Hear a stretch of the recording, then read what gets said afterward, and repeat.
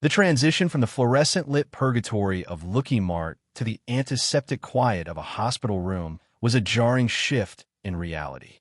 One moment, I was bleeding out in the belly of a consumer-driven nightmare. The next, the only danger was a piece of fruit. The man in the chair, peeling an apple with the casual grace of a bored office worker, was Agent Choi, a legend from the archives, a ghost of the early investigation logs, and, by all accounts, a man who should have been dead. His presence was a cold, sharp reminder that I hadn't just survived a disaster. I had rewritten a piece of history. Choi was the man who had famously lost his mind on the fourth floor in the original records, a cautionary tale for every recruit who thought they could outsmart the void. But here he was alive, breathing, and offering me fruit. My interference had saved him, and the sheer weight of that realization hit harder than any phantom limb pain. The room felt small, the air thick with the unsaid. Agent Bronze, stiff, solemn, and looking about as comfortable as a soldier at a tea party, hovered by the door. Choi was in his element, a master of the jovial deflection, clapping Bronze on the shoulder and talking about talent and meaningful work as if we hadn't just clawed our way out of a retail-themed hellscape. He offered me a place in the elite Turtle Snake Team 1. It was the kind of offer that would have made any other rookie weep with gratitude. It was prestige, security, and a front-row seat to the most dangerous phenomena in the country. I lowered my gaze, forcing my shoulders to slump into the perfect shape of a traumatized recruit. I played the part, hiding the calculated, cold-blooded strategist beneath a mask of shell-shocked fragility. I didn't want the prestige. I didn't want the hero's welcome. I wanted out.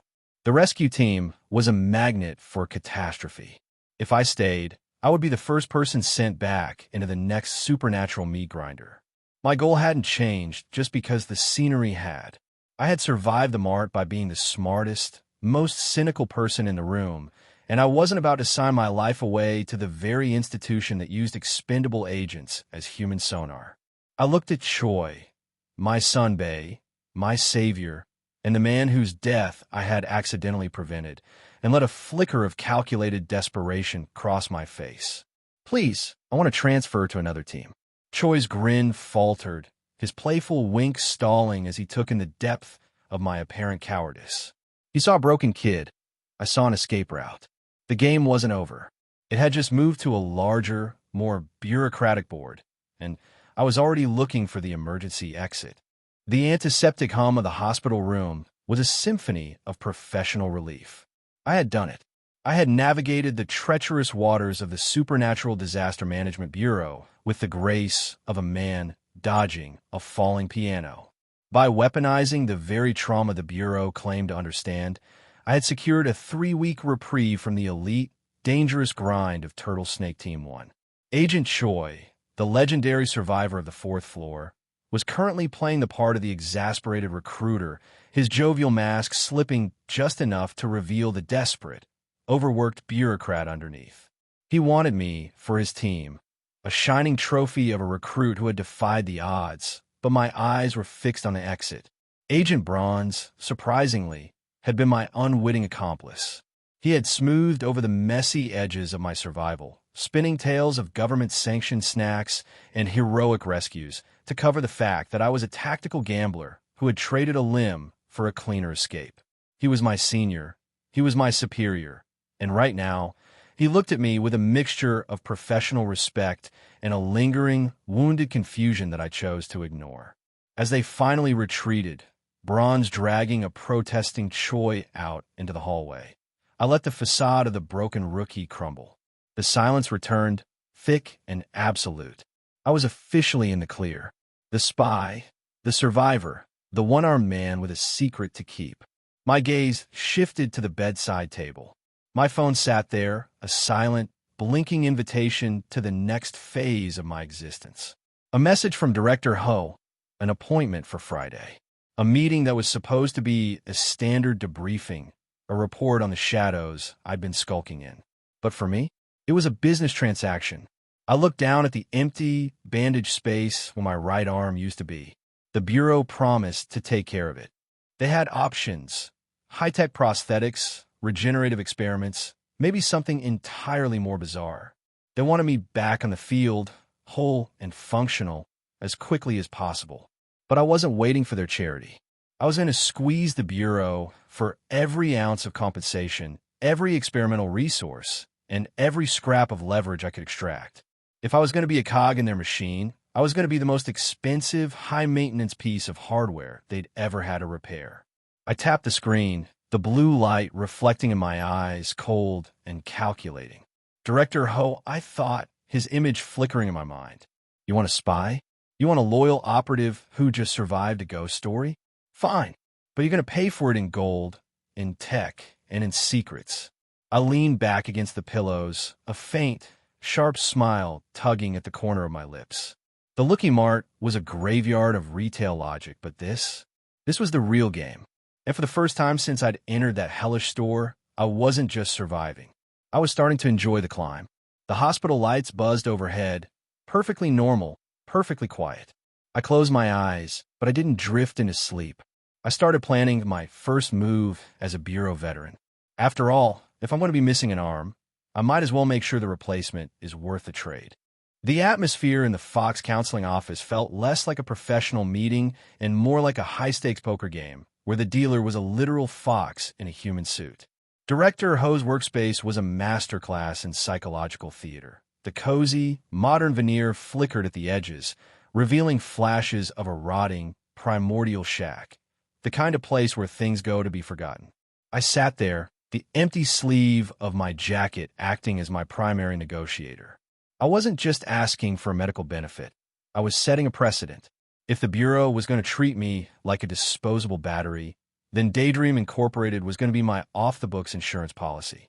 Director Ho's gaze wasn't just on me. It was assessing the value of my survival. He wasn't bothered by the request for a regenerative potion. That was pocket change to a man who managed ghosts. He was intrigued by the audacity of it. The idea of me accidentally regenerating my limbs just as I stepped out of a death trap, keeping my Bureau file pristine while keeping my company assets hidden, clearly amused him. Then the office door creaked open, breaking the spell of the shifting, decrepit walls. Go Yan-jong and Jang Hyun slipped inside like nervous ghosts. The sight of them triggered a genuine, almost overwhelming sense of relief. We were the anomalies, the infiltrators in the lion's den. Go Yan-jong kept her composure, a model of controlled discipline, but Jang Hyun's face went the color of bleached bone the second his eyes landed on my pinback sleeve. He looked like he was vibrating out of his own skin. Director Ho's smile widened, sharp and perfectly practiced. So, he had decided to sweeten the pot. One regenerative potion for each of us. It was a brilliant move on his part. He wasn't just paying for our workers' compensation. He was investing in our longevity. Dead spies don't report back, and they certainly don't extract A-grade solutions from the Bureau's darkest corners. By keeping us whole, he was ensuring that we remained his most efficient tools. I leaned back, my one hand resting on the table, watching the others. Jang Hyun was staring at the director with the wide-eyed, frantic reverence of a man who knew exactly what kind of monster he was dealing with. He knew that the fox across from us didn't just deal in medical supplies. He dealt in the currency of souls and forgotten realities. The tension in the room was thick enough to choke on. We were three spies, sitting in the heart of a supernatural conglomerate, having tea with an executive who existed in the cracks of the world. Director Ho leaned forward, his eyes glinting with a cryptic, unsettling warmth. You all look like you've been through quite a bit, he murmured, his voice smooth as silk over gravel. Let us talk about your future assignments. I felt a chill crawl up my spine. The potion was a gift, yes, but at the Fox counseling office, there is no such thing as a free lunch. We had just secured the means to survive our next mission, but I couldn't shake the feeling that the director had just raised the stakes of our employment to a level where we might actually wish we had stayed missing. What kind of mission could possibly require a team of agents who can regrow their own bodies on command? The air in the Fox counseling office had turned brittle, the kind of stillness that precedes a hurricane. Director Ho sat across from us, his smile as thin and sharp as a scalpel. He had just dangled a lifeline in front of us, the regenerative potions, but the cost wasn't just loyalty, it was silence. When he told us to hold out our hands, I knew the game had shifted. This wasn't a performance review anymore. It was a branding. I watched, breath hitched in my throat, as he traced those strange, rippling circles across the backs of our hands. It felt like cold needles stitching patterns into my skin, a tether binding us not just to the company, but to a collective gag order. The pressure was suffocating. Every time I tried to focus, the phantom sensation of those punctures pulsed against my skin, a rhythmic, ticking reminder of what happens to loose lips in the shadow of an Annihilation-sanctioned disaster. 33rd basement floor. Kongwan branch. The name echoed in my skull, pulling at the jagged edges of everything I knew about the Bureau's darkest secrets. That wasn't just an archive. It was a vault for the kind of cosmic horror that makes human extinction look like a minor clerical error. Director Ho wasn't asking us to recover a file. He was asking us to exhume a god. And he had just ensured that none of us could ever breathe a word of it to each other. The silence that followed was heavy, absolute. Jang Hyun looked like he might faint, his hands trembling as he pulled them back, cradling them as if they were burned. Go Yeon-joon's expression was an unreadable mask, though the slight tick in her jaw betrayed the strain of being effectively muzzled. Director Ho leaned back, looking for all the world like a satisfied mentor. He didn't just know our assignments. He knew who we were talking to when we were talking, and now he had ensured that we couldn't even whisper our secrets in the dark. The welfare mall accounts, the monthly points, it was all gilded bait for the trap. I kept my gaze fixed on the moldy wooden floor, letting my face settle into a mask of appropriately terrified subordinate. My heart was a frantic drum, but my mind was already racing, calculating, searching for the crack in this brand new cage. He thought he had us under lock and key. He thought the binding spell would keep us from plotting, from communicating, from ever being more than puppets in his project. But as I felt the faint, lingering pulse of that mark on my hand, I realized something. If he was going to this much trouble to seal our mouths, it meant he was terrified of what we might say. He didn't just want our compliance. He needed us to be perfect, silent vessels for whatever nightmare he was pulling out of the basement. I looked up, meeting the director's eyes just for a split second. I didn't smile. I didn't nod. I just let him see the fear he expected to see, all while tucking the truth of the Annihilation-sanctioned disaster deep into the coldest, most unreachable part of my mind.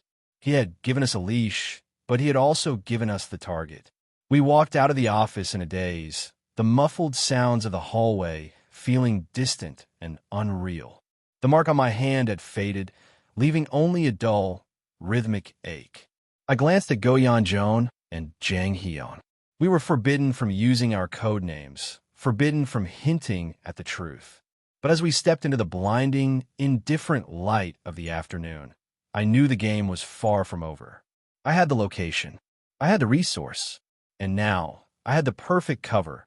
A terrified, traumatized rookie who everyone assumed was too broken to ever be a threat. The director was playing for an annihilation. I was playing for a way out. And I had a feeling the next 33 floors down were going to be the most dangerous place on Earth. The moment the door clicked shut behind Director Ho, the weight in the room didn't lift. It simply transmuted into a cold, suffocating silence. We weren't just low-ranking employees anymore. We were three mice who had just been fitted with electronic collars, all while being told that if we ran fast enough, we might get a slice of cheese. Jang Hyun's greeting was thin, a brittle sound that barely cut through the lingering scent of ozone and old, rotting wood. He looked at me, really looked at me, as if trying to verify if I was still the same person who had entered that hellish supermarket days ago. I turned my head, the motion stiff, feeling the phantom ache of the mark on the back of my hand. My gaze drifted to Go Yeon-joon. She was already staring at the door, her expression unreadable, her posture suggesting she was ready to bolt the moment she was out of sight.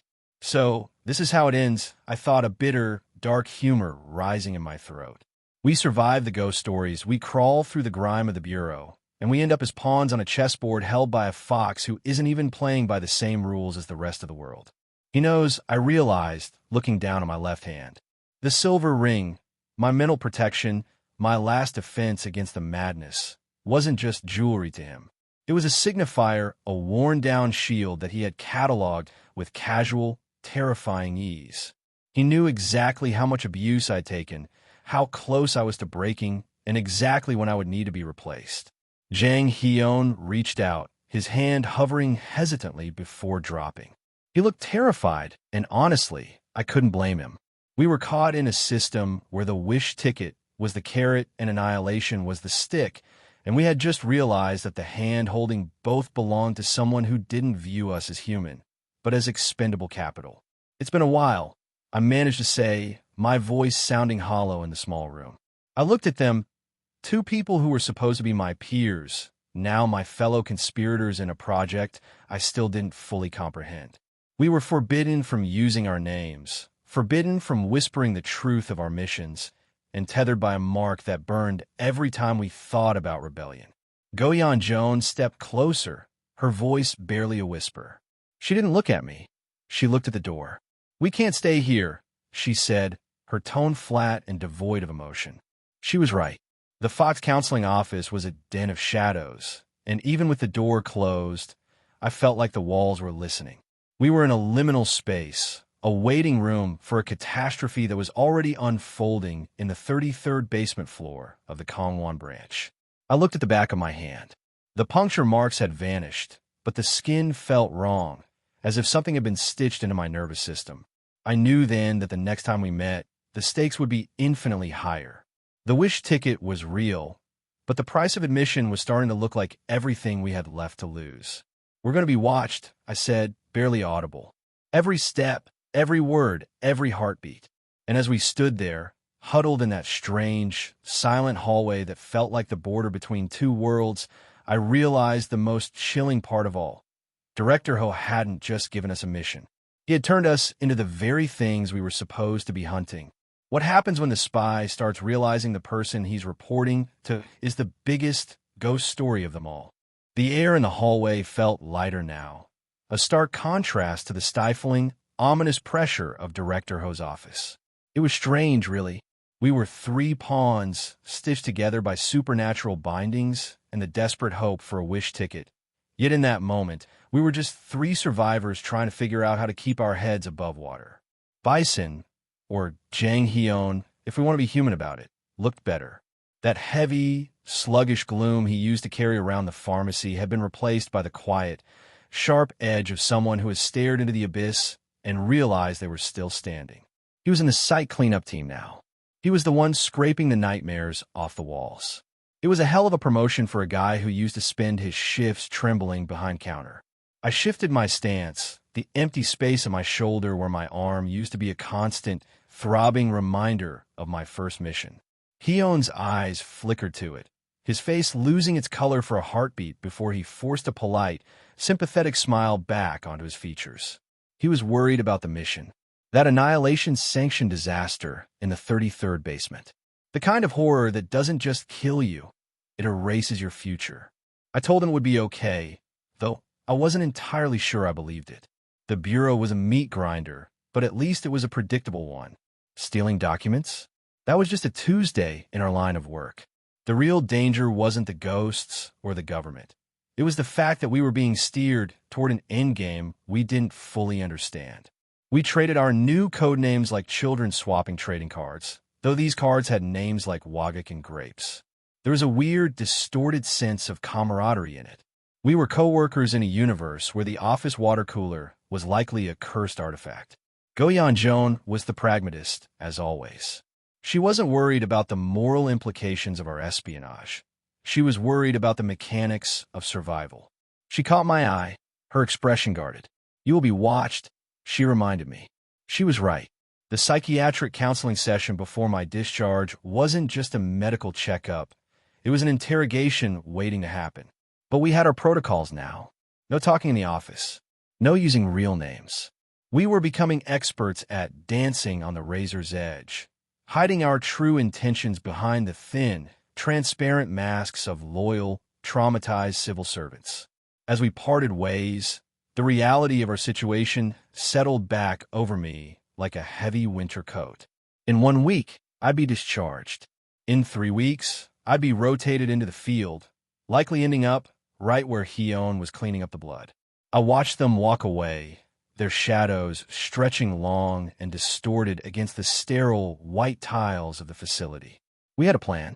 We had a way to communicate through the noise, hiding our messages in the deluge of digital spam. But as I turned back toward my hospital room, the phantom weight on my missing arm felt heavier than ever. Director Ho had given us a path, a goal, and a tether. He'd made sure we had enough hope to keep walking, but just enough fear to keep us looking over our shoulders. I sat on the edge of my bed, the room unnervingly quiet. I was a spy for a pharmaceutical nightmare, playing a government agent in a world that didn't like people like me. I was 1 week away from returning to the front lines, 1 week away from the next horror, and 1 week away from discovering exactly what was buried in the 33rd basement. I closed my eyes, and for a fleeting second, I didn't see the hospital. I saw the empty, shifting aisles of Looking Mart. I saw the cashier's unhinged smile, and I realized that no matter how far I ran or how many potions I took to make myself whole, I would always be waiting for the doors to slide shut behind me. The countdown to my discharge had begun, and I had a feeling the Bureau was waiting for me with a very specific, very deadly assignment. The hospital room felt like a cage, even if the door was unlocked. I sat on the edge of the bed, the glow of my smartphone screen illuminating the dark, cramped space. The conversation with Lee Jae-hyun had left me feeling like a man who just realized his magical artifact was actually a mass-produced piece of junk. An educational lizard toy. A glorified garbage disposal. I had risked my life, cut off my own arm, and navigated the psychic minefield of the Looking Mart only to walk away with a plastic reptile that sheds skin when it's full. The humor of it was dark, jagged, and entirely unwelcome. But the real cold shower came after, Director Chong's suspicion. She knew I had vanished, and she had connected the dots back to Director Ho. To her, I wasn't just a missing agent. I was a defector, a turncoat who had been working for the opposition since day one. The thought of her retaliation was enough to make the air in the room feel thin. I wasn't just working for a deranged pharmaceutical company anymore. I was a target in a game played by monsters who didn't care about collateral damage. I checked my messages again. Baek Sahin was still fishing for a trade, his curiosity piqued by my sudden radio silence. Let him wait. I had no leverage to give him, and he had nothing I needed. Not yet. I stood up, the movement fluid despite the ghost of the limb that wasn't there anymore. My silver ring, the thin band that had been my only barrier against the madness of the supernatural, was dull and lifeless. It had reached its limit. I was exposed, my mind a wide-open door, and I needed a new lock. I didn't head back to the Fox counseling office. That place was a vortex, and I was finished being pulled in. Instead, I pulled my hood low over my face and stepped out into the city. The city at night is a different beast entirely. It's a network of veins and arteries where the discarded, the forgotten, and the truly dangerous things flow. I knew where to go. I didn't need the director's approval, and I didn't need the Bureau's permission. I was looking for Manhole. It was a local legend, a piece of urban folklore that, in this world, was as tangible as a brick wall. A place where the barrier between reality and the bizarre grew thin, where the things that didn't belong in the light were bought and sold. It was an occult market, a flea market for the damned. My footsteps echoed on the damp pavement, rhythmic and purposeful. I was an agent of the Bureau, yes, but that was just a suit I wore. Underneath, I was still the same person who had clawed his way out of a supermarket of horrors, and I was going to find a way to replace what I had lost. Not just my arm, but my edge. The manhole cover was rusted, caked in the grime of a decade's worth of city neglect. As I knelt down, the air began to shift. The smell of wet earth and copper, the unmistakable scent of blood, rose up to meet me. I waited. The darkness beneath the metal grate didn't just look back. It pulsed. There, a pale, impossible hand emerged from the darkness of the sewer, fingers twitching in the stagnant air. It wasn't human, but it was reaching for something. It was reaching for a trade. I reached into my pocket, fingers brushing the empty space where my credit card should have been. I didn't have much, but I had the audacity, and in this world, that was the only currency that really mattered. I took a deep breath, the cold wind biting at my skin. The Bureau would want a report. Director Ho would want his secrets. But tonight, I was doing this for myself. If I was going to survive the next mission, I needed something that would make the monsters fear me. I leaned closer to the dark, waiting hand, the silence of the alleyway stretching until it felt like it might snap. This is where the real work begins, I thought. And I prayed that whatever I found down there would be a better deal than a plastic lizard. The manhole cover was no longer a piece of civic engineering. It was a doorway to a forgotten anatomy of the city. As I descended, the ladder rungs felt greasy beneath my grip, slick with a grime that defied explanation. Above, the world of bright lights and cheap alcohol had been severed as cleanly as my own limb. Down here, the air was heavy, tasting of ozone, ancient sewage, and the metallic tang of something that had died a long time ago but never really left. Every movement was a gamble against the dark. I moved through the cramped, low-ceilinged tunnel, my spine permanently hunched, a posture forced upon me by the crushing weight of the earth overhead. The silence wasn't empty. It was pressurized, a physical force pressing against my eardrums, whispering that I was an intruder in a digestive tract that belonged to something much larger than a mere ghost story. I checked my surroundings, though vision here was an unreliable ally. Everything was bathed in a monochromatic, bruised hue, a spectrum that didn't exist under the sun. My own breathing sounded like a gale-force wind in the claustrophobic space. It was then, in the deepest, most suffocating stretch of the tunnel, that the architecture began to betray its purpose. The walls weren't made of concrete anymore. They were shifting. I stopped. My breath hitched, caught in my throat like a jagged stone.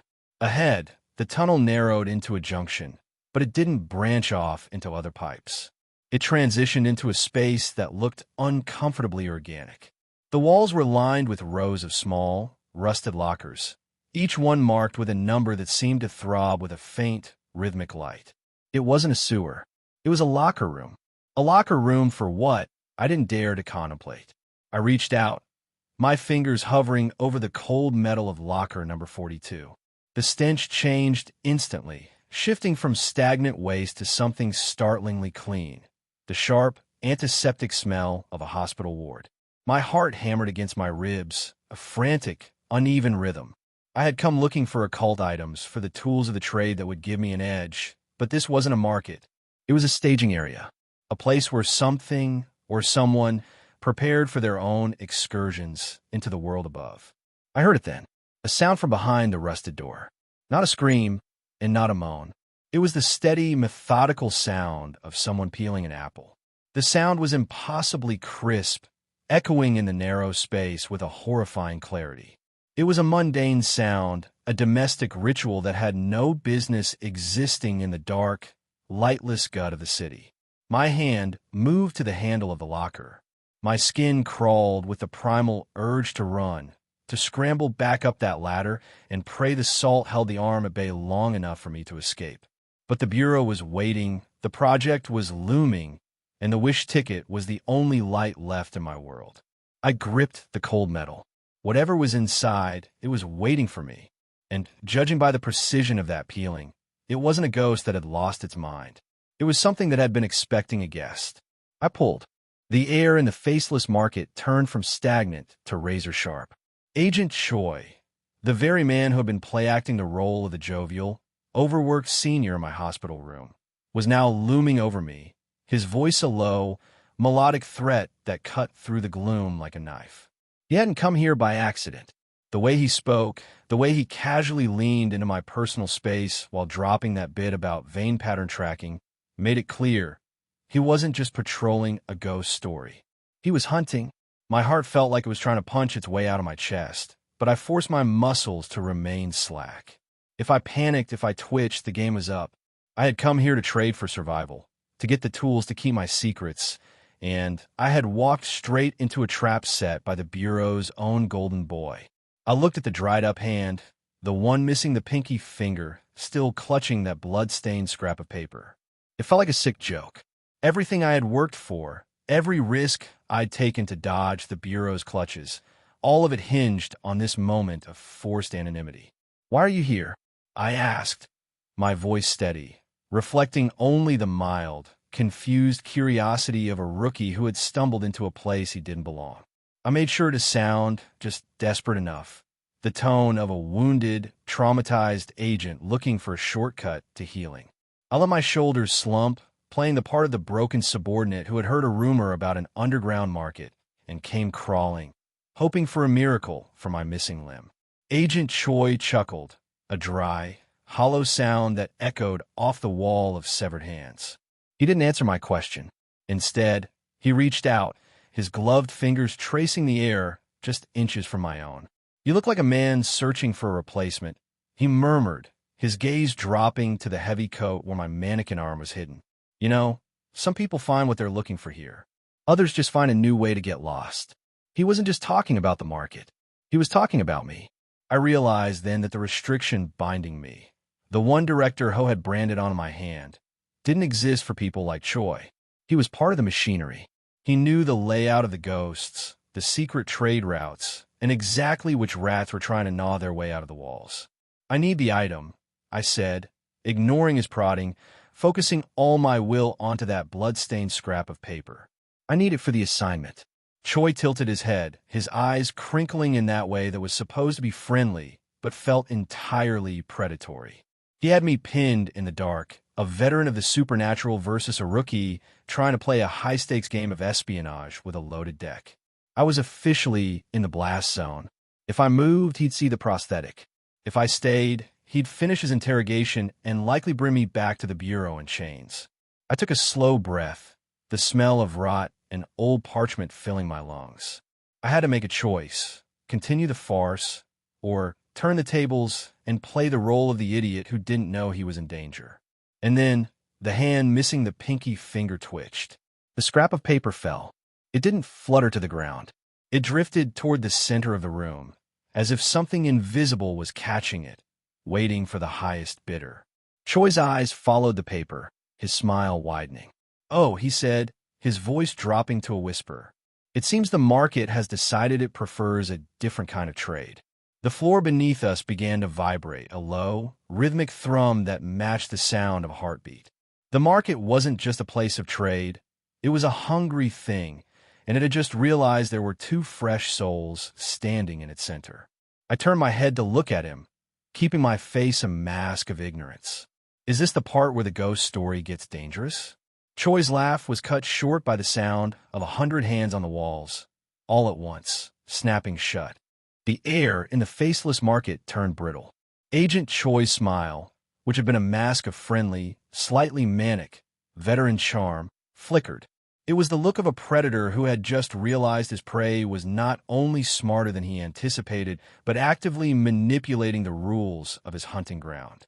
The sound of the hand crunching down on my offering, a small, seemingly insignificant trinket I'd swiped from the Bureau's own recovery stockpile, echoed like a gunshot in the plaza. The blood-stained scrap of paper, now mine, felt cold enough to burn through my palm. Choi stared at the spot where the paper had been, his eyes narrowing behind the mask. He'd told me it was a dead item. He'd told me it was a 5-year-old relic of nothing. And yet, the market had accepted my offering. The rules of the faceless market weren't governed by the Bureau's logic or his intuition. They were governed by the hunger of the space itself. "You're full of surprises," he whispered, the joviality entirely evaporated. That wasn't a question. It was an accusation. I didn't answer. I couldn't afford to be clever. I looked down at the scrap of paper, my breathing ragged, playing the role of the shell-shocked rookie who had stumbled into a lucky draw. My heart was a frantic drum, but my face remained a carefully crafted mask of confusion and relief. The plaza seemed to react to the transaction. The walls of hands, previously listless and undulating, began to twitch in unison. A low, wet sound, like hundreds of feet shuffling on mud, rose from the darkness beneath the plaza. Choi's hand moved to his belt, his posture shifting into a defensive, combat-ready stance. He wasn't looking at me anymore. He was looking at the ceiling, where the dome of the wastewater treatment plant was beginning to weep a thick, black substance. "We should leave," I said, my voice trembling. "Please, sir, I just wanted the arm." I kept my head down, clutching the scrap of paper like a lifeline. I knew exactly what was written on it. It wasn't a cry for help. It was a key, a coordinate, a name, or perhaps the final piece of the annihilation-sanctioned disaster I was meant to bury. Choi looked at me, and for a second, I thought he might just cut me down and take the paper for himself. He had the strength, the experience, and the cold, professional indifference that the Bureau demanded. But then, the market groaned, a sound of immense, grinding stone, and the manhole entrance we had entered through began to contract. The market was closing, or, more accurately, it was digesting.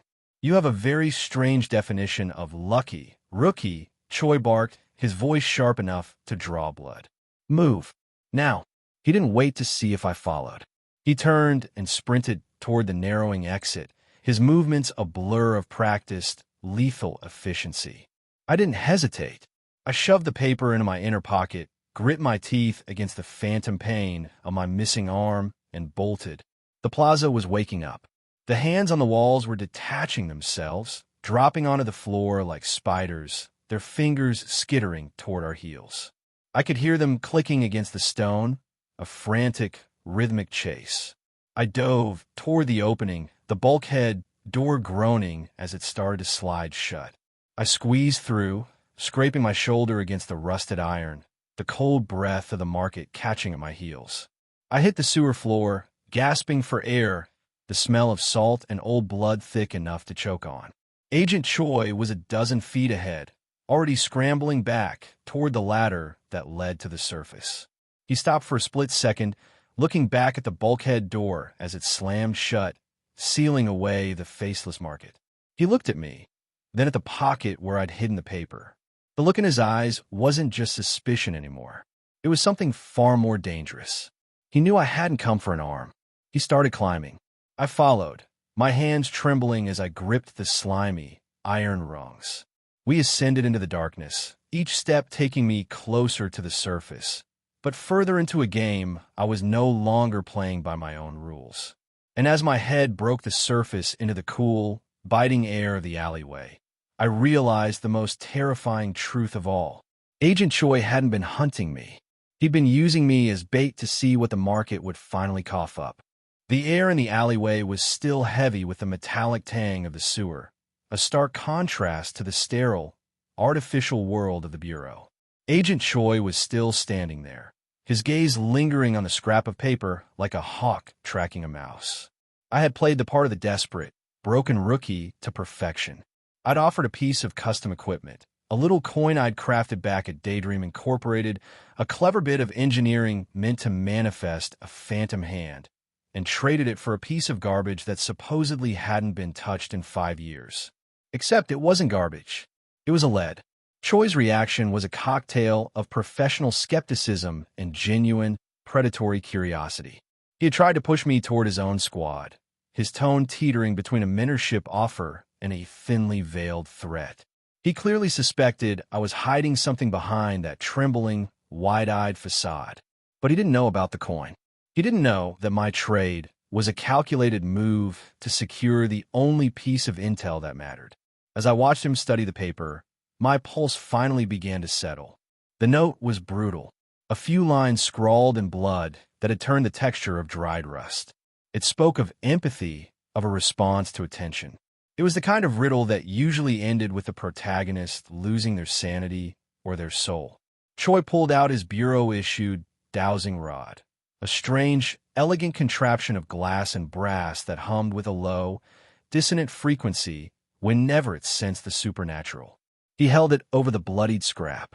I held my breath, bracing for the familiar, violent pull of a ghost story reacting to a stimulus. Nothing. The rod remained as limp and lifeless as a dead limb. A wave of frustration washed over me. Had I been played? Had the market sold me a dud, A prop designed to mimic significance while offering absolutely nothing? Choi let out a short, unimpressed breath, his shoulders dropping. He dismissed the note as nothing more than a lure, a bit of paranormal bait left behind by some long-departed entity to trick the unwary. But I knew better. I watched his face carefully. The way he folded the paper back up, his movements were just a fraction too precise, a little too careful for someone who truly believed it was worthless. He was testing me. He wanted to see if I would panic, if I would try to snatch it back, or if I would crumble under the weight of his dismissal. I kept my mask on. I looked at the ground, kicked at a bit of gravel, and sighed like a man who had just spent his last dime on a broken dream.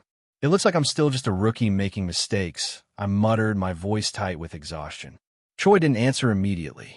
He just kept looking at me, his eyes hidden behind that mask of professional indifference.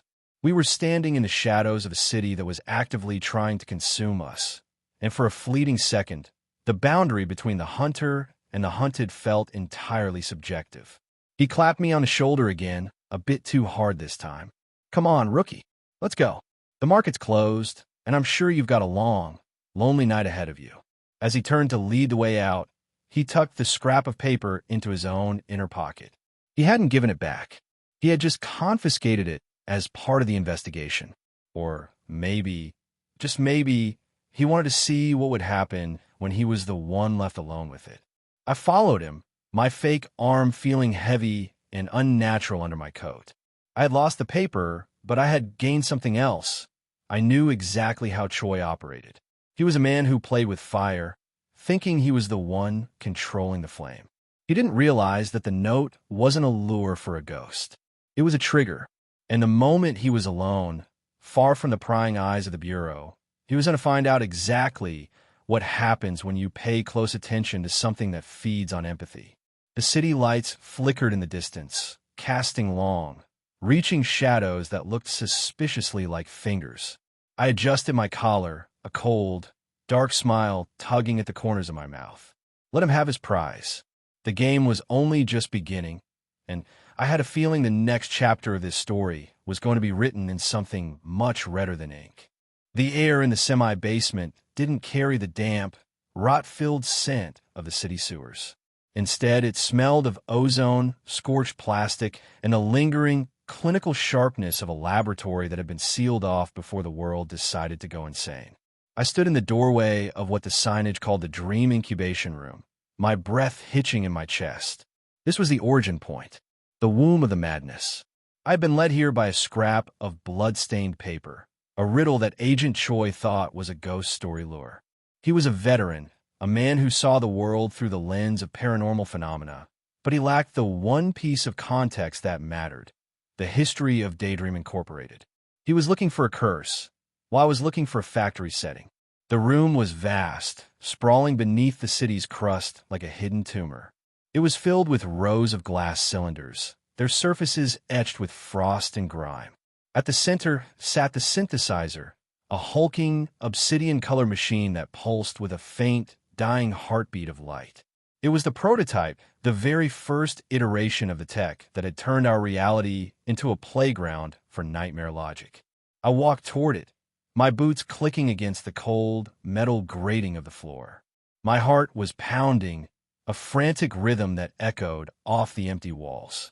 I had come here expecting a secret, maybe a cache of supplies, but this felt like walking into a tomb dedicated to the architects of the apocalypse. The hand without a pinky finger. The marketplace. It wasn't just a random ghost story encounter. It was a security system, a scavenger hunt for someone who knew the proprietary currency of the old days. The fact that it only accepted Daydream custom equipment as payment was the dead giveaway. It hadn't been an anonymous trade. It had been a key, passed from one survivor to another, leading anyone with the right clearance back to the source. I stood before the synthesizer and reached into my pocket, pulling out the item Agent Choi had helped me choose. It was a small, unassuming shard of obsidian glass, jagged and cold to the touch. The machine hummed. It wasn't a mechanical sound. It was a hungry one. If I fed this into the synthesizer, I could reset the calibration. I could synthesize the dream essence I needed, not the cheap, diluted stuff they gave us as rations, but the raw, unfiltered stuff that could reshape the reality of a ghost story. It was the edge I needed to survive the 33rd basement floor. But as I moved to insert the shard, the silence of the room was broken. Click! The sound of a heavy, metal door sealing shut echoed from the stairs I had just ascended. I froze. I hadn't been followed. I was certain of that. Choi was still in the alleyway, likely distracted by that useless note. And yet, the room was waking up. The cylinders in the rows around me began to hiss, the glass frosting over as if something inside was waking from a long, artificial sleep. My grip tightened on the shard. The note had been a psychological trap. Yes, but not in the way I'd thought. It hadn't been a trap for a ghost hunter. It had been a trap for a former employee. The lights in the laboratory flickered from dead dim to a searing, blinding white. A voice, synthesized and glitching, groaned from the console in front of me. Identification, Employee 404.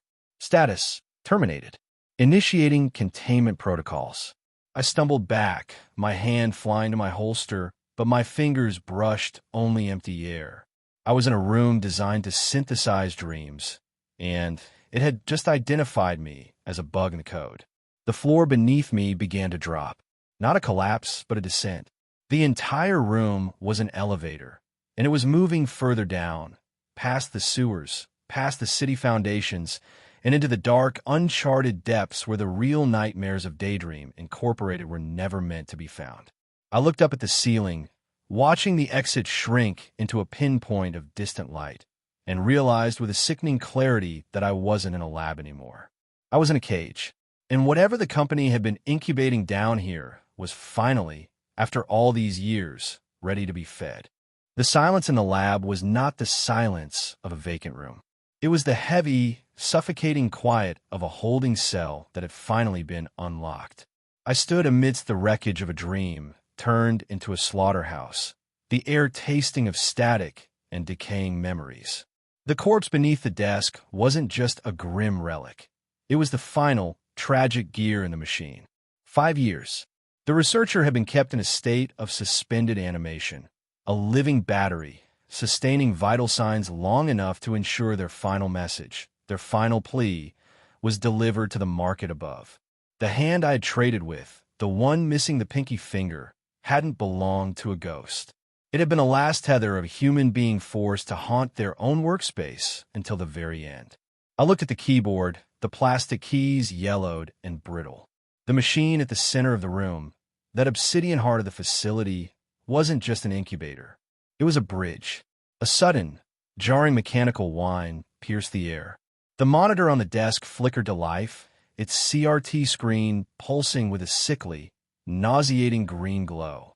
Lines of code began to cascade down the screen, old, clunky syntax that spoke of an era before the Bureau, before the world was mapped by ghosts. I didn't need to be a genius to realize that the machine hadn't just recognized me. It had been waiting for someone with the right clearance, or perhaps the right desperation. My reflection caught in the dark glass of a nearby cabinet. I looked like a ghost myself, pale, gaunt, the hood of my coat pulled low over eyes that had seen too much. The Bureau would call this a cleanup operation. Director Ho would call it a tactical acquisition. But standing here, surrounded by the dried-up remains of a colleague, I knew the truth. This place wasn't an abandoned prototype. It was a warning. The monitor stopped scrolling. A single command prompt blinked in the center of the screen, waiting for an input. System restore initiated. Warning, external interference detected. Purge protocol active. The room groaned. The floor began to vibrate, and the heavy metal door, the one that had sealed shut behind me, began to glow with a dull, red heat. The temperature dropped so rapidly that my breath turned into a thick, white mist, clinging to the air like a shroud. I reached out, my fingers hovering over the keys. I could run. I could scramble back up the ladder, back to the surface, and let the Bureau bury this place under 1,000 tons of concrete. But if I left now, I would remain a pawn, forever dancing to the rhythm of whoever held the leash. The researcher's corpse seemed to slump further, a silent, skeletal witness to my hesitation. I realized then that the note I'd traded for hadn't been a hint for a scavenger hunt. It was a request, a final, desperate ask from someone who had been erased by the company to finish what they had started. I slammed my hand onto the keyboard, bypassing the security locks with the rudimentary bypass codes I'd learned during those agonizing, sleep-deprived nights in the pharmacy. The machine roared. The glass tubes lining the walls didn't just fill with light, they shattered. A viscous, glowing essence poured out, pooling on the floor and flowing toward the synthesizer. The smell of ozone was replaced by something sweeter, the cloying, addictive scent of a wish. But as the liquid hit the obsidian core, the light in the room shifted. It turned from green to a deep, bruising violet. I looked at the screen, and the text had changed. Targeting Director Ho. Initiating Dream Essence Overload. My breath stopped. I hadn't just activated a machine. I had triggered an assassination protocol designed to overwrite the very reality the company relied on. And as the alarms began to wail, a sound like 1,000 glass bells shattering at once, I realized the Bureau hadn't just sent me here to explore. They had sent me here to pull the pin on a grenade that would level everything I'd ever known. I had 7 seconds before the entire basement collapsed. I turned to run, but the shadows in the corner of the room began to stand up. They weren't ghosts. They were the company's internal security, the ones who had cleaned up the last employee, and they were looking for their next deletion. The countdown hit 3. I didn't reach for the door. I reached for the one thing that could save me, the only piece of equipment I had left. The bottle slid out of the incubator with a hiss of pressurized air, resting in the cradle like a prize won in a rigged carnival game. My hands were shaking, not just from the adrenaline, but from the raw, buzzing hum of the machine as it began to power down. The golden glow of the dream essence had vanished, leaving the chamber dark and hollow, as if the device had just swallowed the light to birth this single, fragile container. I picked it up. The glass was warm, fever warm, and inside, a swirling, pearlescent vapor danced against the sides. It was beautiful. It was expensive. It was the only reason I hadn't been erased along with the researcher. The observant function had yielded a tonic, a temporary, hypersensory perception boost. It was exactly what I needed to survive the next 48 hours, but the cost was the A-grade essence I'd bled to collect. I didn't have time to mourn the price of admission. The lab was beginning to shudder, the structural integrity of this semi-basement failing as the machine's sudden wakefulness threw the local ghost story equilibrium into chaos. I could hear the faint, rhythmic thumping of something heavy hitting the metal stairs outside, something that hadn't been there when I descended. I shoved the bottle into my inner pocket, right against my chest.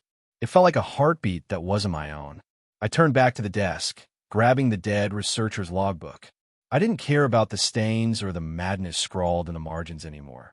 There might be a map, a hidden exit, or at least a warning of what these cleaning crews actually looked like. My eyes flickered over the page. A frantic, recurring phrase stood out. The sinkhole isn't a pipe. It's a throat. A throat. The realization hit me harder than a physical blow. The reason the faceless market was always moving, the reason these manholes were everywhere, wasn't a network of tunnels. It was a digestive system. And I had just poured a concentrated dose of high-grade dream essence into the gullet of a gargantuan, city-sized entity. The walls of the lab began to sweat a thick, black fluid. The red emergency lights pulsed in time with the lab's new, artificial heartbeat. I wasn't just in a room anymore. I was in the belly of the beast, and it was starting to wake up. I sprinted toward the corner of the room, scanning the walls for the maintenance hatch mentioned in the old technical diagrams.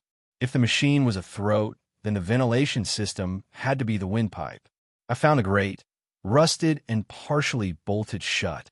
I pulled my blade, a sharp, serrated piece of equipment I'd scavenged, and began to hack at the corroded metal, the screech of steel on steel sounding like a death knell in the cramped space.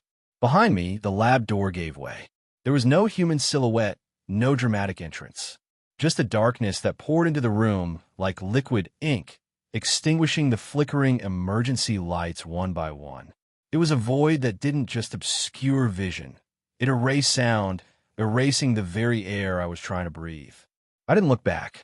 I knew that if I turned, I wouldn't see an enemy. I'd see something that made sense of why the researcher had been kept alive for 5 years. The last bolt snapped.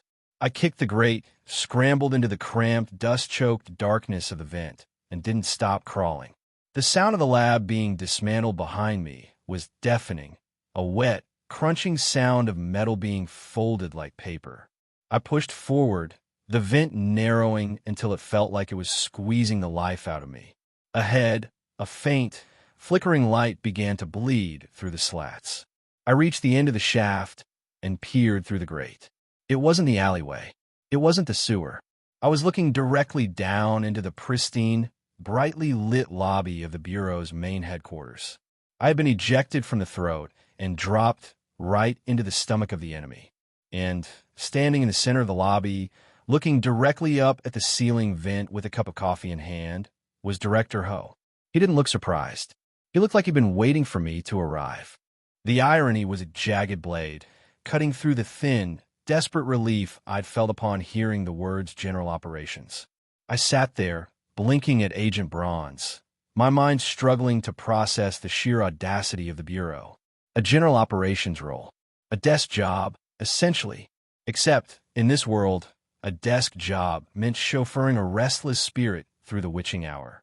I felt the weight of the detective syrup for kids in my coat pocket, a silent, swirling promise of secrets, and I wondered if the Bureau knew. Did they know I'd tapped into the prototype incubator? Did they know that the very company they wanted to dismantle had left its fingerprints all over my pockets? The 2 a.m. shift, driving with a ghost in the passenger seat. It sounded like a setup for a slapstick horror comedy until you remembered the realities of ghost story manifestation. Ghosts didn't just sit there quietly watching the passing streetlights. They were thermodynamic sinks. They leaked malice, warped the local gravity, and turned the interior of a vehicle into a pressure cooker of sensory overload. I forced a smile, the kind that didn't reach my eyes. Of course, sir. It sounds like a quiet night. Bronze gave me a nod of cold, professional dismissal, clearly oblivious to the fact that his rookie agent had just spent his afternoon looting the corporate vault of our greatest enemy. As I left the office, the fluorescent lights of the Bureau hallway seemed to hum in a frequency that grated against my nerves. My life had become a series of calculated risks, a tightrope walk over an abyss of supernatural hazards. I'd survived the marketplace, played cat and mouse with Agent Choi, and successfully salvaged a forbidden piece of tech. And now, I was a taxi driver for the damned. I made my way to the motor pool, the cool night air hitting me as I stepped into the underground garage. The assigned vehicle was waiting, an older sedan, its upholstery stained with the ghosts of 100 previous transport assignments. I sat in the driver's seat and checked my reflection in the rearview mirror. I looked tired, not the kind of tired that sleep could fix, but a deep, structural fatigue that settled into the marrow. I reached into my pocket and touched the cold glass of the detective syrup. I'd have to use it. If I was going to be driving a ghost, I needed to know exactly what kind of entity I was dealing with before it decided to manifest in my peripheral vision. The garage door groaned open, revealing the empty, rain-slicked streets of 2 a.m. Seoul.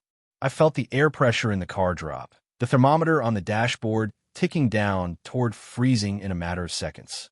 The passenger seat began to compress, the fabric indenting under the weight of something that wasn't there.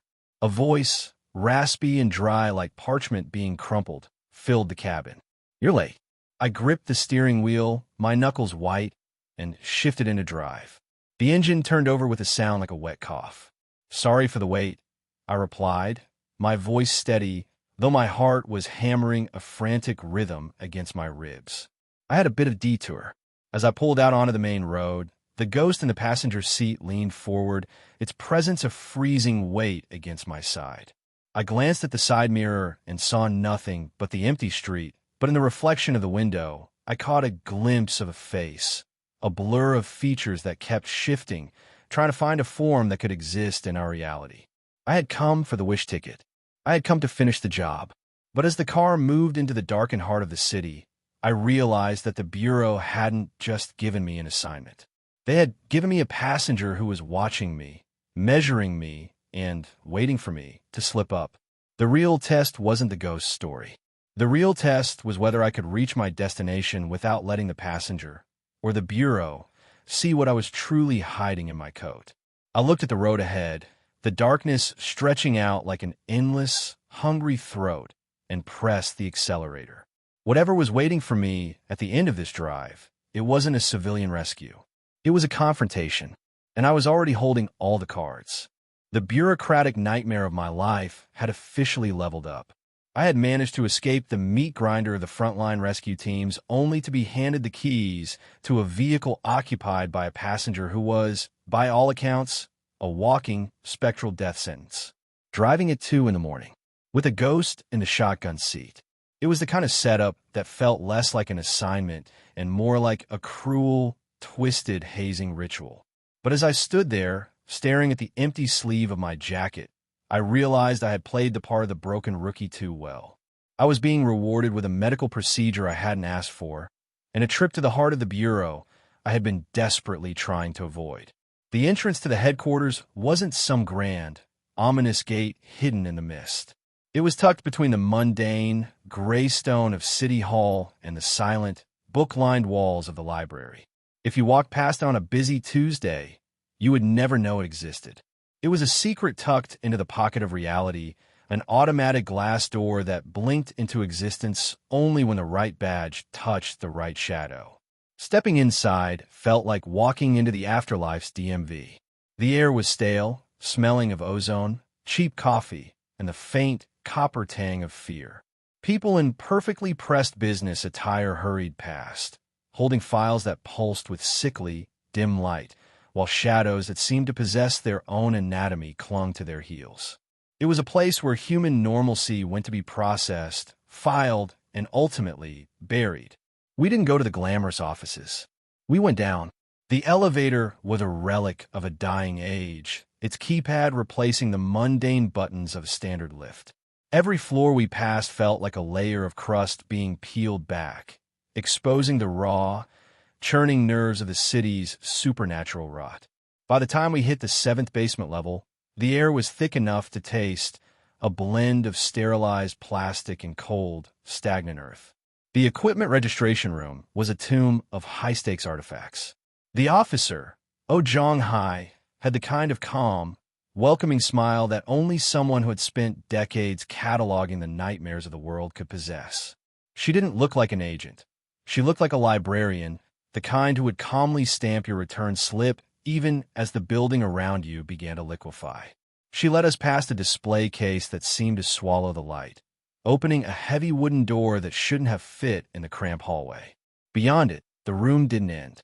It stretched back into a cavernous, sprawling warehouse of shelves that vanished into the gloom, stacked high with the forgotten wreckage of 1,000 ghost stories. I stood at the threshold, the cold metal of the registration room floor seeping through my boots. There were rows upon rows of equipment, each one locked away in glass or lead, waiting for someone to claim them. Some pulsed with a low, rhythmic thrum, while others leaked a black, viscous residue that seemed to defy gravity. It was here, in this graveyard of anomalies, that they intended to fix me. I looked at my empty sleeve, then at the vast, shadowed warehouse waiting ahead. I was supposed to be a spy, a man playing a double game in a world that didn't know I was holding a royal flush. But as I stepped into that endless library of horrors, I couldn't shake the feeling that I hadn't been brought here to be repaired. I had been brought here to be fitted for a brand new cage. And as the door clicked shut behind us, cutting off the sounds of the bustling office, I realized that some things in this bureau didn't just get registered. They got owned. The warehouse of the Supernatural Disaster Management Bureau was a graveyard of wonders. Shelves stretched into a yawning, impossible darkness, housing the remnants of myths that had long since curdled into hazards. Amidst the shelves stood the Dakibi flame lantern, an artifact that seemed less like a tool and more like a trapped, sentient star. When I took it, the world seemed to hold its breath. The glass didn't break, it harmonized. With a sound like ice crystals singing in the wind, The lantern shattered against my shoulder, its shards pulling toward my empty sleeve like iron filings to a magnet. The pale, blue flame bled into the void of my missing limb, knitting together bone, sinew, and spirit. I looked at my hand. It was mine, yet it held the faint, shivering glow of a winter twilight. I clenched my fingers, and the phantom limb complied, though it moved with a chilling, fluid grace that felt entirely foreign. Suddenly, my thumb twitched upright, a jagged, playful gesture of its own volition. The arm had a personality, a mischievous, flickering soul that felt 1,000 times warmer than the cold, bureaucratic halls I'd walked through to get here. But the warmth was alone. The officers made it clear. This wasn't a gift, it was a rental. 3 days of a functional life before the fire dimmed and left me once again grasping at the air with a ghost of a limb. It was a carrot on a stick, a promise of power held just out of reach to ensure that I kept coming back to their basement, kept filing their paperwork, and kept playing my part in their grand, institutional theater. As we walked out, the administrative officer's comment lingered in the air like a taunt. Agent Bronze, the man who treated me with a distant, tempered courtesy, was apparently going out of his way for me. The idea that he might owe me his life for some past, unspoken debt felt less like a comfort and more like an anchor. The more he invested in me, the harder it would be to burn the bridge when the time came to finish my mission. I returned to the surface, the weight of the Dakibi flame pulsing against my side. I had 2 arms now, 2 hands to grip the steering wheel. The Bureau had finally closed every loophole I'd used to dodge their worst assignments. The clock on the wall crept toward the hour of the wolf. 2 in the morning. The garage was silent, save for the hum of the overhead lights that seemed to flicker in time with my new, blue-tinted pulse. My car was waiting, its engine cold and smelling of stale cigarettes, and something much older. I sat in the driver's seat, the leather biting into my back, and watched as the air in the passenger seat began to thicken. It didn't appear in a burst of smoke or a flash of light. It simply occupied the space, a gradual displacement of air that turned the cabin temperature into a deep, bone-aching frost. The seatbelt clicked, fastened by fingers I couldn't see. I turned the key. The engine groaned, a sound of rusted metal being forced into motion. "Where to?" I asked. My voice sounded hollow, swallowed by the unnatural stillness of the car. The answer didn't come in words. It came as a pressure against the back of my neck, a cold, insistent directive that steered my hands toward the steering wheel. I shifted into gear, the ghost of my Dakibi arm tingling as it gripped the shifter. The garage door began to rise, revealing the city outside. It was a landscape of wet concrete and shivering streetlights, a world that was fast asleep and completely unaware that a taxi for the dead was heading into the heart of the night. The Bureau had their ghost. They had their driver. And as I merged into the dark, rain-swept streets, I wondered which of us would be the one to blink first. The static crackling from the radio wasn't just white noise. It was the sound of 1,000 needles scraping against the fabric of reality. I kept my eyes locked on the road, watching the streetlights flicker like dying fireflies as I sped through the hollowed-out arteries of the city. Every muscle in my body was coiled tight, a living spring of pure adrenaline. My right arm, my borrowed, blue-flamed Dakibi arm, felt colder than the rest of my body, a strange anchor of supernatural stability in this nightmare cabin. Then came the voice from the radio. It wasn't the gentle, honey-smooth tone of a late-night DJ. It was a rhythmic, theatrical bark, a sound that made my skin crawl with the memory of that godforsaken studio. Braun, the host who turned survival into a variety act. Hearing him here, in a taxi hurtling toward a cemetery that shouldn't exist, felt like a deliberate taunt from the universe. The long-haired thing in the passenger seat let out a wet, raspy rattle that might have been a laugh. Her neck remained in that impossible, backwards-facing angle, her hair curtaining over the headrest like a shroud. I didn't look at her. I couldn't. If I acknowledged the void behind those strands of black hair, I was sure the car would simply stop running, and the night would swallow us whole. The radio broadcast continued, the audio quality warping as if it were being transmitted from underwater. Today's guest is a very special soul. Braun's voice boomed, dripping with a sickening synthetic cheer. We're talking about the art of the vanishing act, the delicate science of leaving this world without even saying goodbye. I felt my grip on the steering wheel slip, a sheen of cold sweat making the leather slick. The navigation system pinged, its calm, synthesized voice devoid of any empathy. Recalculating route. Destination. Grave of the forgotten. The highway ahead began to blur. The road signs, usually crisp and readable, started to twist, the letters rearranging themselves into shapes that hurt to look at. I wasn't just driving to a destination. I was being drawn into a map that didn't have a legend. The passengers' breathing grew louder, filling the car like the rising tide. The scent of burning, that phantom smell from the dashboard, intensified until it felt like my lungs were filling with hot ash. "Driver," she whispered, her voice sounding like dry leaves skittering across pavement. "Do you know why the number 8 is so special? It's because if you turn it on its side, it never ends." I didn't answer. I just pushed the pedal harder. The speedometer needle climbed past the limit, trembling against the glass. Braun's voice on the radio reached a fever pitch. "And now for our grand finale. Let's see if our lovely driver can make it to the end of the line, or if he'll become part of the scenery." The headlights caught something standing in the middle of the road. It wasn't a person. It was a doorway, standing solitary and unattached in the center of the asphalt, glowing with the same sick, bruised violet light I'd seen in the laboratory. I had to choose: brake and face the passenger who was currently reaching toward my throat with fingers that felt like icy hooks, or drive straight through the door and pray that the other side was still part of the real world. My Dakibi arm surged with heat, the blue flame flaring bright enough to turn the car's interior into a strobe light of cold, spiritual fire. I didn't reach for the brake. I clenched my hand, felt the surge of power, and aimed the car straight for the center of the glowing frame. As the grille hit the threshold, the world shattered into a million pieces of silence. And for the first time in my life, I realized that the destination didn't matter. Because the car wasn't on the road anymore. It was falling through the dark. The radio was dead, yet the air in the cabin remained thick, saturated with the metallic tang of fresh blood. It wasn't just a smell anymore, it was a tide.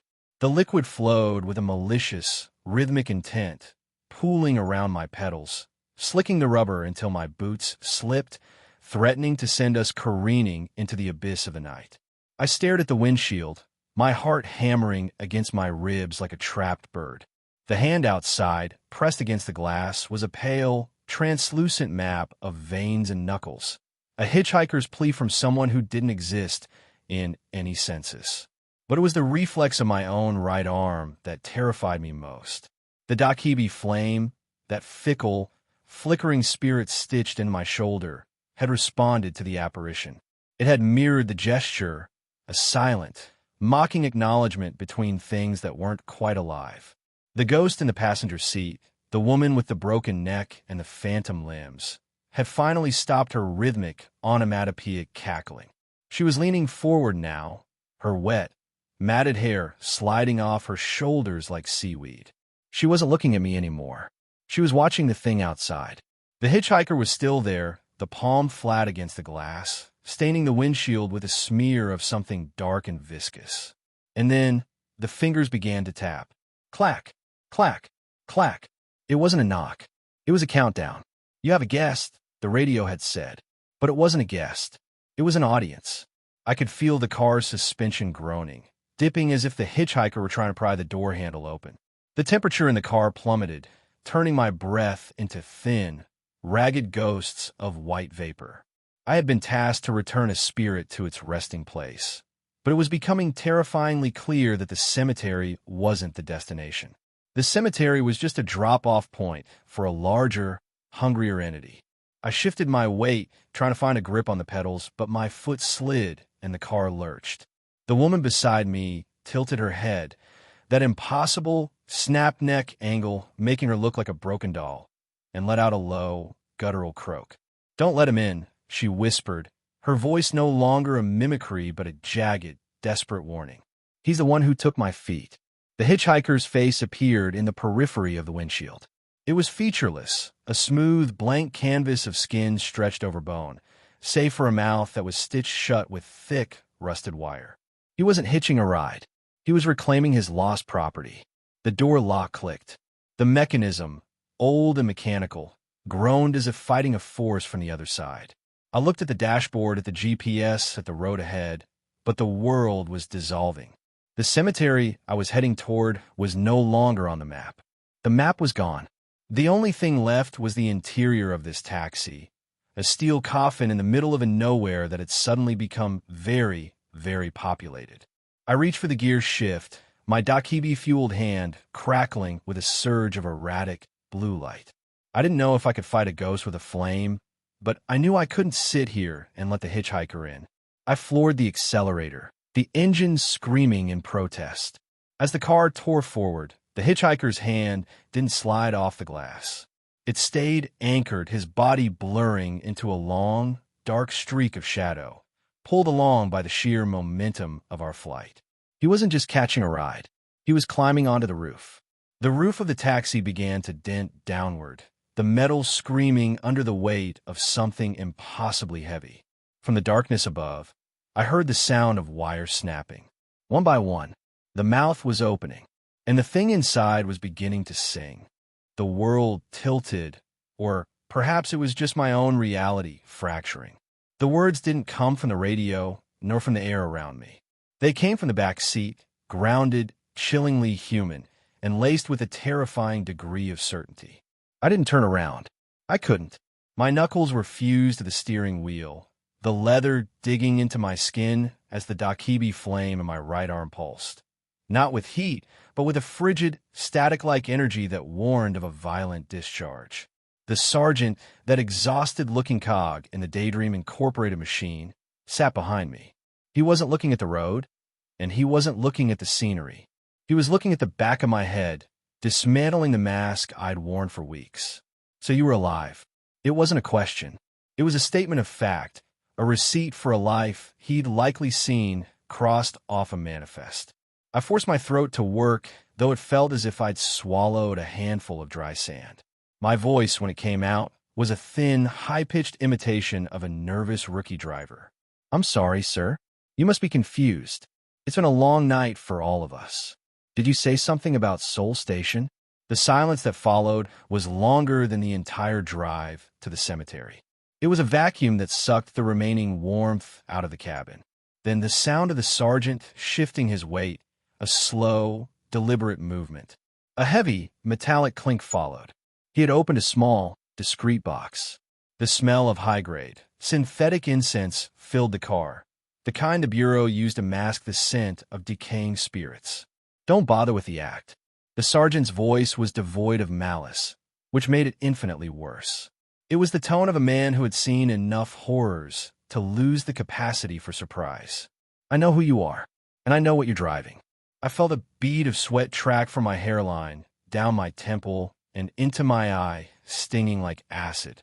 "You think you're playing a game with the Bureau," he continued, his tone conversational, as if we were discussing the weather. "You think you're the only one who knows the city is a throat, or that the taxi is a digestive tract. But you're just the flavor of the month, kid." He leaned forward, his presence a heavy, oppressive weight against the back of the driver's seat. "You survived the ghost. You survived the hitchhiker. You even survived the beast that chewed through the passenger seat. But you aren't going to survive what's waiting at Seoul Station." I checked the rearview mirror, but it was just a blur of dark highway and the internal reflection of a man who looked like he'd already been buried once. "Why tell me?" I whispered, my voice barely audible over the hum of the tires. "Because," he sighed, his fingers drumming against the seat, a rhythmic, tapping sound that mimicked the hitchhiker's fingers on the glass. "I'm not here to arrest you. I'm here to tell you that the station isn't a terminal. It's a locker, and you just finished the delivery for the person who holds the key." The car shuddered as the engine began to change pitch, shifting from a low growl to a high-pitched metallic whine. The headlights ahead flickered, illuminating not the road to the station, but a sprawling, infinite tunnel of concrete and teeth. "You weren't supposed to live long enough to hear this," he said, his voice fading into the static that had started to pour from the car's vents. "But since you're already part of the machinery, let's see if you can drive through a brick wall at 100 miles an hour." I looked at the speedometer. It was spinning backward. I looked at my right hand, the Dakibi flame turning a violent, blinding white. I had one move left, and it was going to destroy everything. The silence in the alleyway was heavy, a suffocating blanket of midnight air that seemed to pulse in sync with the distant, unseen city. Beside me stood Sergeant J, a man whose very existence was a testament to the grinding, soul-crushing machinery of Daydream Incorporated.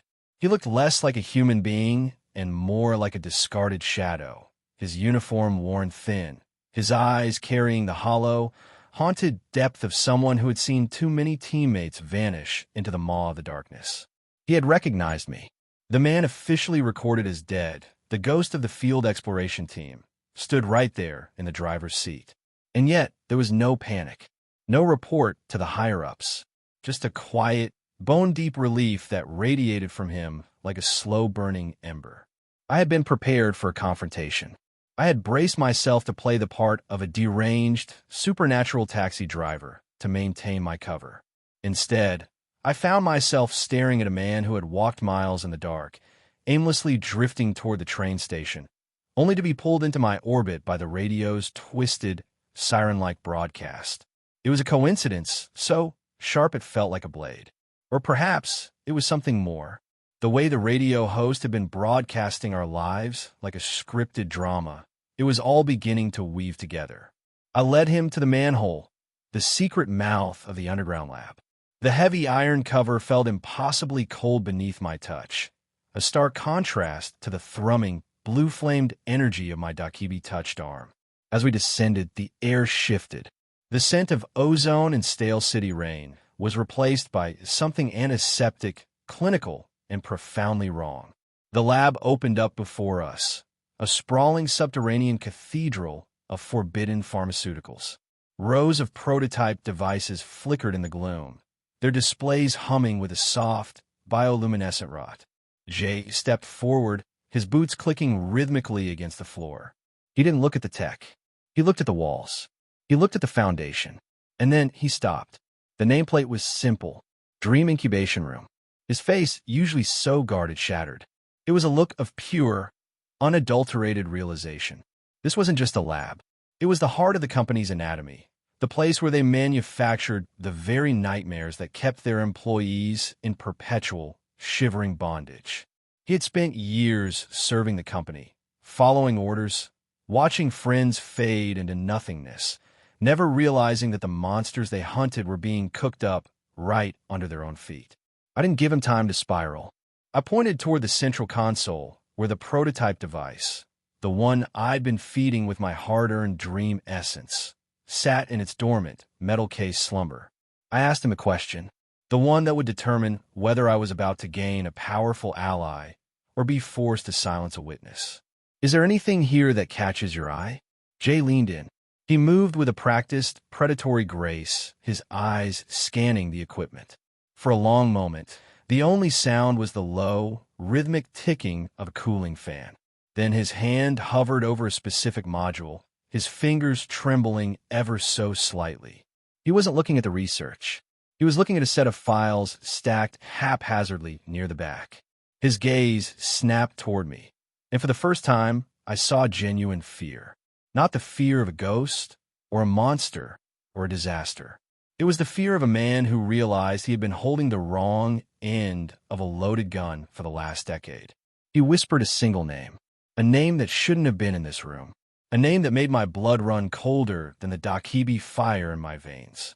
If he was right, everything I knew about Daydream Incorporated was a lie, and the nightmare was only just beginning. The air in the incubation room grew heavy, a stagnant pressure that made the skin crawl. It wasn't just the hum of the prototype machinery or the dim, sickly glow of the bioluminescent panels. It was the weight of the secrets now hanging between us. The sergeant, a man who had seemed like a hollow shell of a human, had peeled back the layers of his apathy to reveal a mind that acted like a library for the company's darkest archives. He wasn't just a survivor of the field. He was a vessel for the discarded, the forgotten, and the erased. As he traced the name on the researcher's ID, Yuqi, the atmosphere shifted. It wasn't just a name anymore. It was a thread that led back to the cheerful research institute, that shadowy, nameless faction that churned out nightmares like a factory assembly line.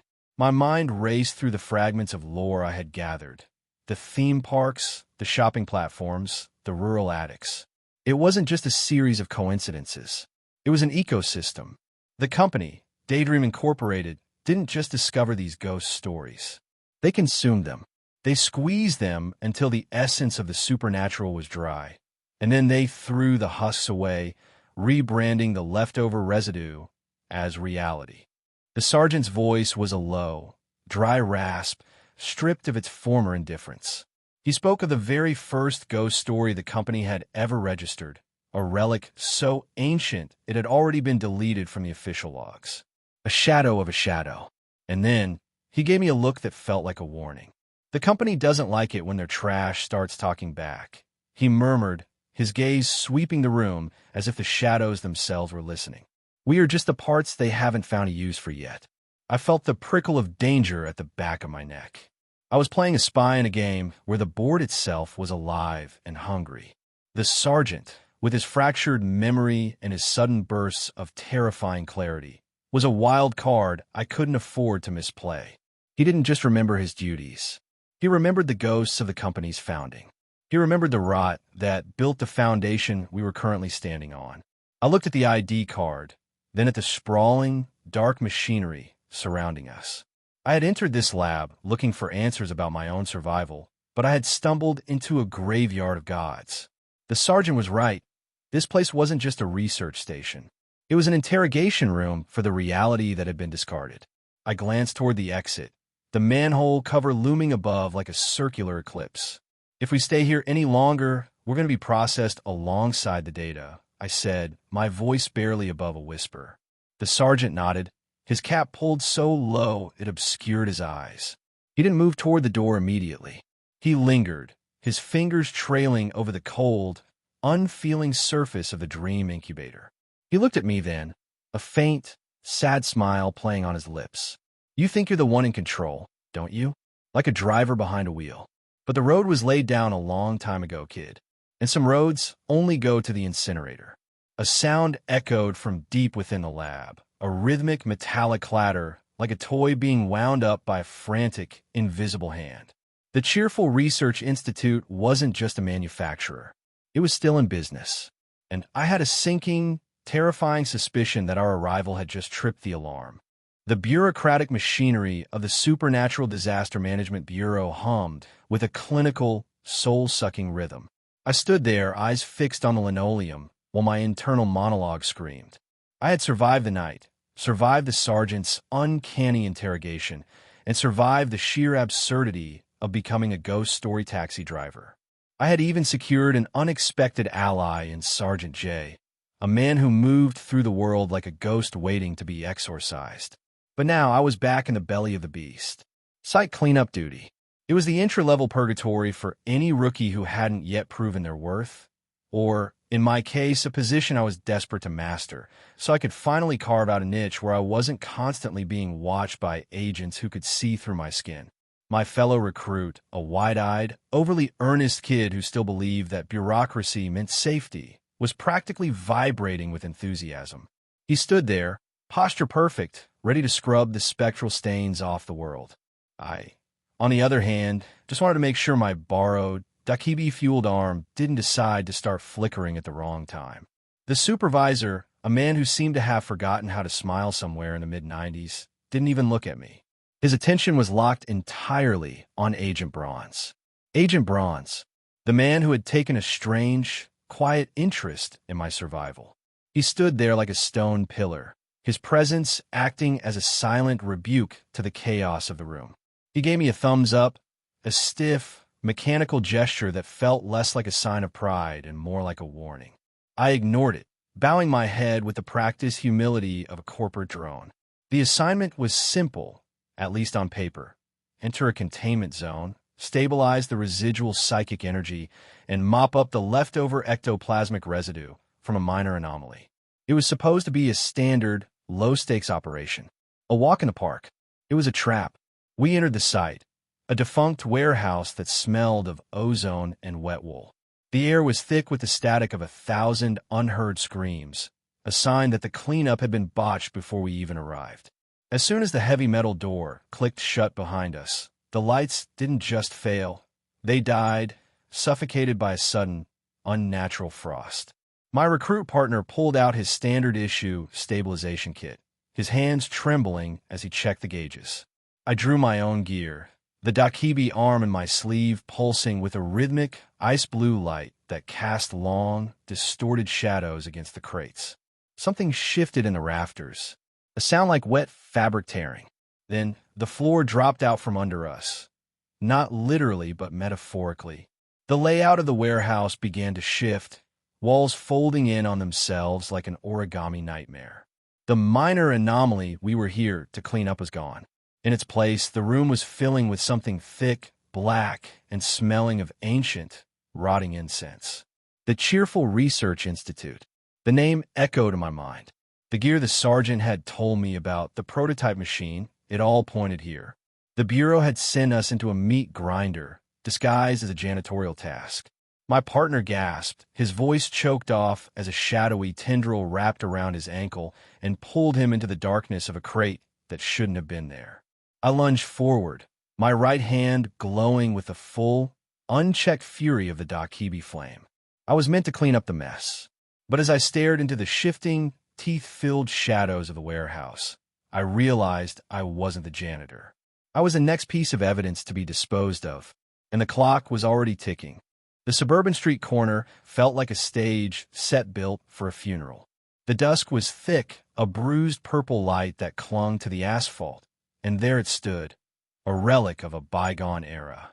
A public phone booth, its paint flaking away like dead skin, its roof a faded, sickly blue that looked less like structural color and more like a bruise.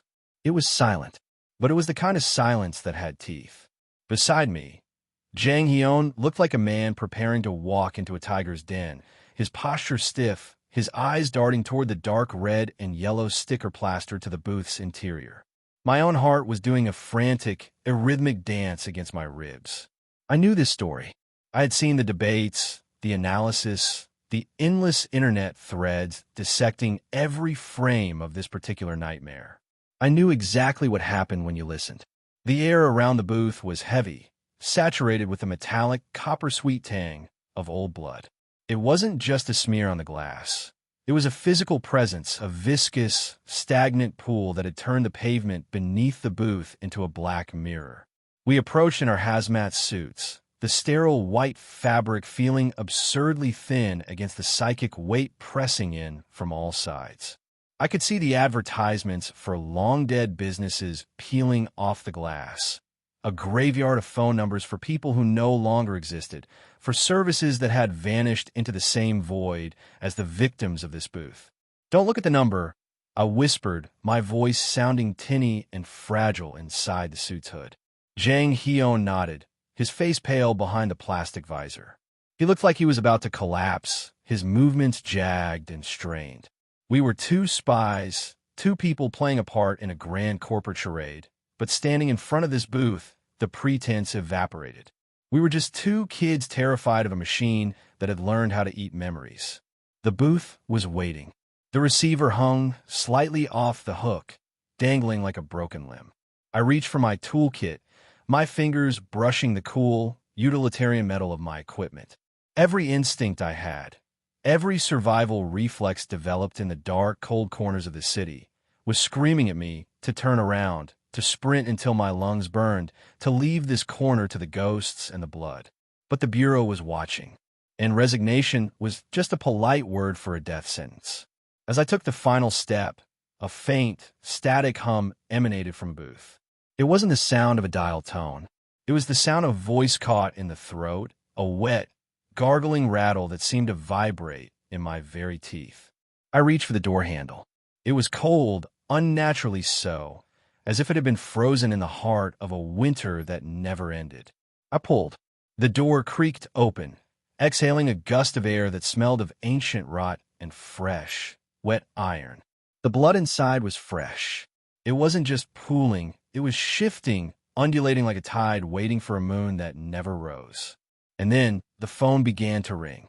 It was a sharp, mechanical sound that tore through the evening quiet like a gunshot. Jang Hyun flinched, his hand flying to his chest. I froze, my hand still gripping the door handle. The receiver in the booth wasn't just ringing. It was vibrating, the plastic casing cracking under the pressure of the signal. We had been told the ghost story was over. We had been told the threat was cleared. The phone didn't care about the rules. I reached out, my fingers trembling, and closed my hand around the receiver. The voice on the other end was my own, and it was asking me why I was so late. The industrial-strength vacuum cleaner, the misfortune swallower, let out a pathetic wheeze, sucking nothing but the thick, stagnant night air. Beside me, Jang Hyun was still trembling, his face a ghostly mask of shock beneath the translucent plastic of his hood. We were standing in the middle of a barren, empty lot. The booth, the blood-soaked, whispering, soul-eating nightmare from the 80s, was gone. In its place, only a patch of gravel and the lingering, copper scent of a horror that had been violently evicted from reality. I had destroyed it, not cleaned it, not stabilized it, not filed the paperwork with the polite, bureaucratic deference expected of a recruit. I had ripped its heart out and thrown it into the dark. My right hand, still crackling with the erratic blue static of the Dakibi flame, twitched. I shoved it deep into my pocket, suppressing the urge to salute the absolute absurdity of it all. The senior agents were already converging, their boots crunching on the gravel, their flashlights cutting through the gloom like searchlights on a prison yard. Agent Choi was leading the charge, his laughter echoing off the nearby buildings with a manic, unhinged quality. He looked at the empty space where the booth had stood, then at me, then at the empty bin, and finally let out a roar of approval. Destruction King, he called me. I hated it. I hated the nickname, I hated the adrenaline, and I absolutely hated the way the Bureau's bureaucracy was currently pivoting to decide my fate. The team leaders stood in a tight circle, their hushed tones carrying over the wind. They weren't discussing the cleanup protocol. They were discussing the anomaly of my performance. Jang Hyun shot me a look that was 1 part pity and 2 parts pure confusion. He knew, as I did, that this wasn't how a rookie was supposed to act. You're supposed to be terrified. You're supposed to follow the manual. You're supposed to be a cog. I was a wrench being thrown into the engine, and the engine was starting to show signs of structural failure. But the machine doesn't stop. It just adjusts. A few days later, the official order came down. The rotary duty, the exposure experience, the glorified hazing ritual of the Bureau. I had hoped to slide under the radar, to find a quiet corner in a clerical office where I could document the end of the world instead of participating in it. Instead, I found myself back at the doorstep of Black Tortoise Team 1, the response and rescue unit, the very team that had birthed my nightmares in the first place. Agent Choi stood at the entrance to the headquarters, his grin wide enough to suggest he knew exactly how miserable this made me. He didn't care about protocol. He wanted to see what the Destruction King would do next. "Welcome back, kid," he chirped, clapping a heavy hand onto my shoulder. "The bureaucracy decided you're a natural, a real asset to the team." He gestured toward the briefing room, where the rest of the team was already waiting. The air inside the room was heavy with the smell of stale coffee and impending doom. "We've got a 3-person mission," Choi said, his voice dropping to a conspiratorial whisper. "A real spirit breaker of an assignment. And the best part? You're going to be leading the entry." I looked at the map on the table. It wasn't a phone booth. It was something far worse. And as I stared at the coordinates, I felt the Dakibi flame in my arm flare up in a sharp, blinding spike of blue light, burning through my sleeve. The Bureau wanted to see if I would break or burn. I took a breath, smoothed my uniform, and prepared to lie to everyone in the room. If I was going to be their weapon, I might as well make sure they didn't know which way I was pointed. "Let's get this over with," I said, my voice as flat and empty as a dial tone. "The mission starts now." The basement level of the bureau felt less like a government facility and more like the heart of a long-forgotten subterranean temple. Down here, the air was heavy with the scent of old paper, stagnant coffee, and the faint, ozone-tinged static that clings to people who spend their lives walking into nightmares. Agent Choi led me through the corridors, his earlier playfulness replaced by the heavy, silent stride of a veteran who knows exactly when to stop joking and start preparing for the dark. We arrived at the standby zone for Black Tortoise Team 1. It was not a sterile office. It was a chaotic, human sanctuary. Stacks of books leaned precariously against walls covered in decades of scrawled memories. Messages from people who had left the team, some by promotion, others by way of the void. There were board games, worn-out blankets, and the unmistakable, lived-in clutter of people who had long ago accepted that their lives were no longer entirely their own. I sat on a couch that seemed to hold the shape of 100 tired souls. Agent Choi, usually a man of constant, frantic movement, went quiet. He pulled a scrap of paper from his pocket. It was a remnant of my own desperation, a clue I had bartered for in the shadows of the manhole market, hoping to find a trail that didn't lead into a grave. He looked at the note, then at me. His expression was stripped of its usual bravado. It was a look of professional empathy, the kind shown to a rookie who was clearly chasing ghosts that the Bureau had already written off as lost causes. He told me the database had nothing on it. He told me, in so many words, that the search was futile. The psychological tension in the room spiked. I was a spy, an infiltrator disguised as a green recruit, and here was a man trying to offer me the gentle, merciful lie of failure. If I accepted his comfort, the trail went cold, and the truth about Daydream Incorporated would remain buried. I took the paper back, my fingers brushing his palm. I didn't want his pity. I wanted his expertise, even if it meant dragging him into a mystery that might kill us both. I told him that the attempt itself held weight, that some things were worth looking for, regardless of the odds. He stared at me for a long, uncomfortable moment. The silence was absolute, save for the hum of the ventilation system that sounded, for a split second, like a distant, distorted scream. Then, his demeanor shifted.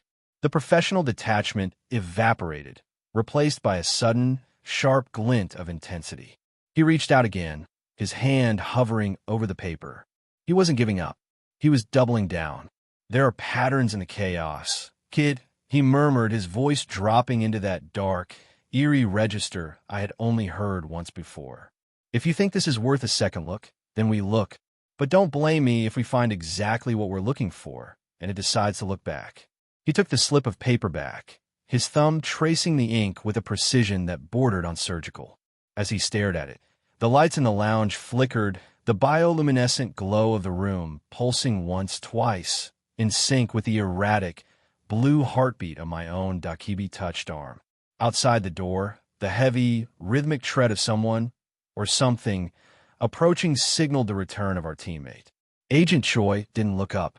He was already somewhere else, lost in the geography of a secret that was never meant to be solved.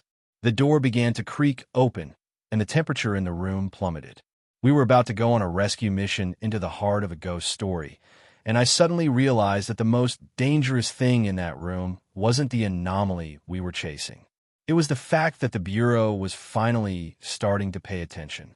The silence in the standby room was absolute, save for the rhythmic, pulsing glow of the magical glass window, an aurora caught in a cage, shimmering with a light that felt far too ancient to be held by mortal architecture. Agent Choi, the man who had been cracking jokes and teasing me minutes ago, was now gone. In his place stood a boy, barely 8 years old, who possessed the same lazy, predatory grin. Across from me, the child version of Agent Bronze adjusted his oversized, drooping uniform with the stern gravity of a veteran officer.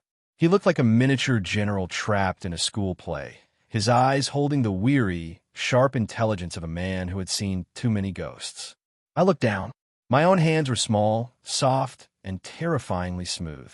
The terrifying Dakibi-touched arm, once a source of forbidden power, was now a pint-sized limb, still crackling with blue static, but seemingly scaled down to fit this impossible, surreal dollhouse reality. My head wobbled on my neck, heavy and disproportionate. I felt like a bobblehead in a nightmare. 8 years old. The insanity of it was almost enough to make me laugh, but the humor died in my throat. I looked at the table. The buckwheat jelly and raw chocolate offerings, the tributes to the elder, were now mountains of food that stretched high above our heads. Agent Choi, the boy version, stretched his short arms and hopped off the sofa with a clatter. His voice was higher, lighter, but the underlying sarcasm remained untouched. "We are not just playing dress-up," he said, his voice echoing with an eerie, childish resonance. "The ghost story we are heading into doesn't recognize adults. It only accepts the small, the impressionable, the ones who still believe in monsters under the bed." I felt a chill that had nothing to do with the temperature of the room. This wasn't just a gimmick. This was a narrative anchor. The ghost story we were about to enter forced its victims and its investigators to regress. It was a parasitic structure that preyed on the innocence of the new nation, a place where age was a vulnerability and childhood was a tactical requirement. Agent Bronze gave a firm, serious nod, his small face set in a mask of grim determination. He stepped toward the glowing window. "Don't let the size fool you," he whispered, his voice crisp and authoritative despite the high-pitched tone. "In this state, our physical strength is gone, but our sensitivity to the anomaly is amplified. If you see something that shouldn't be there, do not try to fight it. You're a child now. Act like one. Act like a child." I looked at the shimmering light, then back at my small, glowing hand. I had come here to hide, to survive, and to uncover the secrets of the company that owned my life. Instead, I had been turned into a pawn in a game played by an elder I couldn't see, in a team I hadn't joined, headed toward a disaster that demanded I forget everything I knew about being an adult. The aurora light flared, turning the room into a blinding vortex of white.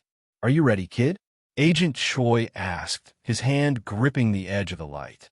I took a shaky breath, feeling the weight of the reality I had left behind. I had no choice. I walked toward the glow, my small boots clicking against the floor like plastic toys, and stepped directly into the void. The world twisted.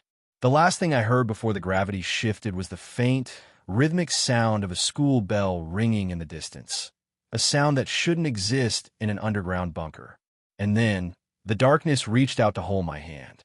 The air snapped, a sudden, violent shift from the stale, refrigerated chill of the seafood restaurant to something thick, brine-heavy, and impossibly cold. Gravity betrayed me, folding in on itself like a collapsing star. I wasn't just falling, I was being swallowed by the very architecture of the memory I climbed into. When my vision cleared, the darkness of the slide had been replaced by a suffocating, bioluminescent expanse. I was standing, or rather, floating, on a floor of packed, damp sand that glittered with the ground-up remains of ancient shells. Above me, there was no ceiling. There was only a crushing, immense weight of emerald-tinted water, swirling with debris that looked suspiciously like the remains of every toy ever lost by a child in the last century. I turned, my small boots sinking inches into the silt. Agent Choi and Agent Bronze were there, their pint-sized frames looking agonizingly fragile in the vast, submerged cathedral. But they weren't just children anymore. In this space, their eyes held a flickering, predatory intelligence that seemed to pierce through the gloom. The Ocean Palace was not a kingdom of gold and pearls. It was a graveyard of suburban nostalgia. Columns made of twisted, rusted arcade cabinets rose like monoliths toward the surface. Schools of pale, sightless fish, shaped like spinning tops and plastic blocks, darted through the water between them, their movements synchronized and jagged. A massive mural stretched across the far wall, the same one from the restaurant, but warped. The mermaid princess's eyes were now empty, weeping strings of black ink, and a shell-shaped castle had grown teeth. My hand felt heavy.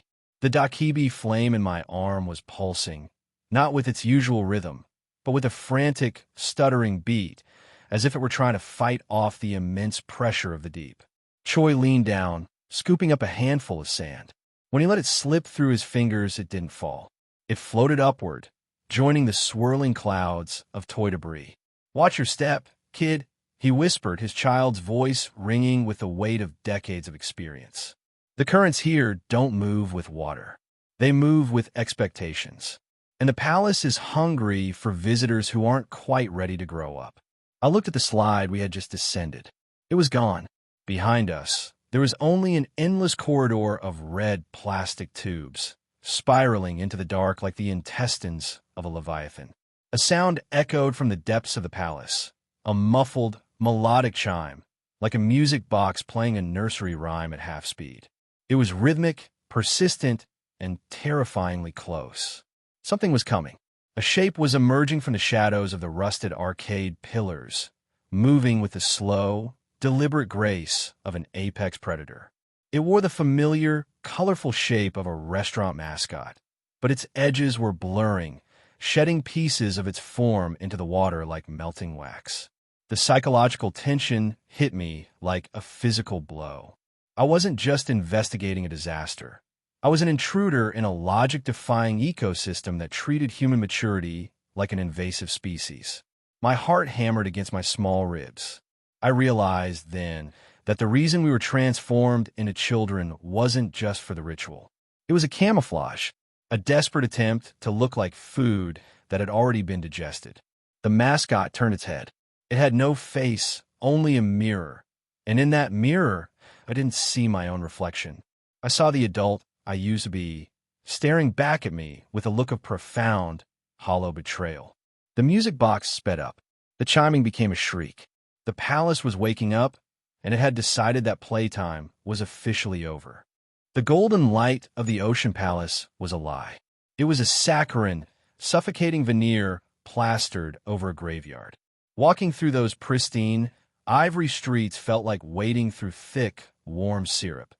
Every step was a struggle against the relentless, euphoric pressure to simply stop thinking, stop remembering, and stay forever. We were 8 years old again. That was the trap. My adult mind, the sharp, cold logic of an investigator, was being eroded from the inside out. My pulse was too fast, my breathing too shallow, and my emotions were no longer my own. Every time I looked at those children, those beautiful, laughing, doomed things, a part of me wanted to weep, while another part, the part that was currently 8 years old, just wanted to hold their hands and run into the ball pit. Agent Choi and Agent Bronze were suffering the same fraying edges. The veteran stoicism of Bronze was cracking, his miniature face tight with the effort of holding onto his true self. Choi, usually the master of snide remarks, had gone quiet, his eyes darting toward the ornate, gear-driven dolls with a hunger that wasn't just professional. It was childlike, dangerous, and real. 2 days had bled into the golden haze. We had scoured the bedrooms, the golden plazas, the fountains that bled honey. We had listened to stories of missing parents and imaginary birthdays, our ears ringing with the laughter of the condemned. We were looking for a needle in a haystack of ghosts, a child whose timeline hadn't yet been dissolved by the palace's digestive system. We found nothing but echoes of people who no longer existed in our world. The tension in our small group was palpable. We were sitting on the edge of the central fountain, the stone cool and damp beneath our shorts. A child, a boy with eyes like polished obsidian, approached us, offering a clockwork bird that chirped a melody that made my teeth ache. I pushed the toy away, my hand trembling. The 2-day limit was approaching. If we left empty-handed, it was a failure. If we stayed, we were risking the permanent dissolution of our own identities. I looked at Choi, and for a terrifying second, I saw his eyes reflect the golden, vacant sheen of the children living in the palace. He was losing his grip. We all were. The palace was designed to make us children because it knew that children were easy to keep.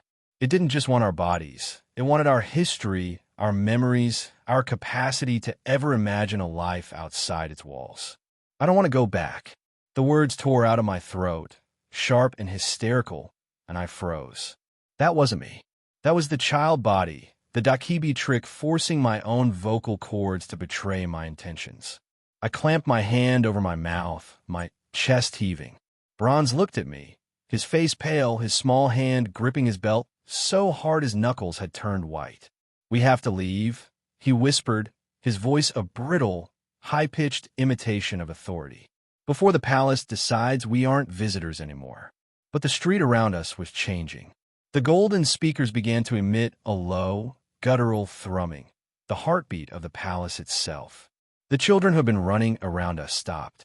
They turned in unison, their smiles suddenly too wide, their eyes reflecting the shimmering, blue-gold void of the ceiling above. They weren't looking at us. They were looking through us. The exit we had used was gone. In its place, the mermaid princess statue was weeping, not black ink, but blood. Real, thick, copper-scented blood. The palace knew we were leaving, and it was preparing to make sure we never made it to the third day. The bed was impossibly soft, a cloud of spun silk and saccharine dreams. As I drifted, the exhaustion of the last 48 hours pulled at my limbs like heavy iron chains. My adult consciousness, the spy, the infiltrator, the man who had seen too much, was fraying at the edges, dissolving into the hazy, vibrant watercolors of a child's imagination. The room was silent, save for the rhythmic, synchronized breathing of a dozen children. They were little ghosts, suspended in this golden amber, their dreams feeding the engine of the palace. In the dark, the fire in my arm, the Dakibi's stolen pulse, did not feel like a weapon. It felt like a heartbeat. It thrummed, a steady, warm vibration that whispered secrets into my blood. I realized then that my thoughts were changing. The frantic, logical checklist of a rescue mission was fading, replaced by a strange, intuitive clarity. Dreams, in the Ocean Palace, were not just fantasies. They were maps. I wasn't in a bedroom anymore. I was standing on the ceiling of the world, looking down at the city. From this height, the layout made sense. The palace, the fountain, the lodging, they weren't just random landmarks. They were gears in a clock. And the children weren't just residents. They were the sand in the hourglass. A figure stood in the corner of my dreamscape. It was a man, or perhaps just the memory of a man, his features obscured by the shifting aurora light that serve as the sky here. He didn't speak with a voice. He spoke with the weight of cold, ancient stone. The reason you cannot find the child you seek is because you're looking for a person, not a vibration. I looked closer. Every child in the city had a frequency, a faint, silver tether that stretched up past the golden pipes, past the shimmering waves, and into the crushing dark of the water above. But one tether was different. It wasn't silver. It was jagged, stained with the dull, metallic gray of the real world. It was a tether that refused to be anchored. The realization hit me with the force of a physical blow. The child I needed to rescue wasn't the one who was the happiest. The child I needed to find was the one who was the most broken, the one who hadn't let go of the pain. I started to run in the dream, my small legs moving with a speed that defied physics. I reached for the gray tether, my Dakibi-touched hand glowing with an intense, blinding blue fire that threatened to burn through the dream itself. As my fingers closed around the cold, coarse string, the city below me fractured. A warning alarm began to blare. Not the cheerful chimes of the palace, but a harsh, grating, mechanical screech that tore through the golden haze. The dream shattered. I woke up with a gasp, sitting bolt upright in the canopy bed. My heart was hammering a frantic, uneven rhythm. The room was still dark, but the air felt charged, electric. Someone was standing at the foot of my bed. It was one of the children, but not the ones who had welcomed us. This child was standing in the shadows, their back to me, their head tilted at an impossible, broken angle. They weren't breathing, and in their hand, they were clutching a pocket watch, one that was ticking backward.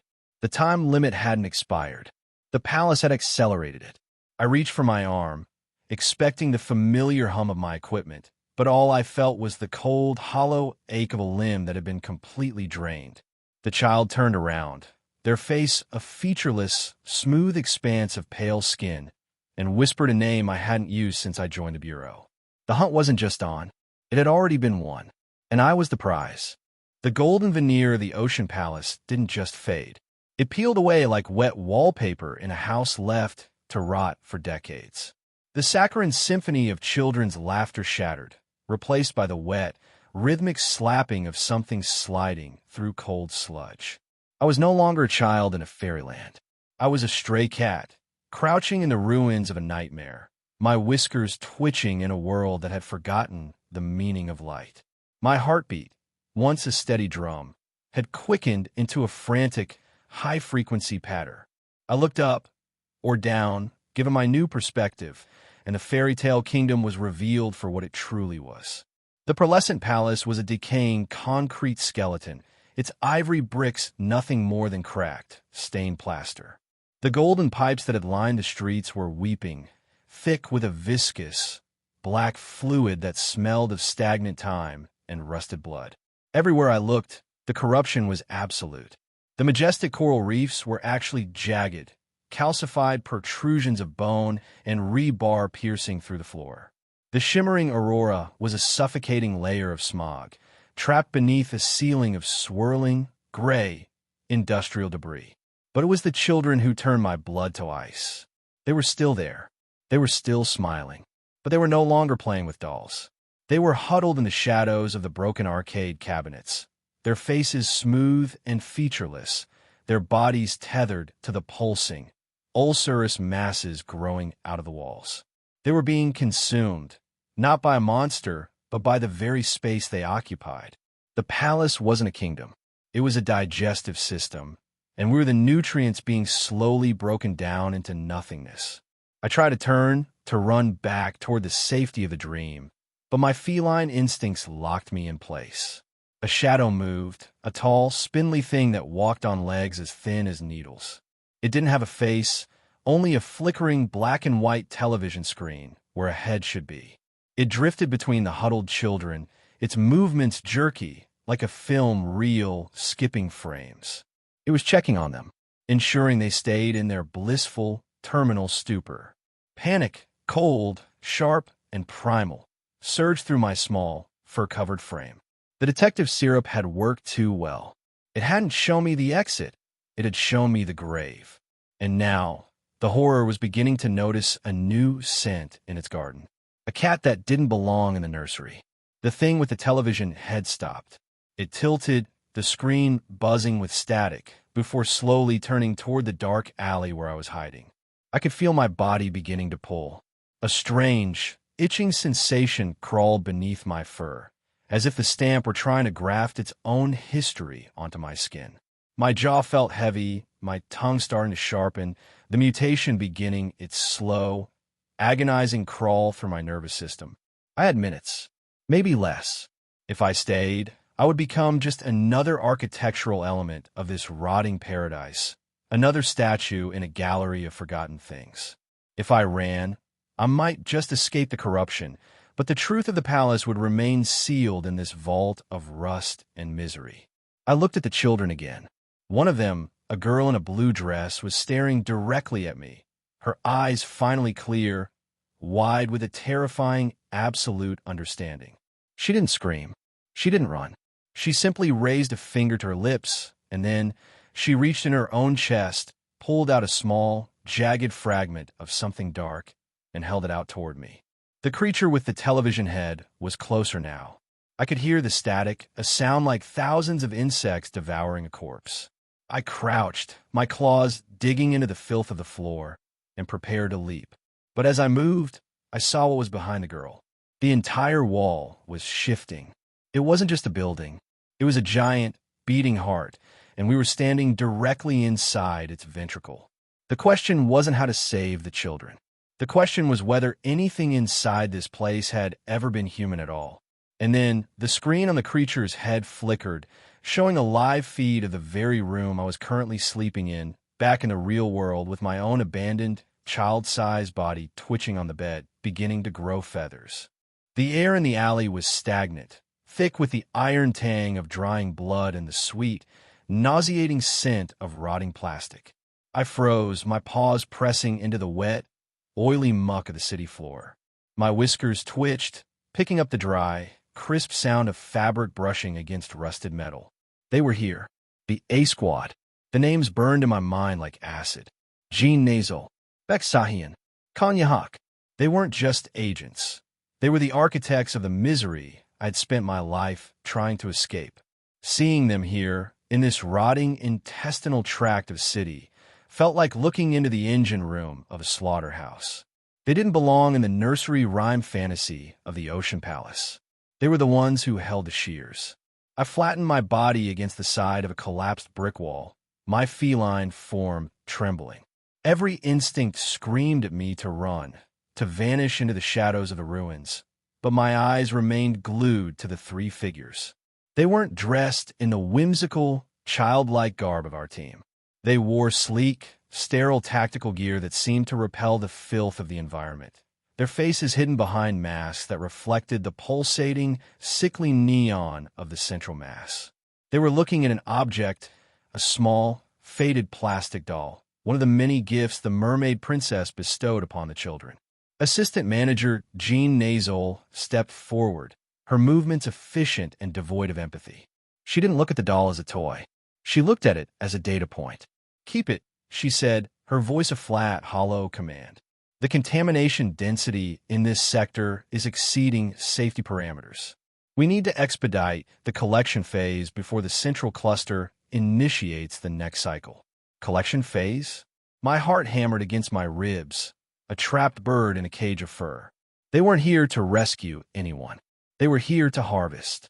I watched as Kong Yahak, Pony, snatched the doll from the ground, his gloved fingers uncaring. He didn't see the ghost of the child who had once owned it. He didn't see the tragedy. He saw an artifact to be cataloged in the company's archives, a trophy from a successful cull. The realization hit me harder than any physical blow. The Bureau and Daydream Incorporated weren't just investigating these horrors. They were farming them. The mermaid grave was a renewable resource, a laboratory of suffering where they could test the limits of biological rot. I shifted, my claw catching on a piece of jagged metal. A sharp, high-pitched ping echoed through the alley. The three figures went silent. Assistant Manager Jean turned, her head tilting in that predatory, inhuman way that made my skin crawl. She wasn't looking for a cat. She was scanning for a discrepancy. "Did you hear that?" Beksahian asked, his hand hovering over the sidearm at his hip. I held my breath, the scent of the nearby ulcerous masses flooding my lungs.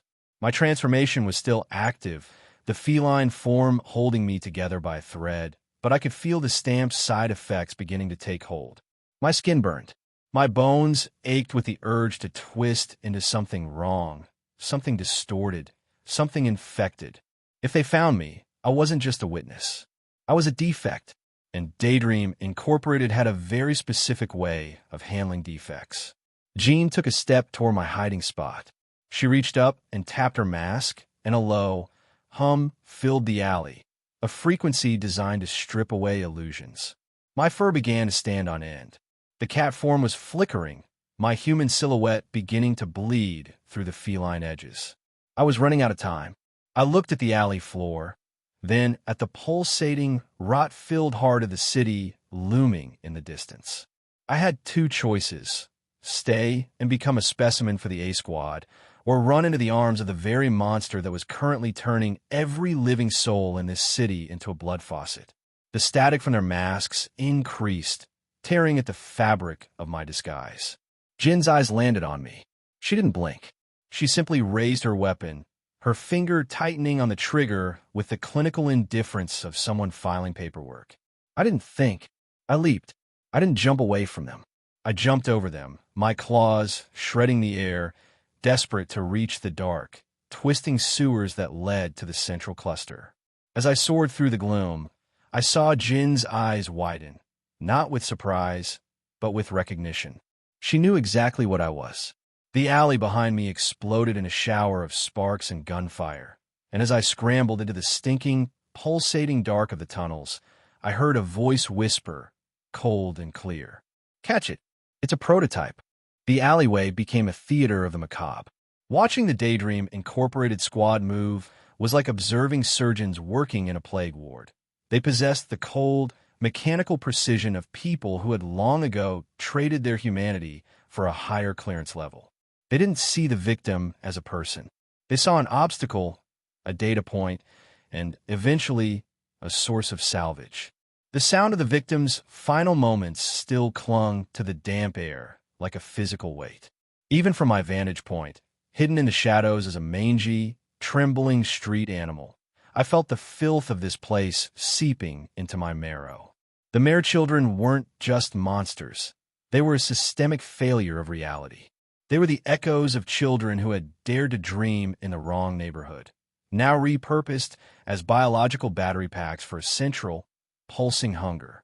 Assistant Manager Jean Nazol didn't flinch as she signaled the kill. There was no hesitation, no ritual, no mourning. It was just business. The general infected entity, that towering, featureless horror, didn't stand a chance. When the squad opened fire, the air filled with a sound like tearing canvas. The creature, a puppet whose strings were made of throbbing, gangrenous veins, collapsed. As the connection to the central cluster was severed, the thing didn't bleed red. It leaked a gray, caustic sludge that hissed against the pavement. I watched, my feline heart hammering against my ribs, as they approached the corpse. This was the solution. The elegant, cruel shortcut the Bureau had recorded. If you kill the extension, you prove you're strong enough to prune the garden. And for your trouble, you get the key to the exit. They were going to walk out of here, leaving behind the thousands of other honey fountains to wither in the dark. My skin itched, the side effect of the stamp. I could feel the feline marrow in my bones beginning to demand a permanent change. My vision blurred at the edges, the world tilting as the infection of the city began to mirror the infection of the artifact. But I had seen something the squad hadn't. While they were busy harvesting evidence from the carcass of the fallen giant, the central cluster, the massive, weeping heart of the palace, began to pulse with a different rhythm. It wasn't reacting to the violence. It was reacting to the disturbance. Deep within the shifting, pus-colored walls of the palace district, 1,000 tiny, hollow eyes opened. The cluster wasn't just a heart. It was a nervous system, and it was currently throwing a tantrum. I looked at the exit they were so intent on claiming. It wasn't a vessel of escape. The records they relied on were incomplete. The escape they sought was just another valve, a way to recycle the energy of the agents back into the growth of the city. The squad turned toward the distant, shimmering gate, their faces triumphant behind their masks. They thought they had solved the puzzle. They thought they were the predators. I crouched lower, my claws digging deep into the rot, and let out a low, guttural hiss. The A squad was about to trigger a collapse, and I was the only thing standing between them and the true teeth of the mermaid grave. If I wanted to save the kids, I couldn't just play the role of an observer. I had to become the glitch in their perfect clinical machine. The first of the high-level infected entities stepped out from behind a shattered arcade pillar. It wasn't a child. It wasn't a puppet. It was something that remembered who it was before the honey started flowing. And it was looking straight at Assistant Manager Jean. The alleyway floor was a tapestry of filth, a mosaic of broken glass, dried mucus, and the calcified remains of toys long forgotten. Vexahian's boots clicked against the uneven pavement, a rhythmic, solitary sound that seemed to mock the tension coiled in his gut. His violet eye, the one hidden beneath the patch, was still burning with a phantom heat, the memory of that crimson halo searing into his mind like a brand. He reached the corner, his pulse a frantic drummer against his neck. The stray cat was gone. There was no fur, no whiskered shadow, nothing but the stale, oppressive breath of the city. And then his gaze dropped to the dust. The words were not written. They were gouged. Each stroke was deep, savage, and desperate, carved into the grime with a precision that only a clawed appendage could achieve. They weren't just characters. They were a warning, etched in the frantic shorthand of a dying creature. Stay away. The heartbeat is already synchronized. Vexahian stopped, his lungs failing to pull in the toxic air. The heartbeat. He looked down at his own chest, then at the pulsating, rhythmically beating wall of the palace district in the distance. He had dismissed the city's environment as merely a backdrop, an elaborate biomechanical puzzle to be solved and looted. But the carvings suggested a terrifying, systemic truth. The city wasn't just infected, it was an organ, and the pulse he felt under his own skin wasn't his own. His hand hovered over the conch-shaped artifact he had tucked into his belt, his golden ticket, his secret prize. The shell felt cold, impossibly dense. As he stood there, paralyzed by the weight of the message, a faint sound began to emanate from the artifact. It wasn't the beautiful, healing hum the legends promised. It was a low, guttural murmur, a chorus of thousands of children reciting a rhyme they had learned before they were consumed. The shadow in the alley moved again, but it wasn't the cat. The darkness itself detached from the wall, swirling like ink in water. Beksahian reached for his sidearm, but his fingers wouldn't close. His joints had gone stiff, his muscles locking into place, as if the very air had thickened into resin. Behind him, the A-Squad was still laughing, their voices muffled by the distance, oblivious to the fact that they were no longer walking through an alleyway. They were walking through the esophagus of a god. Beksahian looked back at the carved warning, his vision tunneling. The text in the dust was changing. The letters were dissolving, melting into tiny, squirming shapes. Cockroaches, rats, sparrows, that began to crawl off the floor and up his boots. He tried to scream, to call out to the assistant manager, but his jaw felt heavy, his tongue swelling with the taste of cherry-scented syrup and copper. At the end of the alley, a pair of eyes glowed. They weren't animal eyes. They were human, sharp, and filled with a cold, terrifying awareness that mirrored his own. The entity stood up, its silhouette flickering between the form of a cat and something much, much older, something that had seen the birth of the mermaid grave and was waiting for the final curtain to drop. It raised a paw, and the alleyway walls groaned, the ulcerous growths on the bricks turning toward them in unison. The synchronization was complete, and in the silence that followed, Beksahian realized with a sickening jolt that he had never actually been the predator. He was the next offering. The air inside was an abrupt departure from the wet, rhythmic decay of the city outside. It was bone-dry, sterile, and smelled faintly of burning ozone and lavender. The heavy, industrial sludge humidity of the mermaid grave vanished the moment I crossed the threshold, replaced by the hushed stillness of a forgotten sanctum. The transition from the four-legged, feline perspective back to a more grounded, bipedal awareness felt like waking up from a fever dream, though the transformation was incomplete. I stood in the dim, amber-hued light of a workspace that felt less like a shop and more like a surgery ward for ghosts. Walls lined with jars of shimmering, viscous pigment, not ink, glimmered with a life of their own. They weren't just decorative. They were traps, holding the faded memories of 1,000 skin patterns, each one a life story that had been flayed away and preserved. I stood on my hind legs, shaking the lingering phantom fur from my skin. My heartbeat, which had been racing in a feline panic, began to sync with the rhythmic, steady ticking of a clock that didn't show numbers, only phases of the moon. Where was the artist? The shop was impeccably organized. Tools were arranged on silk cloths, needles as thin as spider silk, brass frames, and coils of wire that hummed with a low-voltage, psychic resonance.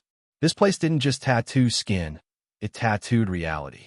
It inked protection directly onto the soul. I looked at my own arm, the site of the Dakibi flame. The skin there looked pale and thin, like parchment.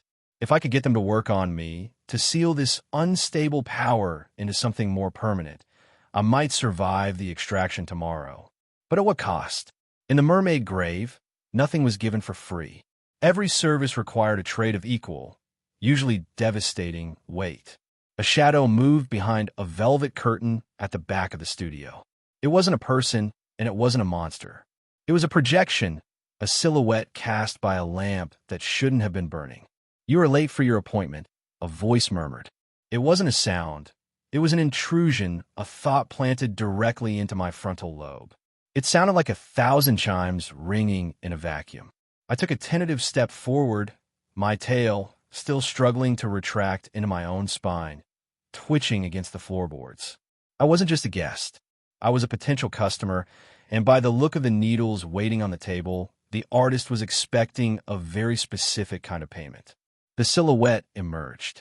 It was draped in long, flowing robes that seemed made of the same aurora light that polluted the sky above the city. It had no face, only a mirror mask that caught my reflection. And in that reflection, the cat was still there, peering out from my own eyes. "I have questions," I tried to say, but my voice came out as a desperate, mewling trill that shamed me. The artist chuckled, a sound like glass grinding against silk. "Questions are expensive, little cat. We are in the middle of an infection, and the ink is running dry. Tell me, do you want to keep your skin, or do you want to keep your memory? You only have enough currency for one." The curtains behind the artist parted, revealing a massive, unfinished scroll hanging on the wall. It depicted the mermaid princess, but in this version, her tail was a rotting cluster of ulcerous masses, and she was reaching out toward a figure that looked identical to me. Only that version of me was headless, a faucet protruding from its neck, dripping gold into a bowl. The shop wasn't just a business. It was a recruitment office for the palace's elite infantry. And the appointment I had received wasn't for a cover-up. It was for the final, permanent fitting. I turned to dash for the door, but the lock had vanished. In its place was an intricate, pulsing tattoo of a key, etched directly into the wood. The door had become part of the shop's flesh. My time was up, and the ink was already starting to bleed. The Moonlight Tattoo Shop was no longer a sanctuary of ink and healing. It had curdled. The air, once scented with lavender, now carried the heavy, metallic tang of an operating theater where the surgeon had long ago lost their mind. Every shadow seemed to stretch and pulsate in time with the heartbeat of the city outside, a slow, rhythmic thud that vibrated through the floorboards and deep into my bones. The tattooist loomed. She was no longer just a craftswoman, but a towering entity of deep-sea tragedy, her hair flowing like stagnant kelp in a dark current. When she looked at me, I didn't see reflection. I saw the abyss. There was no white in those eyes, just an endless, devouring black that threatened to pull my consciousness right out of my skull. I had come seeking answers, hoping that the secrets of this place would offer a key to the children's salvation. Instead, I had pried open a wound that had never truly closed. When she finally handed me that note, I expected words. I expected a map, or perhaps a warning. I did not expect a psychic assault. As my eyes locked onto those two crude symbols, the shop vanished. I wasn't in a room anymore. I was drowning. I saw the city of great waves in its final, agonizing moments. I saw the laboratories buried deep beneath the seafloor, the researchers' hands trembling as they scribbled notes that would eventually become the blueprints for our own extinction. I saw the children, their skin becoming translucent, their bodies being hollowed out to act as conduits for a plague that was never meant to be contained. The pain was immediate and absolute. My senses fractured under the weight of the collective agony of an entire city. Blood, thick and coppery, surged from my nose, my eyes, and my ears, spattering the pristine floorboards of the shop. I wasn't just reading a language. I was experiencing the history of a biohazard in real time. It was a symphony of rot. The tattooist seemed startled, shoving a bowl of something sour and sharp into my trembling paws. I lapped it up, the taste of lemon masking the metallic tang of my own trauma. Slowly, the world reassembled itself. The walls stopped bleeding. The artist regained her shape. But the information was burned into my mind, a jagged truth that refused to be forgotten. I looked at the tattooist, and for the first time, I understood the tragedy of her existence. She wasn't just a merchant. She was a refugee from a nightmare, forced to stitch together the remnants of a world that had drowned in its own greed. I pushed aside the nausea and the ringing in my ears, my mind racing with a desperate, half-formed plan. The conch, that cursed, beautiful object the agents were hunting, was not a prize. It was a catalyst. It was the anchor holding the entire infection together. And I knew exactly what had to happen next. I stood on my hind legs, a small, fur-covered creature in a shop of horrors, and prepared to play the most dangerous card I possessed. I needed an upgrade. I needed to become something that this ghost story wasn't prepared to handle. But the tattooist, with a slow, deliberate movement, placed a cold, ink-stained finger against her lips and tapped the sign on her desk. The rules of this place were absolute. I was a child in the eyes of the law, and in the eyes of the shop, I was a minor. A child cannot consent to being branded. A child cannot sign away their own skin. I stared at the sign, a bitter, dark humor bubbling up in my throat. I had crossed an ocean of filth, dodged the jaws of biomechanical predators, and nearly sacrificed my own sanity, all to be stopped by a bureaucratic technicality. How does a 9-year-old agent, who is actually a man with a lifetime of tactical training, convince an ancient, ink-wielding ghost to commit a permanent, reality-altering procedure on his soul? I looked at the tattooist. I looked at the ink. And then I started to smile. The game wasn't over. It was just getting creative. What happens when the guardian you need to convince is the very city that wants to eat you alive? The air in the alley was thick with the scent of ozone and the rotting sweetness of the palace's infection. Ryu Jaquan and Agent Choi stood in the shadows, their hearts hammering a frantic rhythm against their ribs. They were watching the A-Squad, the faceless, mask-wearing predators of Daydream Incorporated, move through the ruins with the terrifying confidence of gods walking through an anthill. But then, the routine of the nightmare broke. A figure sprinted out of the gloom, a blur of motion that defied the lethargic, pulsing pace of the city. It was a child, gasping for breath, limbs pumping in a desperate attempt to outrun the impossible. Behind him, the mere children surged, not the usual, lumbering horrors, but something faster, something stripped of their heavy, ulcerous tails and surging forward like a tide of black, frothing oil. The A-Squad didn't panic. They adjusted. Assistant Manager Jean Nazol didn't even look at the child. She looked at the threat. With a flick of her wrists, the air between her fingers shimmered. The silvery wire, cold and lethal, hummed with a resonance that felt like a dying star. Jin's posture was a masterpiece of lethal apathy. She wasn't just clearing a path. She was pruning the garden. Agent Choi watched from his hiding spot, his smile no longer just a mask of professional distance. It was a serrated blade. He nudged Ryu, his voice a low, gravelly whisper that cut through the sound of the approaching chaos. "Look at that. The butterflies are out of play. A pity they're in our yard." Ryu Jaquan gripped his suncatcher until his knuckles turned bone white. The truth that these people were effectively co-workers of the man they were trying to protect, Kim Soleum, was a poison in his blood. If the A-Squad realized who was hiding beneath the child's skin, they wouldn't just extract him. They would disassemble him for parts. Ryu looked toward the alley, his eyes locking onto the child's fleeing back. "We can't let them have him," he hissed. Choi didn't answer. He simply checked the magazine of his weapon, the movement practiced and fluid. "We don't have to have him, kid. We just have to make sure the butterflies get lost in the weeds." Suddenly, the child tripped, tumbling into the muck. The mere children, screeching with a sound like tearing metal, lunged. Jean Nazol stepped into the open. She didn't move like a human. She moved like a line of code executing a command. The silver wire snapped outward, an invisible net of razor-sharp tension that sliced through the lead wave of monsters, decapitating them before they could even register the movement. But as the monsters fell, the alleyway shuddered. Something was wrong. The ground beneath the child's feet began to bulge, not with ulcers, but with something far more mechanical. Gears, rusted and dripping with bioluminescent fluid, ground together beneath the street. The palace wasn't just reacting to the intrusion. It was shifting its internal architecture. The child, the one who had just come from the Moonlight Tattoo shop, his pockets supposedly stuffed with temporary, reality-bending stickers, looked up, his eyes meeting Ryu's from across the divide. There was no fear in those eyes, just a cold, calculated awareness. "Wait," Ryu whispered, his blood running cold. "That's not a child." Behind him, Agent Choi's face fell, his cynical mask slipping for the first time. The boy wasn't running away from the monsters. He was leading them directly into the A-Squad's formation. He's not a victim, Choi realized, a strange, dark admiration gleaming in his eyes. He's the bait.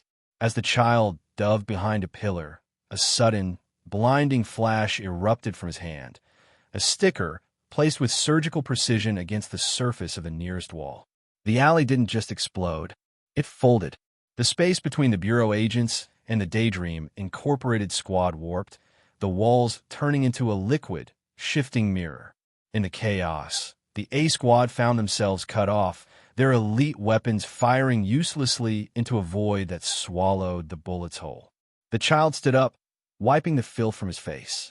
He looked at the A squad, then at the hidden Bureau agents, and gave a small, almost imperceptible nod.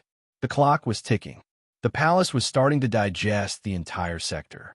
And for the first time in 7 years, the prey wasn't just running. The prey was hunting back. The sky over the ocean palace was no longer a canopy of shimmering aurora or even a shroud of industrial smog. It had fractured. What descended wasn't a physical object, but a conceptual landslide. The air turned into a viscous, freezing medium that anchored every living thing in place.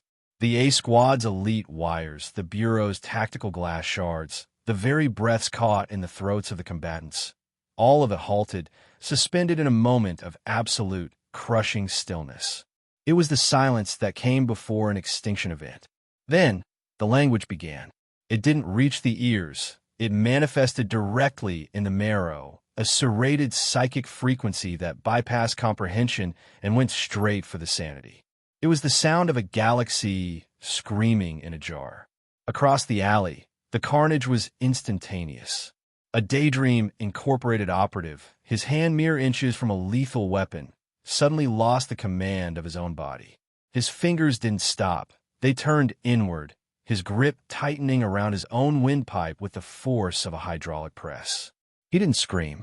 He simply stared up at the vast, yawning geometry of the sky, his eyes rolling back until only the whites, veined and weeping, remained. Jean Nazol, the elite of the elite, the woman who had treated this apocalypse like a ledger of debts to be collected, found her reality dismantling. She tried to reach for the weapon in her suit, but her arm had become a dead weight, a collection of meat and bone that no longer answered to her will.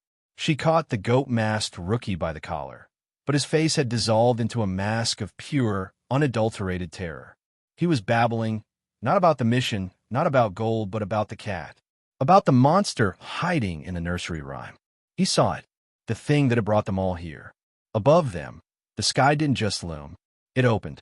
A shadow, vast enough to blot out the entire city of sunken ruins, bloomed like a necrotic flower in the clouds. It wasn't a mouth in any biological sense. It was a rupture in the fabric of the story, a jagged tear showing the absolute, pitch-black nothingness that lay beneath the script. The mere children, the hosts, the puppets, all of them simply ceased to be. They didn't die. They were unwritten. They collapsed into piles of discarded clothing and wet, gray slush as the reality they clung to was erased by the encroaching dark. Jean looked up, her vision blurring, the edges of her world fraying like burnt paper. She had come here to harvest, to extract, to survive. She had gambled on the efficiency of her own violence. But this wasn't a disaster to be managed. It wasn't a mystery to be solved. It was a sermon from a god that demanded a sacrifice no human could pay. The goat-masked rookie slumped, his forehead hitting the pavement with a dull, wet thud. His voice, small and broken, drifted up toward the impossible shadow. We were never the players. We were just the ink. The shadow tightened. The abyss didn't just watch. It inhaled. And in the center of the alley, where the feline shadow had once flickered, there was nothing left but the echo of a laugh that sounded remarkably like a child, and the absolute, terrifying promise that the story was about to be rewritten. The light faded. The alley didn't exist anymore. There was only the hunger and the realization that the escape vessel had never been meant for them. The air in the ruined city didn't just feel heavy. It felt curdled, thick with the lingering psychic radiation of a god that had never been invited to the party. In the center of this waking nightmare, a small, black-furred quadruped trotted with the unearned confidence of a creature that knew exactly where the exits were. To the humans watching, the hardened agents of the Bureau and the cutthroat corporate wolves of Daydream Incorporated, this cat was a vessel of the unknown. They had just stared into the maw of an encroaching void, They had felt their own consciousnesses being shredded by the whispers of a dimension that viewed them as nothing more than dust. They were broken. They were suggestible. They were looking for a savior, even if that savior was a stray animal with glowing, red eyes. Kim Soleum kept his focus sharp, his feline muscles coiled. Underneath his paw pad, the music note tattoo he'd bartered for at the Moonlight Tattoo Shop hummed. It was the ultimate deceptive edge, a bridge between his internal intent and the terrifying, distorted reality of the city. He wasn't speaking, he was transmitting, and to the exhausted, traumatized minds around him, his silence sounded like the commands of a transcendental arbiter. He glanced toward Bek Sahian, whose ego had been thoroughly pulverized by the recent descent of the void. The man was a shell, his corporate bravado replaced by the primal, trembling instinct to survive. Follow, the silent transmission seemed to echo, and they did. Soleum moved through the debris, a silent guide leading a parade of the damned. He felt the phantom weight of the grimoire in his inventory, that tacky, botched, and utterly humiliating scam of a book. It was a glorified paperweight of cosmic horror, a mess of typos and linguistic errors that couldn't summon a demon to save its life, but it had achieved its purpose. It had shattered their perception. It had made them believe that the impossible was standing right in front of them, draped in fur and walking on four legs. They were all playing along, trapped in a grand, delusional theater of his own making. The mermaid grave, once a site of clinical, cold-blooded harvesting, had transformed into a procession of the penitent. The infected, the agents, and the corporate elites marched in lockstep, their eyes vacant, their willpower surrendered to the cat that led them toward the western outskirts. They were looking for the angel's sigh. They thought it was a treasure, a relic of a lost civilization that would grant them salvation or riches. Soleum knew better. He reached the edge of a collapsed plaza, his whiskers twitching. The air here was different. It didn't smell of blood or plastic anymore. It smelled of ozone and ancient stilled time. He could feel the proximity of the artifact, a resonance that plucked at his own soul like a discordant string. He stopped. The procession behind him halted, a ragged, shivering line of people who were one bad thought away from total psychological collapse. He looked back at them, the people who had spent their lives using others as fuel for their own selfish wishes. He looked at the bureau agents, who viewed every tragedy as a management protocol. He looked at the Daydream employees, who had arrived with empty pockets and hearts full of greed. He had the leverage now. He had the fear.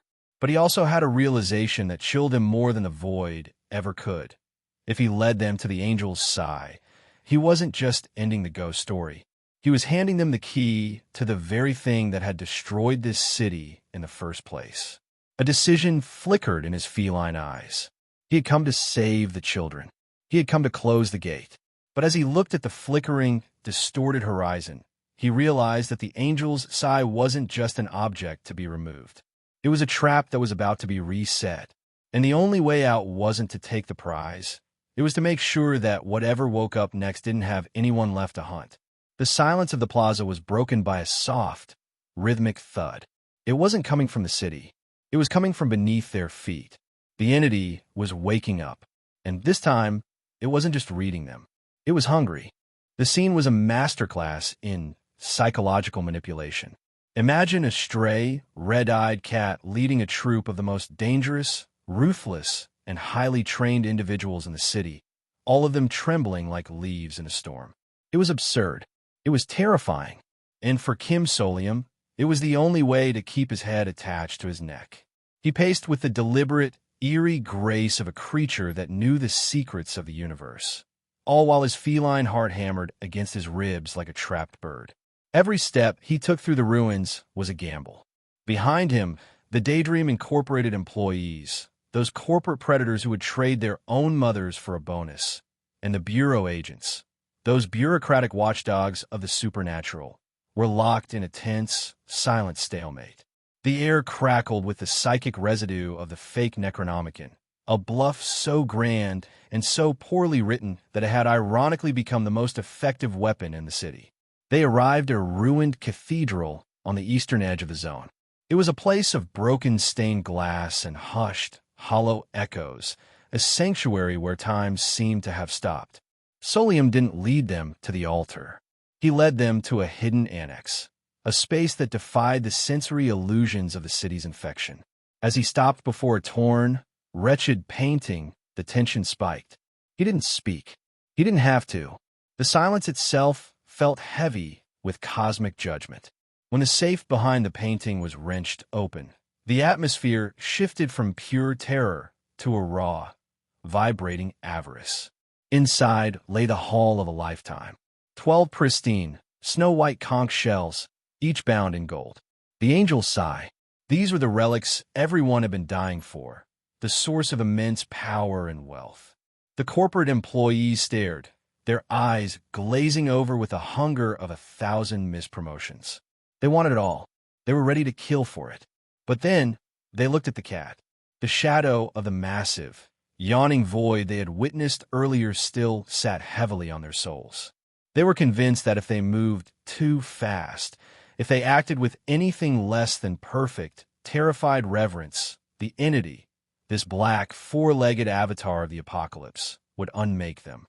The contrast was hilarious if you were looking at it from the outside, and absolutely agonizing if you were the one holding the leash. But then the perspective shifted.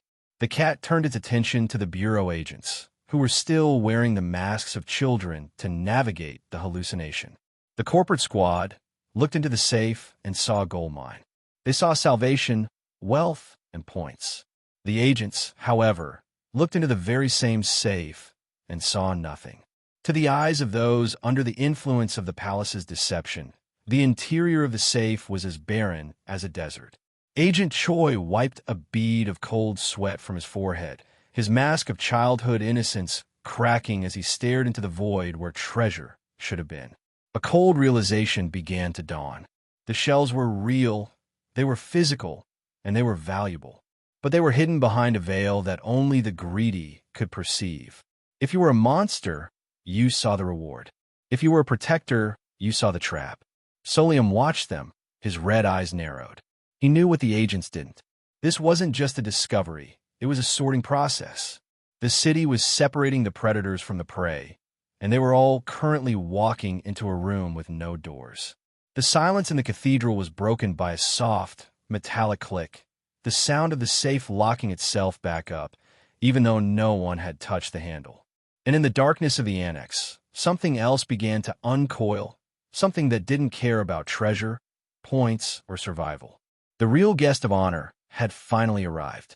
The atmosphere in the ruined annex shifted from greed to a razor-thin edge of lethal necessity. The silence was no longer heavy with cosmic dread, but with the cold, hard logic of survival.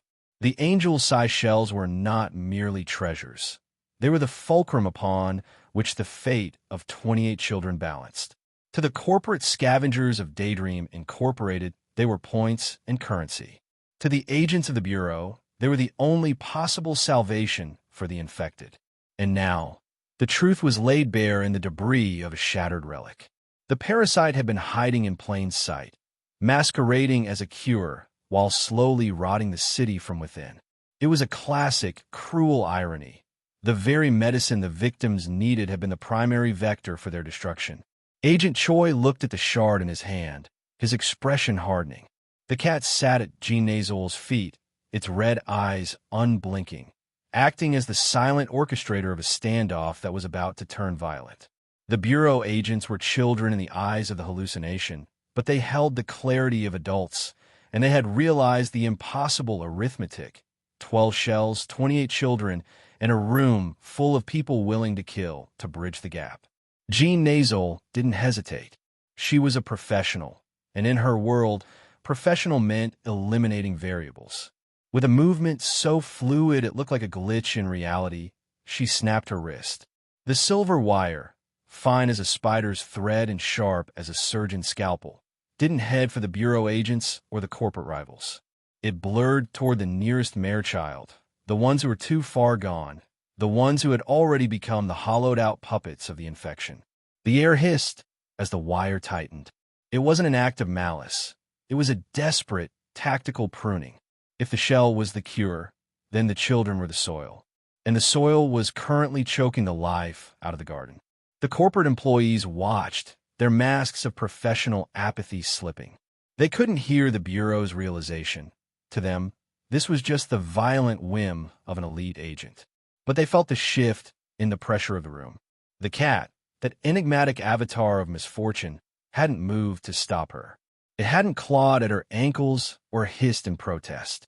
It was watching. It was waiting to see if they would choose to save the children or save their own skins. As the wire pulled taut, the cathedral's walls groaned. The hallucination, the Twinkle Twinkle Ocean Palace, was reacting. The ceiling, once a beautiful, shimmering tapestry of light, began to bleed a viscous, dark sludge. The palace was not going to let its harvest be interrupted. Agent Choi leveled his glass handgun, not at Jean, but at the ceiling. Bronza, look out. The structure of the ghost story was collapsing. The cat didn't look at the agents.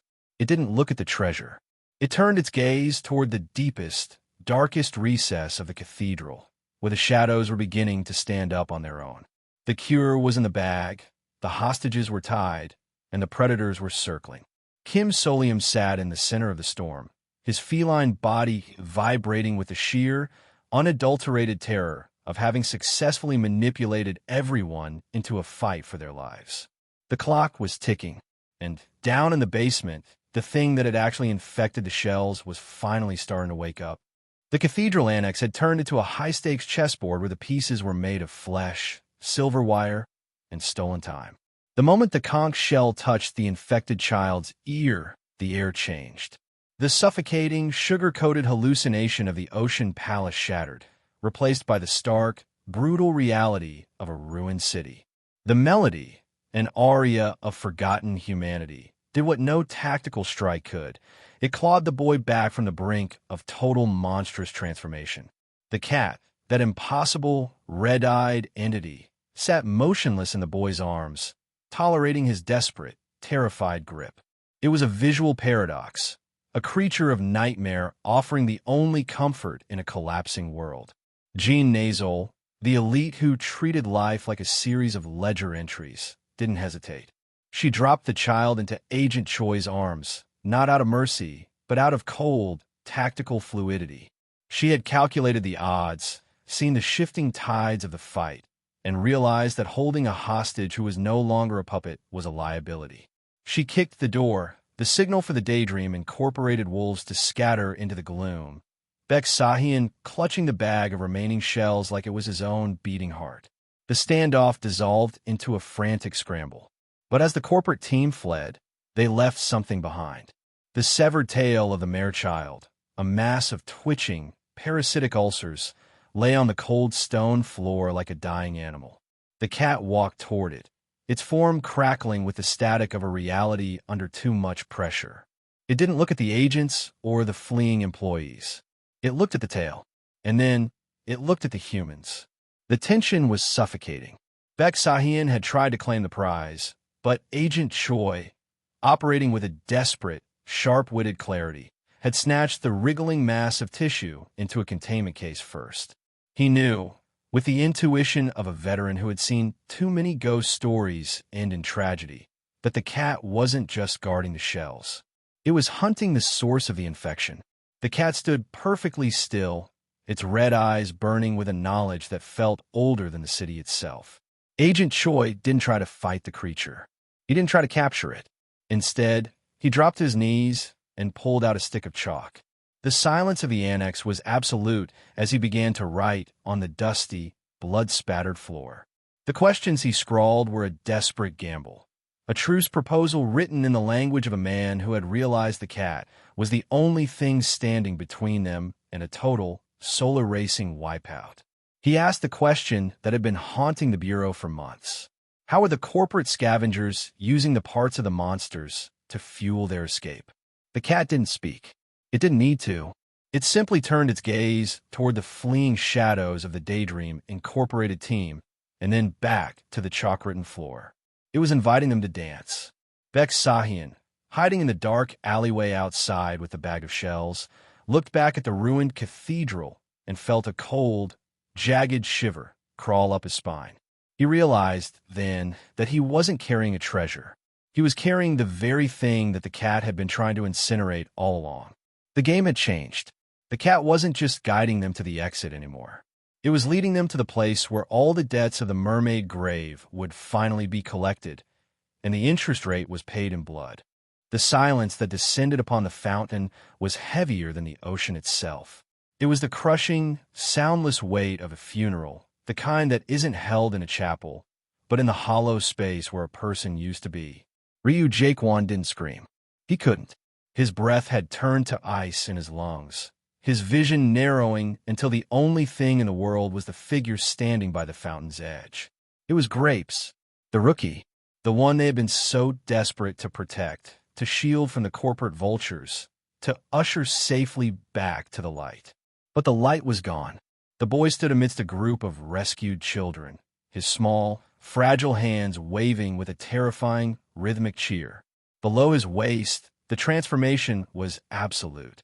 The infection had bloomed into a grotesque, pulsating tapestry of bioluminescent flesh, anchoring him to the city's floor with thick, corded masses that looked like the roots of a dying tree. He was a mere folk, but not the kind found in fairy tales. He was a biological anchor, a piece of the city's anatomy, his humanity being slowly digested by the very place that had promised them all salvation. The ulcers were not merely skin-deep. They were his new architecture. They hung from him like macabre ornaments, shifting and twitching with a life of their own. And yet he was still smiling. His eyes were wide, vacant, and filled with a saccharine, hollow innocence that was far more painful to behold than any gore. He didn't know he was dying. He didn't know he had already been unwritten. He was a child who had found a playmate in the abyss, a boy who wanted to stay for one more day in a house that was actively burning down around him. Behind Ryu, Agent Choi went as still as a statue. The suncatcher, that crude little tool of truth, burned in his grip, revealing the horrific reality that the hallucination of the Ocean Palace had been trying so hard to hide. The corporate squad, the ones they had brokered a fragile, blood-stained truce with, drifted to a halt. Even their cold, professional masks flickered. They had seen monsters, they had seen profit, they had seen death, but they had never seen a sacrifice this complete. The cat was gone. The grand orchestrator of this nightmare had vanished, leaving behind a trail of chalk and an empty window. But the message remained, hanging in the stagnant air like a sentence. The escape vessel was waiting. The cure was in their hands, but the price for every life saved had already been tallied. Ryu looked at his hands, then at the rookie's translucent, ulcerated skin. He realized with a sickening clarity that the cat hadn't been leading them to save everyone. It had been leading them to the place where they would have to choose who to leave behind. The rookie waved again, a bubbly, infectious laugh escaping his lips, a sound that, in the silence of the sunken city, sounded like the tolling of a final, iron bell. The infection pulsed. The fountain water began to glow with a sickly, rhythmic luminescence. And then, from the depths of the city, the true host began to sing. The scene at the central fountain was a tableau of slow-motion catastrophe. The rookie, the one they called Grapes, sat amid the children, his laughter ringing out like a cracked bell. To his eyes, the filth was gold, the ulcers were ribbons, and the encroaching decay of the Ocean Palace was a dream that never ended. Ryu Jaquan felt the cold, hard reality of the field pressing against his skull. He had seen this before. The point of no return where the mission turns into a funeral. He had seen agents reach for a hand only to grasp at liquid, seen them step into a shadow and simply cease to be. But the speed of this infection was a jagged, cruel anomaly. Agent Choi was the anchor. He moved with a practiced, hollow lightness, his face an expertly crafted mask of cheerfulness that didn't reach his eyes. He approached the boy who was no longer a boy, the rookie whose body was being rewritten by the city into something static and parasitic. The balloon method, a ritual of escape as absurd and fragile as the ghost story that demanded it, had failed. It was the ultimate, terrifying indicator. The infection had become a gravity well, a physical and conceptual anchor that refused to let its prize go. The tumorous mass, that twitching tail of necrotic tissue, was essentially saying, "He belongs to the house now." Ryu watched from the periphery, his pulse a frantic drumbeat. He saw the way the rookie's hand, or what was left of it, dangled with a slack, rubbery disconnect. Every instinct in his body screamed for a tactical strike, for the use of the cure, for a violent, desperate extraction. But Choi moved with the terrifying patience of a man who knew they were already standing on the edge of a cliff. He looked at the rookie, then at the children huddled around him. The logic was cold, sharp, and entirely devoid of hope. To save the rookie was to gamble with the lives of those who could still be retrieved. And yet, to leave him was to abandon the very soul of the Bureau's code. The air around the fountain seemed to darken, the colors of the world leaching away until only the sickly, bioluminescent glow of the infection remained. Choi turned back to Ryu, his lips moving in a silent, jagged line. The conversation that followed wasn't just about protocol. It was about the brutal, silent math of sacrifice. They were no longer investigators in a supernatural disaster. They were pallbearers, trying to pry a friend away from the clutches of a hungry god. But as the rookie agent looked up, his eyes glassy and shimmering with the reflection of the false palace, he tilted his head. A thick, wet strand of infection shifted across his cheek, mimicking a smile. It wasn't a child speaking anymore. It was the house, testing the hinges of their resolve. They had the cure, but they were running out of time. And in the distance, the cathedral clock, long rusted into silence, suddenly began to chime, each note a heavy, vibrating toll that heralded the arrival of something that had been waiting for the final piece of its collection to arrive. The rookie's eyes flickered. A moment of clarity, sharp as a razor, cut through the fog. He looked at his own hand, then at his superiors, and for a heartbeat, he wasn't a monster or a child. He was an agent, and he knew exactly what was coming next. The path to the escape terminal was a lesson in forced ignorance. To reach the threshold of salvation, they had to convince 28 children, whose minds were currently saturated with the bioluminescent syrup of a fake paradise, to walk blind into a void. It was a macabre game of follow the leader, where the leader was a rookie agent whose body was slowly becoming a structural component of the nightmare they were trying to flee. Kim Soleum's voice, filtered through the static of his own dying consciousness, carried a strange, eerie authority. As he whispered to the children, coaxing them to close their eyes and find the shiny thing in the dark, Ryu Jaquan felt his own skin crawl. The children weren't just playing. They were being led through a membrane of reality, crossing a bridge where the laws of the ghost story didn't apply. When they stepped into the emergency corridor, the contrast was jarring. For the Daydream Incorporated employees, it was just a grimy, industrial utility tunnel. But for the children, the world had been bleached. The ornamentation, the illusions of mare palaces and shimmering treasures, had been stripped away to reveal a stark, white, featureless geometry. It was the architectural equivalent of a blank page, and in the world of the supernatural, that was always the place where the author hid the most dangerous secrets. They reached the terminal. It was a place of rusted iron and shattered dreams, a graveyard for technology that had once promised a clean exit. 7 pods had been the original fleet. 6 were now nothing more than hulls filled with the desiccated, blackened sludge of failed escapes. Only one remained. The capsule-type pod loomed in the center of the chamber, a monolithic hunk of alien design. It didn't look like a vehicle. It looked like a mouth. The air in the terminal was stagnant, tasting of ozone and ancient, dried fluids. As the two factions, the desperate agents and the greed-driven corporate scavengers, converged on the pod, the silence became absolute. They had the angel-sized shells, the key to the cure, and a single vessel to save a crowd that had already outgrown the seats. Agent Choi looked at the capsule, then back at Kim Soleum, who stood among the children with a terrifyingly serene smile. The rookie's tumorous tail mass twitched, dragging along the floor like a heavy, leaden anchor. He was so far gone that he didn't even realize the pod was designed for a pilot, not a rescue mission. The corporate team held their weapons at low ready, their eyes darting between the pod and the shells. They were counting seats. They were counting lives. And in the back of everyone's minds, the same sickening realization took root. The pod wasn't just a transport. Given the state of the terminal and the remnants of the others, it was an extraction mechanism that demanded a specific toll. Before anyone could make a move, the capsule's interface flickered to life. It didn't beep or buzz. It projected a sequence of symbols onto the white floor, a language that didn't use letters, but rather numbers. 12. The count of the shells. The count of the seats? Or was it the count of the souls required to initiate the launch?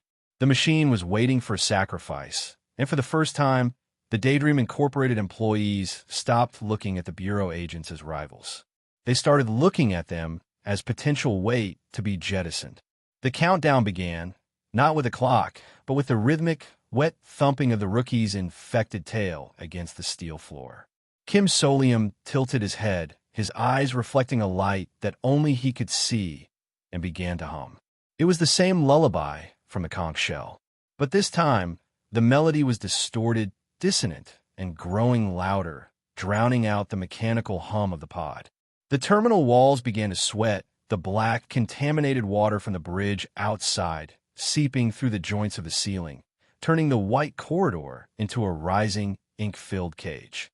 The escape route had opened, but the house was not letting them leave without paying the arrears.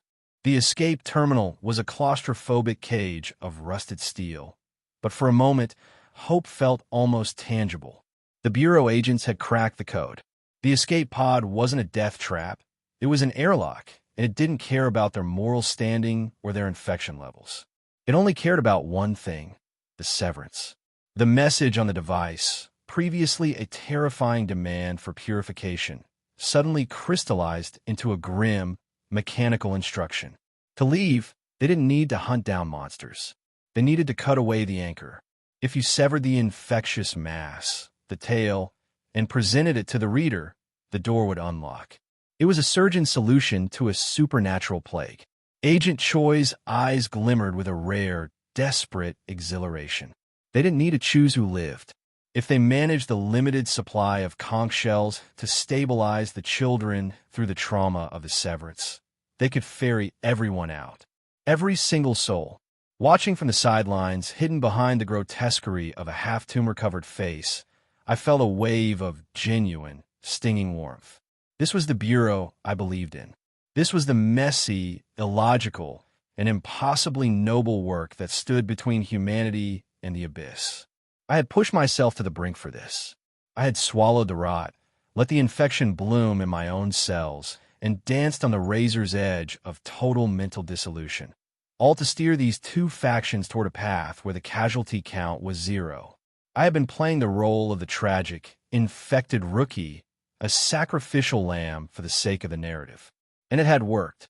My identity was buried under layers of biological horror, and the agents were finally holding the key to a mass salvation. I caught myself almost weeping, the strange, high-pitched sensitivity of the child form making my chest ache with a sudden, overwhelming swell of pride. Sniff! It was enough to make a hardened survivor believe in fairy tales again. But ghost stories are notoriously allergic to happy endings. The air in the terminal suddenly went dead. Not quiet dead. The mechanical hum of the life support systems didn't just stop. It was suppressed, smothered by a pressure so immense it felt like the walls themselves were holding their breath.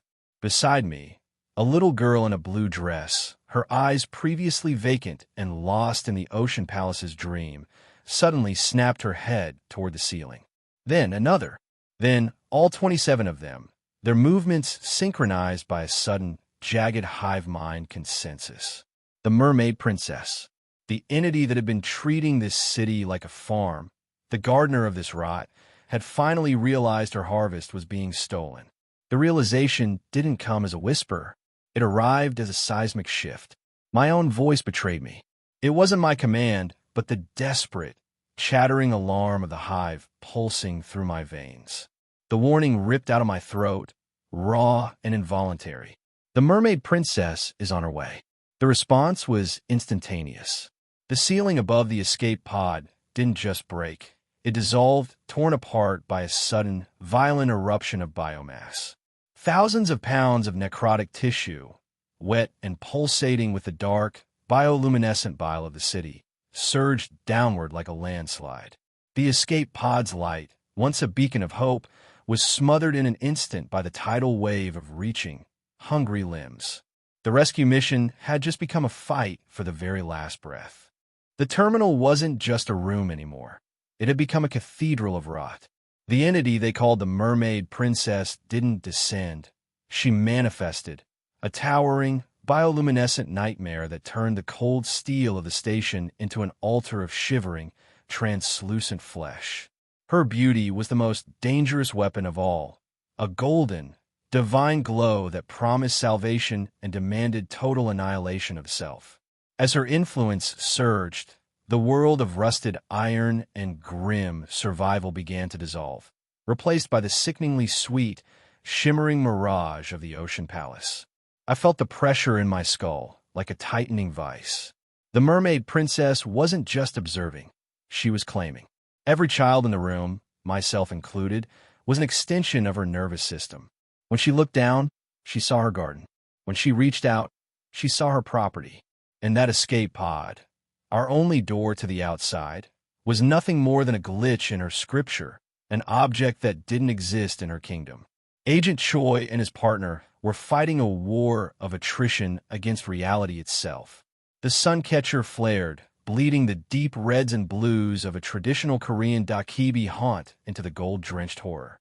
For a heartbeat, the air crackled with the collision of two impossible worlds, an ancient, folkloric protection clashing against a modern, bio-horror nightmare. While the adults scrambled to exploit the chaotic friction between these two anomalies, Baek Sahian was clawing at the floor, his face a mask of panic and predatory calculation. He wanted to run. He wanted to break away from me and dive into that pod, even if he had to trample every child in his way to do it. He tried to trick me. He tried to bait me with words, thinking I was just another hollowed-out husk of an infected host, a child whose brain had been reduced to a puddle of infectious mucus. I kept my hand clamped to the back of his neck, pinning him to the filthy deck. I didn't care about his greed. I didn't care about his pathetic attempts to negotiate with a monster. I only cared about the exit. I pressed his head down harder, not out of malice, but because he was a liability and I needed him to see what I was seeing. I dragged my finger through the grime and debris on the floor, ignoring the twitching, parasitic ulcers that were slowly claiming my own arm. I didn't write about the Mermaid Princess. I didn't write about the escape pod. I pointed toward the dark, narrow service passage, the one that snaked away from the terminal, leading deeper into the infrastructure of the city, away from the pod, away from the princess's direct line of sight. Baek Sahian looked at the floor, then at me. His confusion was palpable, a jagged rhythm of fear and doubt. He didn't get it. He was still thinking in terms of escape pods and tickets. He was still thinking like a corporate rat. He couldn't grasp that the pod was a lure, a honey trap for the desperate, and that the only way to survive a gardener who could see everything was to hide in the cracks she had forgotten to prune. I looked at the passage, then back at the shifting, grotesque mass of the Mermaid Princess above us. Her tendrils were beginning to adapt, the dakhibi flames flickering and dying as her divine pressure overwhelmed the room. The time for games was over. I released his head and gave him a single, violent shove toward the darkness of the service tunnel. I wasn't saving him. I was using him as a scout for a path the Mermaid Princess didn't even know existed. And as the ceiling above us began to buckle under the weight of her final arrival, I realized that for the first time since this nightmare began, the cat, or whatever I had become, wasn't the one being hunted. I was the one setting the trap. The air in the terminal felt like it was being inhaled by a cosmic lung.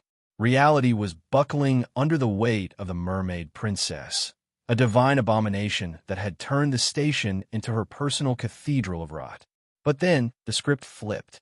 The children, suddenly galvanized by a dark, intoxicating frequency that bypassed the princess's golden grace, descended into a frenzy. It was a scene of visceral, unadulterated horror. They weren't just saving themselves. They were performing a ritual of mass self-mutilation, tearing their own infected appendages away with screams that sounded like tearing metal. Blood and infectious mucus painted the floor, a chaotic sacrifice to the gods of survival. Ryu Jaquan scrambled to bind the wounds, his hands shaking. He looked up, his sanity fraying at the edges as he caught a fleeting, forbidden glimpse of the world's true architecture. The madness wasn't just in the rot. It was in the code of the reality they were trapped in. But in the center of the carnage, the rookie was missing. From the shadows of the secondary corridor, a figure lunged into the fray. A Daydream Incorporated employee, his mask splattered with the gore of the fallen. He was sprinting, gasping for air, with the limp, blood-drenched form of Kim Soleum slung over his shoulder. The employee hurled a glass bottle, a simple, brightly colored vial that looked entirely out of place in this tomb of flesh. It shattered against the colossal tumor mass that served as the princess's anchor. Surprise syrup for kids. The effect was instantaneous and grotesque. The syrup didn't burn like acid or explode like fire. It acted like a psychic solvent. As the liquid soaked into the pulsating ulcers, the giant, divine projection of the mermaid princess shuddered. Her golden aura turned a muddy, bruised purple. The connection, that invisible, humming web that kept every mere child tied to her will, snapped like a guitar string pulled to the breaking point.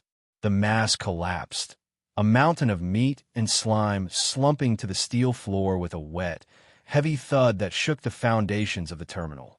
The opening was impossibly small. The potion wouldn't hold. The princess was a creature of a different dimension, a parasite that ate madness for breakfast, and she was already beginning to twitch, her tendrils searching for a new tether. Agent Bronze didn't wait for a second invitation. He grabbed the nearest children, his eyes locked on the escape pod's gate.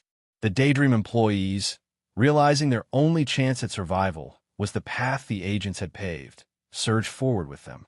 The pod's interface was blinking, the red warning lights reflecting in the pools of blood at their feet.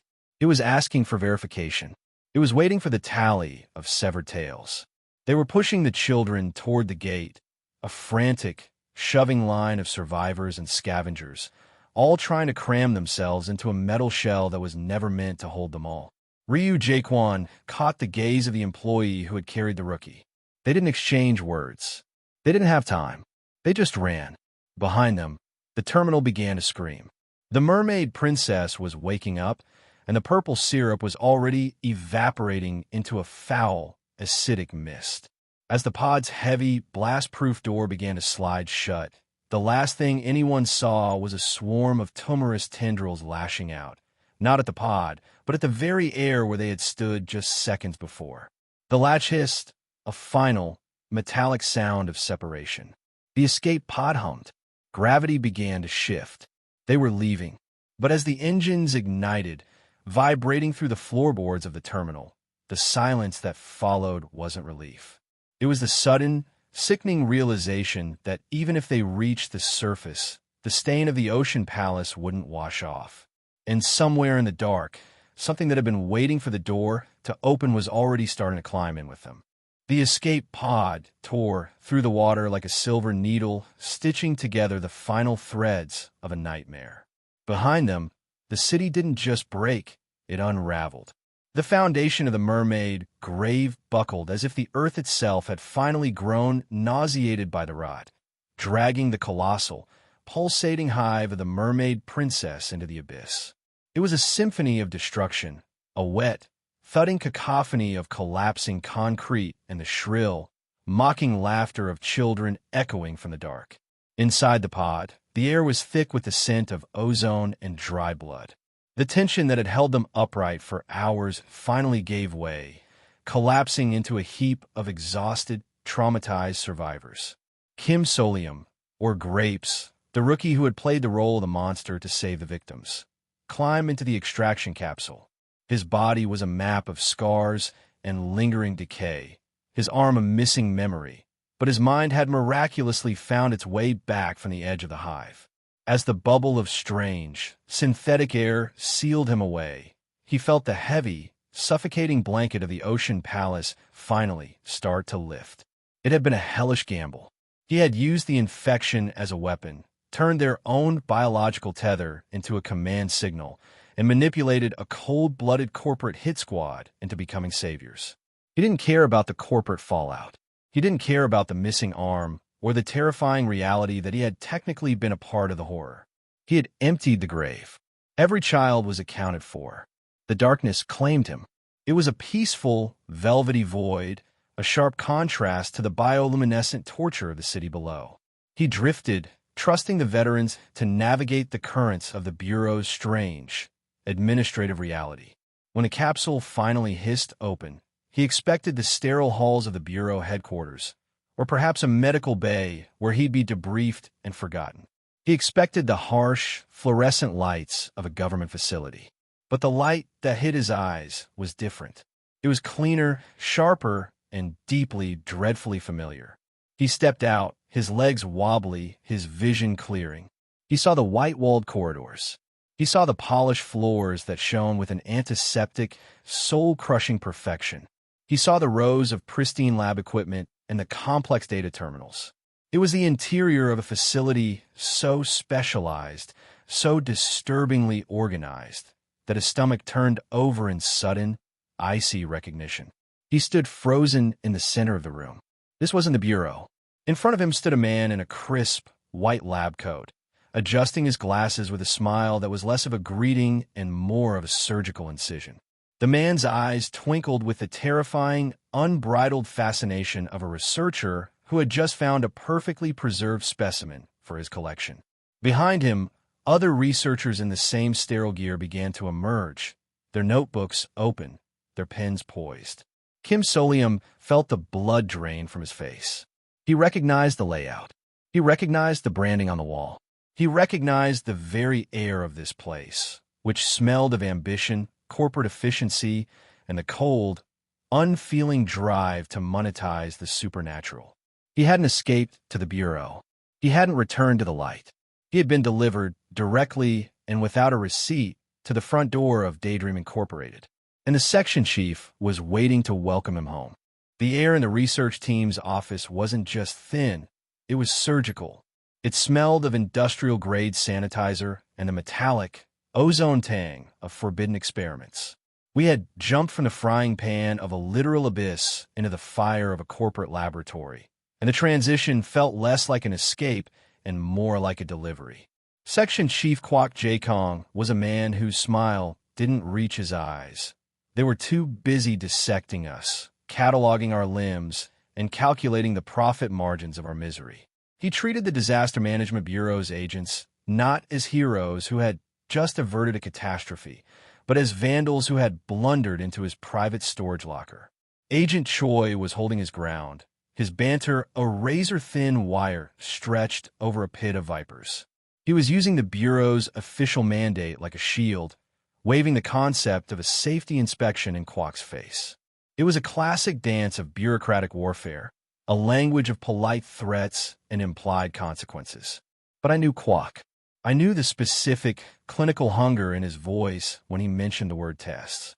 I stayed curled on the floor, my breath shallow, my heart hammering against my ribs like a trapped bird. I wasn't just hiding from the corporation. I was hiding from the version of myself that had once belonged to them. My right sleeve was empty, a jagged, pathetic reminder of the price I'd paid.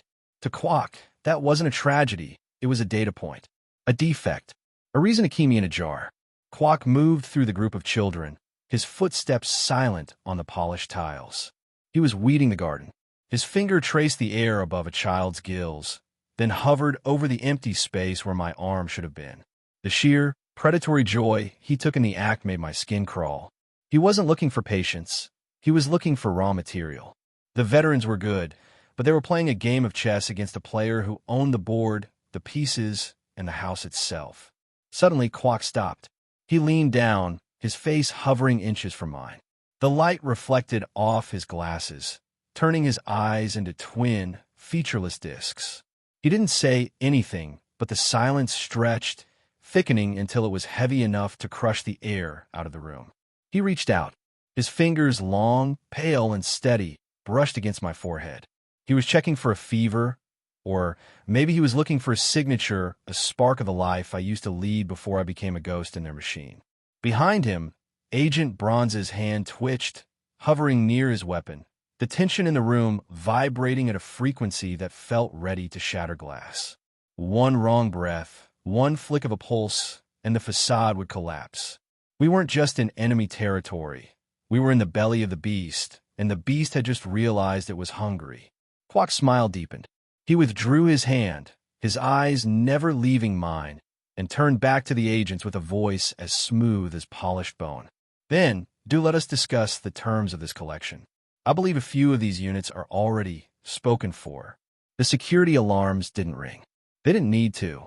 The locks on the office doors clicked shut with a definitive, heavy sound that echoed in the marrow of my bones. We weren't leaving. And for the first time, I realized that the rescue hadn't ended at the terminal. It had only brought us to the final, darkest room of the house. The tension in the research team office was thick enough to carve with a scalpel.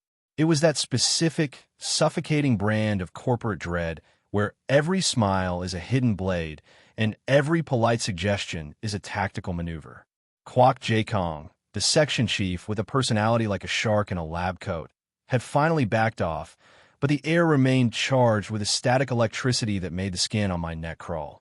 We were in the lion's den, and the lion had decided to play with his food. My veteran supervisors were holding the line, sitting on the cold floor like statues of granite, keeping a protective circle around the children. It was a classic stalemate, but in a company like Daydream Incorporated, a stalemate was just a prelude to a massacre. I kept my head down, playing the part of the traumatized, broken rookie, my heart hammering a frantic rhythm against my ribs. Then came the arrival of the ethical researcher. She looked like a ghost of her former self. Eyes sunken, skin a pale, papery gray. She moved with a practiced, gentle grace, offering recovery potions to the wounded children. It was a masterclass in psychological warfare. She was the friendly face, the harmless distraction designed to lower the guards of two battle-hardened government agents. The Bureau agents scanned the potions with their equipment. The reading came back green. Harmless. Standard issue. They allowed the children to drink. I took my bottle, my hands trembling, partly from the ruse and partly from the sheer adrenaline of the situation.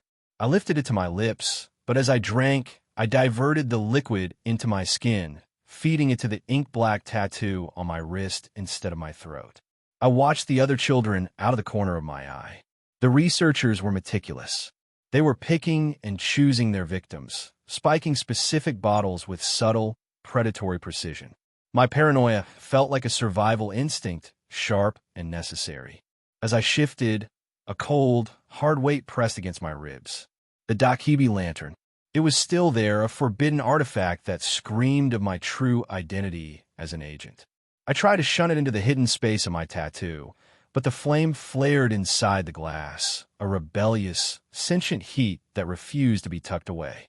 It didn't want to be hidden. It wanted to burn.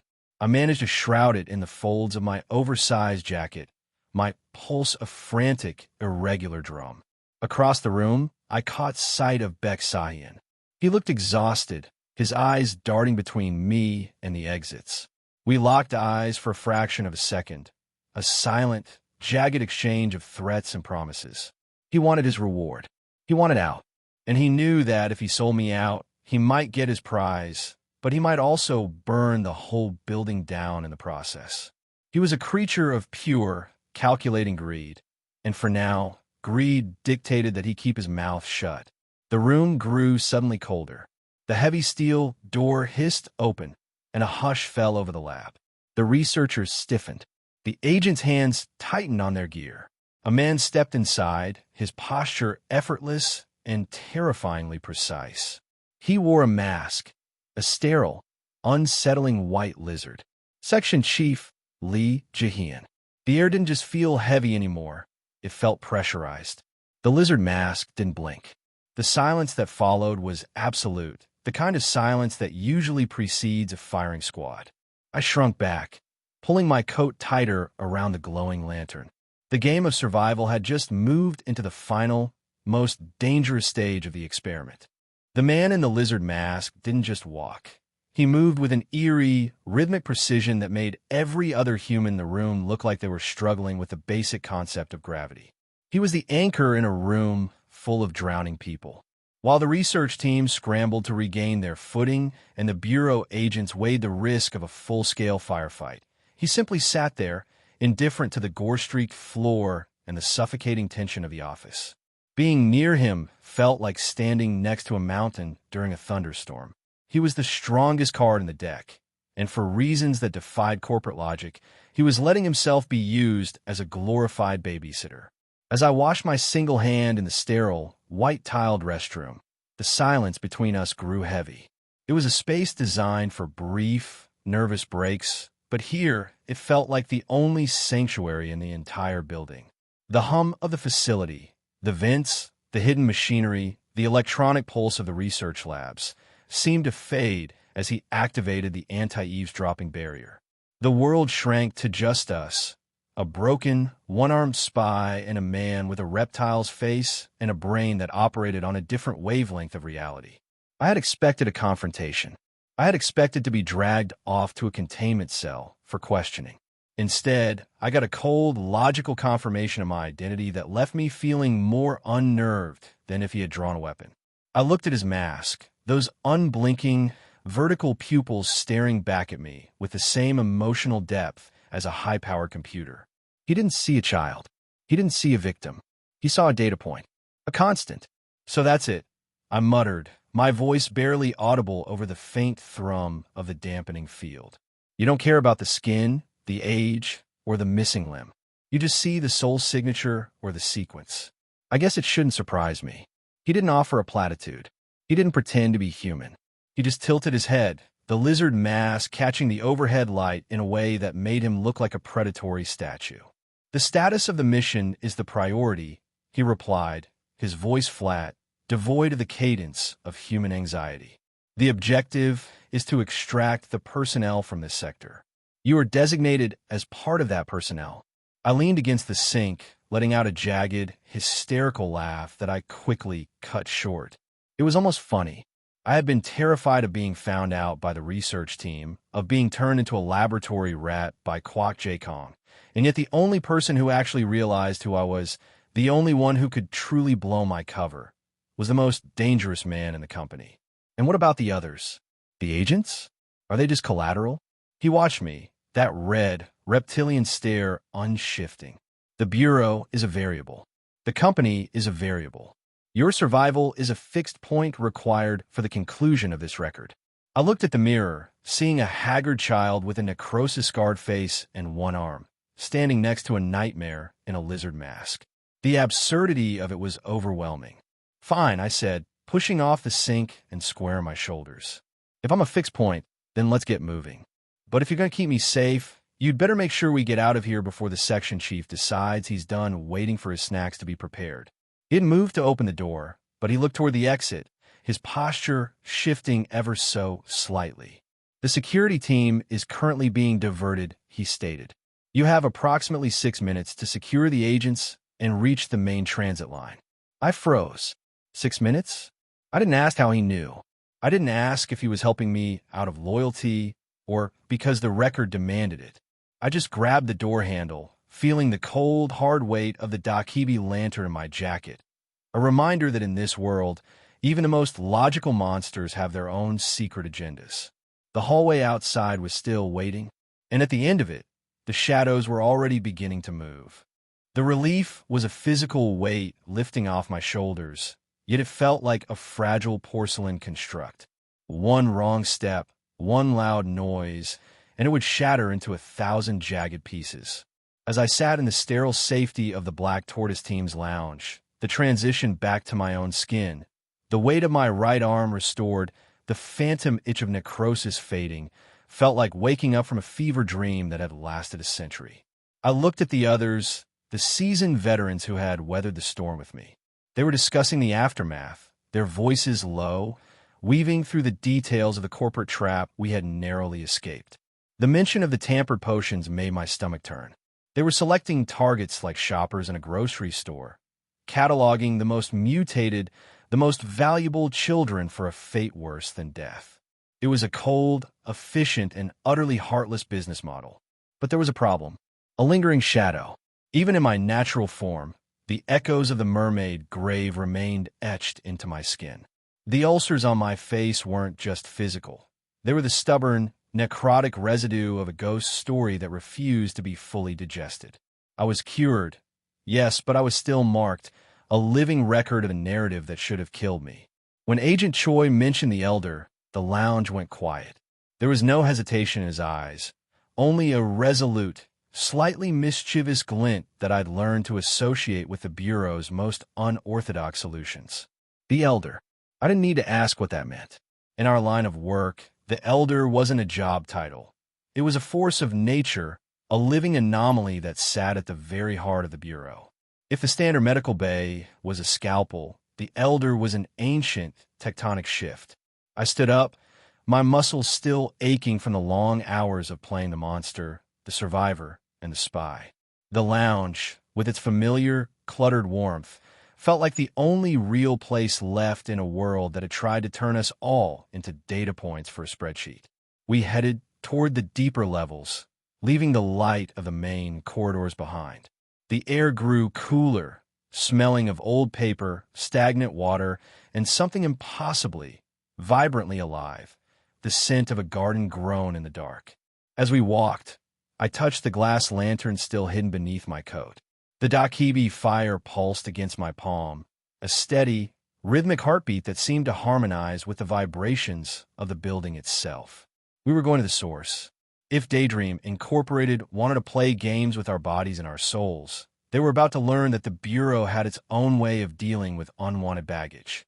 The door to the Elder's chamber loomed ahead. It was ancient, bound in iron, and covered in seals that moved like living things when they caught the flickering hall lights. Agent Choi looked back at me, a calm, reassuring smile on his face. Ready, grapes? This won't just clean the scars.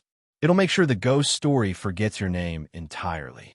I took a deep breath, the air filling my lungs with a sudden, sharp clarity. The grave was empty. The mere children were safe. Now it was time to close the book. I stepped forward, the iron seals groaning in recognition of the fire I carried, and pushed the door open. The darkness inside wasn't empty. It was watching. The sunlight filtering through the hospital window was no longer the fading orange of a city dusk. It had deepened, curdling into a pale, luminescent silver that didn't belong in a convalescent home. I looked back at the door, the mundane, beige-painted wood that had led us here from the bustling city of Seoul. It was gone. In its place stood a shimmering, warped barrier of air that felt like the surface of a deep, forgotten well. The hospital room had expanded. The walls didn't end where the architectural blueprints said they should.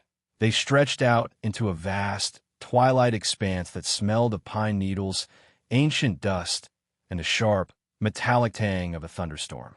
I turned my gaze back to the bed. The elderly woman, Park Hong-rim, hadn't changed, but the aura around her had. The peaceful, grandmotherly shell was now merely a veil. Beneath it, I could feel a furnace of raw, impossible energy. It wasn't the sterile power of a lab experiment or the corrupting rot of a ghost story. This was something primordial. The Dakibi fire hidden beneath my coat, the very flame that had been my guide, my weapon, and my anchor, suddenly surged. It didn't just warm my skin, it resonated. It felt like a choir singing in a dead language, a vibration that started in my marrow and radiated outward. Agent Choi and Agent Braun stood back, their heads bowed. They weren't just showing respect to a superior. They were acting like acolytes in a temple of living myth. The elder's chest rose and fell, but not with breath. With every movement, reality itself seemed to flex. I looked at the bed and didn't see a woman anymore. I saw a lighthouse. Her body was a containment vessel for a sun that had decided to burn in reverse, tethering the ethereal to the material, holding the world together from the inside out. I stepped closer, my heartbeat slowing to match the rhythmic pulse of the flame on my wrist. "Forgive me," I whispered, though I wasn't sure if I was speaking to her or to the silence itself. The air grew heavy, tasting of ozone. The room began to ripple. The message-filled picture frames on the wall flickered, the handwritten notes glowing with a soft, spectral light that defied the gloom. I felt a pressure in my mind, a gentle, probing touch that didn't feel like an intrusion, but like a recognition. It was a question, silent and profound, asking if I was ready to leave the safety of the known world behind. I thought of the mermaid grave. I thought of the empty office, the white lizard mask, and the way my own body had been rewritten by the horrors we'd survived. I realized then that there was no going back to the person I had been before the disaster. The desk job, the corporate ladder, the safety of anonymity, they were ghosts of a life I could no longer inhabit. I reached out, my fingers hovering just inches from the elder's blanket.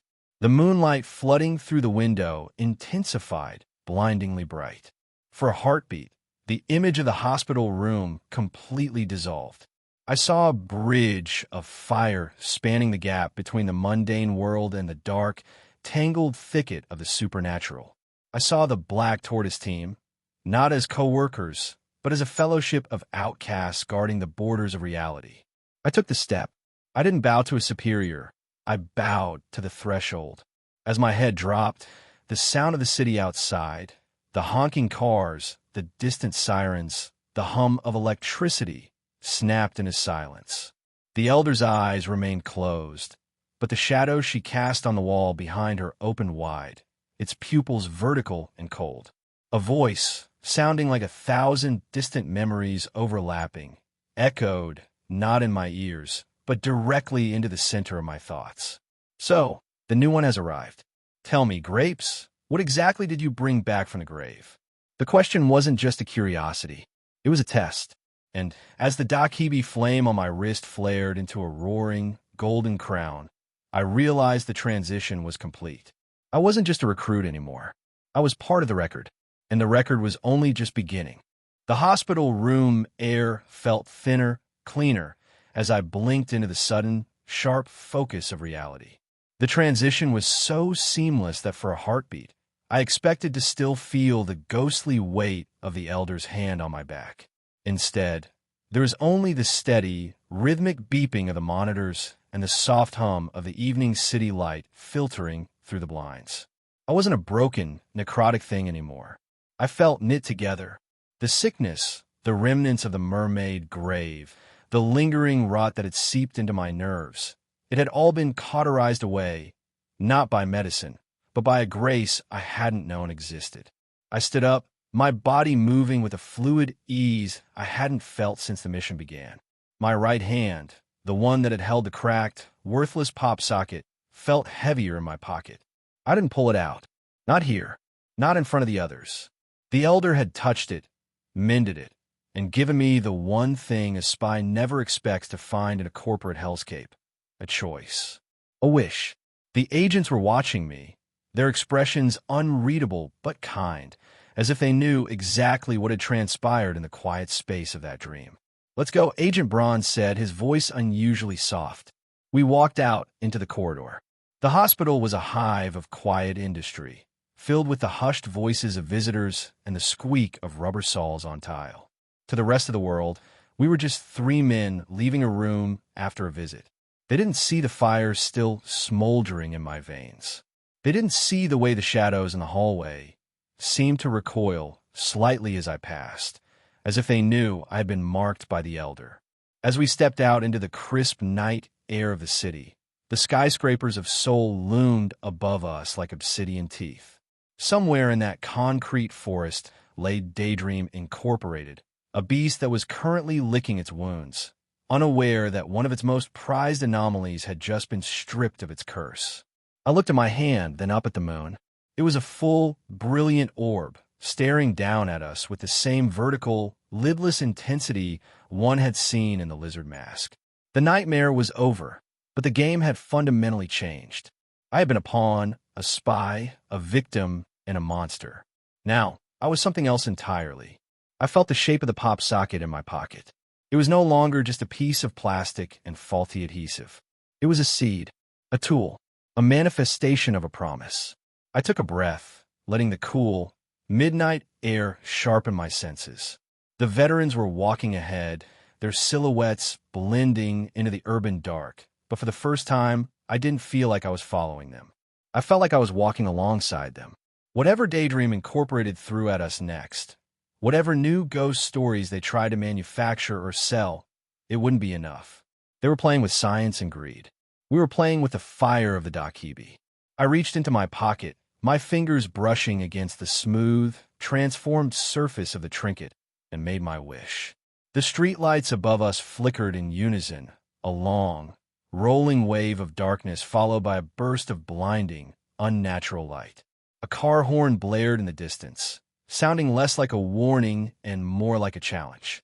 I stepped onto the asphalt, my shadow stretching out long and sharp behind me, and realized the city didn't look like a maze anymore. It looked like a hunting ground. The night air was finally cooling, scrubbing the stench of the mermaid gray from my skin. My teammates had cycled off into the dark, their laughter fading into the hum of the city, leaving me alone with the weight of my smartphone and the peculiar, newly mended weight of the pop socket in my pocket. I was safe. I was out. And yet, the crushing realization of my actual job description hit me like a physical blow. I was not just a survivor. I was a professional headache. I had to contact Director Ho. I had to report on the catastrophe that had unfolded inside Daydream Incorporated, and frankly, I wanted to cry. They call this luck. Having a supervisor who drags you through the abyss and then hands you a mountain of paperwork while you're still literally vibrating from near-death experiences. It is the kind of luck that makes you want to quit life, not just the bureau. But while I stood there debating the merits of tossing my phone into the nearest sewer, a different kind of chaos was unfolding elsewhere. The Disaster Management Bureau was already buzzing. My teammates, those absolute menaces on bicycles, were busy turning my survival into a legend. They were painting my actions, the ones born of sheer, unadulterated panic and the desperate need to not die, as a masterclass in tactical skill. They were calculating my aptitude scores, projecting my future, and inadvertently painting a giant, glowing target on my back. They were convinced I was a prodigy. I was just a guy who had been too tired to die. Meanwhile, back at the heart of the beast, Daydream Incorporated was losing its collective mind. The research team was currently a pressure cooker of professional hysteria. They had been robbed. The Disaster Management Bureau had swooped in and snatched their precious mare children, and now the researchers were scrambling, interrogating every terrified survivor they could get their hands on. They were looking for data, for answers, for something they could turn into a profit margin. What they got instead was a collective nervous breakdown. The testimonies were an incoherent slurry of trauma. Some swore they had seen a monster. Others insisted they had seen things that defied the laws of physics. But the one thread weaving through every panic confession was the presence of a silent, watchful shadow. A black cat. The reports were piling up, stamped with red ink and desperate annotations. They described an entity capable of distorting reality, a being that didn't just play by the rules of the ghost story, but rewrote them entirely. They didn't know the cat was a manifestation of my own chaotic survival instincts, a byproduct of a story I had barely managed to contain. To them, it was an enigma, a transcendental anomaly, a new, terrifying variable in their meticulously controlled equation. They didn't just study it, they feared it. They gave it a code. They gave a file. They essentially rolled out the red carpet for a nightmare they had accidentally birthed. As I stood in the quiet of the street, phone in hand, I felt a shiver that had nothing to do with the wind. The rumors were already out of control. The mystery was already being codified. And somewhere in the dark, the black cat was still watching. The chaos had only just begun, and I was the one holding the leash. The meeting with Director Ho was, by all accounts, a masterclass in professional surrealism. We sat in the Fox counseling room, sipping green tea, as if we were discussing quarterly sales projections instead of the fact that I'd just survived a nightmare of literal biological horror. He was charming, attentive, and suspiciously supportive, the kind of boss who would help you bury a body as long as you filled out the expense reports correctly. He clapped in delight when I described the Bureau's incompetence, a flicker of genuine glee in his eyes. It was a bizarre, jarring contrast to the man who had ordered me to go undercover in that very same Bureau. His hatred for them felt personal, visceral, and almost comical in its intensity. Hypocrites, he'd called them. The irony was thick enough to choke on. Here I was, the company's prize infiltrator, reporting back to the man who ran a literal ghost story as an office space, complaining about the ethics of the people I was spying on. But I got what I came for. The request for the cheerful theme park, a place I had been marked and effectively banned from since my transition, was met with a nod of immediate, terrifying competence. He didn't ask why I needed to go back. He didn't ask about the blue mascot that had nearly ended me. He simply promised it would happen. That was the thing about Director Ho. He was a terrifyingly efficient machine. When he wasn't triggering a catastrophic mental breakdown, he was the most helpful ally you could ask for. Then, the conversation shifted. He brought up the counseling room itself. A cold, flat note entered his voice, a stark departure from his usual, performative warmth. He wasn't just suggesting I get therapy, he was demanding it. He spoke of the counselor as if he were a beacon of professional integrity, a man bound by the holy laws of his craft, despite the small detail that the man was a sentient piece of a dark, supernatural dimension. The Fox counseling room was a darkness, a prison, a stage, and yet Director Ho insisted I trust it. He tapped my shoulder, a gesture that felt less like encouragement and more like a brand. As he walked away, his presence lingering in the stagnant, tea-scented air, I looked around the room. The shadows in the corners seemed to lengthen, shifting with a rhythm that felt disturbingly like breathing. The elder had burned away my contamination, yes, but she hadn't touched the secrets I was hoarding. She hadn't scrubbed away the feeling that I was constantly being watched by the very walls of this office. I looked at the teapot. The steam rising from it didn't dissipate. It curled into strange, jagged shapes before vanishing. Director Ho was right about one thing. The counselor was an expert, and he probably knew exactly how much of my mind was still left and how much of it had been replaced by the things I'd seen in the dark. I stood up, the silence of the room pressing against my eardrums. The door was just a few feet away, but the hallway outside felt like a different universe. My smartphone buzzed in my pocket, a notification from the Bureau, a reminder of my new recruit status, and a sudden, sharp urge to get back to the office and disappear into the crowd. I turned to leave, but stopped at the threshold. A small, wooden figure sat on the counselor's desk, a fox with eyes painted in such a way that they seemed to follow me regardless of the angle. I thought of the elder's promise. I thought of the pop socket in my pocket, mended and waiting for a wish. And I realized that no matter how far I ran, I wasn't just working for the company anymore. I was becoming part of its landscape. I stepped out into the hallway, the light of the facility harsh and clinical. The door clicked shut behind me, the sound echoing like a lock being turned on a cell. Director Ho will make sure I got back into the theme park. But as I walked toward the elevator, I had the sinking, nauseating suspicion that I wasn't going back to finish a mission. I was going back to see if the monster still remembered my name. The manhole cover groaned, a rusted iron disc screaming against the pavement as I slid it back into place, sealing the world above from the damp, forgotten silence of the research lab. Down here, the air tasted of ozone and static. It was the smell of the dream incubator, that temperamental machine which hummed with a light that shouldn't exist in a place like this. I was alone.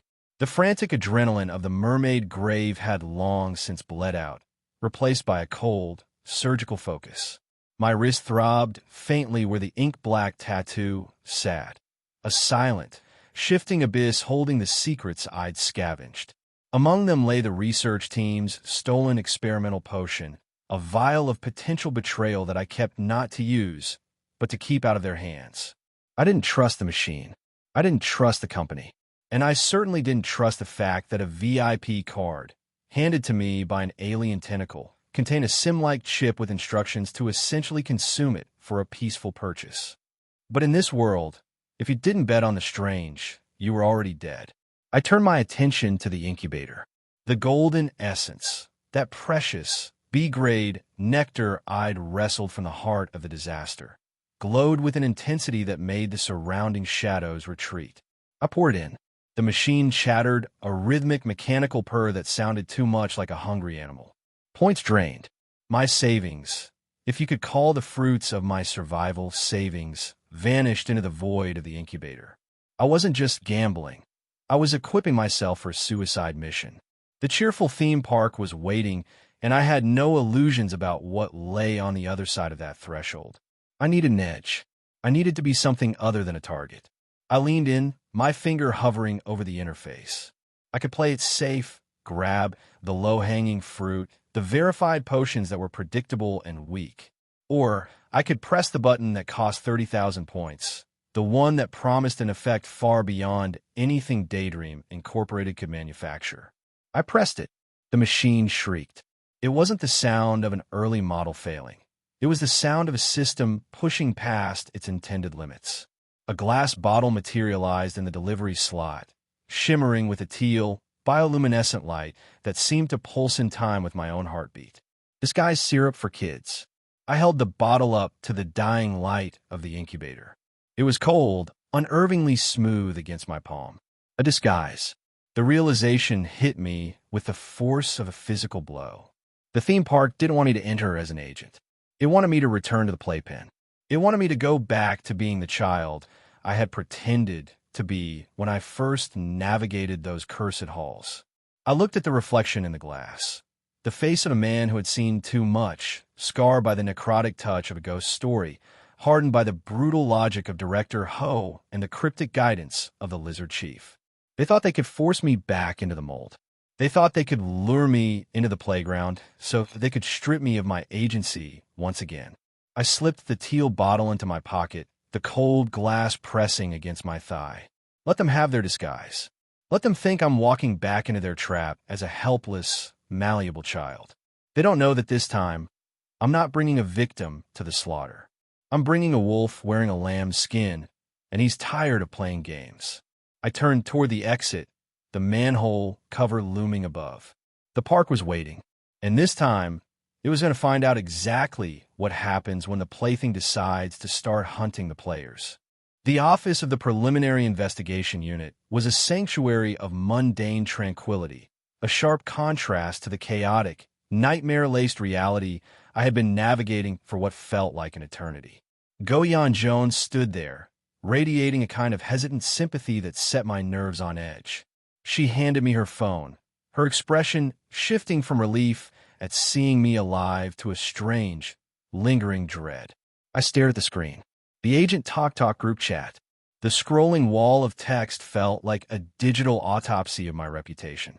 I had spent so much energy trying to stay under the radar, to move like a ghost, yet here I was being dissected in real time by the entire Bureau.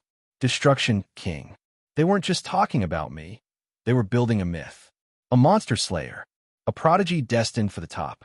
The casual, almost Johnny way they discussed the utter demolition of the mermaid grave disaster felt like a bad joke. To them, my narrow escape from certain death was a tactical success story, a resume booster. My stomach did a slow, nauseating roll. I looked up at the ceiling, wondering if there was a vent I could crawl into, some dark, quiet place where I could hide from these expectations. The youngest team leader? People were already placing bets, sending recruitment offers, and pinning their hopes on my non-existent career. I'm a spy, I thought, my fingers trembling slightly as I handed the phone back. I am a one-armed wrecking ball, currently masquerading as a fresh-faced recruit. I'm not your hero. I am just a man trying to survive until I can cash out my wish. Goyan Joan was looking at me with that same mournful, pitying smile. She knew. She understood the weight of that label better than anyone. Being competent in this bureau wasn't a blessing. It was a death sentence. It meant you were the first one they sent into the fire. It meant you were the one they expected to rewrite the rules of survival whenever a new, impossible horror manifested. I looked around a clean, sterile office. The files were organized. The coffee machine was humming. It was so peaceful. And yet, the air felt thick with the suffocating pressure of an inevitable future. The chat continued to scroll in the corner of my vision, notifications popping up with enthusiastic frequency. Recruitment pleas, backhanded compliments, and the relentless, grinding gears of the Bureau's internal politics.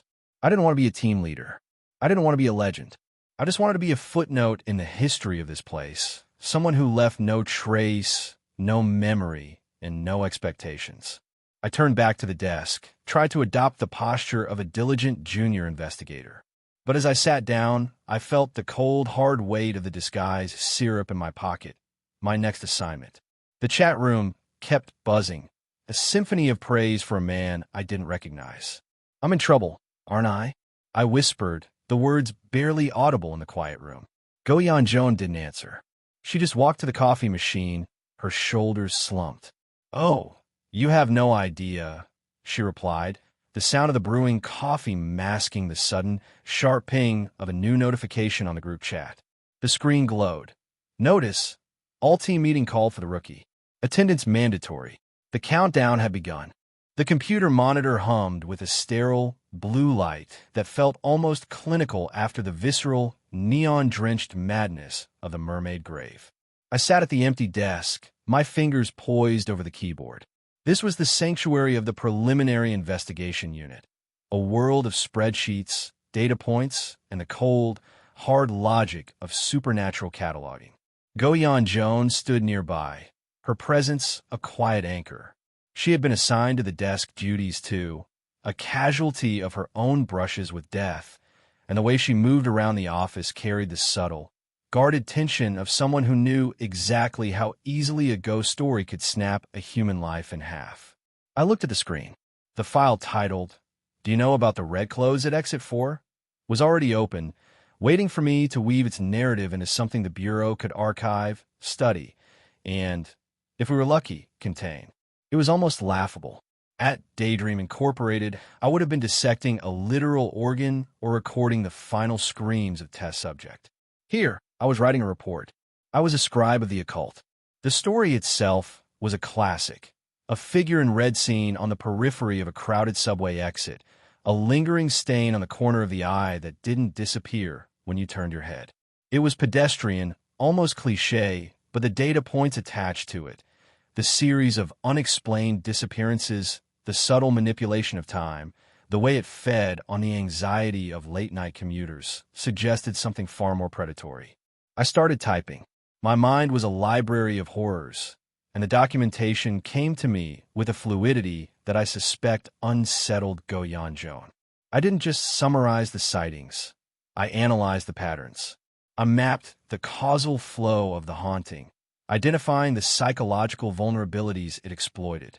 I was performing, but I wasn't exaggerating. I was just good. Too good. "You're natural," the rhythm of the keys seemed to whisper. I could feel the gaze of the team leader and the others in the office, even though they were ostensibly busy with their own tasks. They were watching, waiting to see if the Destruction King could actually handle a desk job, or if I would accidentally ignite the server room in a display of tactical brilliance. I kept my head down, my expression neutral, carefully layering my expertise under a veneer of rookie caution. The story of the red clothes at Exit 4 deepened as I dug into the archives. It wasn't just a random spirit. It was a localized distortion, a manifestation of thousands of people rushing past each other in the dark, their loneliness and anxiety coalescing into a single, vibrant, crimson threat. I leaned back, my eyes tracking the connections between the subway station's infrastructure and the sudden spikes in local supernatural activity. The logic was clear. The ghost story wasn't just haunting the exit. It was harvesting the residual energy of the commute. I looked over at Goyan Joan, who was watching me with a mixture of awe and growing apprehension. I knew what she was thinking. She was wondering how a recruit who had only just joined could have the instincts of a veteran investigator. I gave her a small, tight smile and went back to the report. If they wanted a prodigy, I would give them a prodigy. I would be the most efficient, the most thorough, and the most invisible agent they had ever assigned to a desk. I would master the archives, memorize the protocols, and climb the ladder until I had access to the secrets that lay behind the Bureau's heavy, iron-sealed doors. But as the cursor blinked, pulsing like a slow, steady heartbeat, a stray thought crossed my mind. The red clothes at exit 4. I checked the timestamp on the latest report. It had been updated only an hour ago. And then I saw it, a detail buried in the raw surveillance footage logs that hadn't been filtered yet. In the reflection of a glass advertisement board, standing just behind the blurred figure in red, was a shadow that didn't match the subway's lighting. It was a shape I recognized too well. My heart hammered against my ribs. I turned to go Yan Joan, my voice a whisper. Yan Joan SSI? Look at the reflection. It was at exit for last night. She leaned in, her eyes scanning the screen. As she zoomed in on the reflection, the air in the office seemed to drop 10 degrees. The shadow in the glass didn't just look human. It looked like it was wearing a lizard mask. The internet is a petri dish for madness. It starts with a single thread, a grain of digital dust, and before you know it, you have a full-blown infestation of collective anxiety. We live in an age where people prefer their horror like they prefer their coffee, strong, dark, and consumed in front of a glowing screen. Take, for instance, the curious case of the red clothes at exit 4. 2 months ago, it was just another bored post on a forum. A red outfit, sleeves tied twice, sitting perfectly clean on the cold concrete of a subway exit. It was weird, sure. It was eye-catching, definitely. But soon, the comments started flowing like blood from a fresh cut. People weren't just curious anymore. They were terrified. Shamanistic traps, spirit magnets, death sentences left out in the open for the spiritually weak to stumble upon. The stories mutated, growing teeth and claws as they migrated from screen to screen. Someone checked the pockets and found hair. Someone else tried to salt the area and vanished, their digital trail going cold. Their life turned into a cautionary tale. Then came the reports of the collapse, the fainting, the people who stared at the crimson fabric just a second too long and lost their grip on reality. The authorities? They are useless as usual. To a police officer, a pile of laundry is just litter. To the news, it is just a quirky internet fad for the morning segment. They have no idea that they are walking past grave markers for souls that have already been unraveled. But the Disaster Management Bureau knows. They had to learn the hard way. An agent tried to bag a sample, and 5 days later, he was staring into the abyss of a coma, his own inner flame turning against him. When he finally woke up, he didn't want to live. He wanted to wear the clothes. He wanted to fill the empty sleeves. He jumped, and the case was marked as a top-tier supernatural disaster. And now here I am.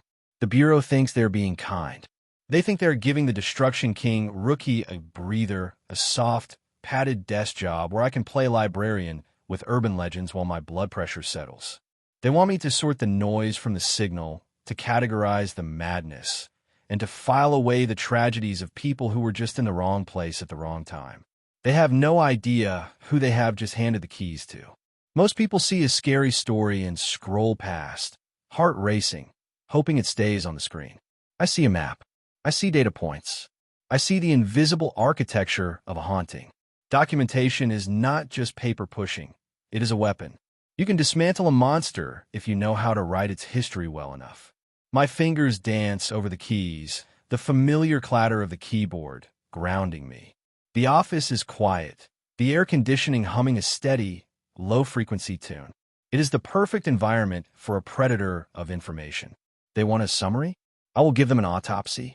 I will trace every rumor, every missing person report, and every desperate, deleted comment until I can see the pattern behind the red fabric. I'm not just going to study the ghost story. I'm going to map the butcher shop. And somewhere in the depths of this investigation, I know I will find the truth. The question is, once I identify the entity behind the red clothes, will I be the one closing the case, or will I be the one adding my own story to the next thread? The air in the office grew dense, the clinical hum of the computers suddenly sounding like a low, vibrating growl. Goyan Joan leaned closer to the monitor, her eyes scanning the lines of text as if they were a crime scene. She had spent enough time in the field to know that horror rarely arrived with a fanfare. It arrived in the margins, in the quiet, logical cracks of human behavior. Kim Soleum, or rather, The man who had been playing the role of the timid rookie with such alarming precision was mapping a monster. He didn't look at the screen like an investigator reading a report. He looked at it like a hunter observing a trail. The way he broke down the internet rumors, dissecting the psychological leverage of each comment, sent a shiver down Jan Jones' spine. He wasn't just organizing data. He was deconstructing a reality-warping virus. The pattern was terrifyingly simple. It started with noise, 1,000 different, contradictory theories that canceled each other out, keeping the urban legend in a state of harmless flux. But then a specific kind of story took hold. A story that felt authoritative, technical, and disturbingly plausible. The moment people started believing in a specific reason for the haunting, the shamanic ritual bait, the ghost story stopped being a rumor and started being a law. Jan Jones stared at the steel company employee's comment on the screen. A random office worker, posing as an expert on forbidden rituals, weaving a narrative that gave the ghost a shape, a purpose, and a set of rules. No credentials, no evidence, just a story told with enough conviction to make the reality around it bend to fit the lie. It's about authority, Soleum murmured, his voice barely a whisper. When you don't know what you're looking at, you'll believe the first person who sounds like they do. That's the bait. The moment you accept the premise of the curse, you've already given it permission to exist. He clicked on another file, revealing a map of recent disappearances. They clustered perfectly around the subways where these specific, authoritative threads had gained the most traction. It was a feedback loop of madness. The ghost story didn't create the victims. The collective belief of the commuters did. The entity wasn't just hiding in the red clothes. It was being fed by the very people who were trying to warn others away from them. Jan Jones looked at her colleague. The passive, hunched-over rookie persona was gone, replaced by a cold, sharp intelligence that belonged in a boardroom of a megacorporation, not a cubicle in the bureau. She realized then that he wasn't just documenting the disaster. He was trying to figure out how to starve it. If the belief is the engine, Jan Jones said, her voice trembling, how do you stop it? You can't exactly go on the internet and tell everyone to stop believing in ghosts. Soleum didn't answer immediately. He leaned back, his eyes fixed on the flickering reflection in the glass of the monitor. You don't fight the belief with facts, he replied, a faint, dangerous smile touching his lips. You fight it with a better story. He reached for the keyboard, his fingers hovering over the keys. But as he moved to type, the computer screen flickered. The document on the red clothes vanished, replaced by a single, pulsing window. It wasn't an internal bureau notification. It was a chat invite, and the username sent a spike of pure, freezing adrenaline through the room. User, exit_4_ guest has entered the chat. Beneath the name, a single, short message appeared, directed only at the terminal they were working on. I heard you were looking for me. The digital ink seemed to crawl across the screen, a sprawling map of human frailty transformed into a lethal, supernatural cage. We weren't just looking at a file. We were looking at a mirror held up to society, one that reflected our own frantic, imaginative decay. The mechanism was sickeningly elegant. A discarded jacket, a moment of confusion, and the internet's desperate, hungry need for something, anything, to be more interesting than their mundane lives. We had collectively willed a monster into existence, fueled by the intoxicating cocktail of fear and the false authority of strangers on a forum. Jan Jones stared at the monitor, her face pale. She saw the trap for what it was, a self-fulfilling prophecy. You can't argue with a nightmare once it starts breathing. The Bureau's traditional methods, the memory wipes, the incinerated evidence, were just temporary bandages on a wound that refused to heal. It was a cycle of maintenance, never a cure. But then Soleum shifted. The timid, hunched-over act that had served him so well in the corridors of power flickered out. He wasn't playing the part of the desk jockey anymore. His posture straightened, and his fingers struck the keys with a terrifying, rhythmic purpose. He wasn't writing a report. He was writing a virus to counter a virus. I leaned back, watching him. The silence of the office felt suddenly brittle, as if the room itself was holding its breath. He wasn't trying to destroy the ghost's story through force. And he wasn't trying to erase the memories of the terrified masses. He was doing something far more dangerous. He was going to rewrite the legend. The screen flashed as he finalized the document. He wasn't suggesting that the red clothes were a hoax. He was suggesting there was something else entirely. Something smaller. Something ridiculous. He was injecting a new narrative into the bloodstream of the internet. A story that turned the terrifying, shamanic bait into an embarrassing, pathetic blunder that no self-respecting person would ever be afraid of again. It was a masterclass in psychological warfare. If the ghost story grew because people believed in the weight of its mystery, then he would crush it by stripping it of its dignity. He looked over at me, his eyes sharp, reflecting the blue light of the screen. The shadow of his former passive persona had completely vanished. If they want a horror story, he whispered, the corners of his mouth curling into a smile that was equal parts analytical and cruel, then I'll give them a comedy. And no one fears a punchline. He pressed the enter key. Across the city, across the forums, and across the digital dark, the narrative began to shift. The tension in the room didn't break. It transformed. I could almost feel the phantom weight of the ghost story beginning to loosen, as if the monster itself were confused, losing its grip on the reality that had sustained it. But then the monitor glitched. The cursor stopped blinking. A notification pinged. Not from the bureau, not from an agent, but from the entity itself. The chat window that had opened earlier expanded, the text cascading down the screen in a frantic, disjointed stream of data. You think you can change the ending? The lights in the office buzzed, flickering once, twice, and then dying completely. In the sudden, absolute darkness, the only thing I could see was the faint, bioluminescent glow of the teal disguise syrup bottle tucked away in Soleum's pocket. He didn't scream. He didn't even flinch. He just leaned into the dark, his voice steady, echoing against the silent equipment. I don't need to change the ending, he said, his tone colder than the grave. I just need to make sure the audience stops watching.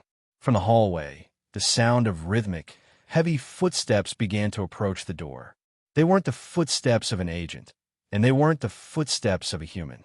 They sounded exactly like the wet, dragging fabric of someone, or something, wearing a heavy, red coat. The resolution of the red clothes at Exit 4 was, by all accounts, a masterclass in petty psychological warfare. It was not a battle of exorcism or a standoff against a demonic entity. It was, in essence, a digital smear campaign. By framing the terrifying urban legend as nothing more than a marketing stunt for a bottom-tier gambling site, and then letting a desperate, attention-seeking cult trip over themselves to claim ownership, Kim Soleum had effectively stripped the monster of its teeth. Once a horror story becomes a source of social annoyance, rather than a source of existential dread, its power evaporates. Nobody fears a ghost that reminds them of a spam text message or a pushy stranger in the street asking for coffee. The entity that had been feeding on the collective anxiety of the city suddenly found itself starving. Kim sat in the office, his posture as impeccable and unassuming as a well-filed report, watching the digital death of the legend. The comment sections were no longer filled with trembling testimonies or panicked whispers. They were overflowing with vitriol, mockery, and the dismissive wave of a public that had been played for fools. It was the ultimate cold-blooded victory. But as the group chat exploded with praise, a different kind of trap began to snap shut. The words "Destruction King" echoed through the digital halls of the bureau like a drumbeat. He had intended to prove he was a master of the desk, a man who could solve disasters with nothing but a well-timed document. He had successfully resolved the case without a single scratch, without a drop of blood spilled, and without a single ritual. He had done his job too well. Goyan Joan watched him from the corner of her eye, her expression a mix of awe and profound, silent apology. She saw the notification pop up on his screen before he did. The official transfer notice. The promotion.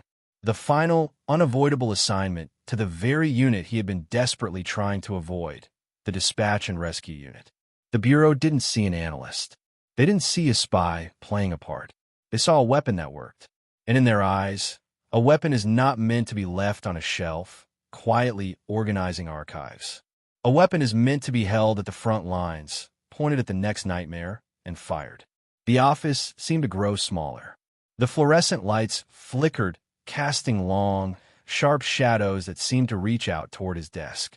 He had succeeded in destroying the monster, but in doing so, he had cemented his status as the Bureau's favorite hammer. And in a world filled with nails, there was no longer any place for him to hide. He stared at the screen, the cursor blinking at the end of his perfect final report. It felt like a countdown. The silence of the office was broken only by the distant, rhythmic ticking of the wall clock, a sound that, for the first time, didn't sound like mechanical precision, but like the closing of a door. He had won the war against the red clothes. But as he looked at the official badge blinking on his screen, the symbol of his permanent placement in black toward his Team 1, he realized with a chilling clarity that the real hunt was only just beginning. And this time, there would be no more internet posts to manipulate. Only the dark. The neon sign of the restaurant buzzed in a rhythmic, stuttering hum, casting a sickly flickered light over the table laden with bubbling gopchangjiangle. The smell of spicy broth and charred meat filled the air, a thick, greasy comfort that stood in stark contrast to the sterile, ozone-scented nightmares I usually navigated. We were a triad of survivors. Agent Choi, with his hearty, almost manic laughter that served as a shield against the encroaching darkness. Agent Bronze, whose eyes held the weary, distant look of someone who had seen too many ghosts leave their mark. And me, the reluctant accidental hero who had stumbled into this Grave Watchers Club as the so-called Destruction King. They toasted to the future, but their words felt like eulogies for the missing. 2 on sick leave, 1 on a hiatus that likely meant a permanent exit from the land of the living. It was a cycle of attrition that the Bureau treated like a staffing shortage. I drank the soju. It burned, a sharp, necessary heat that momentarily numbed the persistent, low-grade terror of my reality. Agent Choi's philosophy, that self-doubt was the only sane response to the supernatural, was the most honest thing anyone had ever told me in this Bureau. It was a strange comfort being surrounded by people who were just as terrified as I was, yet kept showing up for the next shift. 3 weeks later, the theoretical comfort of that dinner had dissolved into the visceral, spinning chaos of the intersection laundromat. The air was thick with the scent of cheap detergent and decaying static. A man was screaming, his face distorting into a grotesque, elastic mimicry of a mannequin's mask, trying to claw his way into the pulsating drum of a dryer. I didn't think. I didn't analyze. I just moved. I grabbed him, the fabric of his shirt feeling wrong under my fingers, too smooth like synthetic skin, and shoved him into the machine. The roar of the cycle was deafening, a wet, grinding sound that tore at the senses. I followed him in, the world tilting into a vortex of suds and fractured light. It was a hellish, tumbling descent, a frantic race against the machine's attempt to reformat our very existence. When I spilled out onto the linoleum floor of the real world, gasping for breath, the silence of the laundromat felt heavier than the screams. Another 3 saved. Another report filed. My reputation preceded me like a ghost of its own. When I walked back toward the van, I could hear the whispers of other agents, the awe, the cynical admiration. They didn't see the man who was terrified of his own shadow. They saw the wrecking ball that cleared disasters before they could metastasize. I looked down at my hands. They were trembling, still coated in the faint, pearlescent residue of the laundromat's curse. The Destruction King, a title that meant I was becoming exactly what the Bureau needed, an efficient, expendable, and dangerously capable tool. I climbed into the van, the metal door slamming shut with a finality that echoed in the empty street. The slow weeks were over. The frequency of the dispatches was increasing. The Bureau was feeding me to the ghosts, one incident at a time, and I was performing perfectly.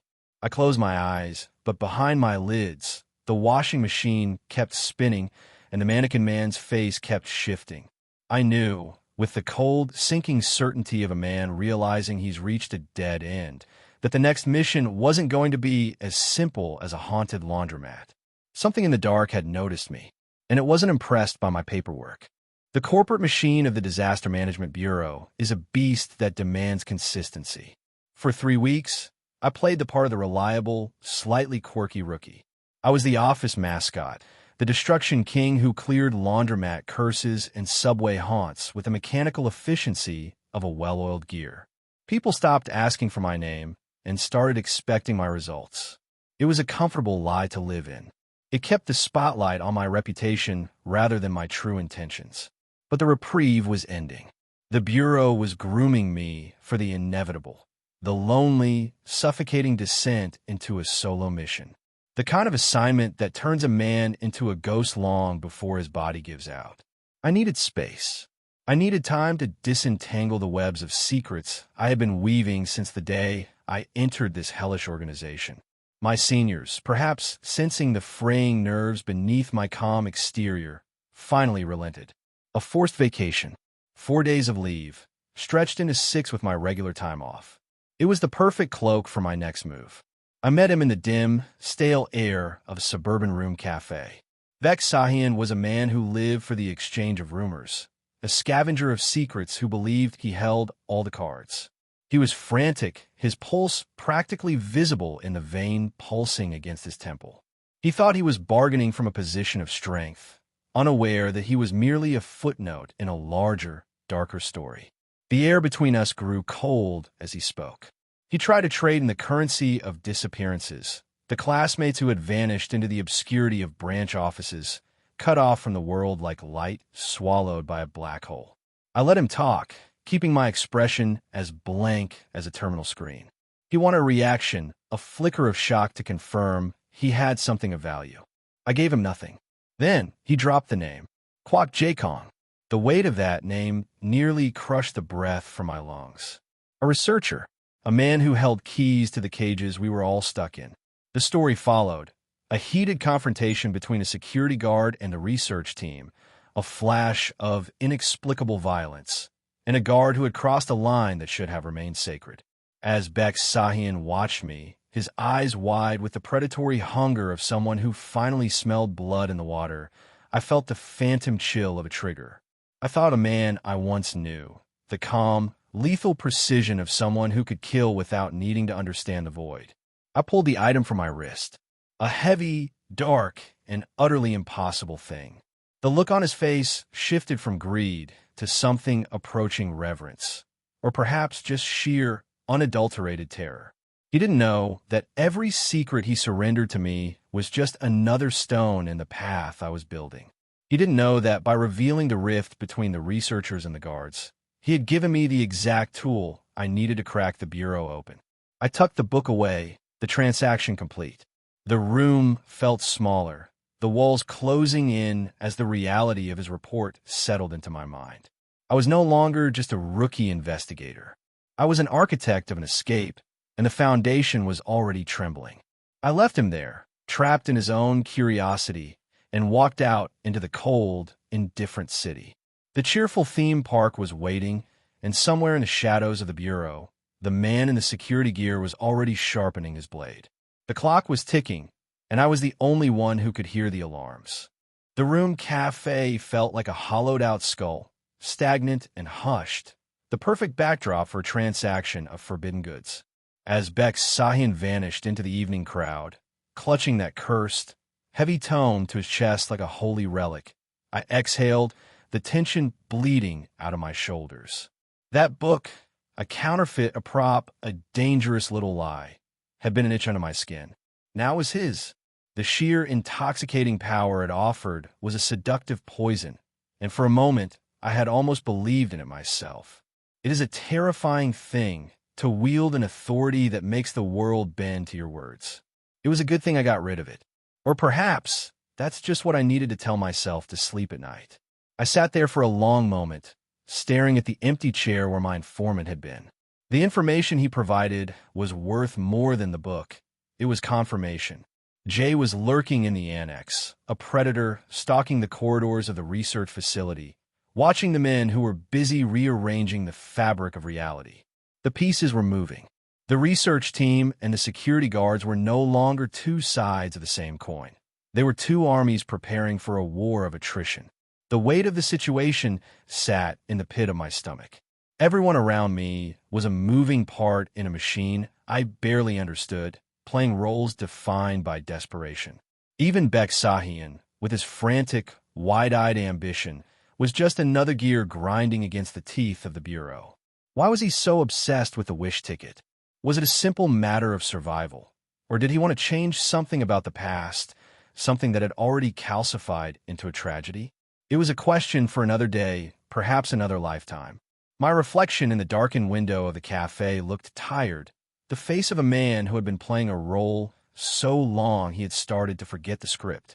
I wasn't here to solve the Bureau's internal politics. I wasn't here to be the hero, or the spy, or the destruction king. I was here because there was a way out, and every piece of information I squeezed from the wreckage of other people's lives was a step toward the exit. I pulled out my phone, the screen cool and unfeeling against my palm. I had a date with a nightmare, and the time for hesitation had passed. My fingers hovered over the screen, the blue light catching the lines of exhaustion around my eyes. The message was simple, a formality that bridged the gap between the mundane world and the abyss waiting beneath the cheerful theme park. "I'd like to make an appointment, sir."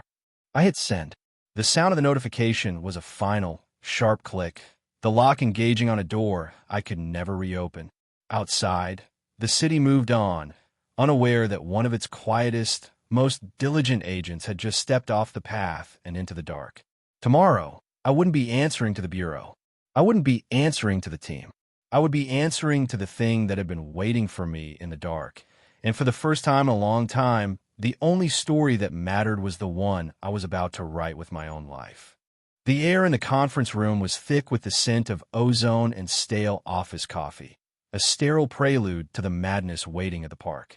12 seats, 12 destinies to be woven into the board game. And yet, the room held only 11. The silence that stretched between the rows of animal masks wasn't just anticipation. It was the sharp, jagged edge of panic. A B-rank darkness was a predator, a hungry mechanism that required exactly 12 souls to crank its gears.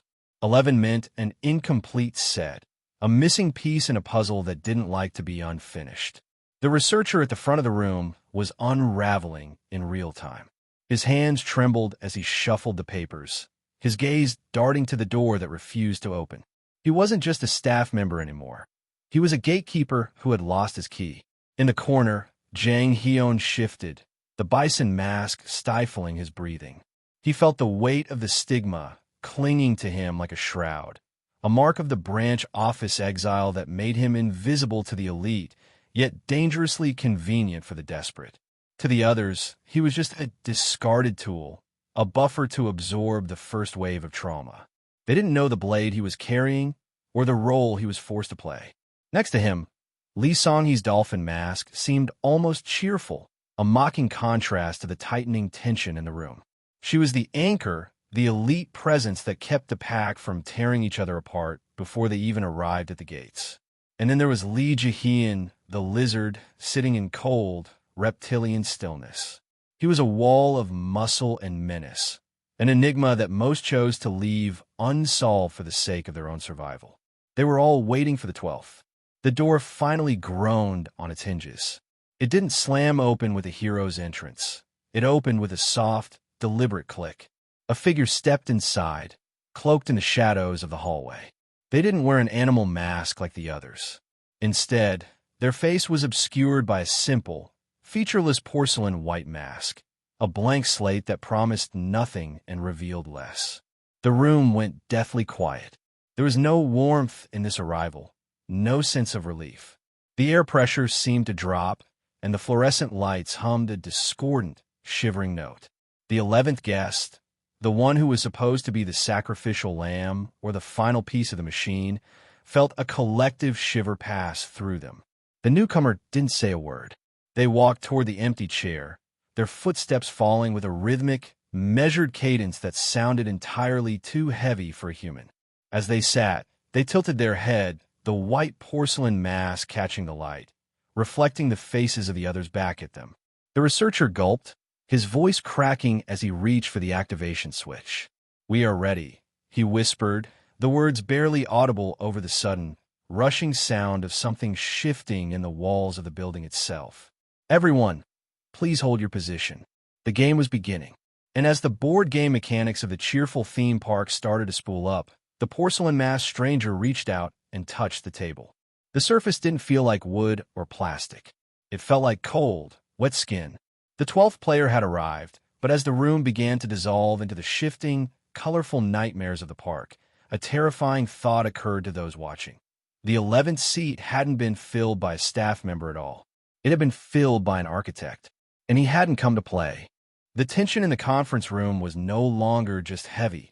It was suffocating, thick enough to taste like copper and wet earth.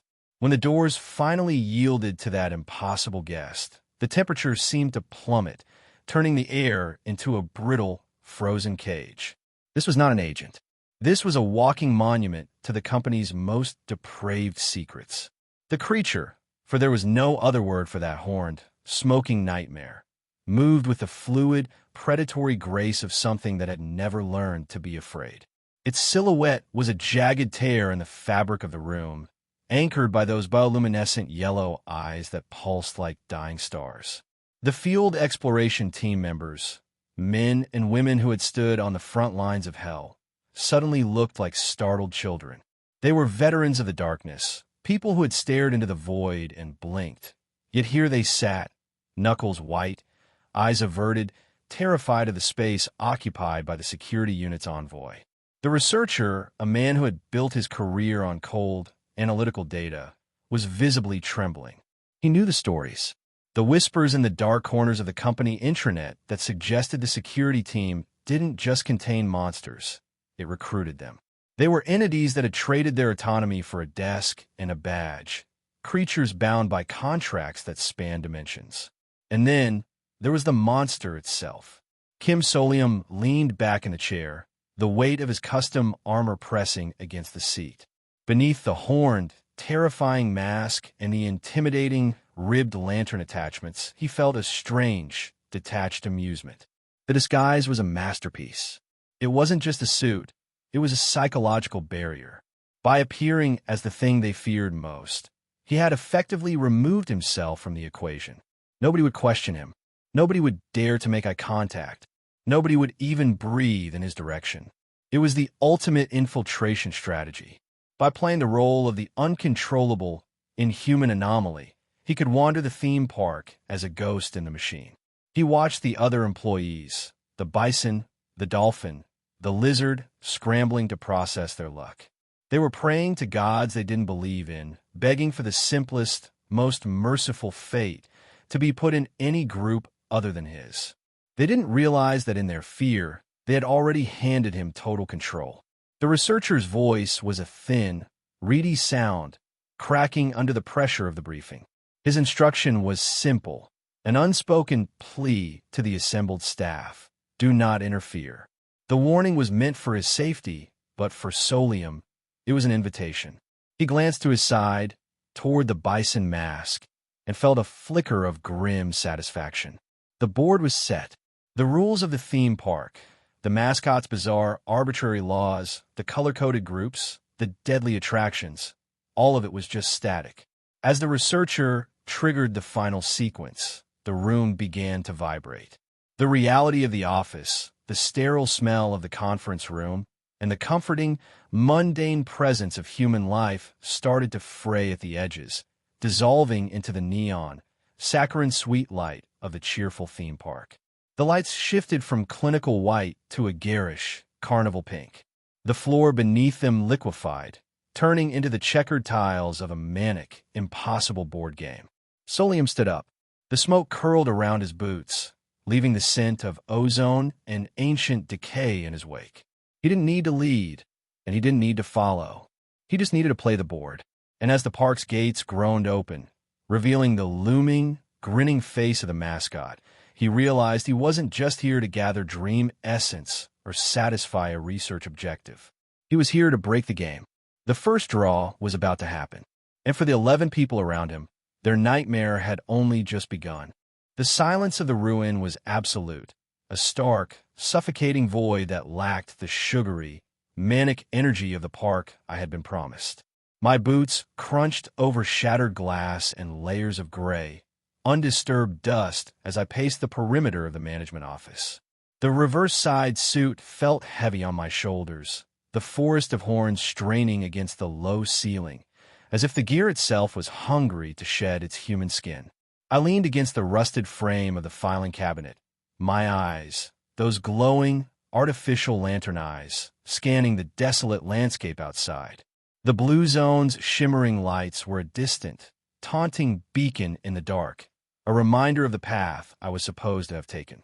But the board had betrayed me, or perhaps it had known exactly where I needed to be all along. Flower Golden Resort. The Yellow Zone. The place where the Magic Bunny had systematically extinguished its competition, leaving behind only the hollowed-out skeleton of a paradise that had forgotten how to breathe. I turned my gaze back to the desk. The document sat there, pristine and terrifyingly official, glowing faintly in the flickering light of the dust-choked bulbs. It wasn't just a notice, it was a sentencing. Congratulations on your appointment as the new mascot of Flower Golden Resort. A cold, synthetic shiver ran through my spine, not from fear, but from the realization of the trap. Director Ho hadn't just sent me to a B-rank darkness for research. He had sent me here to take the place of the vacancy. He knew the yellow mascot had been erased, and he knew that a theme park with no mascot is a theme park that starts rewriting its own rules. I reached out, my gloved fingers hovering over the paper. The ink seemed to pulse, shifting like liquid shadows.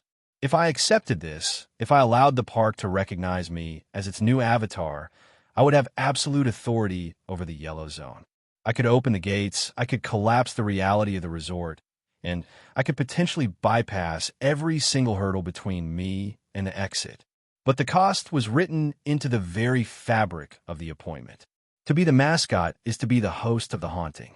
To be the mascot is to be the primary target for every agent who enters this hell looking for a challenge. I looked at the monstrous, horned reflection in the broken glass of the window. I wasn't just Kim Soleum anymore. I was a vessel for a ghost story, a puppet for a company that treated human lives like disposable board game pieces. The door to the office creaked, swinging inward just an inch. From the hallway, I heard the faint, discordant melody of a children's song. A tune played on a broken music box, slowing down, losing its rhythm. Someone, or something, was walking toward the office. They weren't from my group. They weren't a player. The game hadn't just started. It had changed categories. I wasn't the visitor anymore. I was the attraction. I tucked the paper into my suit, feeling the strange, cold weight of it against my chest. If they wanted a mascot, I'd give them one. And I would make sure the performance was one they'd never live to forget. The music box slowed to a halt right outside my door. I reached for the handle, the horns on my head scraping against the ceiling, and waited for the knocking to begin. The absurdity of the situation hit me with the force of a wrecking ball. I was a corporate spy, a man who survived by being forgettable. Yet here I was trapped in a B-rank nightmare wearing a suit that branded me as the local management. I stood in the center of a ruined office, looking like a nightmare that had escaped a costume shop's basement, while a formal, archaic document claimed I was the new mascot of this rotting paradise. It was a sick joke played by the bureaucracy of the afterlife. I had opened the door to this yellow zone hell, and now the park had decided to pin the name tag on me. I tried to refuse. I grabbed the old-fashioned quill, intent on signing a resignation that would make any HR department weep. But my hand wasn't mine anymore. It moved with a life of its own, scratching jagged, hungry lines onto the parchment. The ink pooled like shadow, spelling out the requirements for a grand reopening.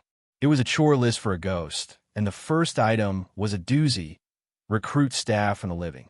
As if on cue, the reality of my predicament knocked on the door. 3 employees stood in the hallway, my teammates in this color-coded circle of hell. They looked at me, the monstrous entity in the doorway, and the air between us became a vacuum of pure, unadulterated terror. They didn't see a colleague.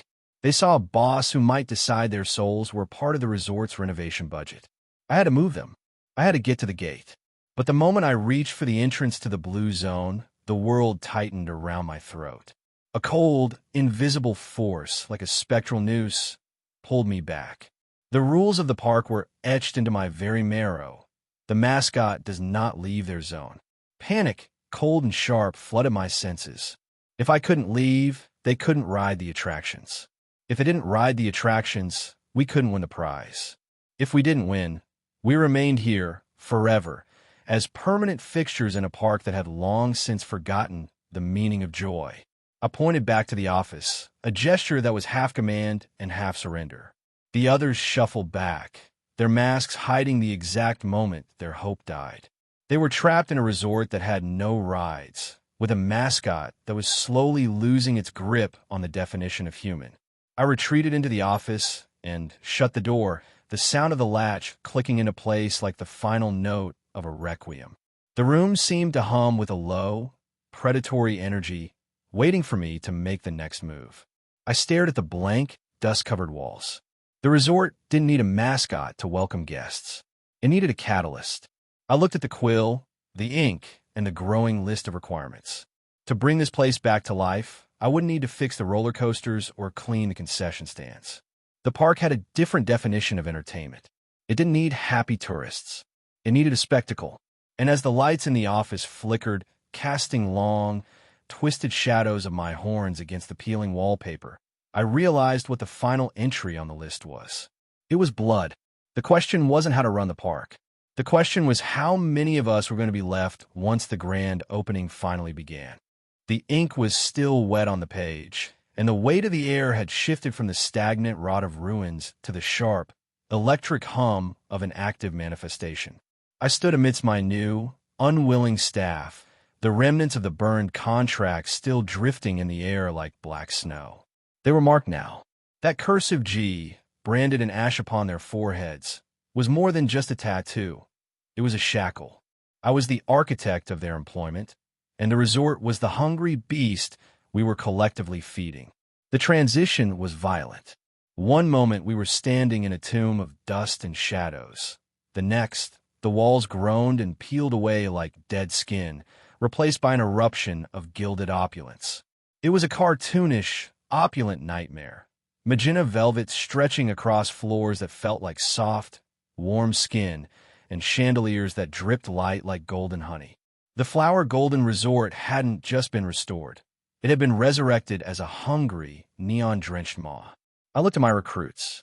They were trembling, their animal masks now looking absurdly incongruous against the backdrop of this high-class, hellish luxury. The ladybug-masked employee, who had moments ago tried to run, was now clutching the wall, his breathing ragged. He knew, as I did, that the rules of the game had been rewritten. We weren't just players trying to survive a board game anymore. We were the management, and management has to keep the park running at all costs. I felt the resort pulsing through my own suit. The horns on my head felt heavier, more integrated into the architecture of the place, as if the building were communicating directly with my nervous system. Every light that flickered, every carpet that unrolled, every golden staircase that spiraled into the ceiling, it was all an extension of my own intent. I turned to them, my movements stiff and unnatural, the black smoke trailing from my boots like a heavy, funeral shroud. They watched me with the hollow, desperate eyes of people who had been sold into a contract they couldn't possibly understand. I didn't need to speak. The resort did it for me. A low, melodic chime echoed through the lobby, the sound of a grand opening. I pointed toward the grand, sweeping staircase. It was time for our first guest. But looking at the vacant, glittering halls, I realized something critical. The resort was beautiful, it was opulent, and it was operational. But a theme park without a main attraction is just a beautiful grave. I felt a tugging sensation in my gut, a psychic command bubbling up from the floorboards. The resort didn't just want employees. It wanted a show. As the golden doors at the end of the lobby began to swing open, revealing a darkness that seemed to be actively waiting for us, I realized the true horror of my promotion. I wasn't here to keep the park running for others. I was here to provide the entertainment. And looking at the lobby's reflection in the crystal ornaments, I saw that the audience had already arrived. They weren't from our group. They weren't even from the company. They were the things that had been waiting for the resort to wake up. And they were starving.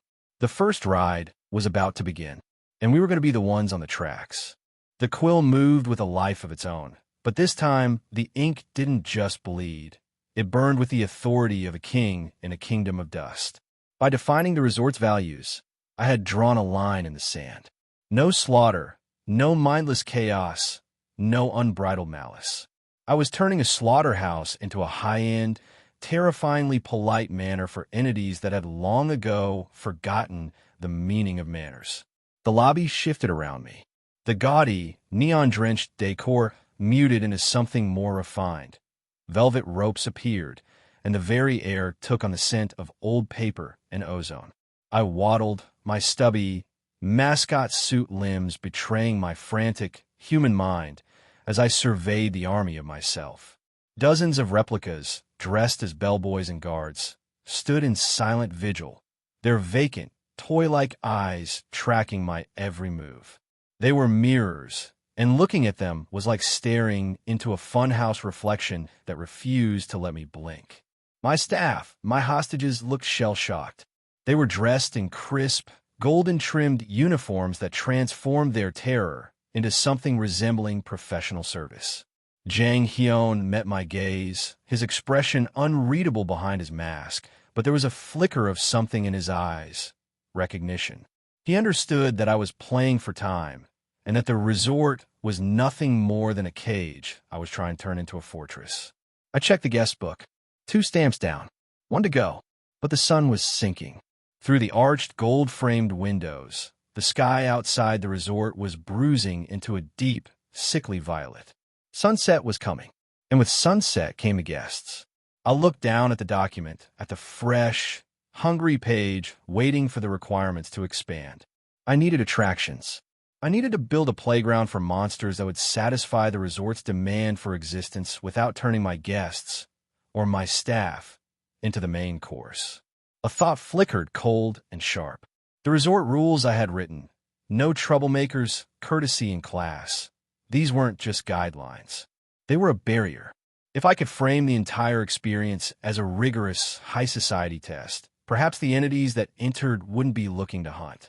They would be looking to be judged. I felt a sudden, rhythmic thudding from the other side of the grand doors. Something heavy was leaning against the mahogany, something that moved with the slow, deliberate weight of a predator testing a latch. The lobby grew cold.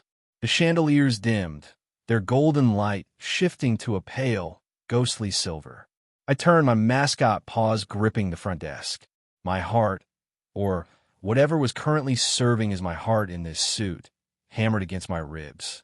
I had invited the guests. Now I had to host them. And if I had learned anything about this place, it was that you never kept a guest waiting. I checked the stamp again. The ink was dry, but the metal felt warm, pulsating with a heartbeat that matched the building zone. I signaled for the staff to take their positions. They moved like marionettes, pulled by the invisible threads of the resort's operational logic. The grand doors groaned, the wood splintering slightly under a force that didn't know how to knock. I stood tall, adjusted my bow tie, and prepared to play the role of the perfect host. Because if I didn't, the resort wouldn't just replace me as the mascot. It would erase me from the script entirely.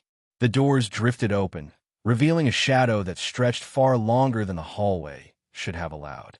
Let the grand opening begin. The fluorescent lights of the restroom hummed a flat, dying note, mirroring the frantic ticking of the ladybug-masked employee's heart. He stood before the cracked mirror, adjusting his golden bow tie, a piece of fabric that felt less like a uniform accessory and more like a leash collar. The work regulations document crinkled in his grip, the paper cold and impossibly stiff, as if it had been cured in something that wasn't quite skin. He read rule number 6 again. The words seemed to writhe on the page, the ink shifting like black worms. Offer up your organs as complimentary service. It was a joke, right? A sick, bureaucratic distortion of hospitality? Or was the entire resort a digestive tract, waiting for us to play our parts until we were nothing but fuel? He stepped out into the hallway, his eyes darting toward the lobby. The other two, the bison and the harvest mouse, were already moving with the mechanical, hollow precision of staff who had accepted their chains. They were chatting, but their voices sounded muffled, as if filtered through layers of thick, sound-dampening wool. They were gone. Not physically, perhaps, but the people who had walked into this park were dissolving, replaced by the roles the resort demanded they play. The ladybug-masked man clutched the regulation paper, his knuckles white. He needed a variable, a test subject. He caught sight of the bison-masked employee, Jang Hyun, standing near the grand staircase. He looked almost serene, which made the ladybug's blood boil. How could anyone be calm in a place that redefined the human body as an amenity to be harvested? He approached, his footsteps silent on the magenta carpet. He began to sow seeds of doubt, his voice a low, calculated rasp designed to fester. He painted the security team mascot as an unstable anomaly, a creature improvising its way through a breakdown, hoping to push the others into a mistake. If the bison or the harvest mouse broke a rule, he would watch from the sidelines. He would learn the consequences of the mascot's madness without having to bleed for the answer. It was a cold, pragmatic strategy. Survive by being the one who waits. But as he walked past the grand, sweeping staircase, he felt a sudden, inexplicable shift in the air. The temperature plummeted. The gold ornaments on the wall seemed to turn their gaze toward him. He reached the front desk, expecting the mascot to be there. But the space was empty. Only the golden stamp remained, resting on a velvet cushion. It looked heavy, crafted from something dense and metallic, pulsing with a faint, rhythmic glow. He reached out. The moment his fingers hovered inches from the stamp, the room plunged into darkness. The grand doors at the end of the lobby groaned, slowly creeping open. A wind gusted in, not a natural draft, but a chill that smelled of wet earth, copper, and something sweet like rot disguised as perfume. The guests were arriving. He froze, his hands still suspended in the air. He realized then that he wasn't observing the experiment. He was the next entry in the guest book, and the mascot, that horned, smoking enigma in the next room, wasn't just watching his staff. He was preparing the menu. The ladybug-masked man backed away, but his feet felt rooted to the floor. The shadows in the lobby were stretching, detaching themselves from the walls, taking on shapes that defied human anatomy. They were tall, gaunt, and carried the scent of the grave. They weren't looking for a room. They were looking for service. He glanced toward the restricted area, the mascot's office, and wondered if he should knock. The alternative was to face the things spilling into the lobby, things that didn't know the rules of etiquette, but knew exactly how to rip a uniform apart. He took one step toward the office, then stopped.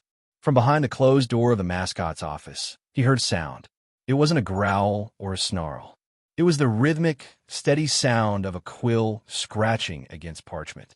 And then a voice, hollow, synthetic, and utterly devoid of mercy, began to speak to someone who wasn't there.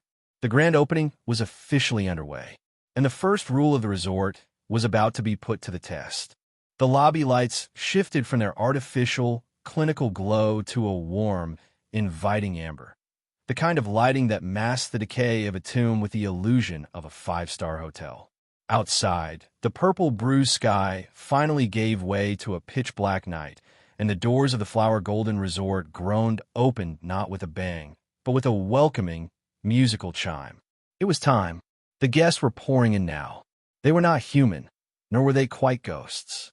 They were entities of malice and obsession, travelers from the darker zones of the theme park, carrying bags filled with questionable trinkets and trailing the scent of wet soil and old, forgotten regrets. As they crossed the threshold, the atmosphere thickened with a heavy, predatory anticipation.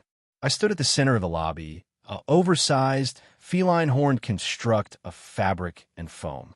Inside the suit, I was drowning in sweat and claustrophobia, my heart hammering a frantic rhythm against the mascot's chest. But to the eyes of the guests, I was simply the host, a motionless, towering figure of synthetic joy. My staff were at their stations, but they looked like rabbits playing at being housekeepers. Jang Hoon, my assistant, stood behind a front desk with a rigidity that suggested he was terrified to blink. Beside him, the ladybug-masked employee sat hunched over the phone, his hands hovering over the receiver as if it were a venomous snake. He was trying to play it smart, trying to snag the position that promised the most safety, but he had no idea what kind of room service calls were about to echo through the lines. I watched a group of guests approach the desk. Their forms were blurred at the edges, like long-exposure photographs of something moving too fast for the eye to track. They were looking for rest, for luxury, for a place to stow their madness for the night. My paws, those oversized, clumsy, yellow gloves, rested on the edge of the reception desk. I checked the tally in my mind. 0 out of 30. I had to be friendly. I had to be cheerful. I had to ensure that not a single one of these things left the premises dissatisfied. If they were unhappy, they didn't just write a bad review. They tore the furniture, the staff, and the mascot apart. The first guest reached the desk. It leaned in, a void where a face should have been, radiating a cold so intense that the gold plating on the counter began to frost over. I leaned forward, my mascot head nodding with a practiced, unnatural grace. The voice that echoed through the lobby wasn't mine. It was a synthetic, cheerful chime, the sound of a carousel at midnight. "Welcome to the Flower Golden Resort," I intoned, my mechanical cheer hiding the desperation in my soul. "We are delighted to assist you with your stay." The guest let out a sound like dry leaves skittering across pavement. A laugh. It reached for a room key, its fingers long, spindly, and tipped with needle-sharp points that scraped against my desk. One satisfied guest down. 29 to go. I glanced toward the ladybug-masked employee. The phone on his desk began to ring, a sharp, dissonant sound that cut through the pleasant background music. He stared at it, paralyzed. He knew that if he picked up, the voice on the other end would be the first real test of the resort's rules. I didn't offer a hand. I didn't offer a signal. I just kept smiling that fixed, painted smile. The game was no longer about escaping. It was about sustaining the lie until the morning sun managed to crawl back over the horizon. And if that meant serving the guests whatever they craved, no matter how monstrous the request, then that was exactly what we were going to do. The phone kept ringing, and the lobby grew colder. The grand opening of the Flower Golden Resort had officially begun, and we were already running out of time. The lobby of the Flower Golden Resort was a masterpiece of macabre hospitality. I stood behind the marble counter, a stuffed, horned mascot suit hiding a human soul that was currently screaming for a vacation. The guests were, well, they were a mess. Literally.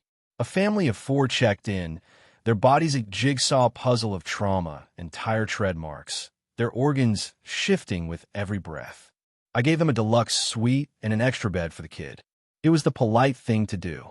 Hospitality in a nightmare isn't about comfort. It's about not getting shredded. The currency they paid with colorful plastic game tokens clinked into my paws like coins for the ferryman. I was hoarding them. In a place where reality is written by a quill pen and managed by a mascot, anything tangible felt like a lifeline. But the real trouble started when the Magic Bunny showed up. It wasn't the cute, fuzzy kind you see at a county fair. It was a screeching, balloon-toting entity that wanted to end its existence in the lobby. I've never had to act like an HR manager for the undead before, but I pulled out the rulebook faster than you could say code violation. Resort manners were non-negotiable. If you want to die, go do it on your own time. The resort mascots, the robotic, mindless extensions of my own will, dragged the bunny out the back door, and I breathed a sigh of relief. Dignity, class, and above all, no mess in the lobby. Meanwhile, a few zones away, the Blue Team employees were having a grand old time. They'd cleared the Blue Dream water park with the smug satisfaction of people who thought they'd beaten the system. They were laughing, tallying their easy points, and looking for the exit. They thought they had escaped the security team anomaly. They thought they were going home. But the park had other ideas. The exit wasn't an exit. It was a golden, manicured garden path leading to a shining, impossible hotel that had never appeared in any exploration record. A trap disguised as a reward. They stood before the gate, lured by the siren call of a lottery. The Blue Dragon mascot, standing guard like a sentry from hell, watched them with ancient, unblinking eyes. Greed is a powerful drug, and it's especially effective when you're already smelling the freedom of the outside world. They peeled back the paper slips, expecting gold. They got a ticket to the Flower Golden Resort instead. And then there was Lee Jae-hyun, the lizard-masked tank, the man who had stared into the void of the death lane and didn't even flinch. He drew his ticket, and for a split second, the Blue Dragon mascot leaned in. A silent, terrifying acknowledgement passed between them. The voucher in Jae-hyun's hand was printed with the name of my resort. He looked up at the golden lights of my lobby, his expression unreadable behind that reptilian mask. He was supposed to be leaving, but now he was coming for check-in. I watched through the front desk monitor, my synthetic heart sinking. The lobby was filling up with things that didn't belong, and now the Bureau's own enforcer was walking toward my doors with a one-night pass. I had been trying to build a safe haven, a tidy little corner of the nightmare. But the game had just leveled up, and the new guest wasn't here for a room. He was here to see exactly what kind of monster was wearing the mascot suit. I adjusted my bow tie, smoothed my fur, and prepared for the knock. Business was about to get complicated. The first day of operations at the Flower Golden Resort felt less like running a business and more like playing host to a collection of sentient nightmares. My mascot's suit, once a clever disguise, now felt like a heavy, suffocating second skin. I was trapped in a cycle of check-ins, dodging requests for human organs and fending off guests who wanted to trade their sanity for a quiet room. Behind the front desk, the atmosphere was thick with the scent of ozone and something much, much older. Every guest that crossed the threshold brought a piece of the outside darkness with them. I had become an expert at dodging eye-gouging inquiries and managing the standard mascots, my silent, mindless drones, who were essentially bouncers for the abyss. Just as the distant fireworks of the Magic Bunny Zone signaled the end of the park's day, a new kind of chaos erupted. A weasel-masked employee, one of the lost souls from the water park, crashed into the lobby like a bird hitting a window. He was frantic, a man who had realized too late that the park's gates weren't just entrances. They were maws that had already finished chewing. He pleaded with my staff for an exit that didn't exist. Before I could even issue a standard mascot protocol response, the lobby doors groaned under a sudden, heavy pressure. In walked Section Chief Lee Jae-hyun. The lizard-masked man didn't just walk into the lobby, he dominated it. He was dragging the hysterical weasel by the scruff of his neck, a master hunter returning with a piece of confused, whimpering prey. He approached the front desk, his movements deliberate, his presence a jarring note of cold, hard reality in this sugar-coated hellscape. He held out a paper badge, a lodging coupon from the Blue Dream Water Park. I stared at the slip of paper. The water park mascot was essentially soliciting guests, funneling them away from the exit and right into my lobby. It was a hostile takeover disguised as an event prize. My synthetic yellow eyes pulsed. This wasn't just a coincidence. It was a conspiracy between the zones. They were treating my resort like a dumping ground for the leftovers, the strays, and the ones who had overstayed their welcome. I looked at Lee Jae-hyun. He was still wearing the lizard mask, but I could feel his gaze, sharp, analytical, and deeply unimpressed, piercing through the mascot's painted face. He wasn't just here to drop off a lost soul. He was here to see if I was actually running a resort or just another hallucination in the system. I took the coupon. The paper felt brittle, vibrating with the same cold energy as the rest of the park. The weasel-masked staff continued to sob at my feet, his cries echoing against the golden staircase. I stood there, a giant, horned, toy-like entity, holding a ticket to a nightmare, while the Bureau's deadliest enforcer watched me, waiting to see if I'd crack. I had 30 satisfied guests to reach, and now I had a squad leader who wouldn't stop staring at the seams of my costume. The resort was supposed to be a place of rest, but as the lights flickered and the lobby shadows grew teeth, I knew the worst was yet to come. I looked at the guest registry, then back at Lee Jae-hyun. "Welcome to the Flower Golden Resort." I chimed, my synthesized voice a hollow, cheerful lie. "I hope you enjoy your stay." Jae-hyun didn't smile. He just checked the lobby for exits. The night shift was just beginning, and I had a feeling the guests, checking in after midnight weren't going to be looking for beds. They were going to be looking for the person behind the mask. The lobby was a cathedral of gilded silence, but inside my office, I was playing God with a fountain pen. 51 plastic game coins, the currency of the damned, lay scattered across my desk like confetti from a funeral. If the theme park was a board game, then I was currently the one tilting the board. I was burning through my resources, dumping every coin into high-end betting and amenities. If I couldn't be a kind host, I'd be an expensive one. Maybe the entities haunting these halls could be bribed with 1,000 thread count sheets and enough snacks to make them forget their urge to rearrange my internal organs. I was busy sketching out a new policy, strict social distancing. The rule of the hour was dignified isolation. No hallway chatter, no midnight visits, no impromptu dissections. Just pure, unadulterated luxury. I was building a 5-star vacuum, hoping that if I made the rooms nice enough, my guests would be too busy enjoying their existential dread to bother me. Meanwhile, 3 floors up, Lee Jae-hyun was having a very different evening. The lizard-masked enforcer sat in his Baroque suite, a room that smelled faintly of gold and ozone. He was a man who looked at a 5-star hotel room the same way he'd look at a kill box. He saw the exits, the angles, and the weaknesses. He was reading the resort's new, shimmering rule set when his door began to rattle. Knock. Knock, knock, knock. It wasn't a guest. It was a solicitation. When Jae-hyun opened the door, there stood Jang Hyun, the bison-masked exile. He looked ragged, a man who had stared into the abyss of a branch office and survived, only to find himself recruited into a new kind of madness. He wasn't there to kill or to fight. He was there to recruit. The absurdity of it was thick enough to choke on. The Bureau's own elite being headhunted by a disgraced staffer to work for a monster mascot in a haunted theme park. I was just outside in the hallway, lugging a mountain of complimentary gift baskets, fancy soaps, gourmet chocolates, and items that didn't exist in the human world. I heard the bison's voice, a desperate, shaking plea from manpower. I heard Jae-hyun's calm, terrifyingly unbothered acceptance. My paws turned to lead. The gift baskets hit the plush, magenta carpet with a cacophony of shattering glass and flying ribbons. My plan to just milk the satisfaction and bail had just been incinerated. I wasn't just managing a resort anymore. I was accidentally building a startup. And my star hire was the most dangerous man in the Bureau. I stood there in the dark, my horned, stuffed head tilted in disbelief. I wanted to run, to hide, to quit this job and return to the relative simplicity of standard, soul-crushing office life.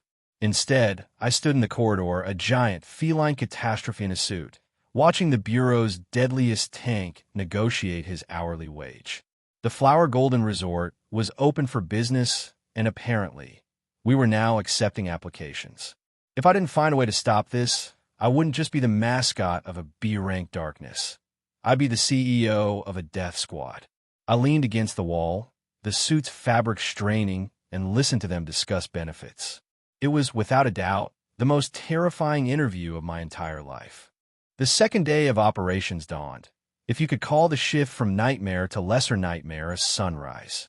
I watched from the safety of my mascot suit as Section Chief Lee Jae-hyun, the human-shaped tank I'd spent my career terrified of, paced the entrance in a crisp, gold-trimmed security uniform.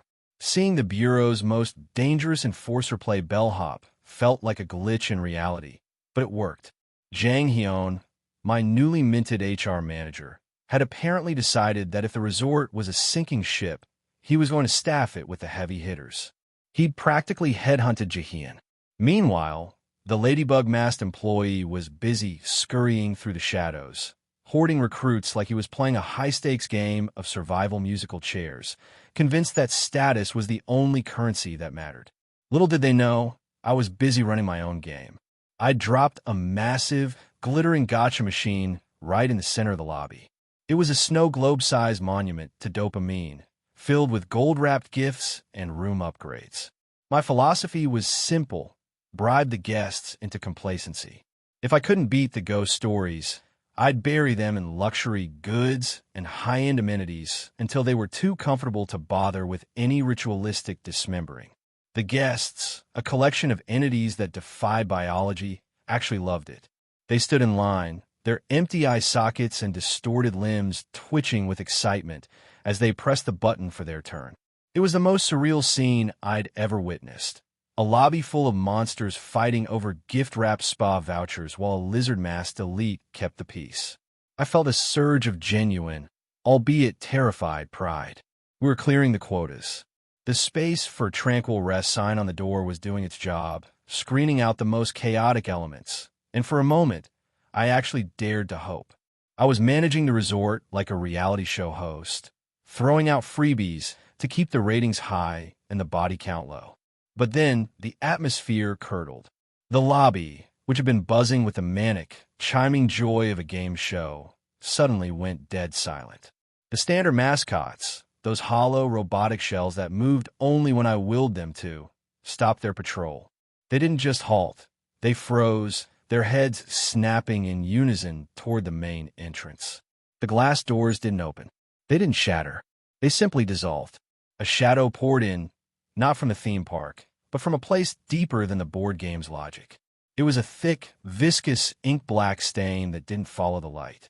It moved against the grain of the floorboards, crawling toward the front desk with a sickening, wet sound. The ladybug employee screamed, a high, thin sound that died in his throat as the lights in the lobby began to pop, one by one, showering us in sparks and darkness. I scrambled toward the desk, my oversized paws fumbling for the quill pen. I'd spent all day building a fortress of etiquette and gotcha, but this guest hadn't come to play the game. This guest was the game breaker. The gotcha machine began to rattle, the gold-wrapped gifts inside turning into dust, and the temperature in the room dropped until my own breath misted against the inside of the mascot mask. The grand opening was over. The inspection had begun. The lobby was a sanctuary of gilded artifice, a polished stage where I played the role of the benevolent host to a parade of the damned. As the final notes of the theme park's closing song drifted through the air, I was mentally counting the clock, praying for the doors to lock and the curtain to fall on another day of existential dread. Then, the glass doors didn't just open. They were shattered by a presence that carried the suffocating, heavy scent of a slaughterhouse. I watched as a figure stumbled in, a human shape rendered grotesque by the impossible burden it dragged. It was Lee Songhee, the elite squad supervisor, the woman who had walked into the red zone, the zone of endless stimulation and carnage, and had evidently crawled back out of it. She was dragging the remains of her teammates like sackcloth. Their limbs were twisted at angles that mocked the skeletal structure, their lives snuffed out in a parade of violence I could only imagine. Survival in this park is a cruel equation. If you lose physical proximity to your teammates, the ropes of the ghost story tighten until you cease to exist. She hadn't just survived. She had brought the failure home with her, bound by the invisible tether of the game's lethal geometry. My staff, my recruits, froze. Jang Hyun looked like he was about to collapse, and Harvest Mouse was shaking so violently his broom rattled against the floor. But as a mascot, I didn't feel the surge of horror I expected. Instead, I felt a sharp, crystalline irritation. She was tracking blood across my pristine magenta carpet. She was ignoring the cue.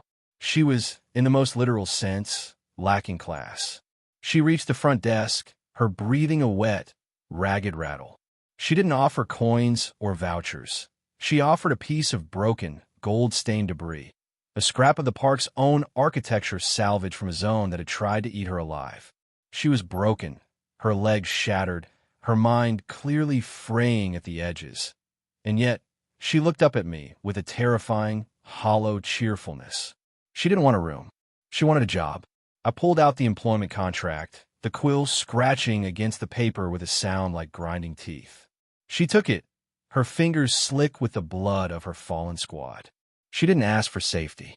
She didn't ask for a way out. She asked for a salary. It was a question so mundane, so corporate, and so utterly insane that I almost laughed. Inside the mascot's suit, my human skin crawled. She was standing in a lobby built on a foundation of corpses, negotiating her compensation package while her teammates' broken bodies cooled on the floor.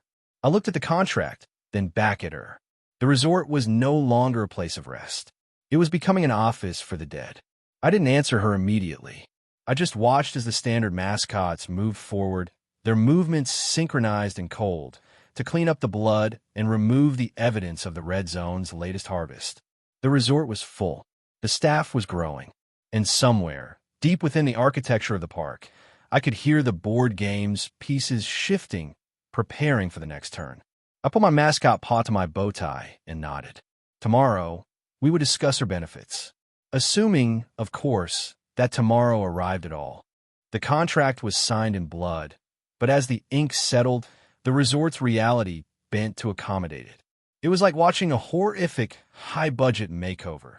The gore, the grime, and the bone-deep exhaustion were scrubbed away in a flicker of golden light. Lee Song-hee, the survivor of a red zone massacre, stood before me in a crisp, mascot-themed uniform, her shattered limbs mended by the sheer, terrifying authority of the resort's employment policy. She looked as cheerful as a cartoon, oblivious to the fact that the two corpses she had dragged into my lobby were being processed by my hollow-eyed drones. I didn't ask where they took the bodies. I've learned that in this line of work, the path to survival is paved with deliberate ignorance. With 33 satisfied guests, the facility expansion requirement flickered into existence. My lobby, a space designed to look like the lobby of a grand hotel, was trembling with the pressure of a hungry entity waiting to manifest something new. The quill moved with a life of its own, but it was my intent that steered it. A restaurant? Too much risk of haunted food. A fitness center? Too much potential for accidental dismemberment. A pool? I already had the water park zone to worry about. I chose the spa. There is something inherently cleansing about a spa. Steam, warm towels, soft music, total relaxation. It was the perfect amenity, to keep the guests docile and happy. If I could get them to submerge themselves in hot water and enjoy a massage, perhaps they wouldn't spend their nights trying to peel the wallpaper or collect my organs. I looked at the final tally on my desk. 62 coins. 3 dozen satisfied guests. A staff that included a traumatized bison, a lizard-masked bureau enforcer, and a blood-soaked elite squad survivor. We were officially in business. But as I put the pen down, the ink on the page didn't dry. It shimmered. The resort felt fuller. The walls seemed to expand, the corridors stretching into impossible geometries. I hadn't just added a room. I had invited the entire population of the theme park's darker corners to come and get clean. I leaned back, the mascot suit's horns pressing into the ceiling of my office. I felt a surge of satisfaction, the kind you get right before a plot twist ruins everything. I had optimized the resort. I had streamlined the service. I had turned a death trap into a luxury destination. What I hadn't realized was that by creating a spa, I had given the guests a place to strip down and get vulnerable. And in this theme park, when you take off your mask, you're never just a guest anymore. Outside my window, the fireworks from the red zone began again, a frantic, staccato rhythm of explosions that sounded like a war. My resort was quiet, the steam from the newly manifested spa already beginning to drift through the vents, smelling of lavender and impending doom. I had planned for peace. I had planned for class. I had planned for a nice, quiet extraction. But as the first guest walked toward the spa entrance, their footsteps heavy and wet, I saw the requirement change. Satisfied guests, 33/45. Next to it, a new line of text appeared, written in a script that looked suspiciously like a warning. Casualties allowed, 0. My heart skipped a beat. 1 death, and the resort would close. 1 drop of blood in the sauna, and the game would be over. I gripped the desk, the mascot paws feeling suddenly, terribly clumsy. I had just invited a legion of monsters into the water, and now I was the only thing keeping them from drowning in their own malice. The spa was open, and I was already terrified of the first customer. The third morning at the Flower Golden Resort didn't just break. It erupted into existence. One moment, the view outside my office window was a jagged, rotting skeleton of a resort. The next, the glass flowed like liquid sunlight, reforming into a sprawling, domed greenhouse of gold and crystal. The Healing Golden Spa had arrived. It was a structural masterpiece of lethal intent.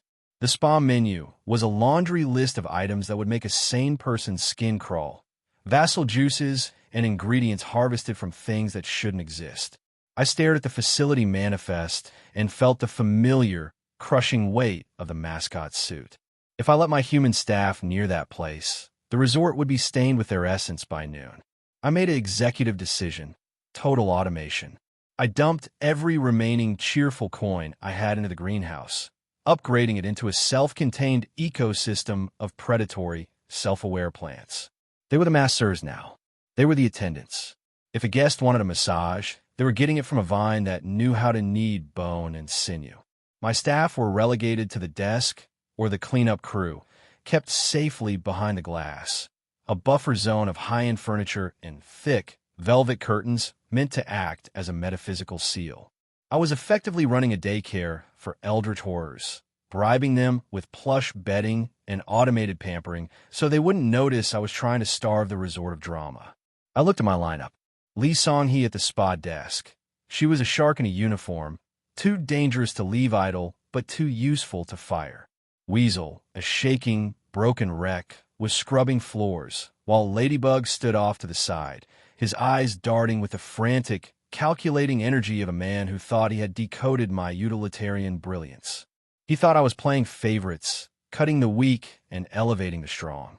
He didn't realize I was just trying to keep everyone from becoming part of the lobby's decor. The stamp up for the ride tickets went smoothly. Harvest Mouse was actually smiling, the poor soul. He thought we were on track for an escape in 4 days. I didn't have the heart to tell him that in this place, 4 days is a lifetime of ways to die. We closed the lobby as the sun went down, the spa lights glowing an eerie, bioluminescent green through the greenhouse dome.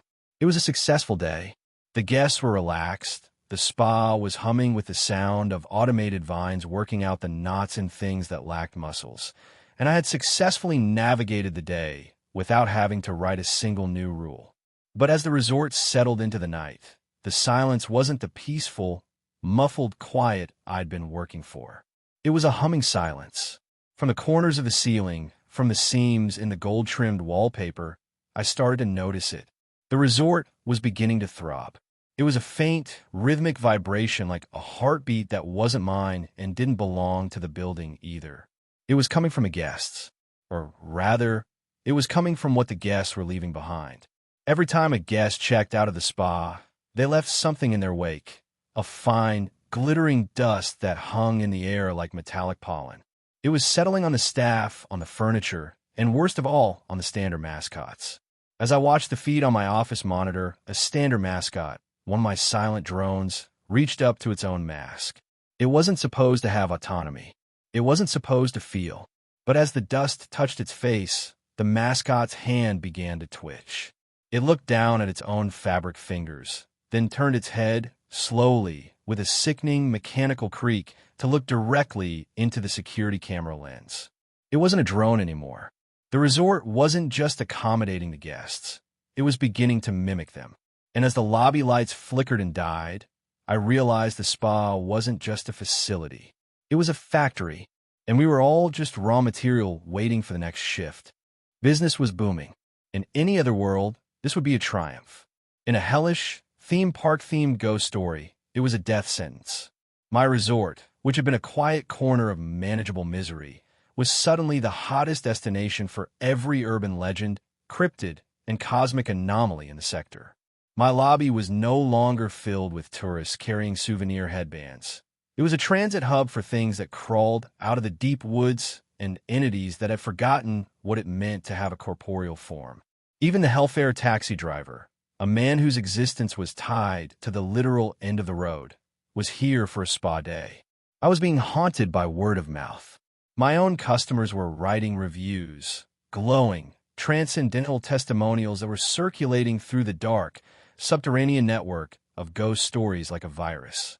My social distancing policy, intended to keep things quiet, had only rebranded the resort as an exclusive, high-end sanctuary for the world's most dangerous secrets. I sat at my desk, my mascot horns heavy, my spirit crushed by my own success. I looked at the requirement sheet. The quota for satisfied guests had skyrocketed from 30 to 300.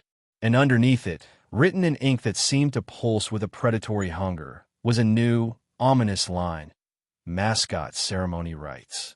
I didn't want to know what that meant. I really didn't. Lee Jahian, the Bureau's stone-faced enforcer, walked up to my desk. He looked concerned, or as concerned as an alien lizard in a bellboy uniform can look. I patted his back, a gesture of camaraderie that felt absolutely insane, given that he was arguably the most lethal creature in the room. We were trapped in a dark, twisted sitcom, and he was the only one playing his part perfectly. But in the periphery of my vision, I could feel the cold, sharp gaze of the Ladybug employee. He was watching us, his mind churning with the desperate, jagged logic of a man who realized he was losing his seat at the table. He was looking at my management team, looking for a weakness, looking for a way to climb over someone else's corpse to secure his own status. He looked at Lee Jahian, too strong. He looked at Lee Songhee, too dangerous. Then, his gaze settled on Jang Hyun, the bison-masked manager. Jang was the heart of the operation, the man who had brought the lizard into the fold, the man who was keeping the staff from falling apart. He was the anchor, and in the Ladybug's eyes, he was the target. I didn't see the specific trap he was laying, but I felt the shift in the air. The lobby felt colder. The standard mascots, my mindless drones, began to tilt their heads, their porcelain-white faces turning toward the front desk, as if they were waiting for a performance to begin. I grabbed the quill, wanted to write a new rule, something to stop the backstabbing, something to force them to be a family. But the paper wouldn't take the ink. The resort had reached a tipping point. It wasn't interested in my bureaucracy anymore. It was interested in a power struggle. I watched the Ladybug pick up the phone at the room service desk, his fingers trembling with a mix of fear and vicious intent. He was going to make a call, not for a guest and not for a room. He was going to call for an audition. And I knew exactly who would be answering on the other end of the line. The gotcha machine in the lobby clicked, the gears turning on their own, and a single golden-wrapped prize dropped into the tray. It wasn't a spa voucher. It was a contract for a duel. The resort was hungry, and it had decided that one of my employees was finally ready to be served. The silence in room 303 was not the silence of a guest sleeping. It was the heavy, stagnant quiet of a tomb that had suddenly decided to start ticking again. Jang Hyun, the anchor of my sanity, the man who had been frantically trying to build a career in a slaughterhouse, lay in a ruin of oak and crystal. A shard of a nightstand had done the job the ghost stories couldn't. It was an accident, a cascading, probability-defying mess of a death that smelled of deliberate, malicious intervention. I held the crumpled talisman in my paw. It was a cheap, mail-order curse from the darkest corners of the supernatural shopping networks. A trap for the superstitious, a trigger for the paranoid. And I knew exactly who had dropped it. The Ladybug-masked employee stood in the corner, his laughter bubbling up like bile. He had snapped.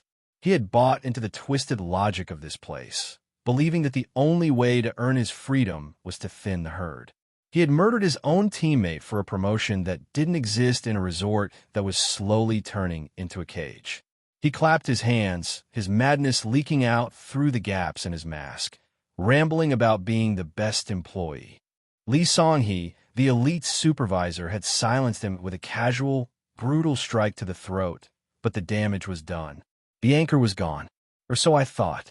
Songhee's voice, cold and surprisingly clinical, cut through the shock.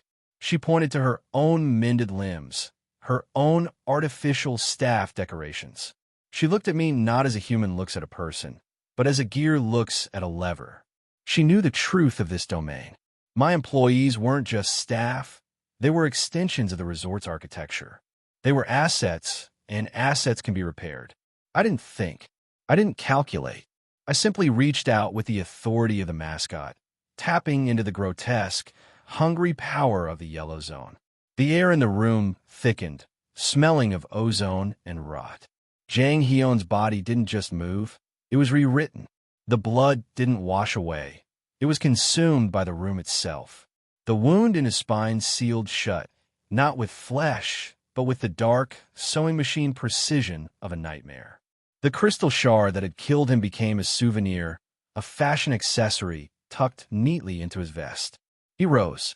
The bison mask, the symbol of his human struggle, melted and reformed into something else. A feline, golden, horn mask, a reflection of me. He stood up, his posture perfectly, terrifyingly correct. When he opened his eyes, there was no soul behind them, only the unwavering, cheerful dedication of an employee who had transcended the need for a heartbeat. "Mr. Mascot, then should I go back to my post now?" His voice was clear, crisp, and utterly hollowly polite. I looked at him, my manager, my friend, my first casualty, and realized that the game had truly begun. I wasn't just hosting a resort anymore. I was animating a morgue. The ladybug-masked man started to scream, but the standard mascots had already circled him. They weren't cleaning up the blood anymore. They were taking notes. The resort was open for the next shift, and for the first time, I realized that I wasn't the one running the facility. I was just the mascot who had finally learned the secret. In the Flower Golden Resort, you don't check out. You just change your uniform. The lobby of the Flower Golden Resort was a masterpiece of orchestrated insanity. 9 in the morning, and the air was thick with the scent of expensive perfume, floor wax, and the distinct, coppery tang of a spine that had been surgically repaired by supernatural mandate. Jang Hyun stood beside me at the front desk, or the thing that used to be Jang Hyun. He was wearing the yellow mascot mask, a grotesque, feline horn visage that mirrored my own, and his posture was terrifyingly perfect. He wasn't the man who had trembled at the sight of a broken fingernail. He was an extension of the resort's bureaucracy, a hollowed-out vessel that processed guests with the terrifying, unblinking efficiency of a machine. He had no resentment for his murderer, no love for his co-workers, and no memory of the pain that had turned his nightstand into a weapon. I felt a sickening vertigo. I was the architect of this tragedy. Every time I stamped a ticket, every time I accepted a coin, I was just spinning the gears of a machine that turned people into parts. Then the bell chimed. A woman in a hoodie stumbled through the door. She wasn't a player from the board game. She was a glitch. She'd read a review, clicked a link, or tripped into the wrong fold of reality, and now she was standing in the lobby of a death trap with no wristband to protect her. She was a tourist in a zone where the only souvenir was your own dissolution. I panicked. If she left the resort grounds through the front door, she wouldn't go back to her living room. She would step out into the void beyond the park. The death lanes, the mansions of the blind, the absolute nothingness that existed between the zones. I had to trap her. I shoved a room key into her hand with a force that was less hospitality and more hostage-taking. She stared at me, eyes wide, before Jang Hyun leaned forward, his mask tilting with an eerie, rhythmic precision. He started talking. He didn't just ask for payment. He started explaining the conversion rate of the resort's economy. He spoke about human lives as if they were spare change. His voice wasn't the voice of a man. It was the voice of the resort itself, reciting the dark, forbidden math that kept this place running. He detailed exactly how one could turn their own existence into currency, describing the process with the cheerful, breezy tone of a travel agent offering an upgrade. The woman's expression shifted from confusion to a blank, drooling trance. She heard the impossible, and her brain simply folded. She started babbling about how reasonable it was, how exciting it was that she could trade her own parts for the privilege of staying in a room that would eventually digest her. I want to scream, to reach out and seal his lips, to pull him away from the counter and tell him to be human again. But I couldn't. I was the mascot. I was the one who had invited these things in. I watched the woman turn, her eyes glassy and empty, and start to walk toward the exit to exchange her life for more coins. Jang Hyun turned to me, his mask frozen in a permanent, golden smile. "Did I explain that correctly, Mr. Mascot?" he asked, his voice chiming like a broken music box. I couldn't answer. I just looked at the guest registry.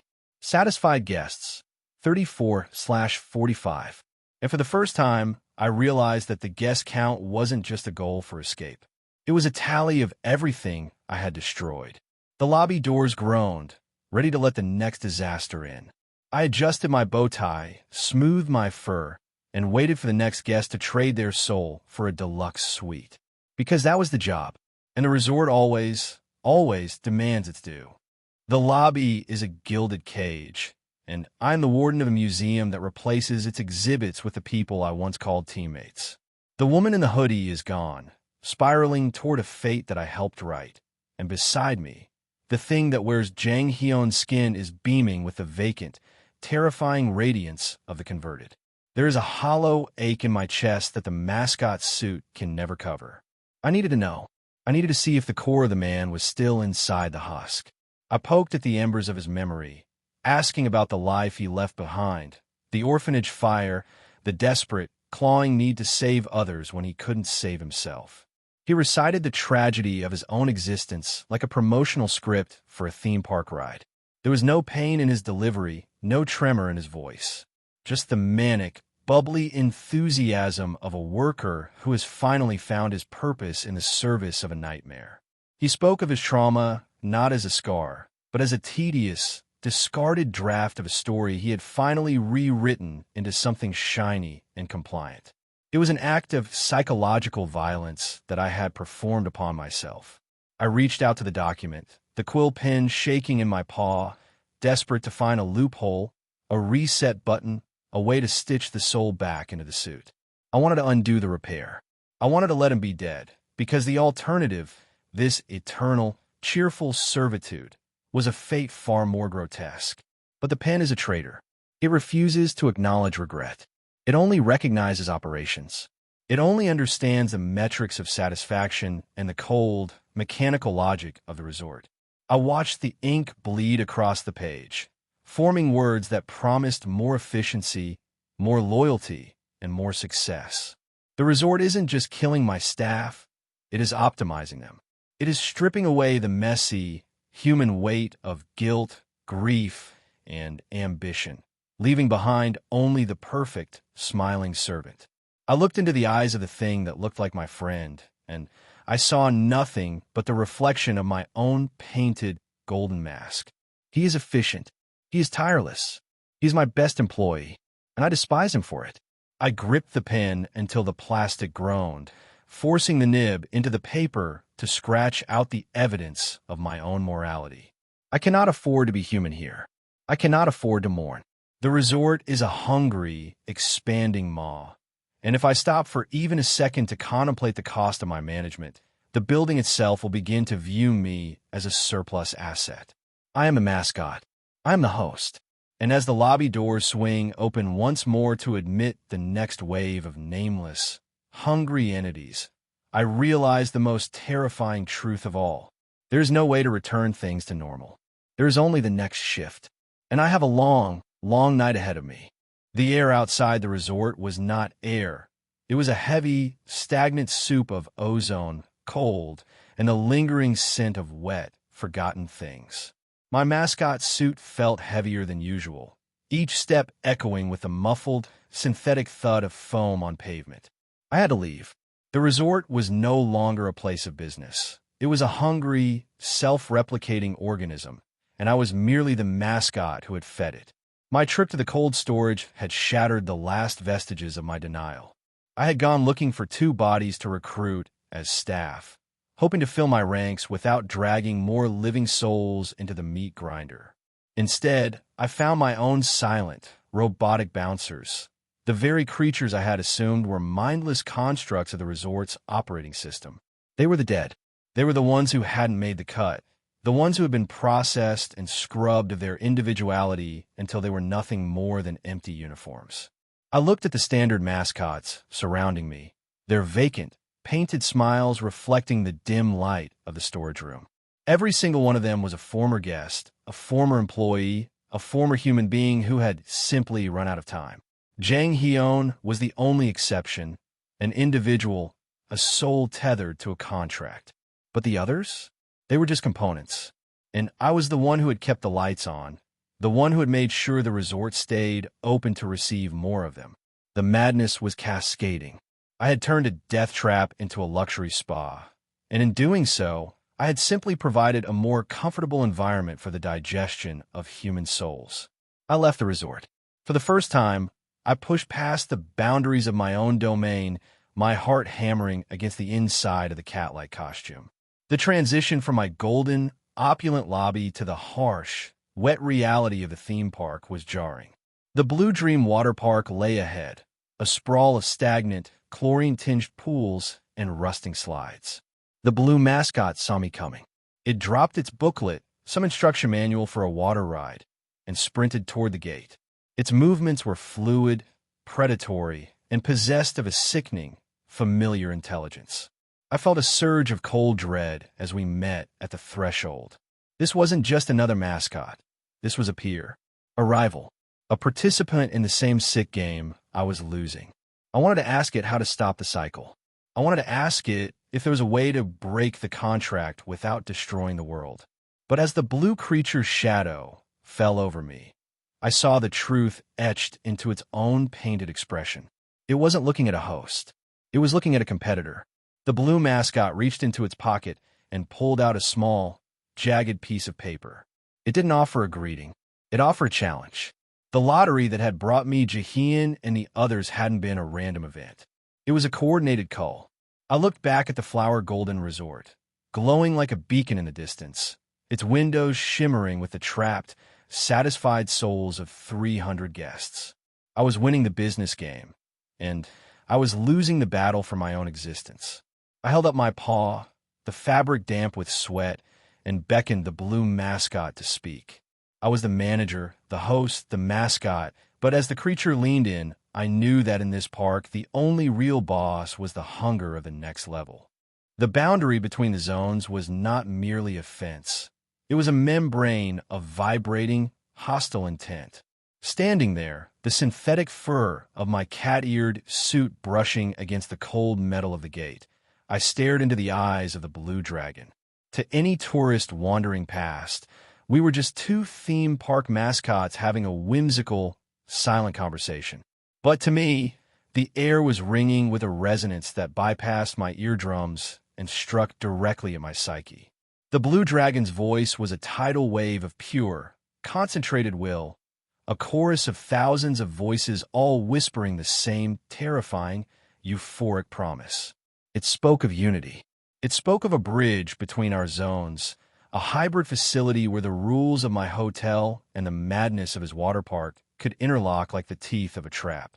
It would be a paradise, a sprawling, infinite loop of operations where the guests would never leave, where the staff would never sleep, and where we, the architects of this golden cage, would spend eternity in a state of perfectly optimized, cheerful, agonizing happiness. The vision was so seductive, so warm, that I felt my own consciousness thinning. I felt the sharp, jagged edges of my human identity, my name, my memories, my fear, beginning to melt into the soft, comforting polyester of the mascot's suit. The mask was inviting me to stop resisting. It whispered that there was no outside, no home to return to, only the job. I recoiled, my clawed paws scrambling against the gate. The blue dragon tilted its head, a gesture of genuine, soul-crushing pity. It tried to explain the mechanics of the trap. I realized then that I wasn't just a mascot. I was a battery. My existence was currently sustained by the contract, and to abandon the suit was to cease to exist entirely. I wasn't just a man in a costume. I was becoming the costume itself. The more I operated, the more the identity of the mascot subsumed the man. I was currently at the threshold of assimilation. If I left now, I might survive. If I waited until the mascot ceremony, I might just become a permanent fixture of the park's architecture. The blue mascot didn't seem to want to destroy me. It wanted to help me evolve, to join it in this grand, horrific business venture. It beckoned, and a swarm of blue minions arrived, showering me with envelopes. I caught one, the weight of the coins inside, the currency of the park's dark economy, pressing against my stomach. It was a bribe, or a dowry. I shoved the envelope into my belly pocket, the coins clinking with the sound of cold, hard capital. I need to leave. I need to get back to the lobby. The instinctual alarm in the back of my mind, that fading, flickering spark of the man who remembers what a real sunrise looks like, was screaming at me. I looked at the blue dragon one last time. There was no malice in its gaze, only the terrifying serenity of a creature that had long ago accepted its own oblivion. I turned away from the gate, my footsteps uneven on the pavement. I have the resources now. I have the coins, the staff, and the facility plans. I can build the third facility. I can trigger the ceremony. I can force the game to its conclusion.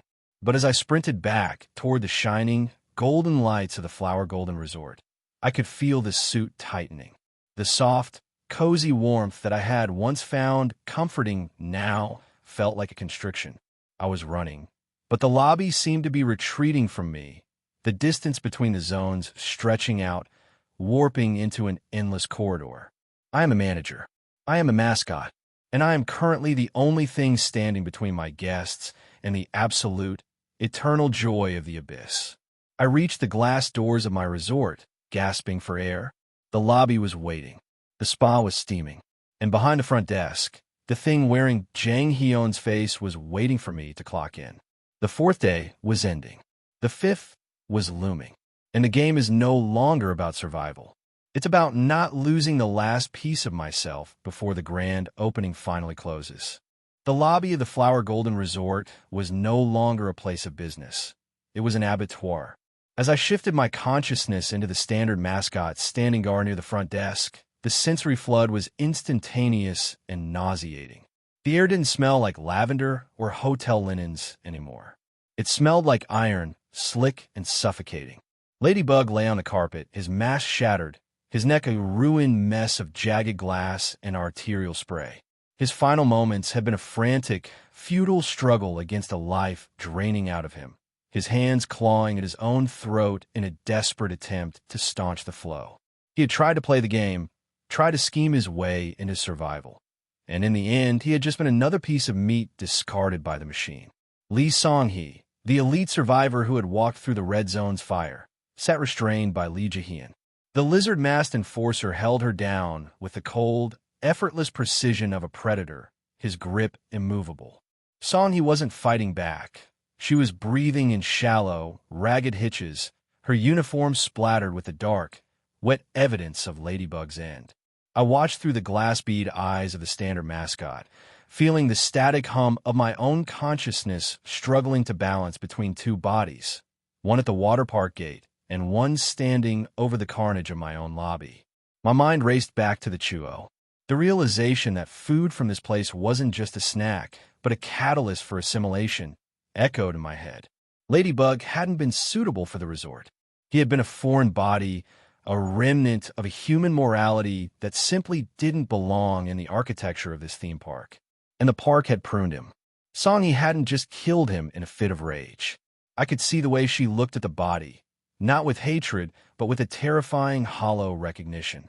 I looked at the standard mascots stationed around the room. They weren't reacting. They were waiting. They were the ones who would scrub the floor, who would dispose of the limbs, who would prepare the lobby for the next check-in.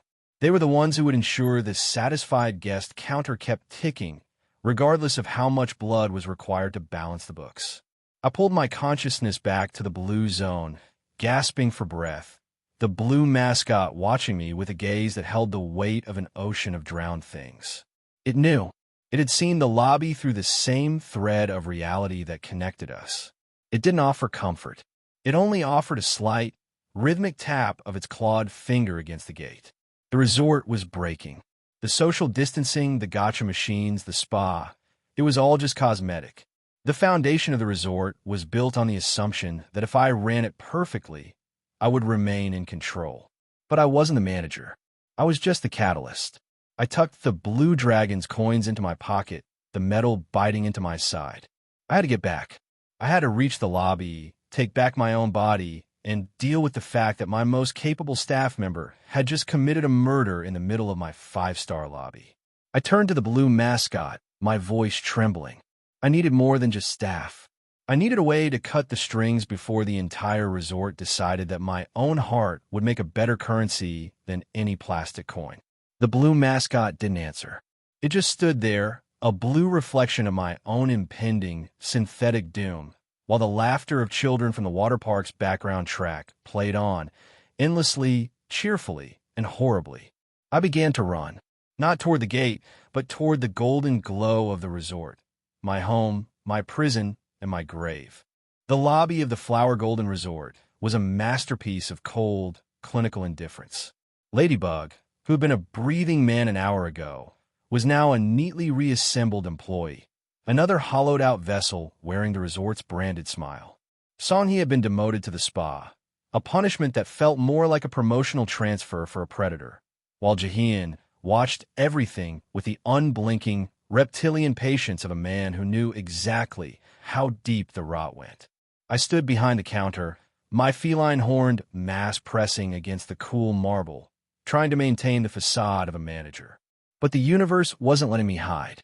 The front doors groaned under a force that felt like an encroaching storm.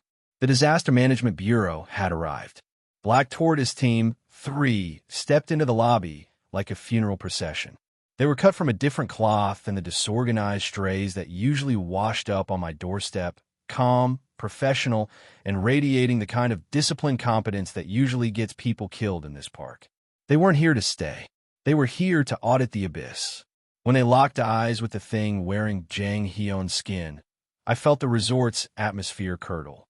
They recognized him. They knew the rookie who was supposed to be on vacation. The team leader's face went white, then gray, as she processed the impossible. A dead man serving drinks, his soul replaced by the synthetic, cheerful mandate of a resort that treats tragedy as a line item. The tension was so thick it could be carved into marble. They wanted the girl, the innocent bystander I'd coerced into staying. I obliged, calling her down to the lobby. She was a wreck, terrified and broken, a fragile creature of flesh and bone surrounded by things that no longer remembered how to feel pain. The team leader looked at me, then at the carnage-drenched staff, and then at the girl. She realized the trap. If they left, they had to pay in currency that didn't exist or leave the girl behind.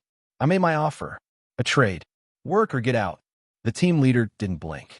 She looked at her squad, then at the footwear that held their secret, supernatural anchors, the items that kept them tethered to the world outside. She didn't hesitate.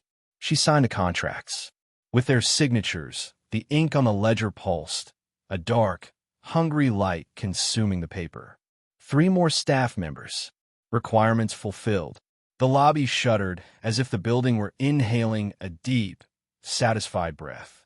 I felt the standard mascots move to the center of the floor, pulling back the velvet ropes of a stage that hadn't existed seconds ago. The light in the lobby shifted, turning a sickly, incandescent gold. The ceremony was beginning. I looked at the Black Tortoise agents, now my employees, now my prisoners, and then at the sprawling, golden greenhouse of the spa. The mascot's ceremony rites were not about celebration. They were about commitment. I had enough staff, enough coins, and enough bodies to satisfy the requirement. I stepped onto the stage, the floorboards vibrating with the low-frequency hum of 1,000 trapped souls. My paws felt heavy, and the mask that had once been a disguise, felt like it was finally fusing with my skull. The game was no longer being played by the rules of the Bureau or the logic of the theme park. It was playing by mine.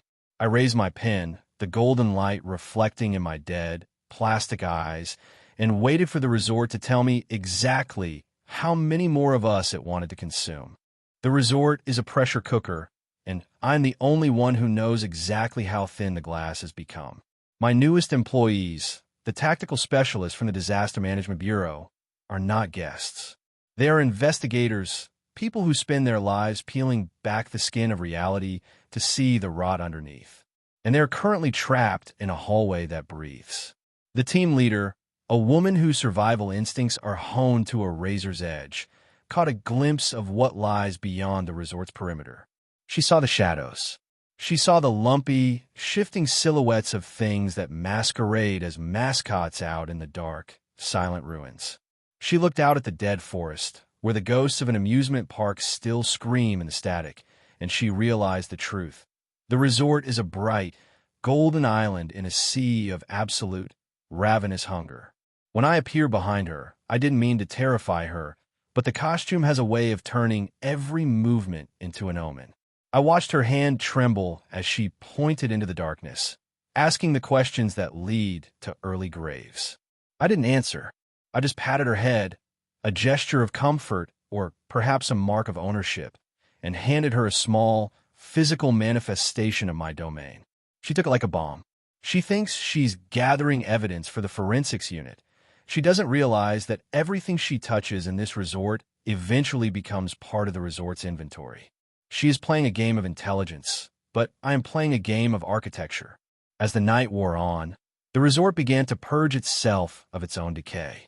I led the staff to the back of the grounds, the ruins of our broken history waiting to be scrubbed away. With a motion of my hands, the shattered glass and twisted metal sank into the earth, replaced by a garden of such impossible, golden vibrancy that it felt like an insult to the dead. It is a beautiful facade. We are planting golden flowers over the mass graves of the park's history. The team leader watched with wide, wary eyes as my standard mascots, those hollow, porcelain-faced husks, began to decorate the garden with antique, glowing signage. It is a promotion, a lure, a trap. We are advertising a miracle. We are promising the guests a view that will change their lives, or at least change their state of existence forever. The stage is set. The flowers are blooming in the dark, and the promotional phrases are hovering in the air like neon ghosts. We are inviting them to look out their windows, to admire the illumination, to witness the beauty of the Flower Golden Resort. They don't know that the view is designed to make them stay. They don't know that when the special effects begin, the glass in their windows won't just reflect the light. It will become a mirror, and it will start showing them things that have been waiting in the ruins for a long, long time. I check my pocket. I have the coins. I have the staff. The ceremony is ready to begin. The guests are hungry. The bureau is watching. And I'm the only one who knows that the garden isn't meant to be walked in. It is meant to be fed. The lights are flickering. The countdown has begun. And somewhere, out in the dark woods, something that looks like me is finally starting to smile back. The night was a tapestry of synthetic stars and artificial gold. I stood at the heart of the garden, a feline-horned deity presiding over a congregation of the damned. My mascot suit was adorned with trinkets that caught the light, and I carried a harvest of glow sticks, handing them out like sacred relics to the guests. They were mesmerized, swaying in the darkness, their faces illuminated by the eerie, pulsing light of the flowers I had plucked from the ruins. Everything was perfect. The resort was a masterpiece of luxury and dread. I had the staff, the funds, and the approval of the abyss.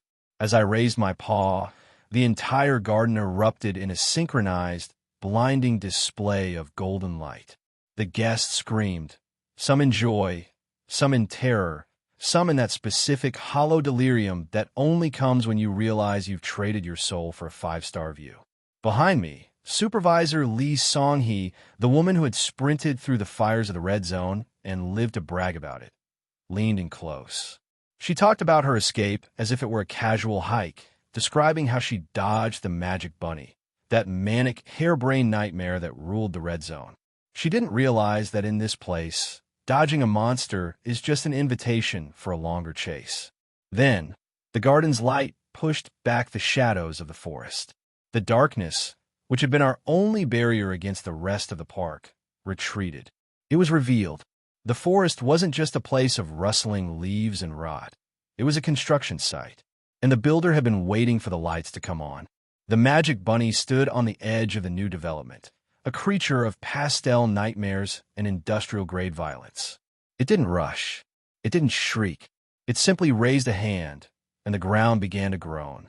A facility etched with cute, whimsical rabbit motifs that felt like a mockery of innocence rose from the dirt like a jagged tooth. It was a bridge, a gateway between my pristine, golden spa and its red, chaotic slaughterhouse. The barrier had dissolved. Through the gate, they poured. A flood of survivors from the red zone, people who had spent 4 days running from the bunny, their minds shattered and their bodies marked by the game's cruel geometry. They didn't come in as tourists. They came in as a tidal wave of panic, a stampede of the lost. My resort's tranquility vanished. The social distancing policy, the quiet luxury, the peaceful rest, all of it was being trampled underfoot by the victims of the red zone. I stood frozen on the stage, the glow sticks in my paws dripping with light. The blue mascot had helped me expand, the resort had flourished, and I had finally triggered the finale. But the festival I had created wasn't for my guests. It was for the rabbit. And as the magic bunny stepped onto my garden path, its overalls rustling in the sudden silence of the crowd, I realized my mistake. I hadn't been building a resort to escape the game. I had been building the arena where the finale would take place. The lights were bright enough to see everything now, including the fact that I was completely, hopelessly outnumbered. The ceremony was over, but the show was just beginning. The scene before me was no longer a hospitality experience. It was a front-row seat to the industrial-scale processing of human souls. The red zone had arrived, and it had brought its entire inventory of madness with it. A wave of broken things. People who had fashioned jewelry from their own anatomy crawled in my garden, their eyes wild with the frantic, predatory hunger of the Magic Bunny's followers. The Magic Bunny stood at the gate, holding a sign that turned my guests into poachers. It didn't want money. It didn't want satisfaction. It wanted me. It wanted my fur, my stuffing, and my essence to be cut into trophies for its twisted, gore-drenched rewards program. My standard mascots were being slaughtered. I watched, helpless, as the porcelain white shells were cracked open, their felt organs and synthetic stuffing pulled out by hands that had forgotten what it meant to be human. It was a violation of everything I had built. It was loud, it was messy, and it was utterly lacking in class. My rage boiled over, but it was cold, a crystalline, detached fury. I wouldn't let them stay in my golden garden with their red zone filth. I wouldn't let them turn my resort into a staging ground for a slaughterhouse. I began to push them back, with a strength that wasn't my own, a strength fueled by the absolute, uncompromising authority of the resort's owner. I forced the tide back through the gateway. I felt my humanity fraying at the edges. Lee Jahian, the alien enforcer, whispered a question that cut through the noise. "Do you remember your name?" I opened my mouth to answer, but the words were a flicker of dying static. "I am a mascot. I am the Golden Light. I am the host of the Flower Golden Resort." The person who once had a name was just a shadow hiding inside the suit, and that shadow was becoming harder to find. As I shoved the last of the weeping, self-mutilating fanatics back through the gate, I saw the true face of the Magic Bunny's industry. It didn't waste its guests. It recycled them. It took the broken husks of those who had failed its attractions and stitched them into cute, colorful mascot suits. That was why the red zone was so crowded. That was why there were so many mascots. They were never just performers. They were the casualties, preserved in felt and polyester, dancing for an eternity of fun. My heart was a cold, leaden weight. The agents of the Bureau, the survivors from Daydream, the civilians I had sworn to protect, they were all watching me, and they were beginning to realize that the mascot ceremony wasn't a show. It was a contract renewal. Should I go after them? Lee Song, he asked, her voice calm, waiting for a command that would lead her into the heart of the rabbit's nest. I looked at the gate, then at the standard mascots, then at the golden, glittering promise of my own impending disappearance. I was being assimilated. The resort was feeding on my identity, and in exchange, it was giving me the power to control the harvest. "No," I whispered, the words sounding like dry leaves skittering across pavement. "Prepare the ritual. I have to move. I have to finish this ceremony. If I can complete the rites, maybe I can seize the keys to the resort, sever the gate, and burn the garden down before I forget why I wanted to leave in the first place." The Magic Bunny is watching, its ears twitching in the dark. It thinks I'm a prize. It has no idea that I'm the only one here who knows how to open the incinerator. The garden, once my proudest achievement, had become a graveyard of felt and sinew. The gate was no longer a threshold. It was a meat grinder. The Magic Bunny didn't just want to kill, it wanted to perform. It toyed with the Red Zone refugees, breaking them, then stitching their shattered remains into cheap, grinning bunny suits, a factory of horrors that prioritized mass production over anything resembling mercy. I watched, numb, as the monstrosities collapsed upon crossing into my zone. They were balloons deflating in a vacuum, their frantic malice leaking out as they stiffened into rigid, fur-covered corpses. Dozens of them piled up, a macabre barricade of ears and whiskers. The magic bunny clapped from the other side, a slow, rhythmic applause that felt like nails on a chalkboard. It was mocking me. It wanted me to lose my composure, to trigger a reaction that would turn my orderly, golden resort into a chaotic stage for its grand finale. My staff watched in paralyzed silence. Even hardened agents of the Bureau were unnerved by the sheer, industrial scale of the slaughter. But then, Lee Jae-hyun, the Bureau's cold-blooded enforcer, stepped into my line of sight. He spoke of a rest I hadn't realized I was allowed to take. He suggested that once the clock strikes closing time, the mascot is no longer the man. He suggested that the mask, this suffocating, reality-bending prison, could be removed. The implications hit me harder than the gore. If a mascot can be shed, then the weird noises Supervisor Lee heard in the forest weren't just the park's natural decay. They were the sound of the park's owners finally stepping out of their costumes. The magic bunny isn't just a monster. It's a person who has been operating in the dark long after the guests have stopped screaming. I looked at the red mascot, its ears twitching with an arrogant, predatory rhythm. It's waiting for me to break. It wants me to remain the mascot, to keep playing the game until I'm as hollow and integrated as the rest of them. It wants me to play by the rules of the theme park, where everything is a show and every show ends in a death. But Jae-hyun is right. If I can survive the ceremony, if I can outlast the shift, I might be able to step out of the suit. I might be able to confront the rabbit not as a mascot, but as a man. A cold, terrifying hope sparked in my chest, burning hotter than the golden illumination of my garden. I am not the resort. I am not the mascot. I am the one who manages the accounts, the one who tracks the casualties, and the one who has just decided that the Magic Bunny's performance is about to be canceled. I turned away from the gate, ignoring the bunny's expectant glare. I didn't push any more bodies. I didn't scream. I gathered my staff with a sharp, clear gesture. We don't have much time. The illumination is fading. The garden is littered with the remnants of my own failures, and the clock is ticking toward the final bell of the shift. Tonight, the resort closes. Tonight, I find out if I am still human enough to exist without the fur and the horns. And tonight, the rabbit is going to learn that some prizes are not worth the price of admission.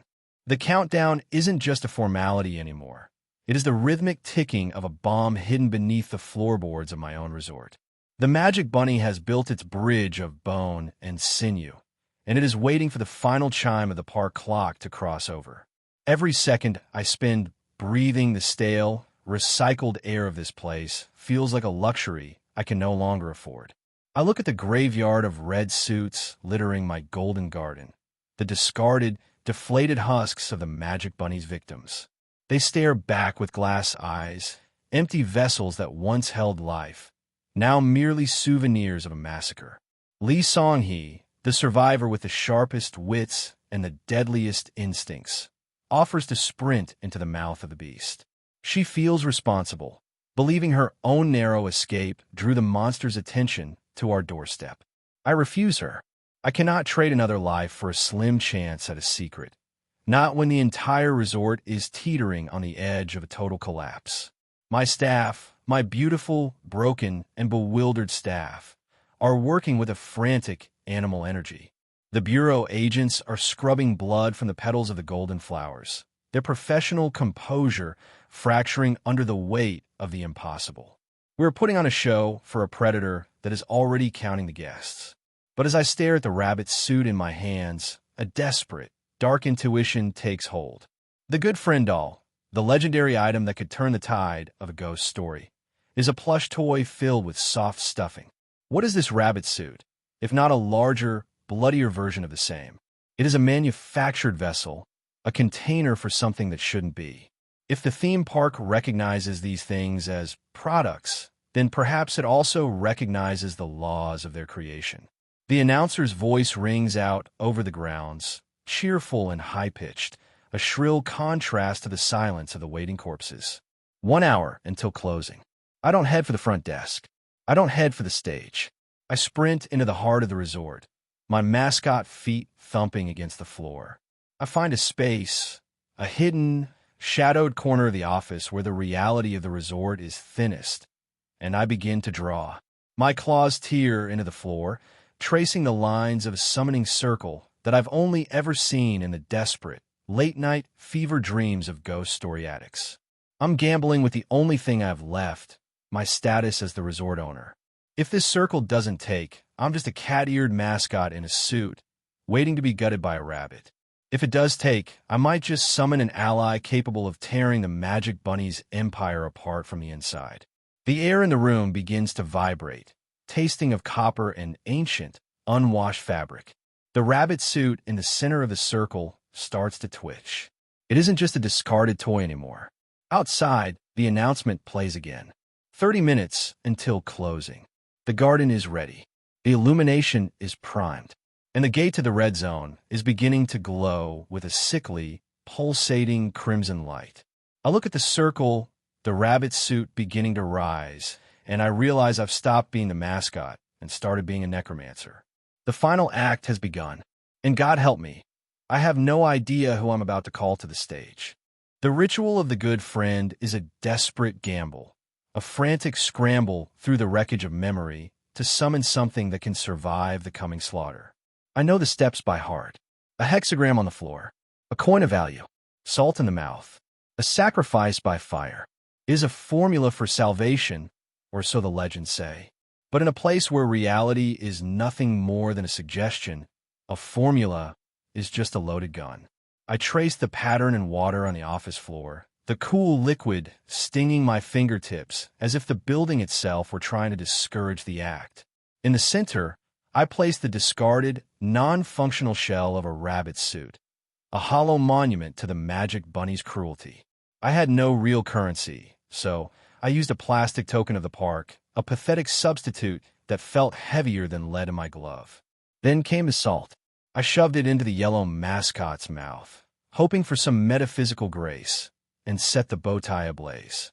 The flame roared, not with the orange warmth of a normal fire, but with a tall, sickly violet light that cast long, accusing shadows against the walls. The air grew thick, smelling of ozone and melting plastic. The rabbit's suit began to heave. It sat up with a jerky, spasmodic motion that sent a jolt of pure adrenaline through my synthetic veins. And then it laughed. It was a sound like rusted gears grinding together, a cacophony of madness that claimed this place as its own. My resort. My flower golden resort. The voice didn't come from the suit. It came from the rot beneath the floorboards. I reached for my own throat to swallow the salt, to complete the greeting, to anchor the spirit. But my hand stopped, suspended in empty space. I tried to feel the swallow, the sting of the grains, the relief of the ritual. There was nothing. I looked down at my paws, then inward at the void where my ribs should have been. I'm not breathing. I am not waiting. I'm not human. I am a collection of polyester stuffing and stitched-on organs, a vessel that has forgotten it was once a man. I have been running a resort with a body that has no heart, and somewhere in the dark corners of this place, my true self is either a memory or a stain on the carpet. The rabbit suit began to tear itself apart, shedding its outer layer like a molting insect. Something rose from within the hexagram, a construct of jagged, fractal gold, a nightmare of geometry that radiated a cold, absolute authority. It wasn't a friend. It was the original proprietor, the one who built this golden cage, returning from the grave to claim his property. The papers on my desk ignited with movement. A pen, gripped by an invisible hand, began to scrawl across the appointment document. It is a resignation letter written in my own handwriting, a surrender of the throne I never truly held. The true owner has arrived. He doesn't want my help, and he doesn't want my management. He wants the resort, and he wants the mascot. He is reaching out, his golden fingers extending to embrace me, to fold me into his architecture, to turn me into a permanent decorative part of the walls. I have spent 5 days trying to escape, only to realize I was never the manager. I was just the final, polished component of the resort's grand opening. The clock is ticking down. Closing time is here. And as the entity begins to pull me into itself, I realize the most hilarious, bitter irony of all. The resort isn't closing for the night. It is finally waking up. The office was a graveyard of broken illusions. The golden silhouette of the resort's original owner, that fractal nightmare that had risen to claim its throne, was gone, undone by the very terror that defined its existence. The hexagram was a smear of salt and confusion, and the rabbit's suit lay on the floor like a discarded skin. I sat in the silence, the plastic of my own mascot paused cold and stiff. 10 minutes. I had fought a duel for my own soul, faced down the ghost of a dead legacy, and effectively rewritten the administrative laws of the resort. All while the clock ticked toward the final bell. The documents on my desk no longer felt like shackles. They felt like blank pages. The invisible, crushing pressure of the true mascots had retreated, likely frightened off by the sight of its own killer reflected in the window. I had used the monster's own trauma to drive it back into the void. But the ritual hadn't worked. I hadn't summoned a friend. I had merely performed an exorcism of a parasite. Then the phone rang. It was an impossible sound. The resort communicated through walkie-talkies and bell chimes, not through old-fashioned, polished mahogany receivers that smelled of tobacco and ancient ambition. I picked it up. The voice on the other end was too smooth, too curated. The voice of a showman who had been watching the entire performance from the VIP balcony. It was the host. He didn't sound like a monster. He sounded like a producer critiquing a scene. He mocked the entity I had just banished, calling him crude. He complimented my performance, my immersion in the role, my ability to navigate the genre. But beneath the charm, the threat was etched in every syllable. He wasn't calling to congratulate me on my survival. He was calling to introduce the next act. He wasn't letting me off the stage. He was merely changing the script. The voice deepened, shifting from the jovial tone of a vacationing celebrity to the cold, sharp frequency of a broadcast signal.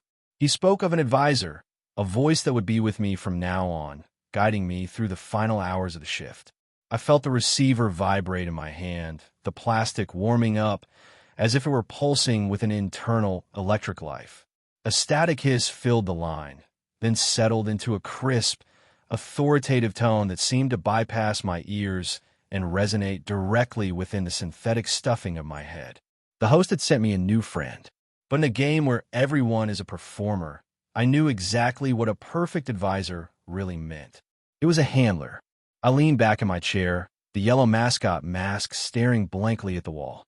The resort was quiet, but outside the windows, the red zone was pulsing with a violent, impatient light. The final hour was closing in, and now I had a voice in my ear telling me exactly how to play the finale. I gripped the phone, listening to the first piece of advice.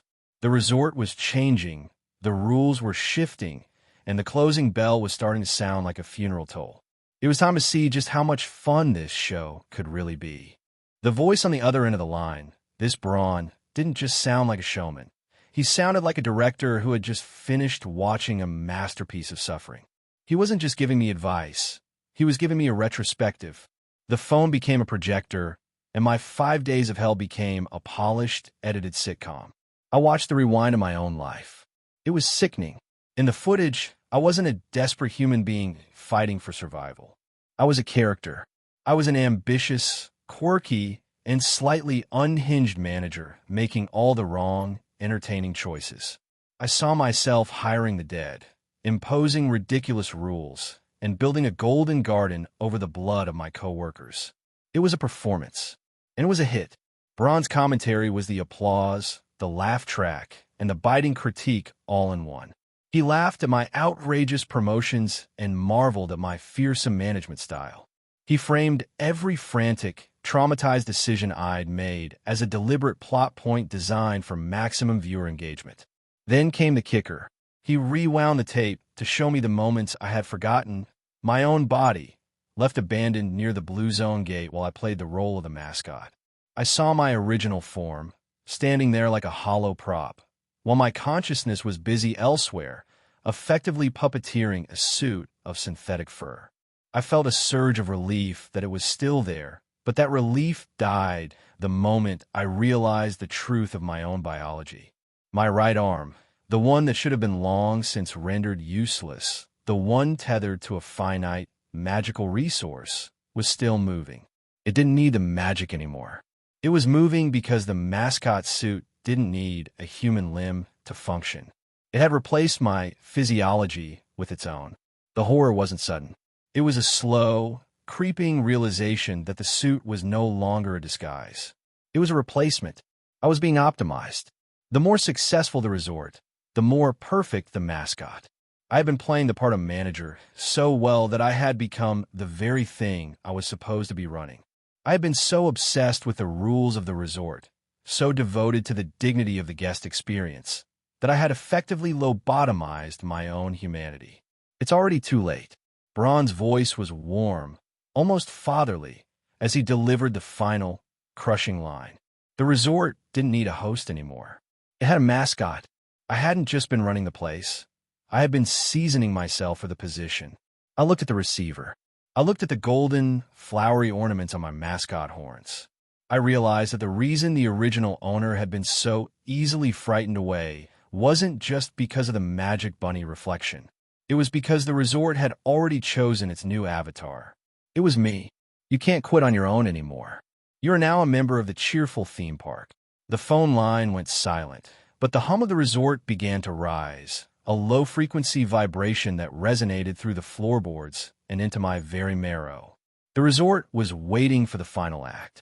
It was waiting for me to step out into the garden and finish the ceremony. I had wanted to be a guest. I had wanted to go home. I had wanted to be a human being with a pulse and a life that didn't end in a gift shop. But as I stood up, my joints clicking with a familiar mechanical precision, I realized the show had to go on. There are guests waiting, a rabbit at the gate, and a grand finale that requires a starring performance. I smoothed my golden bow tie, checked my reflection in the window, a cute, slightly terrifying cat mascot, and realized I didn't feel afraid. I felt professional. The curtain is rising, and I'm finally ready for my close-up. The receiver felt like a leaden weight in my hand, humming with the static of a voice that claimed to be my friend. Braun's words were a poison packaged as a life raft. Switch places. Take a hollow, reanimated soul, Jang Hyun, or perhaps the other, and shove them onto the stage to take the brunt of the resort's final, soul-consuming transformation. Let them be the face of the mascot when a magic bunny comes to collect its debt. It was a perfect, efficient solution. It was the kind of management decision I had been making for 5 days. But as I looked at the receiver, I realized I had already made my choice. And it wasn't to let someone else die in my place. I walked out of the office, the plastic of the mascot suit feeling less like a prison and more like a heavy, durable armor. I ignored the host's sputtering protests as I declared my intent. He called it reckless. He called it financial suicide. He called it a waste of potential. Let him talk. The host wants a show, but he's forgotten that the best stories are the ones where the protagonist stops following the script. I reached the garden, the golden flowers glowing with an intensity that burned the eyes. The magic bunnies were still there, lined up at the gate like a grotesque audience waiting for the main act. They didn't move. They just watched with those empty, painted eyes, their silence a countdown in itself. My staff was fraying at the edges. The Disaster Management Bureau agents were on high alert, their hands hovering near their hidden weapons, while the Daydream Incorporated employees looked like they were waiting for an execution rather than an illumination. They saw the yellow mascot, me, approaching, and for a heartbeat, I felt the sheer, terrifying weight of my own presence. I wasn't just a man in a suit anymore. The resort had poured so much of itself into me that I carried the authority of the architecture wherever I stepped. I checked on them. I checked on the bureau. I checked on the gate. Every motion was precise, calculated, and devoid of the frantic, sweating panic that had defined my first few days. The team leader of the bureau stepped forward, her eyes scanning me for the change. She sensed it. I was stronger, colder, more integrated than before. I didn't blame her for the suspicion. I was a creature of the resort now, a golden horned entity that had just spent an hour locked in a room doing things that defied the laws of life and death. She asked about countermeasures. She asked how we were going to survive the closing bell when the rabbit came to claim the resort. I didn't answer with words. I held out my hand, palm open, and beckoned the rest of the staff to gather around the central stage. 30 minutes remained. I looked at the gate, then at the sky above the resort, which was beginning to ripple with the dark, bruised colors of a closing reality. I wasn't going to sacrifice a coworker. I wasn't going to surrender my identity to the suit. I was going to crash the resort. I signaled the start of the illumination. The music kicked in, a warped, cheerful melody that sounded like a music box being cranked by a dying hand. The lights flared to life, casting long, golden shadows across the garden. The magic bunnies on the other side of the gate stood up, their paws moving to clap. They think they're watching a finale. They think they're watching a mascot being crowned. They have no idea that the light I'm about to show them isn't for the guests. It's for the wiring of the park itself. I stepped into the center of the stage, the ground beneath me beginning to tremble. The ritual had failed, but the intent remained. I'm not a manager anymore. I'm the demolition crew, and I'm going to make sure that when the lights go out, this entire place goes down with me. The garden is a masterpiece of artifice, a golden dream pinned against the throat of a nightmare. The illumination is not just light. It is a declaration. As the music swells, my name crystallizes in the air, etched in brilliant, impossible radiance. I am no longer an interim manager, no longer a desperate man in a suit. I am the absolute master of the yellow zone. The power is intoxicating. It is a sensory flood that maps every square inch of the resort, every crack in the marble, every heartbeat of my staff. I can feel the very laws of the park binding themselves to my will. For a moment, I am the god of this golden cage. I feel the final, perfect synchronization of the ceremony, the ultimate climax of a performance that has cost me everything. And then, the music stops. The silence that follows is not peaceful. It is the held breath of a predator. Beyond the red gate, the parade of madness has arrived. The magic bunny and its ghastly retinue of floats, carriages of bone, balloons filled with the gas of the departed, have finished their march. They are waiting. The silence is heavier than the screaming had been, because it is the silence of an absolute, inevitable hunger. The final announcement drifts over the garden. 10 minutes until closing. My staff has moved. They are at the blue zone gate, exactly where I instructed them to be. I am alone in the center of the garden, a glowing, golden totem at the edge of the abyss. The guests have scurried away like mice, sensing that the theater is about to turn into a slaughterhouse. I watch the lobby doors click shut. The final lock turns. The resort is sealed, a bright, inviting box of treasures for the rabbit to tear open. I stand perfectly still. My paws are light. My senses expanded to the breaking point. I know what is coming. The parade is not just a procession. It is a breach. Once the clock strikes the final minute, the gate won't be a boundary. It will be a throat. I can feel the red zone reaching out. The dark, shifting mass of the parade is pressing against the fabric of reality, and the air is starting to taste like copper and wet fur. The standard mascots are standing in the lobby, waving to ghosts, their painted smiles frozen in an eternal, horrific hospitality. I am the only thing standing between them and the dissolution of their synthetic existence. I don't turn to run. I don't hide behind the door. I simply watch the red gate. Deep in the darkness beyond that rusted metal, thousands of red eyes ignite, one by one. They are not looking at a resort. They are looking at a feast. The clock is ticking. 7 minutes. I adjust my bow tie, the gold glass ornaments on my horns shimmering in the dim light of the garden. I have become the perfect mascot, and now the perfect mascot is going to greet the parade. If they want the master of the resort, they're going to find that the resort has been waiting for them all along. And the resort is very, very hungry. The ritual of the collapsing resort was not a tragedy. It was a perfectly choreographed execution. When the clock hit the final second of operation, the boundary between zones didn't just blur, it shattered. The magic bunny, draped in the gore of 1,000 recycled souls, surged into the resort like a tide of teeth and polyester. It expected a playground. It expected to rip the stuffing out of a terrified mascot and claim the spoils of another dead zone. Instead, it found a trap laid by a man who had become the architect of his own cage. The team leader of the Disaster Management Bureau stood in the heart of the storm, gripping the four-tiger sword. It was a blade of ancient ceremonial steel, unsharpened and useless to the unworthy, but devastating in the hands of someone confronting a pure, unadulterated calamity. When the rabbit lunged, discarding the cute, sanitized facade of a theme park mascot for the raw, pulsing evil underneath, the sword didn't just cut. It screamed with the force of concentrated righteousness. Lightning, summoned from a very heavens of ancient ritual, tore through the resort's lobby. It wasn't just electricity. It was the raw weight of a legal verdict rendered in fire. The resort, already fragile and bloated with the corruption of the red zone, couldn't withstand the impact. The building groaned, its foundations failing, its walls folding in on themselves like a dying star. The magic bunny, the parade, the floats, the collective madness of the red zone. It was all buried in a single, thunderous heartbeat.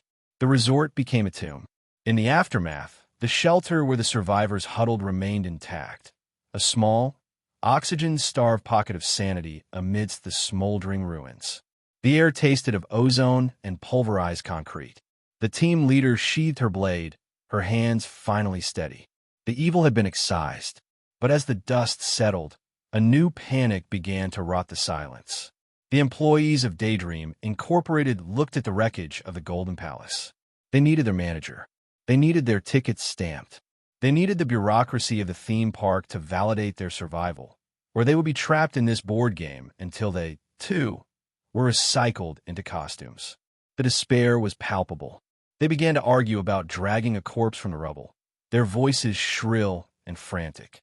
They were terrified of a rulebook that didn't care if their master was breathing or broken. Then a knock. It was a polite, rhythmic sound that seemed out of place in a graveyard.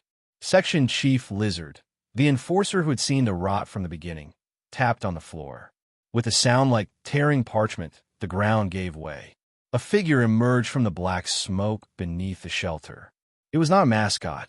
It was something far more terrifying, a shape of midnight shadow and jagged, calcified horn, held together by the flickering, tethered energy of an industrial-grade containment belt. It was the master of the resort, stripped of the yellow fur and the painted smile. The employees recoiled. They had expected a soft, huggable creature. They were greeted by a monster of their own making. But as the fear subsided, the realization dawned. This was the ultimate loophole. The mascot hadn't died in the building because the mascot hadn't been in the building when the roof collapsed. The rabbit had chased ghosts. The real man had simply stepped out of his skin. The being, cloaked in the terrifying majesty of his own supernatural reality, nodded once. It was a silent confirmation of survival, a sign that the master of the yellow zone had successfully cheated the house. The shelter erupted in a hysterical, gasping relief. They were alive. The zone was silent. The rabbit was dead. But as the creature adjusted his belt and looked out toward the ruined horizon, one question hung in the air, unspoken and chilling. Now that the master is free of his costume, what kind of manager will he be when the sun finally rises over a resort that no longer has any walls? The team leader watched with the cold, calculating eyes of a veteran.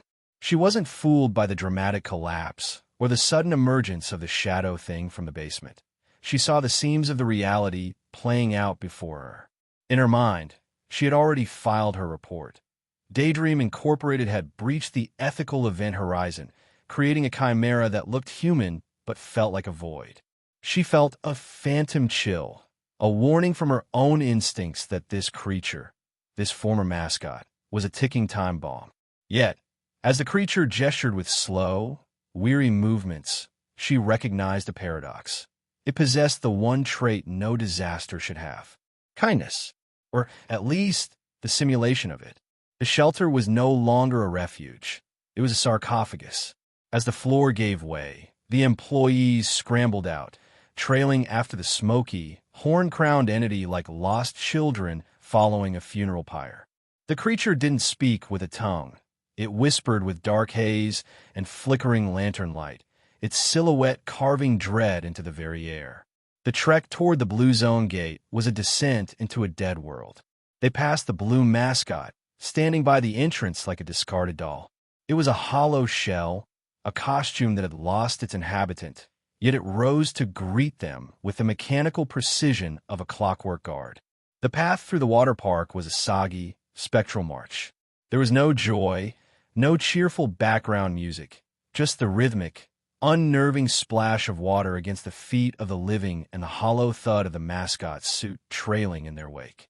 The tension became a physical weight, a pressure behind the eyes that suggested if anyone dared to look back, they would see something that fundamentally violated the laws of physics. Lee Song-hee, blunt as ever, dared to ask the question that hung in the air like a blade. Why was the mascot still wearing the suit if it restricted their movement between zones? The silence that answered her was more terrifying than a scream. When they finally reached the monolithic barrier separating the blue world from the red, the mascot in the suit moved to the rear. There, in the absolute dark, they heard the sound that turned the employee's blood to ice. The slow, grating rasp of a rusted zipper. The sound of heavy, waterlogged fabric hitting the ground. Something had stepped out of the shell. Something that sounded like the ocean had been invited into a closed room.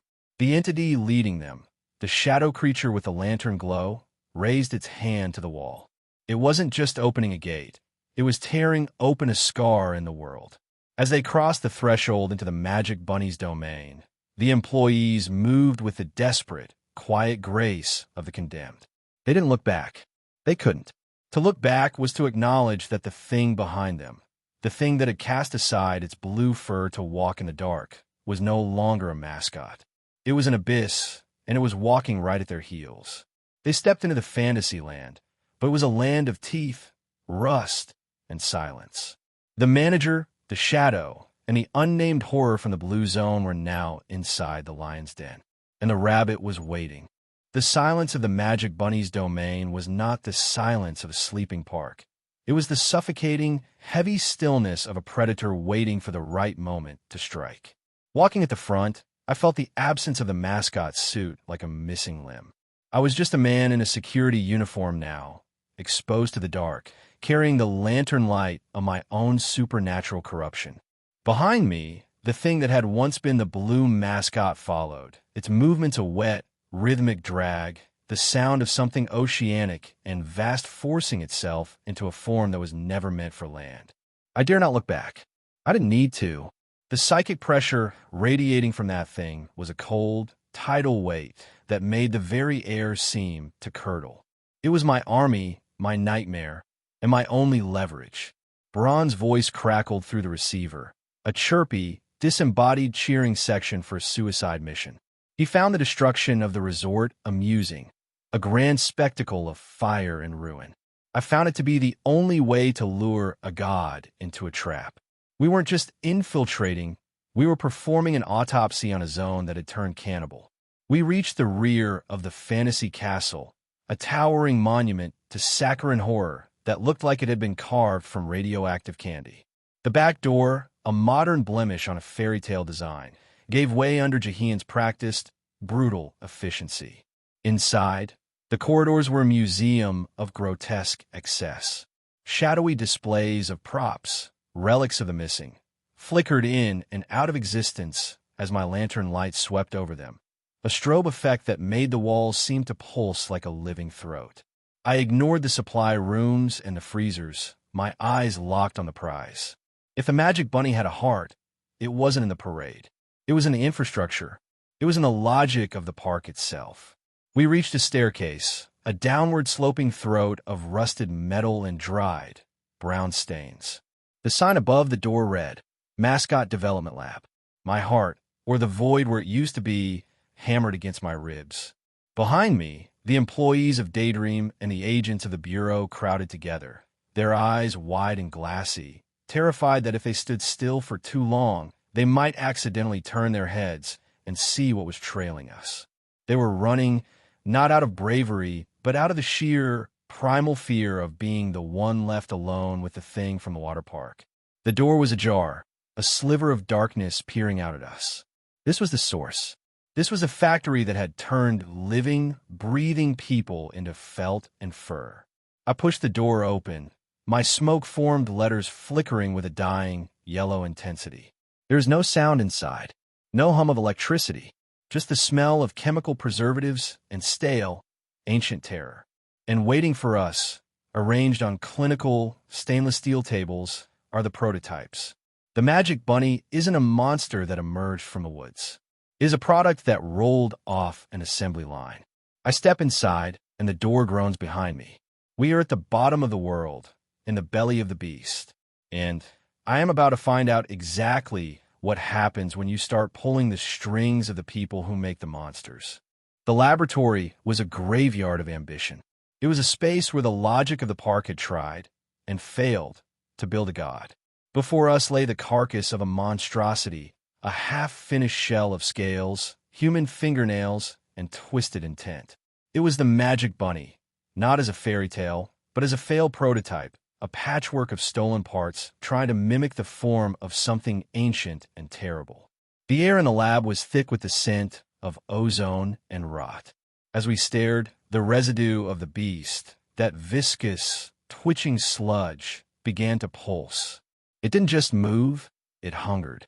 The entire room began to vibrate, a low-frequency hum that set my teeth on edge. The discarded mascot parts, the scattered snouts, and severed talons, shuddered on the tables.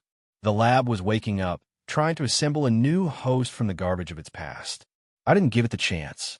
I sent a command through the darkness, pulling the veil of black smoke around the presence standing at our backs. It was time for the true master of the deep to claim its prize. We scrambled for the stairs, the only sound the frantic scuffing of boots and the desperate, rhythmic thrumming of a world tearing itself apart behind us. I stood at the threshold, forcing myself not to look, my back pressed against the frame. I felt the pressure drop as the air was sucked out of the room. It was like standing at the edge of a trench, hearing the groan of a leviathan rising from the pressure of the abyss. Then came a sound. It was not a struggle. It was an extraction. The lab wasn't just being cleared, it was being consumed. Everything that had been Magic Bunny, the malice, the residue, the very concept of the Red Rabbit, was pulled into a vortex of impossible oceanic force. The screams were not human. They were the sound of a legacy being unwritten, shredded, and swallowed. I stood there, a man in a stolen uniform, feeling the shift in the very fabric of the resort. When the silence finally returned, it was heavy, wet, and absolute. We burst out of the castle and into the night, and the sight was nothing short of a miracle. The Magic Castle, once a bastion of red madness, had been scrubbed clean. The rabbit statues, the banners, the very color of the zone, all of it had been replaced. In their place, banners of a blue dragon fluttered, draped over the ruins like a new coat of paint on a blood-stained wall. The horror had been overwritten. As we moved through the park, I watched the employees. They were broken, exhausted, and terrified, yet there was a flicker of something else in their eyes. We had crossed the border. We had killed a god and replaced it with a dragon, and somehow we were still breathing. I looked at my own hands, then at the lantern light that still clung to me. I thought of the contracts, the research institutes, and the cosmic board game that treated powerful entities like interchangeable assets. We were just pieces being moved around a board, forced into suits that weren't meant for us. But for tonight, the board was ours. I led them toward the exit, the shadow behind me still radiating the cool, damp weight of the ocean. The rabbit was gone. The resort was no longer a cage of red. But as I caught my reflection in a darkened shop window, the shadow of a man, the glow of a mascot, and a lingering, dark haze of the smoke, I realized the true cost of our survival. We had won the zone, but we hadn't escaped the theme park. We had simply been promoted to the next act. And somewhere, deep in the infrastructure, the next attraction was already being designed. The music of the theme park, that saccharine, soul-rotting melody, hit my ears like a death knell.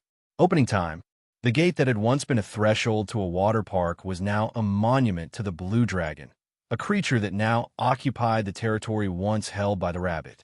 The blue mascot waved, a rigid, surreal gesture of a master who had found a new sandbox.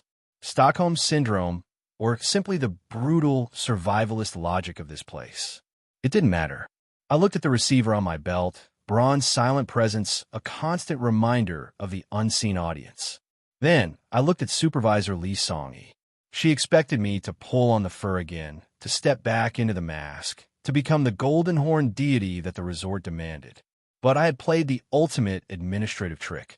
The uniform I wore wasn't a costume. It was a contract. I had spent the night performing a surgery of the soul, detaching my consciousness from the mascot, binding my original body to the service of the resort as a mere employee. I was no longer the master of the house. I was the help. I was the small, unnoticed cog that could slip through the cracks of the machinery. The pain of the consciousness split was still echoing in my mind, a jagged, tearing sensation. I had felt the standard mascot suit, the body I had piloted during the siege, get shredded by the rabbit's greed. That death was mine. The terror of that ending was burnt into my memory. But it had bought me the only currency that mattered in this hell, the freedom to sign a piece of paper. I had intended to resign. I had intended to take the coins, rebuild the ruins, pay off the staff, and walk out the front gate before the theme park realized I was gone. But the resort had other plans. As I stood there, paralyzed by the sudden, overwhelming expansion of my own influence, I saw the gold light bleed into the horizon. The blue dragon had done its work, but it hadn't just conquered the zone. It had annexed it to the Flower Golden Resort. My resort. My mind began to splinter. Information, raw, unfiltered data about every facility, every guest, every law of this kingdom began to pour into my brain. The mascot's consciousness was growing, eclipsing my employee self, demanding that I turn my vision back to the stage, back to the suit, back to the glory of the crown. I was becoming too powerful to resign. I was becoming the very thing that the park would never let go. Terror, raw and freezing, clawed at my chest. If I pulled the trigger on the resignation now, would I even exist on the other side? Or would I just be a flicker of static, a ghost of a manager who never quite made it out? Then, the light happened. It didn't come from the resort. It came from me. My wrist, the site of my inventory tattoo, began to burn with an impossible intensity. The employment contract, that sacred, blurred document that had defined my servitude, began to rewrite itself in the air. The strike through, the mark of a replaceable, hollow servant, dissolved. A person of inherent, existential nobility. The letters didn't just appear. They sank into my marrow, anchoring me. The resort's architecture, its overwhelming, godlike influence, hit the words and recoiled. The contract was no longer a cage of service. It was a shield of identity. I was no longer just the employee. I was the nobility. And for the first time since I stepped into this park, I felt a power that didn't come from the suit, the horns, or the golden light of the flowers. I looked at the ruin garden, then back at the gate. The magic bunny was gone, the dragon was waiting, and the host was watching. But the script had just been torn to pieces. I'm not the mascot. I'm a manager who refused to die, and I have just been promoted to a position the theme park never intended to create. Closing time is coming, but for the first time in 5 days, I'm the one holding the keys. The air in the resort suddenly grew heavy, not with the smell of ozone or rotting cotton, but with the scent of ancient, cedar-scented dust and the absolute weight of a contract signed in blood. In the middle of the gold-drenched madness of the theme park, a figure stood before me. He was a relic, a man in ragged, mountain-worn garments who looked like he had wandered out of a winter-locked lodge and into a fever dream. He was the lodge keeper, the servant of a serial killer's manor, the man I had once narrowly escaped through the skin of my teeth. And now, he was bowing to me, not as a victim, but as a subordinate. The realization hit me like a physical blow.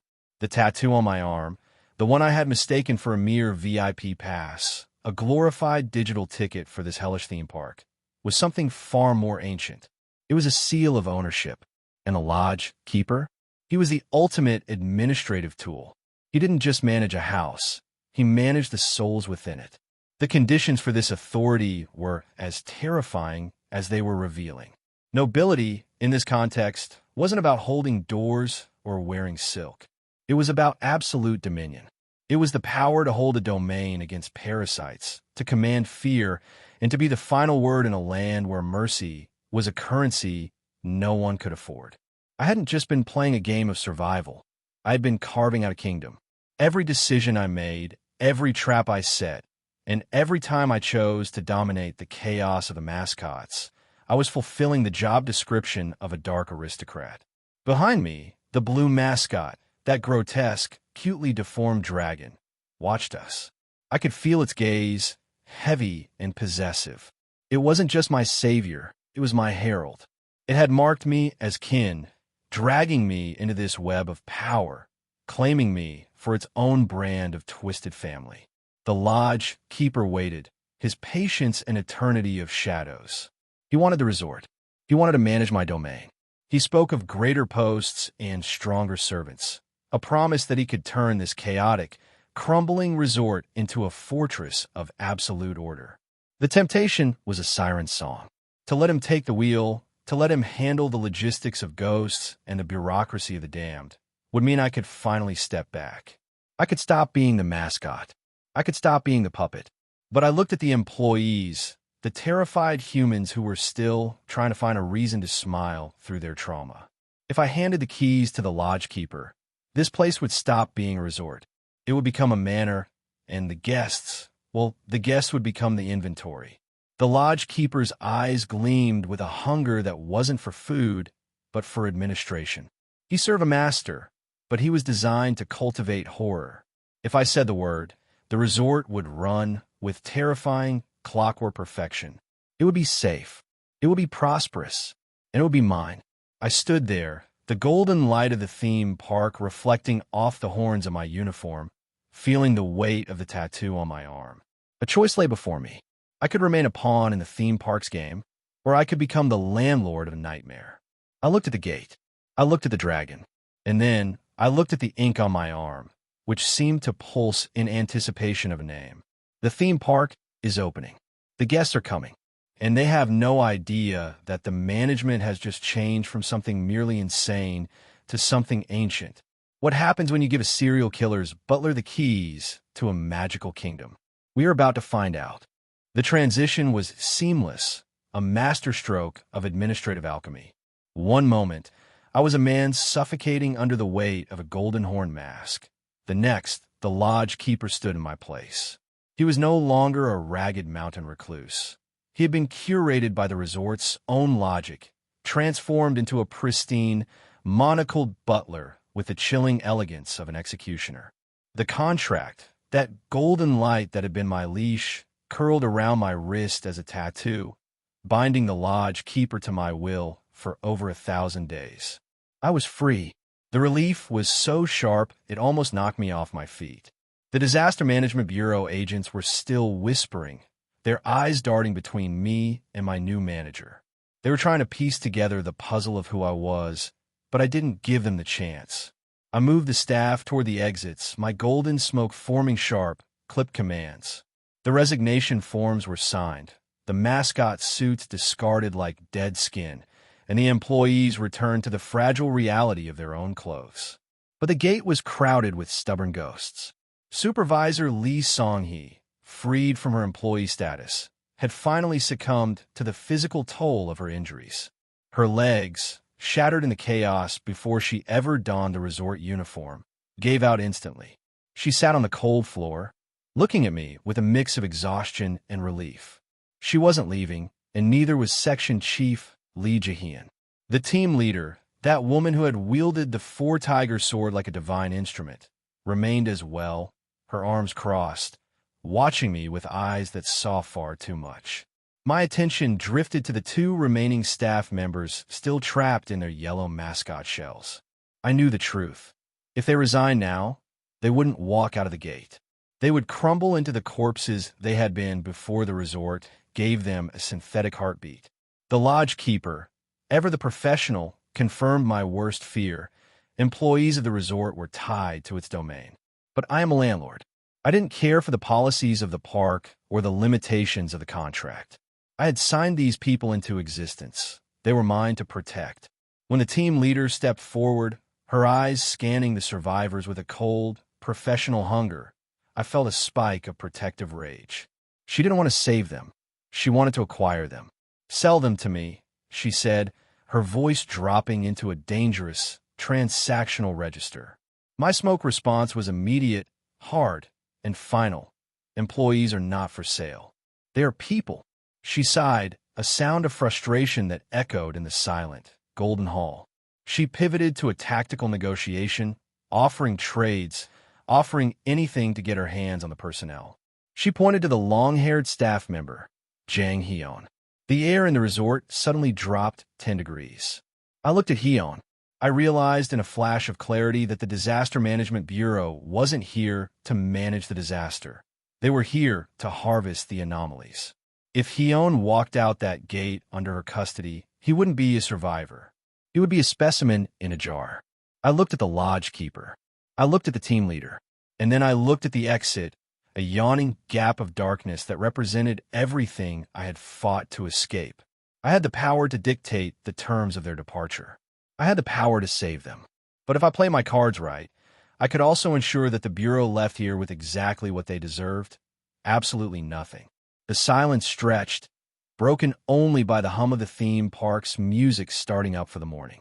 The lodge keeper stood at my shoulder, a shadow, waiting for a command. The team leader was holding her breath, waiting for a deal. I took a deep breath, and for the first time, I didn't think like a mascot, and I didn't think like an employee. I felt like a landlord. What is the price of a human soul in a kingdom of paper and fur? And what happens when a landlord decides he's no longer taking offers? The decision hung over me like a guillotine. Handing Jang Hyun over to the Disaster Management Bureau wasn't an act of mercy. It was a desperate attempt at containment. He was a spy who had been submerged so deeply into the ghost story logic of the resort that he had practically grown gills. If I sent him back to Director Ho, the mastermind who played with lives like disposable chess pieces, Hyun wouldn't be debriefed. He would be dismantled. But there was the catch. If I let Hyun go to the Bureau without strings attached, Director Ho's inevitable wrath would find its way to him. The only way to shield the spy from his own agency was to bind him with a contract so ironclad that the Bureau itself became his protector. I turned back to the team leader. She was a predator assessing a meal, but I was the landlord, and I was writing the rules. "I won't sell him," I declared, the golden smoke twisting with hard, non-negotiable intent. "But I will lease him." We negotiated a temporary assignment contract, a masterpiece of supernatural bureaucracy. It guaranteed Hyun's safety, wages, and working conditions under the Bureau's watch. When he bowed to the team leader, cheerfully declaring, "I'll be in your care from now on," it wasn't just a farewell, it was a performance. I had to hope the Bureau could find a way to scour the corruption from his soul before he broke. And if they couldn't, well, I had to save a wish ticket to undo the damage myself. Ladybug, on the other hand, was a lost cause. He had walked into this nightmare and embraced it with the enthusiasm of a fanatic. I couldn't waste a wish ticket on him, but I wouldn't leave him behind, either. I transferred his custody back to Daydream Incorporated. It was the administrative equivalent of tossing a live grenade over a fence and hoping someone caught it. With the personnel secure, I turned to my new manager. The man who was once the mountain lodge keeper was now a pristine, monocled butler, executing my commands with the chilling efficiency of an automated guillotine. We finalized the handover, policies, profit sharing, and the crucial upgrade to my inventory tattoo. "You'll be able to send instructions directly through the gap," the manager said, his voice a smooth, unsettling purr. The tattoo on my wrist pulsed, no longer just a digital ticket, but a direct line to a nightmare kingdom. "What do I call you?" I asked. "Resort manager," he replied smoothly, bowing. I turned toward the gate. The blue mascot, the grotesque dragon that had claimed me as family, was waiting. It frantically gestured, tried to communicate something desperate, something about me staying, about me managing the zone. But I couldn't stay. I was the landlord, but I was also a man who had barely survived a week in a reality that didn't play by the rules of physics. I shook my head, my smoke forming a final, unyielding message. There is work I must do. The dragon slumped, accepting the inevitable. But it wasn't letting me go empty-handed. From across the gate, it tossed me something small and shimmering. I caught it reflexively. It was a scale black and blue, radiating a cold, oceanic power. It wasn't a prop. It was a piece of the dragon's true form, a summoning token that thrummed with a terrifying potential. I held it tight, a silent pact formed between the landlord and the master of the deep. We shook hands, a surreal gesture across the boundary of sanity, and then the dragon pulled me into a bone-crushing hug. As we moved toward the exit, the landscape of the park was already shifting. The gates of Fantasyland were bearing the golden symbols of my resort. We were leaving, but we were leaving our mark on the architecture of the nightmare. Supervisor Lee Songy looked at the new signs and murmured, "If you enter through the board game now, won't you always end up here?" It was a chilling thought, a new rule in the game. But right now, it didn't matter. The escape was paramount. The exhaustion was absolute. We scanned our used tickets at the gate. The world blurred, the scent of the ocean and the sound of the dragon fading into static. When I opened my eyes, the neon lights of the park were gone. I was sitting in a sterile chair inside Daydream Incorporated's research team office. The fluorescent lights buzzed overhead, mundane and beautiful. 6 days in the abyss. 6 days of blood, contracts, and the slow unraveling of my own humanity. We had survived, but as I looked at the shimmering blue scale in my hand, I knew the truth. I hadn't escaped the park. I had simply stepped out for a lunch break, and the manager was waiting for me to return. The debriefing felt less like a report and more like an autopsy. 12 went in, 8 limped out. The numbers told a story of carnage, but they didn't capture the sheer, mind-bending reality of what we had survived. As I sat through the bureaucratic grinding of the Disaster Management Bureau's processing, I let the silence do the heavy lifting. I wore the mask of a shell-shock survivor, a ghost story made flesh, and it worked like a charm. They didn't push. They didn't probe. They just processed me and let me go, terrified that if they looked too closely into my eyes, they might see the golden light of the resort staring back. But there was no rest for the wicked, and definitely no rest for a landlord. Director Ho was waiting. He didn't look like a man concerned with the loss of 4 agents or the near-total collapse of a research team.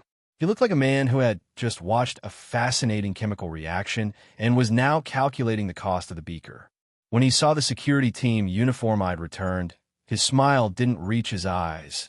It settled somewhere behind them, cold and analytical. He wasn't bothered by the destruction of the Dream Essence Collector, that high-grade A-class resource I had crushed into dust to protect Hyeon's secret. He waved it off with a casualness that made my skin crawl. "Don't worry about the points," he had chirped, as if he weren't a man who would skin you alive for a misfiled report. I left his office with the uniform still in my possession. The rental period extended indefinitely. It felt less like a piece of clothing and more like a leash. The 6 days of mandated downtime evaporated into the dark, dreamless void of exhaustion. I collapsed into my bed, the weight of the resort still pressing against my chest, even in the safety of my own apartment. I didn't dream of the park, though. I didn't dream of the blue dragon or the manager with the monocle. I dreamt of ink. Black, viscous ink, tracing the path of the contract on my wrist, counting down the seconds until my return to the domain. When I woke, the morning sun was hitting the floor, mocking me with its normalcy. I didn't get a vacation. I didn't get a chance to process the fact that I now effectively owned a pocket dimension of terror. Instead, the cycle of the Bureau began again. I walked into the building, the air conditioned to a sterile, soulless temperature, and sat down at my desk. The files were waiting. The disasters were brewing. But as I reached for my coffee, I felt the phantom weight of the scale in my pocket, the token of the deep, the promise of the dragon. I looked down at my left arm, where the tattoo lay hidden beneath my sleeve. It was quiet, but it was alive. The Bureau thinks I am one of them. They think I'm a cog in their machine, a soldier who returned from the front lines. They have no idea that every time I blink, I can smell the ocean of the blue zone. They have no idea that while they file their reports on ghost stories, I'm holding the keys to the most profitable and most lethal ghost story of all. I opened the first file of the day. The case number looked standard routine anomaly in a nearby sector. I am a disaster management agent. That is my job. But as I stared at the paper, the letters seemed to twist, drifting into the shape of a golden bow tie. Management is going to be a full-time commitment. And I have a feeling the park is about to start its next shift. The bureau hallways were a sterile labyrinth of fluorescent white, but every shadow felt like it was hiding a piece of the park. My nerves were frayed thin, held together by the lingering adrenaline of the resort and the sheer absurdity of my promotion to landlord. Then she appeared. Team leader Hegium of the Black Tortoise team. The woman was a walking disaster containment unit, and her handshake felt like an induction into a world I was still trying to scrub off my skin. The jade badges tucked in my pocket were cold against my thigh. Baradajai currency. Ghost story money. It was the payout for smuggling Jang Hyun out of the jaws of the resort and into the Bureau's custody. I had traded a spy for a bribe, and somehow, I was the one who felt like the criminal. I escaped the pleasantries with a forced smile, my heart hammering a frantic rhythm against my ribs. I had to get out. I had to reach the motel. The air in my room was stagnant, smelling faintly of the cheap soap and dust that defined my life as a glorified government pawn. I reached into my inventory, the black ink of the tattoo on my wrist pulsing like a second heartbeat. My fingers brushed the plush, synthetic fabric of the souvenir, the good friend. A piece of the cheerful theme park, now safely smuggled across the border of reality. It wasn't just a toy. It was a medium, a tether to a horror show that refused to stay buried. I didn't even have time to lock the door before I realized I wasn't alone. Sitting at my tiny table, looking as incongruous as a predator in a tea shop, was Section Chief Lee Jae-hyun, the lizard, the man who had turned a late-night talk show into a demolition zone. He sat there with the terrifying, stoic patience of an apex hunter, waiting for me to acknowledge his presence. The absurdity of the situation hit me with such force that I almost laughed. My motel room, a sanctuary of poverty and anonymity, had just been breached by a high-ranking asset of the Bureau. I was about to perform a ritual to summon a malevolent talk show host, and I was going to do it in front of the man who had bombed his way through my last encounter with one. I stammered, offering a seat. He took it, his reptilian eyes focused on the stuffed toy as if it were a tactical target. I tried to explain the necessity of the summoning. I tried to make it sound like a routine procedure, a necessary evil for the sake of gathering information or settling debts. He didn't blink. He just nodded, that sharp, predatory movement of the head that signified he was locking onto his objective. "Please follow proper safety protocols during the ritual," he said. Safety protocols. In a room where I was about to tear a hole in the veil to bring back a nightmare. I set the medium on the table. My hands were shaking, not from fear of the ghost, but from the realization that I had become a magnet for disasters that even the Bureau couldn't ignore. The lizard pulled out a chair, his silhouette cutting a grim figure against the peeling wallpaper. I began the ritual. The room grew cold. The light began to dim, as if something outside the window was deciding whether or not to look in. Braun was coming. The host was returning to the stage, and my audience consisted of a scarred veteran of the Bureau and the silence of a motel that was about to become a studio. I looked at Lee Jae-hyun. He was checking his gear, his face unreadable. I took a breath, reached into the void of the spirit world, and started the broadcast. The show was back on air, and I had this sinking feeling that this time there were no commercials. The summoning ritual in a cramped, dimly lit motel room feels less like a mystical rite and more like a desperate, high-stakes game of pretend. I had everything prepared. A necktie, a silver coin, and the star of our show, a pink bunny plushie, smuggled out of the resort's souvenir shop like contraband. It was a distorted mirror image of the original, a customized vessel for something that should have stayed behind the veil of the theme park. I wasn't alone. Section Chief Lee Jae-hyun, The man who treats explosive demolition like a pleasant weekend hobby sat in the corner. His unblinking, reptilian gaze was a constant, heavy pressure against my spine.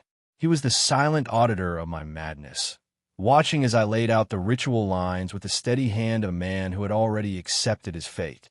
As the necktie caught fire, the air in the room warped. The scent of ozone and scorched fabric filled my lungs. The plush bunny on the floor didn't just sit there, it spasmed. It shrieked with 1,000 overlapping voices, a chorus of trapped things competing for the microphone. It was a cacophony of entities, a chaotic collision of spirits, until suddenly, the noise folded in on itself. Silence followed, deafening and absolute. Then, the doll raised its fuzzy arms, its posture shifting from a lifeless toy to a performer awaiting the spotlight. The transition to reality was jarring. The magical sigils evaporated, leaving behind nothing but a piece of cheap synthetic fabric sitting on the floorboards. I was sweating cold, my heart a frantic bird hitting the ribs. I had to force the conditions, turning the motel into a makeshift studio, killing the overhead lights to cast a long, monstrous shadow against the wall. When a voice finally broke the silence, it was like stepping back into a fever dream. It was chipper, theatrical, and dripping with the kind of saccharine menace that only brawn could master. The bunny on the bed began to speak, its voice echoing as if coming from the depths of a well. He sounded genuinely ecstatic, as if we were reuniting after a long, successful season. It was surreal. A moment ago, I was dodging death in a golden resort. Now, I was catching up with a mass murderer over bedside lamplight. He complained about his body feeling heavy, as if he were made of wet cotton, but he didn't care. He was ready to broadcast, ready to perform, ready to turn my miserable, dingy life into his personal stage. I looked at the shadow on the wall. It looked colossal, a dark, looming silhouette that didn't quite match the small toy on the bed frame. He sounded exactly as I remembered, yet the nostalgia was spiked with a sharp, paralyzing dread. He asked where I had been staying, his tone dripping with fake concern, his showmanship filling the room until there was no space left for reality. I looked at Lee Jahian. The section chief was still watching, still waiting to see if I would trip over my own tongue or if the ghost would try to claim the room. We were in the middle of a private talk show, broadcasting to an audience of 2, in a room that felt increasingly like a cage. Braun was back, and he was eager to interview me. The only problem was I wasn't entirely sure if I was the guest or the next sacrifice. The shadow on the wall shifted, extending a long, distorted finger toward the darkness behind me. I didn't want to turn around, because I had a feeling that when the lights went out, the show wasn't just starting, it was coming for the exit. The pink bunny plushie sat on the bed frame, a beacon of synthetic fluff and cosmic dread. Braun's voice, a bizarrely theatrical blend of childhood charm and predatory calculation, echoed through the motel room, critiquing my living conditions with the haughty disdain of an aristocrat forced to sleep in a gutter. I looked at the peeling floral wallpaper, the stained carpet, and the claustrophobic shadows. To the world, it was just a cheap motel room. To a host who had turned a haunted talk show into a slaughterhouse, it was an insult to the art of performance. The absurdity of the situation deepened when I turned to Section Chief Lee Jahian. The man with the white lizard face was sitting on the edge of my bed, completely unfazed. And then he spoke, not to me, but to the doll. My blood ran cold. The Bureau's elite operative could hear him. Wait, I stammered, my pulse spiking into a dangerous rhythm. I was the only one supposed to hear the broadcast. I was the one wearing the leash. But the lizard just stared, his golden eyes unblinking, informing me with dry, reptilian indifference that the doll was communicating its intent to anyone who cared to listen. My sanity felt like it was fraying at the edges. I had thought my secret, my tether to the talk show host, was mine alone. Instead, I was sitting in a motel room with an alien-looking investigator who was casually debating a murder entity. Burn it, the lizard suggested, his voice as flat as a dial tone. The response from the plushie was instantaneous. Braun scoffed, his voice bubbling over with mock offense. accusing the lizard of being a rude brute, an uninvited guest, and a threat to the delicate etiquette of the talk show. I sat back, leaning against the wall, watching the two of them. It was a bizarre, surreal standoff. An investigator who prioritized containment and a monster who prioritized entertainment. And in the middle was me, the so-called friend, caught in the crossfire of their clashing logics. Braun was playing the part of the faithful companion, his voice warmer and more nostalgic than it had any right to be. He spoke of our time together with such saccharine sweetness that I almost bought into the delusion. Almost. But I saw the way his shadow danced on the wall, reaching out like a hand testing the strength of a cage door. He wasn't staying inside the plushie because he was bound to it. He was staying because he was bored. He was treating his current containment as a gimmick, a bit of role play for the audience of one. The moment I became uninteresting, the moment I failed to provide the drama he craved, he would stop being a friend and start being a director, and I would be dragged back onto his stage. I looked at the bunny, then at the lizard who was waiting for me to pull the trigger on a purge. I had learned my lesson. I wouldn't trust the warmth in his voice. I wouldn't let the nostalgia cloud the reality of the razor-sharp teeth behind the showmanship. The talk show was back in session, but this time, the guest was going to make sure he wasn't the one on the menu. I took a deep breath, and for the first time, I looked at Braun not with fear, but with the cold, calculating eye of a manager who knew exactly how dangerous his headliner really was. The stage is set, but what happens when a host realizes the guest is finally writing his own script? The motel room felt like it was shrinking, the walls pressing in with the weight of unstated secrets. I had stuffed Braun back in my pocket, but his presence was a lingering chill against my hip, a coiled spring of theatrical malice waiting for the right line of dialogue. Across from me, Lee Jae-hyun sat like a statue carved from graveyard stone, his reptilian eyes dissecting my very existence. The conversation had shifted from the surreal to the existential. My elite dream essence collector, usually a goldmine of resources, was completely, hauntingly empty. The realization hit me with the force of a physical blow. The machine hadn't failed. It had functioned exactly as designed. It simply hadn't recognized me as human. Am I still me? The question hung in the air, tasting of ash. I hadn't felt the slide into the abyss, hadn't noticed the rot setting into my humanity until the mirror stopped reflecting a man and started reflecting something else. Then the air shimmered.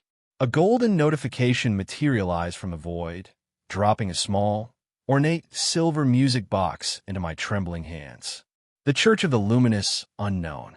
A tool for those who had already crossed the threshold, those who had become so assimilated with the ghost stories that they were no longer living, but something else entirely. The music box offered a tether to rationality, a way to claw back a sliver of the self, but it was a poison too. Listened too often, and the truth would shatter what remained of my mind. I stared at the object, the cold metal biting into my palm. I was a monster walking in a skin suit, and the Bureau knew it. Chief Lizard didn't flinch. He didn't reach for his weapon or report me to the higher-ups. Instead, he steered me toward a different kind of survival. He ordered me to produce the thank you car from the space shopping mall, a relic of my past dealings that I had nearly forgotten. His instructions were clinical, precise, and carried the weight of a death sentence. There was a SIM-like chip, a cell, hidden within the card. He wanted it under my tongue. The cold metal of the chip against my gums felt like a terminal diagnosis. I didn't ask why. I didn't ask if this was a cure or a kill switch. The crisis was no longer a shadow on the wall. It was the hum of a circuit board against my tongue. I pressed it into place, the sharp edges digging into the soft flesh. The air in the room seemed to go static. I watched the lizard, waiting for the surge, waiting to see if I would wake up human or if the connection would finally rewrite my soul into code. Everything went silent. My own heartbeat seemed to stop, waiting for the machine to respond. And then, from deep within the silence, a low, mechanical hum began to resonate through my jaw. The show was over. The surgery had begun, and I had no idea if I was the patient or the experiment. The motel room had vanished, replaced by an infinite, fog-drenched expanse that defied the laws of geometry. My table, once a chipped piece of furniture in a run-down room, now stretched into the horizon, a gargantuan stage for a shopping spree I never asked for. Across from me sat a gray, scaled stranger, a salesman for an interdimensional warehouse who wore the face of an old friend like a borrowed coat. I was no longer just a man in a room. I was a broadcast, a transmission. The chip under my tongue wasn't just a communication relay. It was a hook, dragging my consciousness into the deep end of the space shopping mall's customer service portal. The salesman, a manifestation of the coalition, a hive of alien logic that spoke in a singular, chilling gesture toward the mist. Along the endless table, figures began to materialize. They weren't strangers. They were pieces of my own history, jagged shards of every nightmare I had survived. I saw them all: the cashier, the broadcaster, the teacher, the student. They sat in perfect, terrifying stillness, each framed by the macabre motifs of the ghost stories that had tried to consume me. My skin crawled. My breath hitched in my throat as I realized these weren't just projections. They were the layers of my own contamination, peeled back and laid out for inspection. I stood up, the urge to run clawing at my nerves, but the gray lizard remained as calm as a stone. "You are not splitting apart," it explained, its voice an echo of the section chief's own monotone cadence. "You are merely viewing the architecture of your own assimilation." The horror wasn't just the entities, it was the familiarity. I recognized them because I was them. Every shift, every role, every mask I had worn to survive the park had left a scar, and now those scars had seats at the table. This was the VIP service. This was the help I had paid for with hundreds of millions in hard-earned currency. A chance to shop for my own soul, to buy back the parts of my humanity that had been traded away for survival. The gray lizard leaned forward, its vertical pupils focusing on me with a terrifying, professional intensity. It didn't care about my fear. It didn't care about the metaphysical violence of the situation. It only cared about the transaction. "Would you like to proceed with your shopping, dear customer?" I looked down at the mist. It was swirling, shifting into the shape of a menu. Prices weren't listed in currency. They were listed in fragments of memory, in pieces of self, in the very essence that defined the difference between a man and a monster. I was about to go shopping for my own humanity, and the ghosts of my past were the only ones available to help me close the deal. And if I didn't find what I was looking for, I wasn't just walking away empty-handed. I was never leaving the table at all. The silence that followed my question wasn't empty. It was heavy, pressing against my eardrums like the deep-sea water I'd felt back at the resort. The gray lizard, a merchant of voids and memories, didn't blink. Its pupils remained vertical slits, cold and unimpressed by the sheer, tectonic shift of my request. Permanently destroy a part of myself. The words echoed in the mist-filled chamber, vibrating against the table where my fragmented personas, the broadcaster, the mascot, the student, sat in eerie, silent judgment. I wasn't just asking to return a product. I was asking for an amputation of my own soul. The mimicry, the influence of the Church of the Luminous Unknown, the creeping corruption that had turned my very identity into a playground for eldritch forces. It was all woven into the fabric of my consciousness now. To cut it out would be to risk leaving nothing behind. I looked down at the parchment in my hands. The mimicry sect scripture, a hungry, parasitic thing that had been quietly eating my history, consuming my memories of custom-crafted gear and lost power. It had been playing me like a marionette, and I had been too busy performing in other people's ghost stories to notice the strings being cut. The lizard leaned in, its movements fluid and disturbing. Destruction of an assimilated narrative fragment is a high-risk procedure, it stated, its voice devoid of empathy but rich with business-like precision.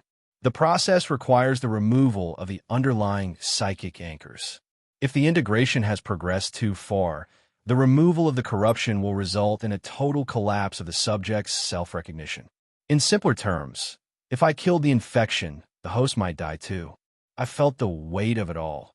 The missing bracelet I couldn't even mourn, the stolen hours of my life, the terrifying realization that my own mind was no longer a secure location. The mascot at my side let out a soft, distorted whimper, a sound of synthetic sorrow that mirrored my own internal landscape. "I'm already disappearing," I whispered, the admission tasting like copper. "If I don't act, there won't be a me left to sell anything to." The lizard tilted its head, a rhythmic, mechanical motion. "Then the transaction is authorized. However, you must provide a substitute anchor to prevent the void left by the removed fragment from attracting further atmospheric contamination." A substitute anchor. I had to pay for my own extraction with something just as fundamental as the piece I was removing. I looked at the endless table, at the ghosts of the roles I had played. The broadcaster's suit, the janitor's rag, the mascot's horns. They weren't just costumes anymore. They were the scaffolding of my survival. To choose one as an anchor was to chain myself to that specific nightmare forever. My hands trembled as I hovered them over the mist. The shopping mall was a marketplace of horrors, and the item I was about to purchase was the ability to stop being someone else. "What is the price?" I asked, my voice cracking. The lizard's mouth widened into a smile that showed far too many teeth. "The cost is not in currency, dear customer. It is in the narrative itself. Are you prepared to lose the story that led you here?" The room darkened. The fog began to rise, coiling around my throat like a cold, wet hand. I realized then that the most dangerous thing in this room wasn't the contamination. It was the possibility that I might succeed, only to find that the person who survived the surgery wasn't a person at all, but just another blank page waiting to be written by the next ghost story. I took a deep breath and reached into the mist. It was time to start cutting. The bargaining table wasn't made of wood, and the merchant wasn't human. It was a surrealist nightmare where I sat across from a grayscaled entity, bartering with the only currency that truly mattered, my own sanity. I had asked to excise the rot of my past contaminations, but the void offered a colder, sharper alternative. Why amputate the spirit when you can cage it? The merchant's recommendation was a small, humming relic of a forgotten craft. It looked like a surgical needle fused with a robotic limb, bathed in the soft, melancholic glow of a crescent moon. This was a piece of the Moonlight Tattoo Shop, a rare, single-use device crafted by artists who had long since vanished into the archives of urban legends. The price was astronomical, a figure that would have bankrupted a king. When I hesitated, searching for a way to pay that didn't involve emptying my bank account, I remembered the jade tokens, the currency of the restless dead and the folklore-bound spirits. The alien shop didn't know the bureau, but they knew the old tales. They knew the weight of a story. I handed over the tokens. The trade was finalized with a clinical, chilling silence.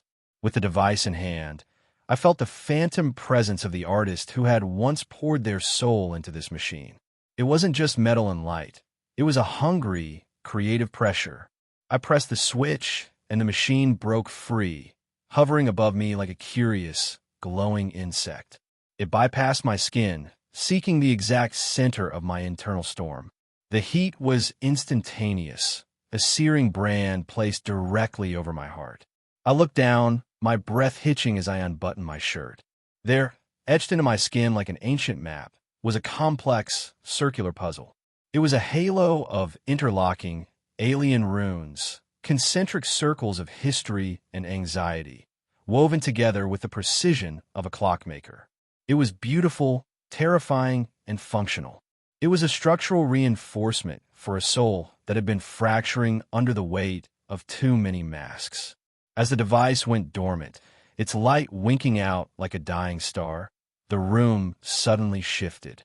The infinite table, the fog, and the horrific projections of myself, the mascot, the broadcaster, the janitor, all evaporated into nothingness.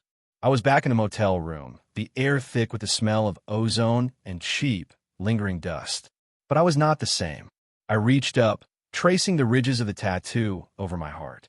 The cacophony of voices, the conflicting desires of the ghosts I played, the creeping dread of becoming someone else.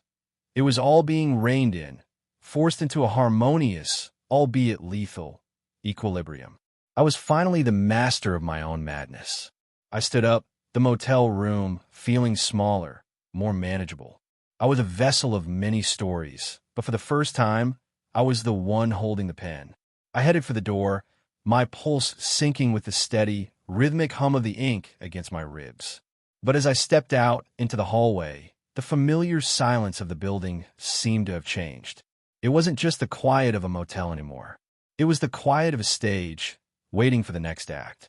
And somewhere, deep within the ink of my new tattoo, a piece of a story I hadn't yet lived began to wake up.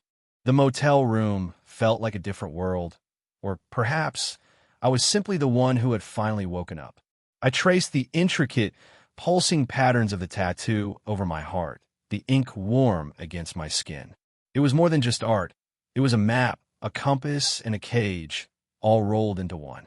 I could feel the glitches, the frantic, jagged whispers of the Church of the Luminous Unknown and the high school ghost stories, now held in check by the circular puzzle of my own design. I was no longer a vessel for the madness. I was the curator. Section Chief Lee Jahean stood by the window, his presence as solid and grounding as the scales on his face. The merchant who had sold me my own soul was gone, replaced by the man who had guided me to the abyss and held the rope while I climbed back out. Beside him, the pink plush bunny sat on the table, once again a silent, stuffed toy. But the moment I pocketed it, the world tilted. Inside the radius of my new tattoo, the plushie hummed with life. A stream of indignant chatter flooded my mind. Braun complaining about the indignity of being silenced, his voice sharp and theatrical. It was a dizzying, miraculous connection. As long as he was near my heart, he was tethered to my stage. I looked at Lee Jahean, the man who had seen me through the worst of my unraveling.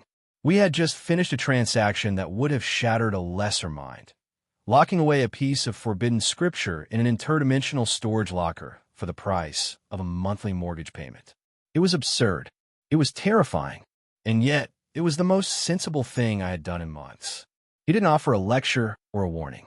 He simply existed, a stoic guardian with the face of a lizard and the patience of a saint. While I thanked him, he didn't offer the usual platitudes of a corporate supervisor. He looked at me with those unblinking, reptilian eyes, and for a fleeting second, I saw a reflection of something almost human in the curve of his snout. He vanished through the window, as if he were never there, leaving behind only the cold night air and the lingering static of a connection I didn't fully understand. I was connected to the coalition now, a permanent subscriber to a service that dealt in the currency of cosmic horror. I turned back to the room. It was still a dump, the walls still stained, but the dread had receded. Tomorrow, I had to go to work. I had to continue my masquerade as a cog in the Bureau's machine, a spy infiltrating the very people who were keeping me from turning into a pile of sentient, screeching ink. "So how about that talk show, friend?"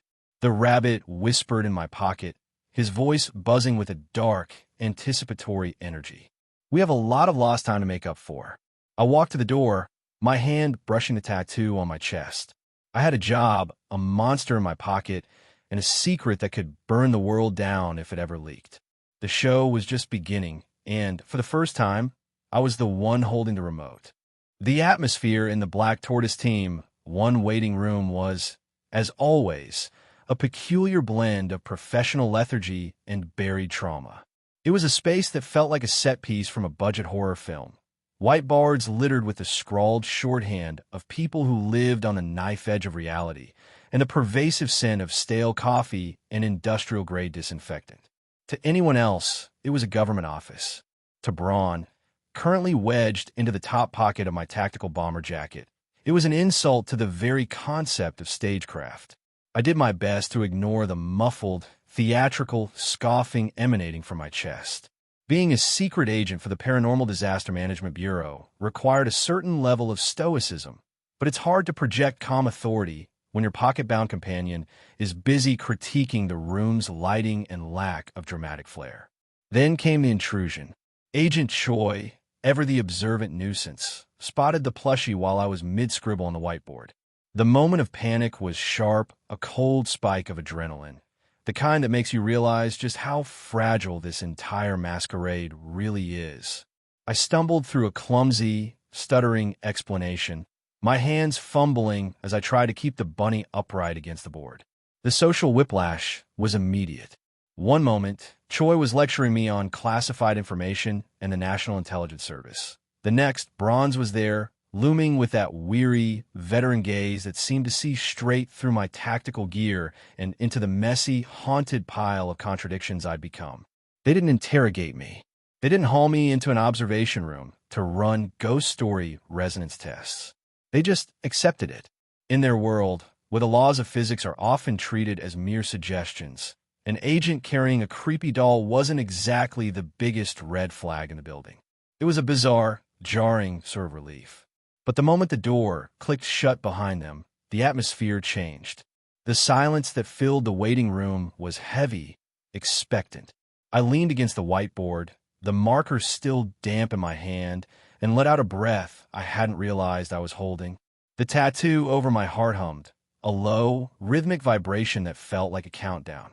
I had survived the morning, but the preliminary investigation unit was waiting. A stage manager, a security guard, and a lead actor, Braun whispered, his voice dripping with a mix of amusement and calculated hunger. This is going to be a much more interesting production than I anticipated. I didn't answer. I just walked toward the door, feeling the weight of the plushie against my ribs and the impossible geometry of the tattoo beneath my skin. I was a spy in a house of horrors, playing a game where the rules were written in blood and the exit was always just out of reach. I opened the door to the hallway, but the path ahead didn't look like the bureau I had walked in minutes ago. The lights flickered, a long, rhythmic strobe that made the shadows dance in patterns I recognized all too well. The rescue signal hadn't even come in yet, but the story had already started. The air in the room was thick with the scent of unwashed carpet and the sharper, metallic tang of cold sweat. My brain, still vibrating from the long day of office politics and surrealist doll-sitting, stalled completely. I had come here expecting a covert debriefing, perhaps a frantic meeting in the shadows. I had not expected to find a three-way standoff that looked more like a twisted kidnapping drama than a professional spy operation. Kwok Jae-kong, the man who had been a thorn in my side for what felt like an eternity, was effectively a rug.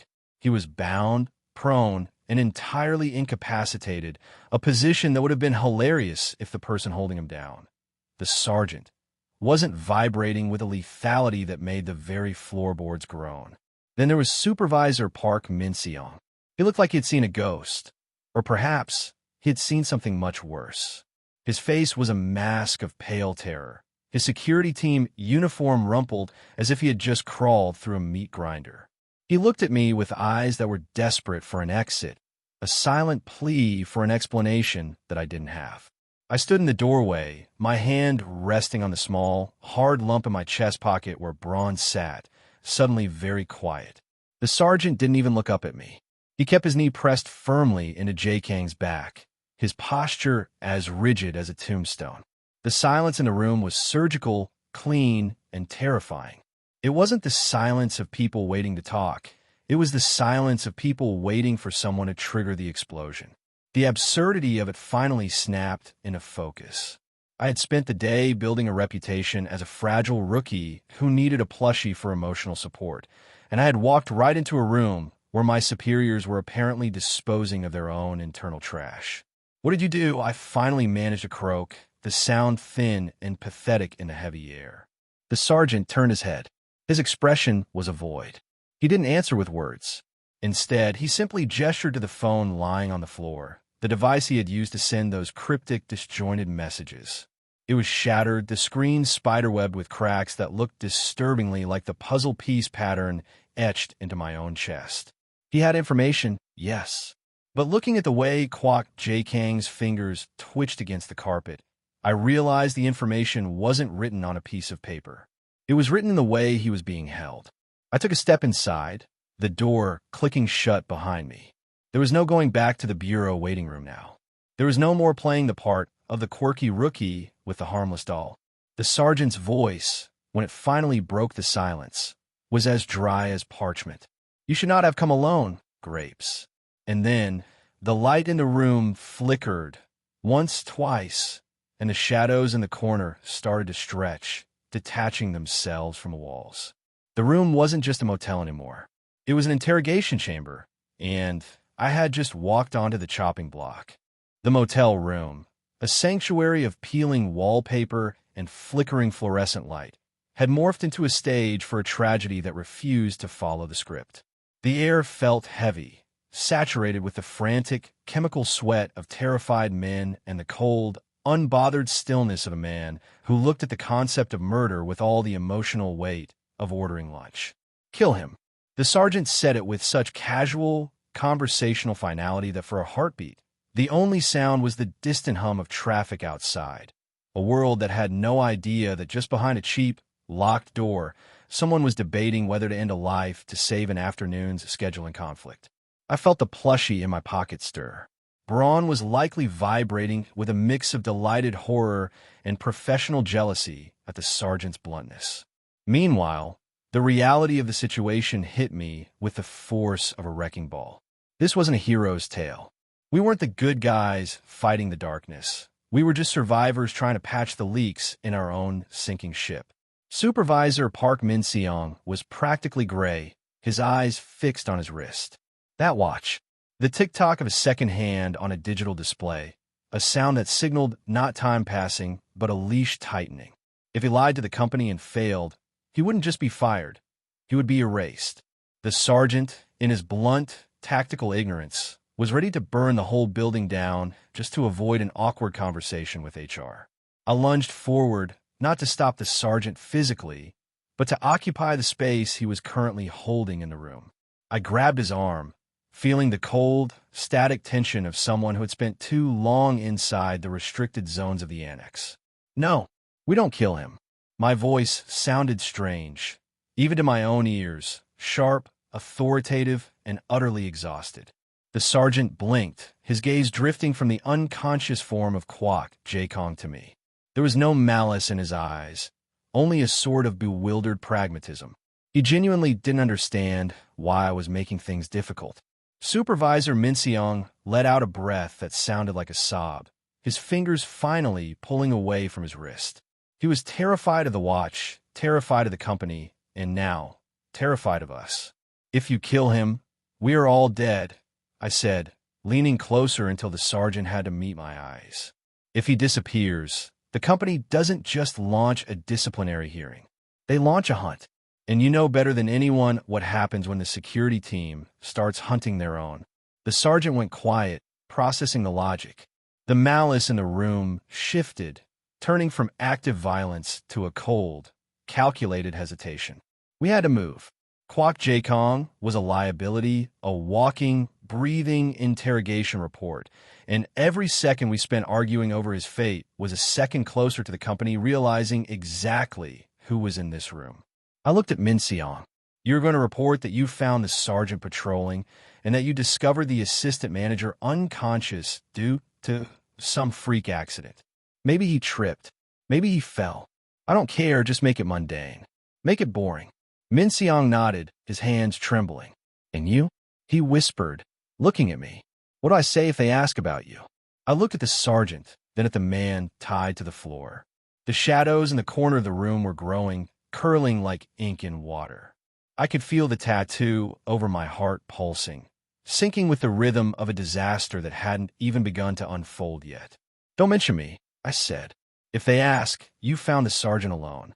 If you see me, you're hallucinating. I turned to the door, my hand on the latch.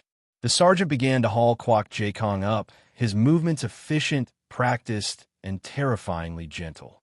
We left the room into the cool, uncaring night, but as I stepped onto the pavement, the city lights didn't look like they usually did. They looked like eyes. Thousands of them, staring down from the high-rises and the darkened offices of Daydream Incorporated, waiting for one of us to slip. I didn't look back. I just kept walking, the weight of the plushie in my pocket feeling heavier than ever. We had bought ourselves time, but the clock was ticking. And unlike the security team's watches, ours didn't tick in seconds. It ticked in stories. And the next one was already starting to write itself. The atmosphere in that grim, utilitarian motel room was thick with the scent of stagnant air and desperation. The sergeant, a man whose patience had been honed by the absolute worst of the company's secrets, stood with his arms crossed, still nursing the urge to turn our prisoner into a cautionary tale. It would have been cleaner, certainly. A single, decisive act to sever a loose thread. But in a place where your own shadow might be keeping a tally of your sins, murder is rarely just an act of violence. It is an invitation for the company's internal auditors to come knocking. I stood between the sergeant's lethal pragmatism and the cold, arrogant certainty of assistant manager Kwok Jae-kong. The researcher was a man who believed his own resume was a shield, a man who thought himself too valuable to be discarded. He sat there, bound and blindfolded, still radiating the smug energy of someone who considers himself the smartest person in the room. He didn't know I was there. He expected the sergeant, a man he could belittle and threaten. Instead, he got me. I pulled off his blindfold with a deliberate, slow motion, shifting my silhouette so he saw only the cold, authoritative uniform of the security team's special division. The shift in his demeanor was almost instant. He went from threatening a guard to attempting to analyze a shadow. He was a creature of the company, and he spoke the language of leverage. But he had no idea that I had rewritten the rules of the game while he was unconscious. I placed the carrot-shaped toy on the table. It was a cheap, garish thing, a plastic relic of a nursery rhyme or a children's birthday party. But the moment it hit the desk, the air in the room temperature plummeted. It wasn't a toy. To anyone familiar with the dark lore of Daydream Incorporated, it was a nightmare made of molded plastic. The carrot. The interrogator that didn't just ask for the truth, it enforced it. Of course, it was a lie.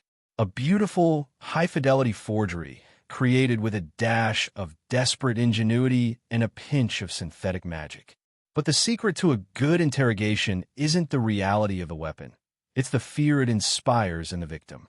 Kwok Jae-kong stared at the plastic, his composure fracturing like a mirror hit by a hammer. He knew what it did. He knew the cost of lying to a judge that didn't care about corporate politics. Behind me, looming in the dim light of the motel, stood the prototype dream incubator. The sight of it confirmed his worst suspicions, that he had stumbled into a territory where he was not the predator, but the prey. The carrot chirped, a sound that should have been joyful, but instead resonated like a funeral bell. The game had begun. The question hung in the air, waited with the promise of a penalty that no corporate policy could protect him from. He looked at me, then at the machine, and then back to the plastic toy. He was a man who lived to extract information, yet here he was about to be the one force to spill it. I leaned in, my shadow stretching long and sharp against the wall, and waited for him to crack. The truth is a dangerous thing, but in this room, it was the only currency that kept us alive. And Kwok Jae-kong was about to be very, very broke. What happens when a man who holds all the secrets is forced to answer to a toy that knows he is lying? The answer was about to change everything. The air in the motel room felt thin, vibrating with the static of a lie being spun into gold. Kwok Jae-kong was no longer the arrogant researcher threatening to tear my world apart. He was a moth drawn to the flickering, necrotic brilliance of the dream incubator. His eyes, magnified behind thick lenses, drank in the machine's architecture like a starving man staring at a feast. He was a creature of obsession, and I had just handed him the most intoxicating drug in the company's arsenal. I let him spiral.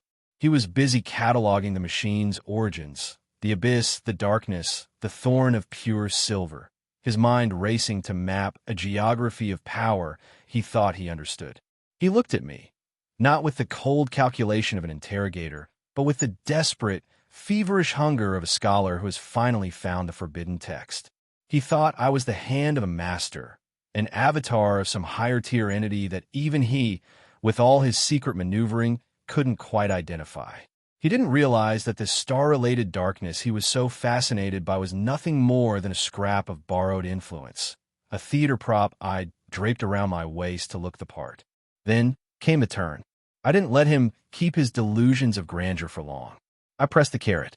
The plastic toy chirped, a grotesque, nursery rhyme dissonance that cut through his manic chatter. When the record played, exposing the J Squad incident, the mask of the eager researcher didn't just slip, it shattered. He went rigid. The color drained from his face until he looked like a waxwork figure, melting under the heat of a spotlight he hadn't noticed until it was too late. He wasn't just being questioned anymore. He was being audited by his own sins. He didn't think I was a spy. He thought he'd been caught by the company's internal shadow, the ones who watch from the ceiling. I gave him a shove.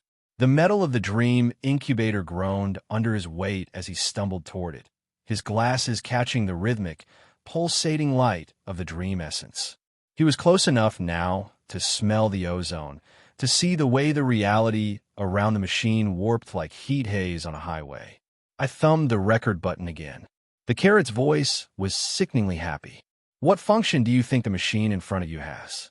He looked at the device, his hands trembling as he reached out, caught between the instinct to flee and the primal urge to understand. He knew that the wrong answer, or perhaps even the right one, would be his last. He took a shaky breath, his voice barely a whisper, a stark contrast to his previous bravado. He started to speak, his words tumbling out with a desperate, frantic precision, trying to prove his value to a master he imagined was standing right behind me. As he spoke, detailing the machine's ability to weave reality from the stuff of nightmares, I realized that I wasn't just manipulating him. I was writing the next chapter of a story I hadn't even lived yet. And somewhere in the dark, silent corners of the room, something was listening, not to my lies, but to the truth Kwok J. Kong was terrified to admit. He finished his explanation, his face pale, waiting for the carrot to scream its judgment. But for a long, agonizing moment, the toy remained silent. And in that silence, I felt it, a connection, not to the machine, but to something much, much older, tethered to the very walls of this room. The machine hadn't just reacted to his words. It had started to wake up. The plastic carrot fell to the floor with a hollow, anticlimactic clatter. Kwok J. Kong, the man who had turned obsession into an art form, slumped over like a marionette with its strings cut. His manic chatter, his dangerous deductions, and that unsettling, predatory curiosity, all silenced in a single, practiced strike from the sergeant. The room returned to its baseline state of decay. The hum of the incubator, once a seductive siren song, now sounded like the slow, labored breathing of a trapped beast. I stood over him, my chest heaving. The silence that followed wasn't peaceful. It was heavy with the weight of what I had just heard. The train, the Tamara Express. The ghost story that had nearly erased me was no longer a random, cosmic accident. It was a footprint left behind by this man. He hadn't just studied the madness. He had been the architect, the hand guiding the disaster toward me, morally upright and cowardly.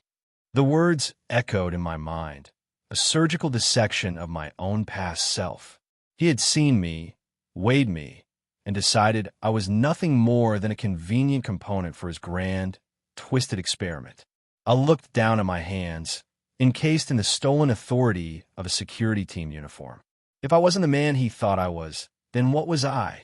The sergeant stepped out from the shadows, his face a mask of stone. He didn't ask questions. He didn't offer comfort. He simply began the work of dragging the researcher toward the exit.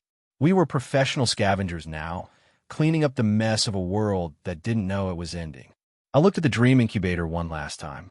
The reddish-orange lump inside the essence seemed to pulse, a heartbeat that matched my own. Somewhere in its depths, the prototype remained, a promise of power, or perhaps just a more sophisticated way to die. I reached down and pocketed the carrot. It was a piece of junk, a fake, a toy. Yet, it had extracted truths that were sharper than any blade. We left the motel room in the dead of night, the unconscious weight of Kwok J. Kong, a burden that felt like it would only grow heavier the further we walked. Behind us, the lights of a room flickered one last time and died, plunging the scene into absolute darkness. But as I stepped out into the cold night air, the streetlights didn't just illuminate the path. They cast long, distorted shadows that seemed to point toward the company. I hadn't just survived the night.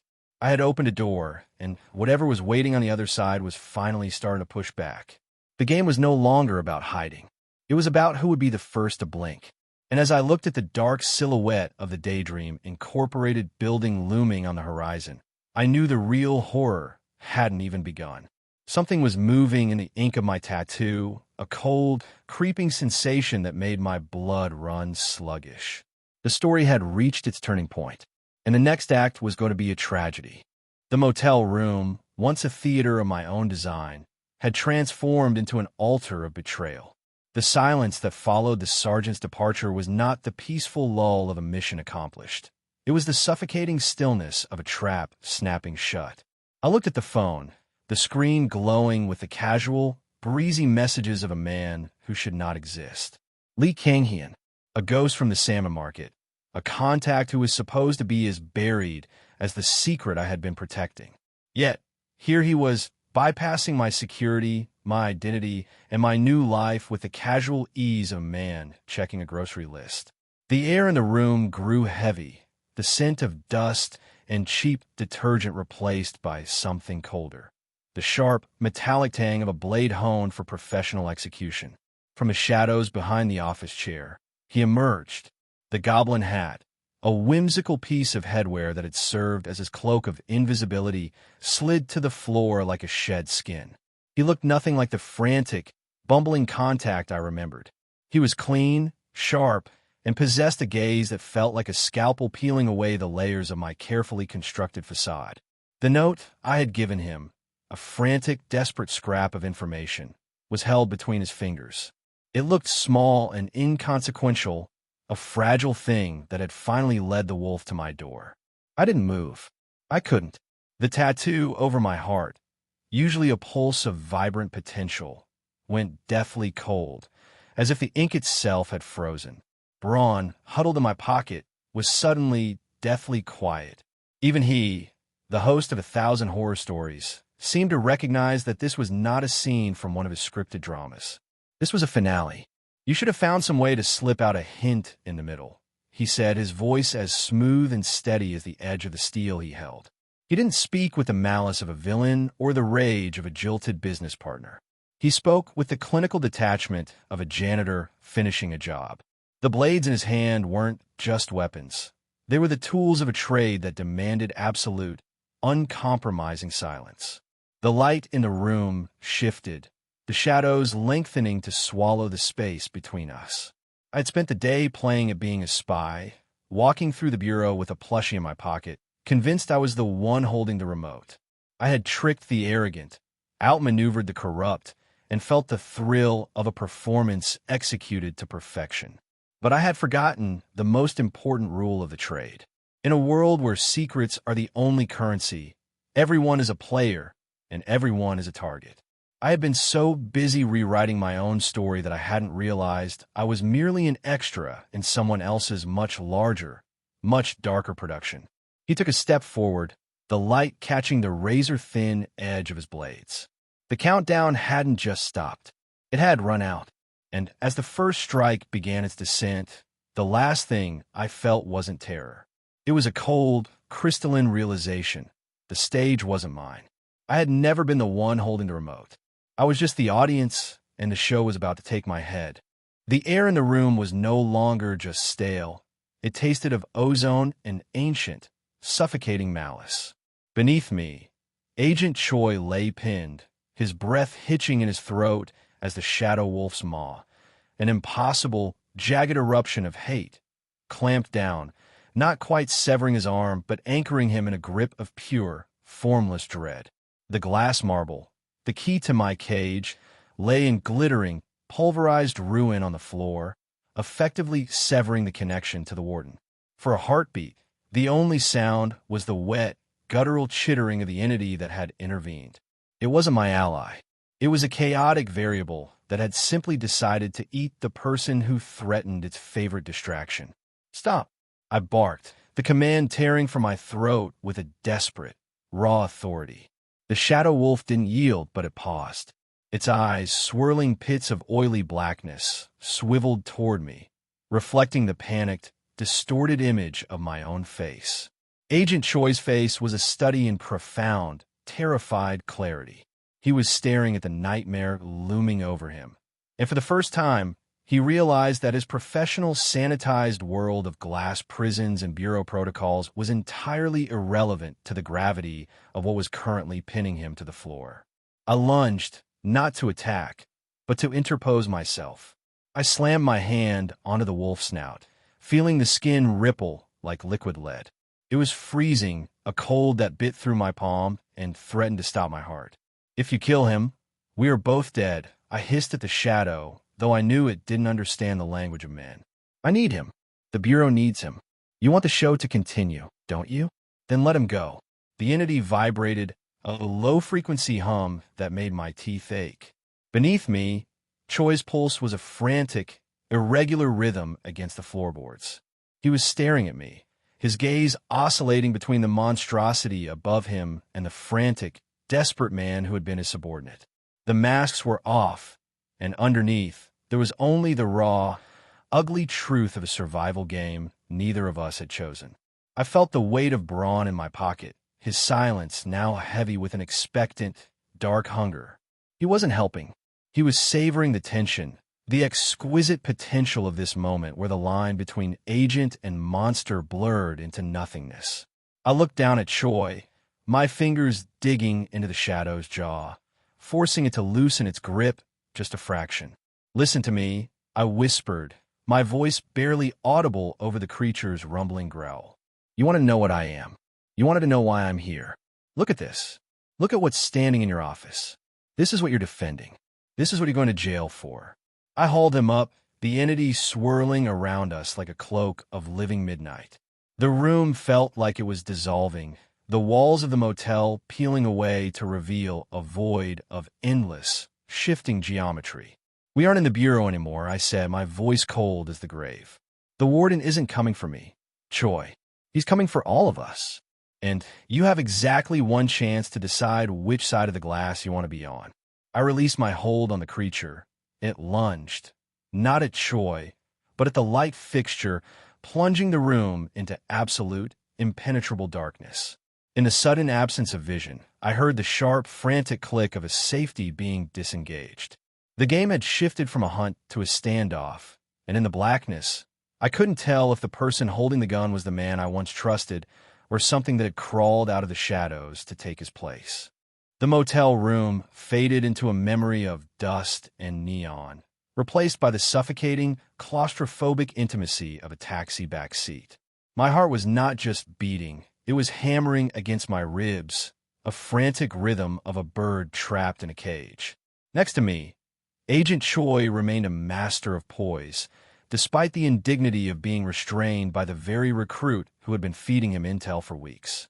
He was the kind of person who could keep a steady pulse while staring into the abyss, a trait that made him terrifyingly capable of outmaneuvering me if I let my guard down for even a second. I had stripped him of his trinkets, his blades, and his emergency measures, but the danger wasn't in his pockets. It was in his resilience.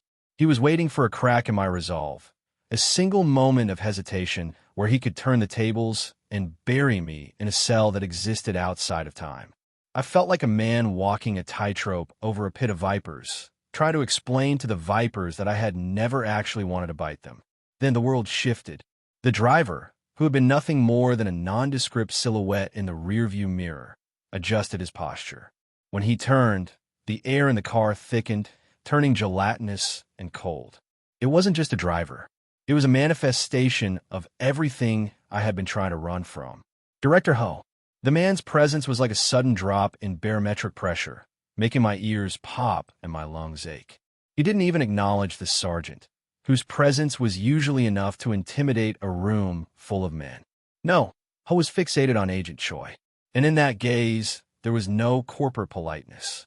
There was only a hunger, a cold, ravenous void that recognized a soul it wanted to dismantle.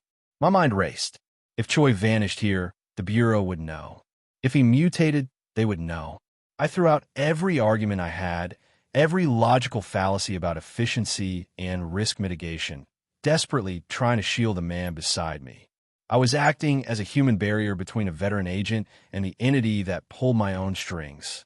But Director Ho merely offered a smile that didn't reach his eyes, a smile that felt like the closing of a coffin lid. My skin crawled as I felt the atmosphere shift. It wasn't the wind or the movement of the car. It was the air itself starting to warp. A ripple, circular and silent, began to expand over Agent Choi's face. It was the visual signature of a reality being unmade. I turned my head, my neck muscles screaming in protest, and looked at the agent. He was still smiling, a brave, foolish grin that told me he knew exactly what was happening, even as the world around his features began to blur, softening like wax held too close to a furnace. Director Ho had arrived to take out the trash, and I had just realized that I was the one who had brought the trash directly to his doorstep. I looked down at my hands, shaking uncontrollably, and then back at the shifting space where Agent Choi's face used to be. The cliff edge had vanished beneath my feet, and I was finally beginning the long, terrifying fall into the dark. The air in the taxi was no longer just cramped. It was vibrating with the lethal frequency of a master weaver's loom. Director Ho's smile remained fixed, a patient, terrifyingly hollow expression that reminded me of a predator watching a frantic mouse convince itself it had found an exit. My heart was a drum beating a retreat, but my tongue was steady, forged in the fires of a bluff that could either buy me a lifetime or end in a shallow grave. The ripples on Agent Choi's face had settled, but the damage was done. He looked like a man who had stared into a blender and survived, his breath shallow, his eyes reflecting the shattered remains of his reality. I had kicked the hornet's nest, and the hornet was currently laughing. "You think you know better than me," Ho mused, the words hanging in the air like icicles. He didn't blink. He didn't flinch when I shoved him. He simply existed in that space, an entity that treated the laws of reality as mere suggestions. My own voice sounded alien to me, sharp and reckless. I had accused him of orchestrating my failure, of using me as a Trojan horse to infect the Disaster Management Bureau with the poison of paranoia. It was a gamble, a desperate, high-stakes poker move played with a hand I had folded minutes ago. By challenging his motives, I wasn't just stalling for time. I was changing the narrative. If I was a failed experiment, I was useless. If I was a tactical asset who had deduced his grand design, I was still a piece worth moving on the board. Ho's silence was heavy, a suffocating velvet cloak that pressed against my lungs. I challenged him to swear on the sanctity of the counseling room, a provocation so daring it felt like stepping off a cliff. He didn't take the bait. He didn't offer comfort or denial. He simply shifted the goalposts, anchoring our entire relationship to a single, brutal metric: the documents. The documents. The reason for my existence, for my suffering, and for the very air I breathed. "I'll bring them," I repeated, my gaze locked with his, ignoring the tremor in my hands. The promise tasted like ash, but it was the only oxygen in the room. Ho leaned back, the car's interior seemingly stretching as a shadow pooled in the corners of the ceiling. The agreement remained. The wish ticket, the carrot dangled in front of my soul, was still the only law that governed us. But the atmosphere didn't clear. The tension simply morphed, thickening with the anticipation of an overdue bill. "You'll still have to accept your punishment, won't you?" The question was a soft, jagged blade, sliding effortlessly between my ribs. It wasn't a threat. It was a promise of a future I hadn't even begun to pay for. I watched the reflection in the rearview mirror, searching for a trace of humanity in Ho's eyes, but I found only the reflection of the streetlights passing by, cold, distant, and uncaring. The taxi hit a pothole, the jolt sending a shiver through the chassis. We were moving again, driving toward a horizon that looked increasingly like an executioner's block. I held Agent Choi's shoulder, my knuckles white, wondering if I had just saved his life or if I had simply condemned him to a slower, more deliberate kind of erasure. And as the city lights blurred into long, sickly streaks of color outside the window, I realized the most chilling truth of all. Director Ho wasn't just waiting for the documents. He was waiting to see how much of my morality I would carve away to ensure their delivery. And looking at the hollowed-out expression of the man beside me, I knew I had already started the operation. The silence in the aftermath of a catastrophe is never truly quiet. It has a specific, ringing quality, a tinnitus of the soul that stays with you long after the threat has retreated. Director Ho had vanished into the humid night air, leaving behind only the scent of ozone and a burning, pulsating script etched into the back of my hand. 1 month, 30 days to navigate the razor's edge between survival and erasure. I sat in the back of the taxi, the engine cooling with a metallic ticking sound that marked the seconds of my dwindling time. Agent Choi sat beside me, his face a patchwork of blood and clinical efficiency as he patched himself up. He was silent, his movements robotic, professional, and entirely devoid of the warmth he had tried to weaponize earlier. He had been rewritten. The bindings laid upon him were absolute, a digital lock on his memories and his agency. He was a broken instrument, forced to return to the bureau tomorrow and play the same tune as if his strings hadn't been snapped. "You'll be punished," I had told him. The words felt heavy, hollow, a warning that had already become a prophecy. When I finally stepped out of the taxi and onto the cracked pavement of the city, the weight of the night seemed to press down on my shoulders with physical force. The sergeant was beside me, a bastion of quiet, uncomplicated stability in a world that had gone completely insane. He offered a promise of help, a slow, earnest invitation to a future that felt like a lifetime away. I promised him a meal, a normal thing, a human thing, a bridge to a reality that didn't involve supernatural bindings or corporate shadow games. It was the most honest lie I had told all night. I left Agent Choi with the bare essentials, a regenerative potion and his gear, and walked away without looking back. Every step toward the motel felt like wading through deep water. 5 hours of fitful, dreamless sleep. That was all the grace I was granted. When I stepped through the doors of the Disaster Management Bureau, the air conditioning hit me with a sterile, artificial chill. The office was exactly as I'd left it. The hum of computer fans, the smell of burnt coffee, and the soul-crushing banality of paperwork. I sat at my desk, my hands tucked into my pockets to hide the lingering, phantom heat of the mark on my skin. I looked at the screen. I looked at the coffee mug on my desk. I looked at my coworkers who were busy complaining about the budget and the latest shift rotations. I was a ghost inhabiting a corpse. I was a spy who had been compromised, bound, and branded all in the span of a single night. And yet, here I was opening the spreadsheet, logging into the portal, and readying myself for another day of saving a world that had no idea I was currently dying. The game had entered its final, most desperate phase. The mask was no longer just something I wore. It had fused with my skin. And as I typed the first report of the day, my heart didn't race. It didn't stutter. It simply settled into the steady, mechanical rhythm of a ticking clock. 30 days. And every second of it was going to be a masterpiece of performance. What happens when you are forced to become the very thing you are trying to destroy? I was about to find out. And somewhere in the dark, silent depths of my own mind, I knew the answer was going to be anything but human. The train hurtled through the landscape, a metallic bullet slicing through the tension of the morning. I stared at the booklet in my hands, its pages worn and scribbled with a chaotic mix of professional insight and personal history. It was a relic of Black Tortoise Team 1, a living testament to a man who, until 12 hours ago, I was certain was my predator. The ink was barely dry on some of the notes, and others looked like they had been amended over years of midnight shifts and close calls. As I turned the pages, the text began to shift from dry, bureaucratic guidelines into something visceral. It read less like a manual and more like a confession.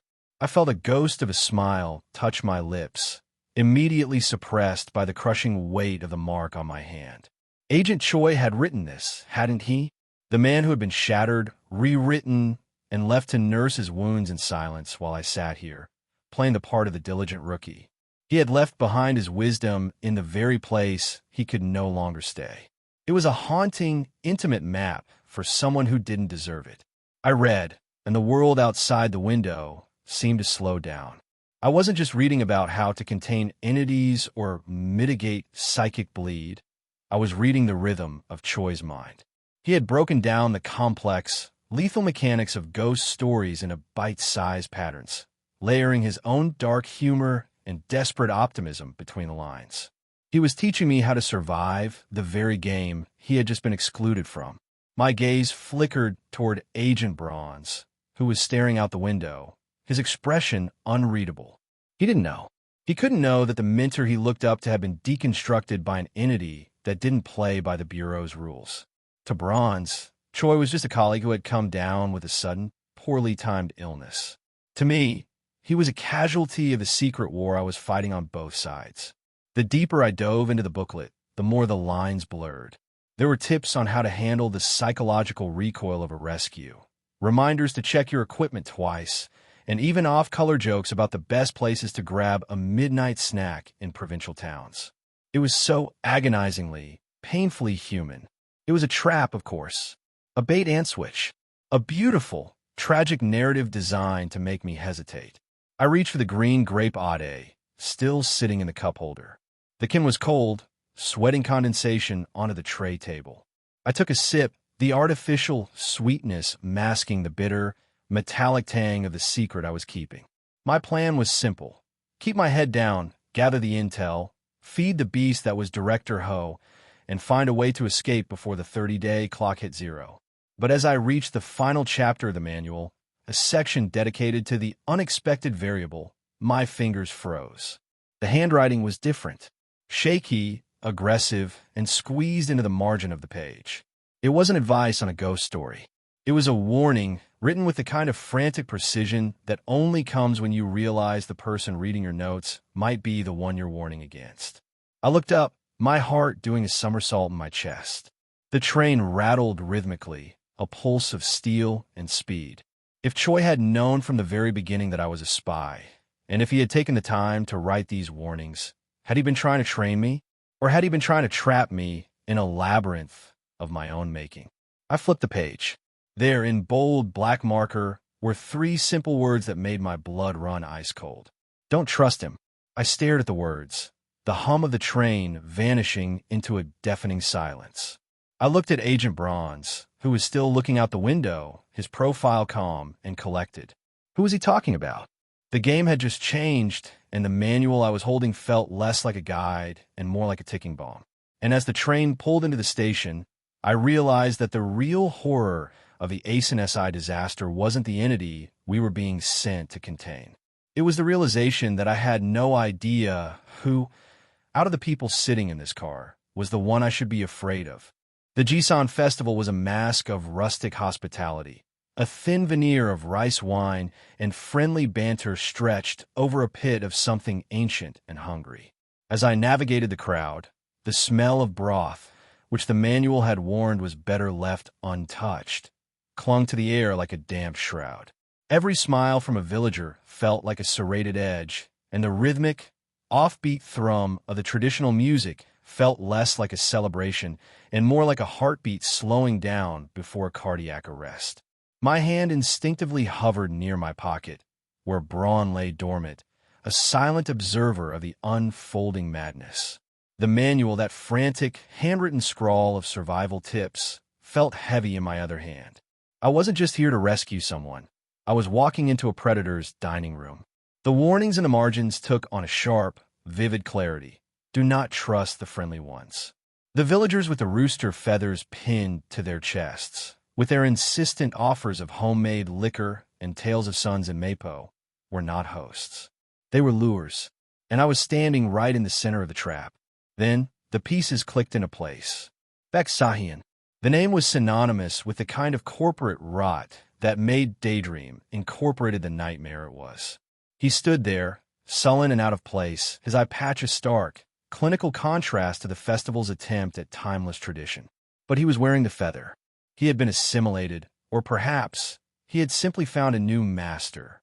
And then there was Unhage. Seeing her was like being dunked into ice water. She sat among the outsiders, her gloved hands resting in her lap, her eyes scanning the crowd with a cold, professional detachment that stood out like a beacon against the warmth of the village's performance. She was here for the same reason I was, yet the sight of her brought no comfort. In this village, we were all just pieces on a board, and the game had already reached the end game. I felt a phantom sting on the back of my hand, where the binding burned with a reminder of my 30-day sentence. I wasn't just fighting the disaster here. I was fighting the clock. I glanced at Agent Bronze, who was playing the part of the bored tourist with practiced ease. He didn't see the danger lurking behind the woman's grin or the predatory stillness in Beksahian's posture. He only saw a festival. I saw a kill floor. I needed a place to stay, a house belonging to someone who looked like they would rather spit in my eye than offer me a bowl of soup. The manual had been clear. Safety lay in the unwelcoming. As the sun began to dip below the horizon, painting the sky in the bruised, purple hues of a dying day, I felt the village's atmosphere shift. The music grew louder, the rhythm becoming jagged, insistent. The villagers stopped their chatter. They turned in unison toward the center of the village, where a dark, wooden structure stood silent and expectant. The ritual was about to begin. I leaned toward Agent Bronze, my voice a barely audible rasp beneath the swell of the strange, unsettling drums. "We need to move," I whispered. "And whatever you do, don't eat, don't drink, and for the love of God, keep your eyes on the shadows, not the feathers." I took a step forward, moving toward the outskirts of the crowd, away from the warmth of the food stalls and toward the dark, narrow alleys where the Real village lived. I was looking for the most miserable, hostile-looking hut I could find. And as I turned a corner, I saw it, a dilapidated, boarded-up house at the very edge of the woods, where the air felt thin and the silence was heavy enough to crush the breath right out of your lungs. I reached for the door handle. It was cold, unnaturally so, as if the metal had been pulled from a deep, subterranean well. The festival was just the appetizer. The real banquet was waiting for us behind this door. The air in the village was thick with the scent of boiled pork and something sharper, something metallic that didn't belong in a rural festival. I sat there, my heart performing a nervous dance against my ribs, watching the impossible unfold. There was Beksahian, the man who haunted my professional nightmares, now acting as a lowly raffle attendant. And then there was Unhage. The sight of her, the ever-composed assistant manager, casually sliding into our seat with a plate of food and a lie about being a reporter, was enough to make my brain short-circuit. She was acting with such terrifying nonchalance that for a moment I wondered if I was the only one losing my grip on reality. Agent Bronze was already looking weary, his tolerance for social interaction clearly plummeting as Unhage spun her tale of curiosity and journalism. I remained silent, a statue of forced calm, terrified that a single twitch would blow our cover wide open. Then the gong sounded. The music screeched to a halt, replaced by the grating, amplified voice of a man who looked too friendly to be real. The raffle had begun. It wasn't just a game. It was a theater of the macabre. People cheered for their prizes, clutching gold earrings that looked like they had been ripped from the ears of the missing, while others settled for bags of grain. It was a trade-off, a sick currency of trinkets for souls. Beksahian began his rounds. He approached us, the box held out with the enthusiasm of a man carrying a funeral urn. When his gaze slid over me, it was as if he were looking at a blank wall. Not a flicker of recognition, not a hint of malice. The ritualistic binding of the village held him fast, turning even the most vicious of corporate sharks into a hollow, smiling drone. Unhage reached into the box. Her gloved fingers fished out a stick with the grace of a professional gambler. She didn't hesitate. She didn't flinch. She simply accepted her prize, playing the part of the lucky visitor so perfectly it was chilling. I looked at the box, then at the villagers watching us with their unblinking, expectant eyes. My mind raced back to the handwritten warnings of the manual. If I refused this, the masquerade would fall. We would be stripped of our safety, left vulnerable in a place that clearly didn't believe in letting guests leave with their secrets intact. I reached out. My hand felt heavy, as if I were pushing through water. The wooden stick felt cold, rough against my fingertips. I didn't need to look at it to know that the game had only just begun. We had secured our place at the table, but as I glanced at Unhage's placid, unreadable expression, a singular, cold question anchored itself in my mind. Just how many people in this village were actually here to help, and how many were simply waiting for the clock to run out on us all? The festival music flared up again, a discordant, frantic melody that seemed to mock our efforts to blend in. We were deep in the belly of the beast now, and the raffle was only the start of the night's toll. The village air shifted as the sun bled out behind the hills, leaving behind a twilight that felt like a bruised lung. The raffle was over, but the theater of the macabre had simply transitioned into its next, more intimate act. I stood there, clutching a sack of rice that felt uncomfortably heavy, its texture coarse against my fingers. It wasn't just grain inside that bag. It felt like a silent, heavy promise of something far more sinister. Assistant manager Un Hage walked ahead, her movements fluid and utterly indifferent, as if she were strolling through a park rather than walking into the throat of a death trap. She had bought our passage with a wad of cash so thick it made the sullen, eye-patched Beck Sahian blink. It was a cold, calculated transaction, the language of the corporate world injected into the bloodstream of a rural nightmare. Watching her navigate this, I couldn't help but feel a phantom ache in my own chest. She was a master of the mask, moving through the villagers' fawning smiles and predatory hospitality as if she couldn't see the jagged edges hidden beneath. We passed a man screaming in the dirt, a drunkard whose only sin was being loud and greedy. The scene was grotesque. He was a broken vessel of entitlement, demanding gold, while the villagers swarmed him like attentive, smiling insects. Their kindness was a sticky, invisible web, wrapping around him, suffocating his descent, and pulling him toward the large, central-tiled house, a structure that seemed to pulse with a low-frequency hum, an architecture that defied the geometry of the surrounding shacks. I looked away, my neck muscles rigid. I knew what lay behind those closed doors. It wasn't a hot spring or a comfortable bed. Agent Bronze looked at me, his brow furrowed, his patience worn thin by the absurd situation. He was a good man, a man who believed in the Bureau's logic, but he was currently blinded by the simplicity of the mission. He didn't see the way the villagers gathered the leftover raffle sticks, their rhythmic chanting rising like smoke into the cooling air. O chosen one, deliver unto us the blessing of Jisan of the countless peaks. The words weren't a prayer. They were a contract. I glanced at my hand, then at the sack of rice, then at the house where the troublemaker had been led. The path forward was clear, yet every instinct I possessed was screaming at me to run, to bolt for the station and never look back at the flickering lights of this godforsaken village. But I couldn't. I was a man with a 30-day clock ticking inside my veins. Un Hage stopped and looked back at me, her face a serene, unreadable canvas in the dimming light. She didn't say a word, but her eyes held a warning that chilled me more than the coming night. We were trapped in a loop of forced hospitality, and the house we were heading toward was waiting for us like a hungry mouth. I took a deep breath, the taste of the humid air coating my tongue, and stepped into the shadow of the village's heart. The true nature of the Jisan blessing was about to be revealed, and as the heavy wooden door of our assigned lodging groaned open, I realized that we hadn't just arrived at a house. We had arrived at the altar. The village turned into a sepulchre once the sun retreated, the silence so heavy it felt like a physical weight pressing against the eardrums. Every creak of the floorboards in that expansive, tiled-roof manor sounded like a fractured bone. We weren't just guests. We were livestock being stalled in the dark, waiting for an appointment we were desperately trying to miss.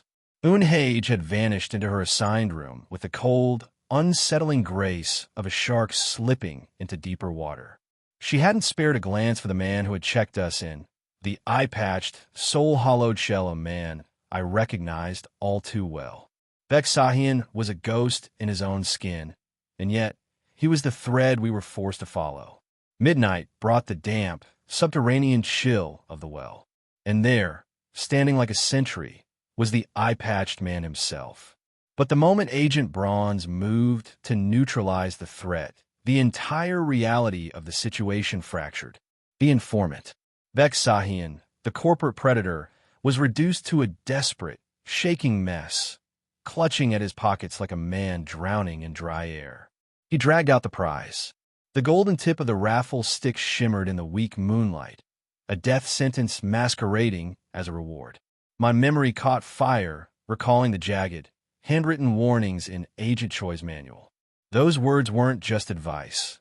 They were a frantic barricade against the exact trap we were now standing in. If you take a villager marked by the raffle, you don't save them. You simply anchor yourself to their fate.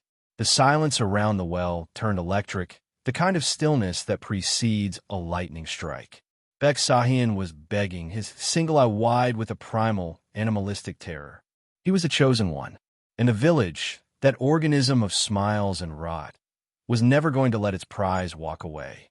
Agent Bronze's hand stayed on his weapon, his expression caught between the rigid protocol of a government agent and the horrifying realization that the manual might be more than just theory.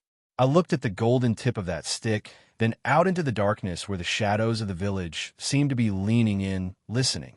The air grew impossibly cold. A rustle, soft as a funeral shroud, came from the direction of the village shrine.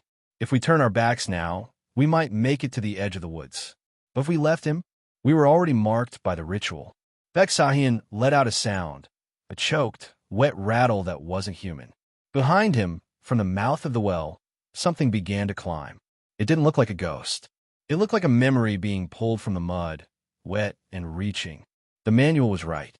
The agent who tries to save the prize doesn't become a hero. He becomes a part of the festival. And as the first flicker of movement caught my eye from the shrine, I realized with a sickening thud in my stomach that the rescue request hadn't been for a person. It had been for sacrifice. And we had just walked right into the middle of the offering.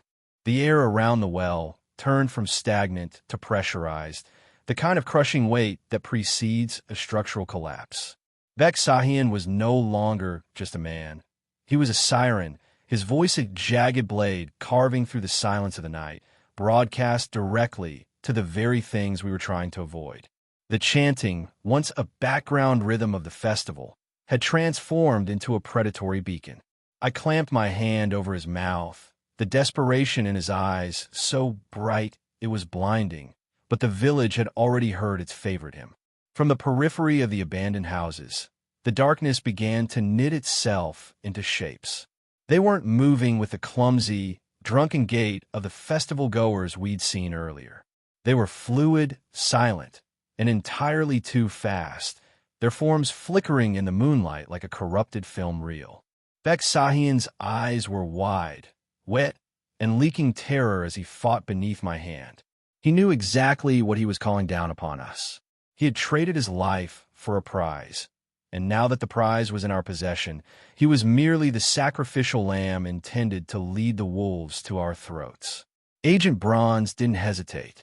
He shifted his stance, his muscles coiled, his hand dropping to the sidearm that felt painfully insufficient against the encroaching nightmare. He wasn't looking at me, but the sheer tension in his shoulders was a question. How far were we willing to go to save a man who had already been marked as an offering? The chanting didn't stop. It grew, layered upon itself, a cacophony of voices, some thin and reedy, others deep and rattling like stones in a dry riverbed. The figures behind the house emerged into the sliver of light from the street lamp. They weren't holding farm tools or gifts. Their fingers were elongated, their faces smoothed over by a thick, waxy sheen that made them look like half-melted candles. The rooster feathers pinned to their chests were pulsing, glowing with a sickly, rhythmic crimson light that matched the beat of the village's hidden heart. I looked at the golden stick in my other hand, the tip glinting with a malevolent, artificial brilliance. The ritual was self-correcting.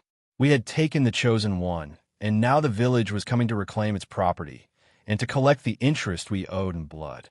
"Don't let go," I whispered, though I wasn't sure if I was speaking to Agent Bronze or to the sanity I was fighting to keep hold of. The first figure reached the edge of the abandoned house's shadow. It tilted its head, a motion that sounded like wood splintering, and let out a long, wheezing breath that smelled of rot and damp earth. Bek Sahian went limp in my grip, his spirit finally shattering as the entities closed the gap.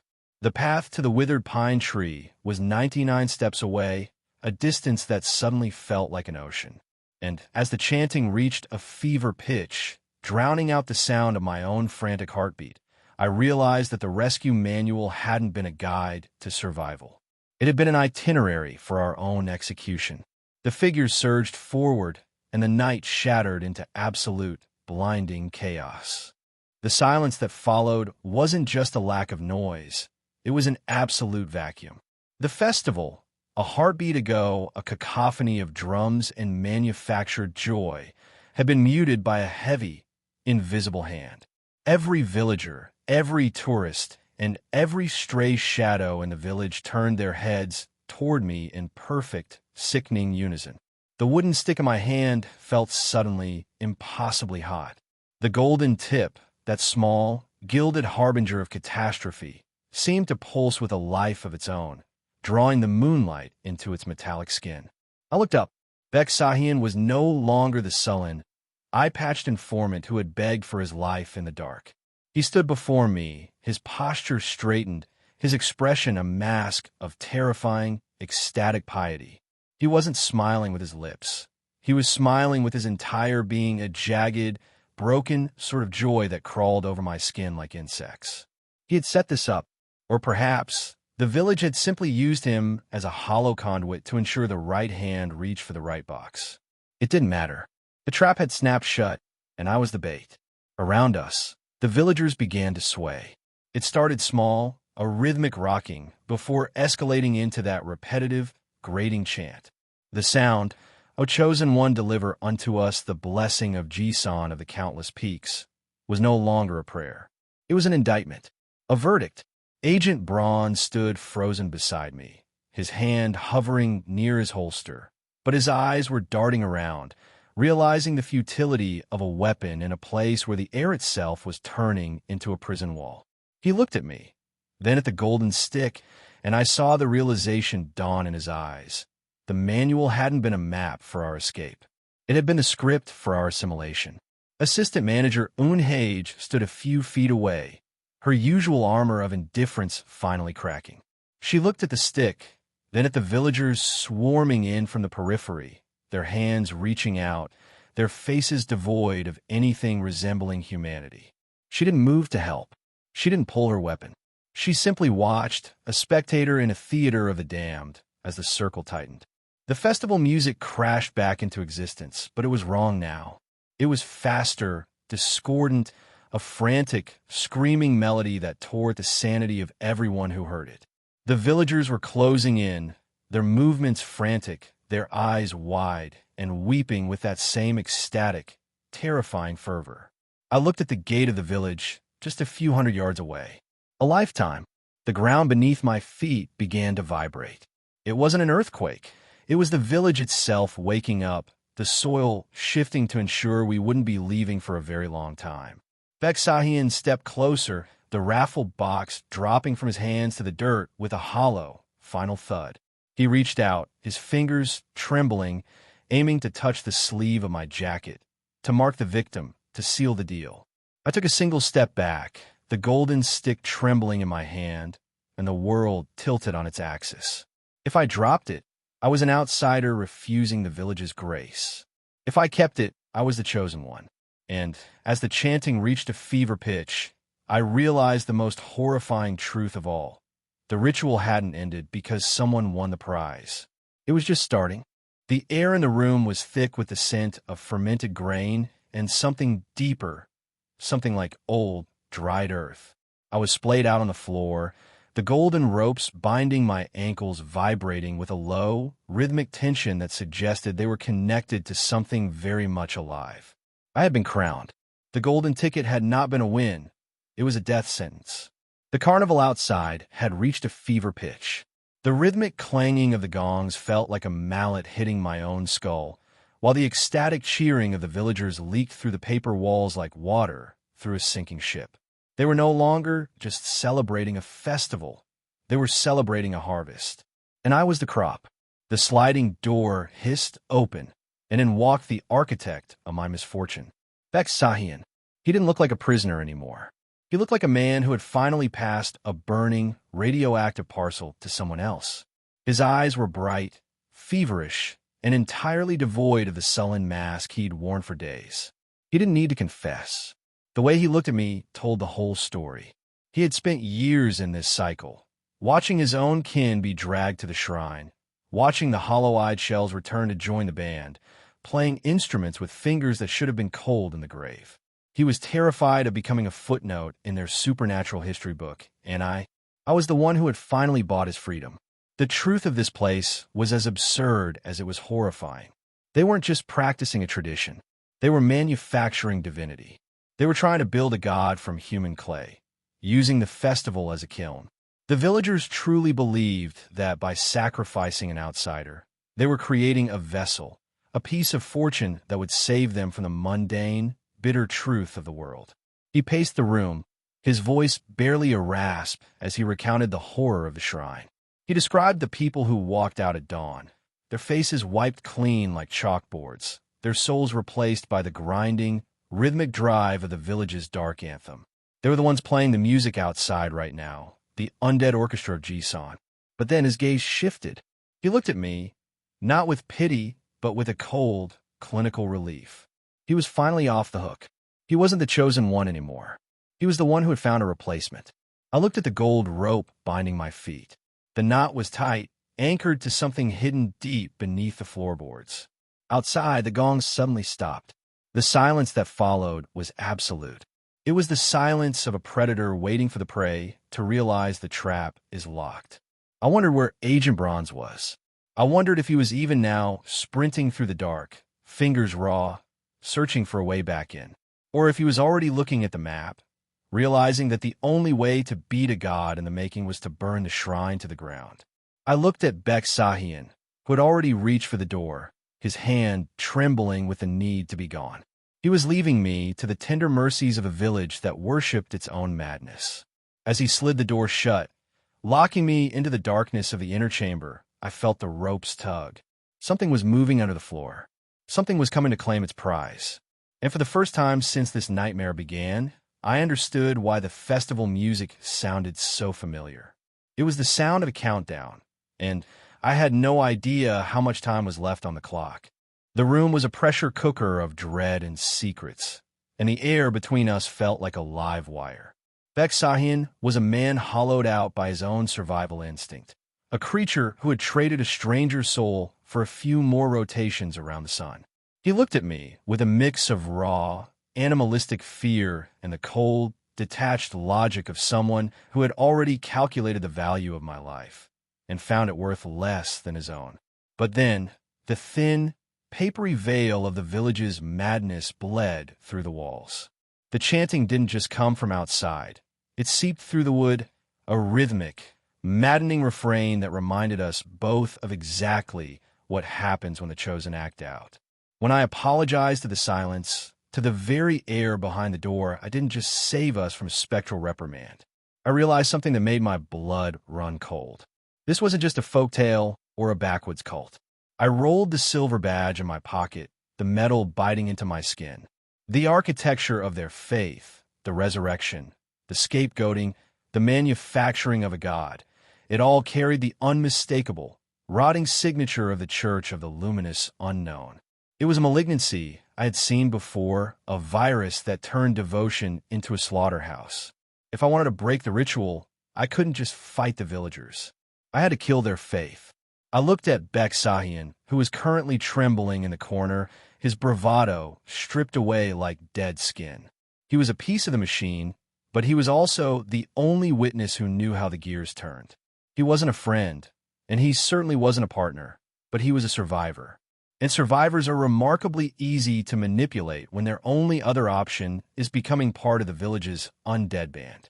"Do you want to live?" I asked, my voice barely a whisper against the distant, frantic thrum of the gongs.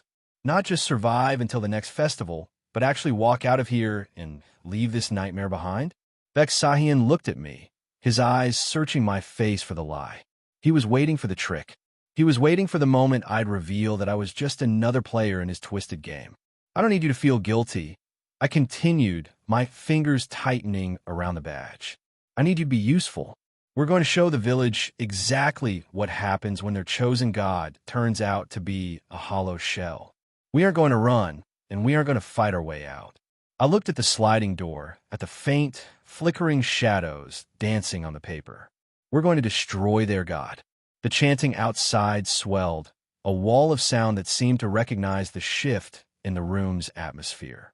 The village knew, or perhaps the thing lurking behind the shrine knew.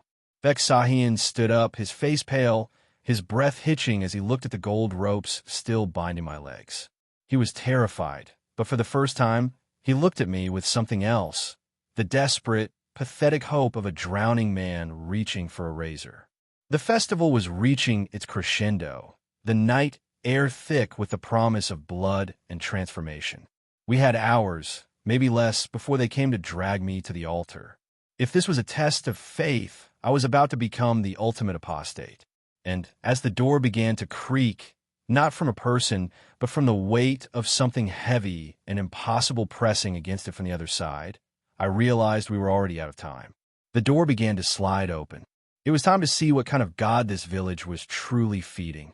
The morning sun hit the village of Jisan with a brutal, bleaching clarity, but the heat it provided was purely cosmetic. Beneath the surface, the air hummed with a static charge so intense it made the hairs on the back of one's neck stand up in involuntary salute. This was the moment of the harvest. The festival wasn't just a party, it was a machinery of manufacture, and we were currently the raw material being processed.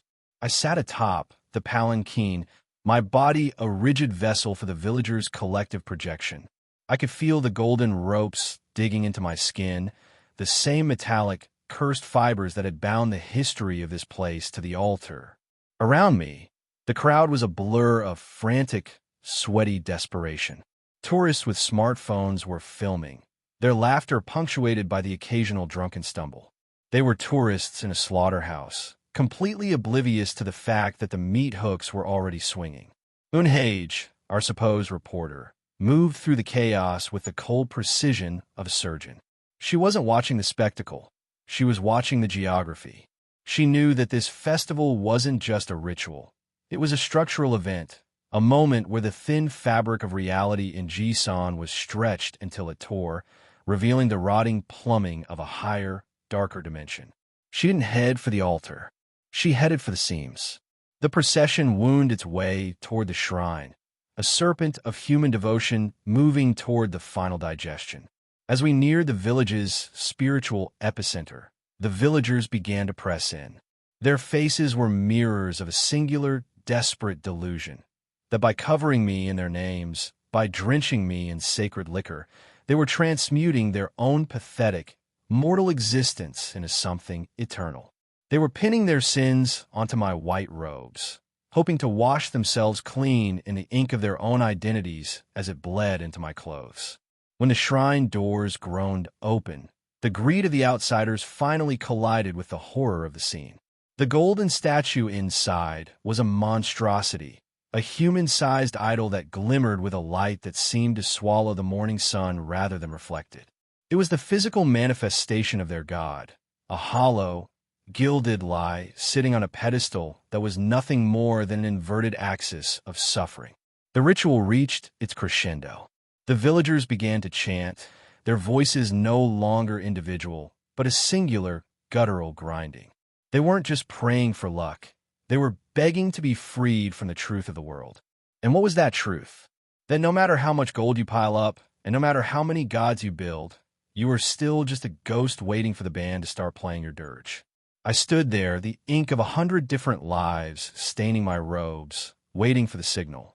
The golden ropes had been untied from my feet and draped over the shrine's threshold, effectively tethering my fate to their altar. I was no longer an agent. I was an offering. But as the first drop of liquor hit the pedestal and the air began to thicken with the scent of ozone and ancient decay, I caught the eye of the golden statue. It didn't have eyes, of course, but for a fleeting, terrifying second, I could feel it looking back. And it wasn't a god. It was a hunger, and it was finally time to feed it something it couldn't digest. The golden rooster did not just melt. It liquefied into a viscous, shimmering sludge that defied the laws of physics, pooling around the feet of the curious and the condemned alike. As the liquid touched them. The transformation was instantaneous. Smartphones clattered to the dust, no longer tools of entertainment, but gravestones. The air thickened with the frantic, wet gasps of people whose reality was being peeled away like wallpaper, revealing the raw, pulsating architecture of a nightmare underneath. To the villagers, this was just the cost of doing business. They watched with a chilling, detached pity as the outsiders shattered, their minds unraveling into the void of the absolute truth. They were the gardeners of this madness, tending to a crop of souls they intended to harvest for their own salvation. But they had made a fatal error in their arithmetic. The figure in white, standing amidst the epicenter of the psychological contagion, did not dissolve. He did not lose his mind. He stood before the shrine, this inverted monument to human desperation, and spoke with a cold, administrative precision that cut through the cacophony of the dying music. He didn't plead. He didn't beg for mercy. He performed a hostile takeover, drawing upon the twisted, absolute doctrine of the Church of the Luminous Unknown. He weaponized the very faith that held these people captive. He dismantled their hope, brick by brick. He told them that their dream of liberation was a lie, that their rituals were mere plagiarized scribbles of a higher, colder truth. He redefined their God, not as a savior, but as an inescapable owner. The villagers staggered. Their collective fervor, once a powerful current, was diverted into a cul-de-sac of existential dread.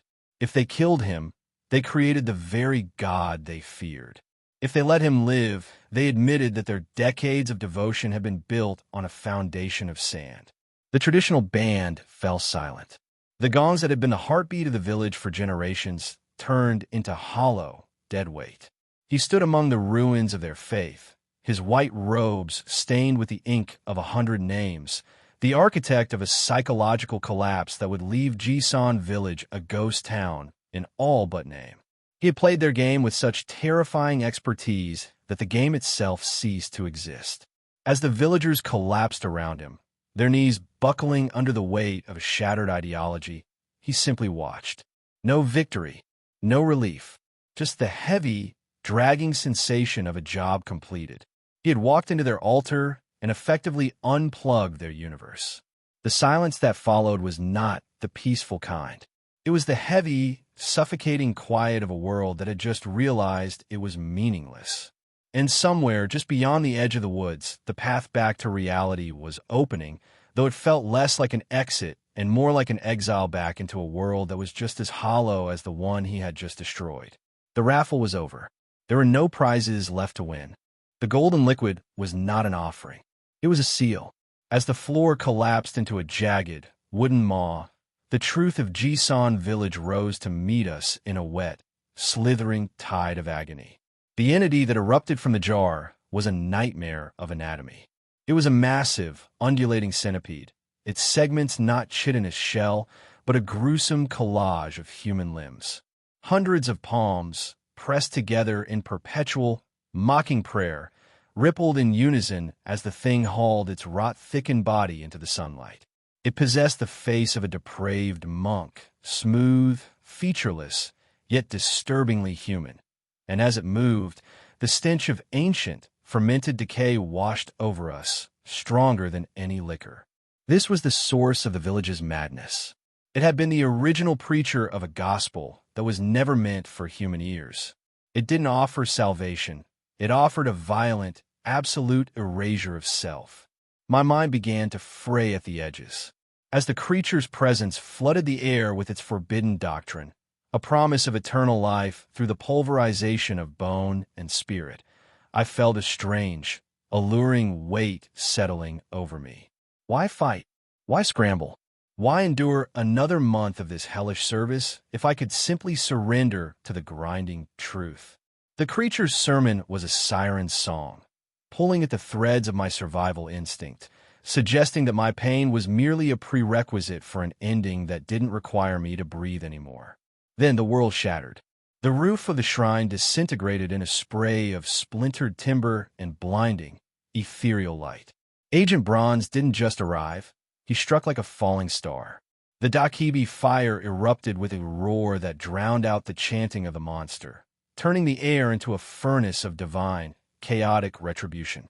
Through the smoke, I saw Agent Choi's blade, an instrument of cold, bureaucratic violence, plunge through the air with the weight of a guillotine.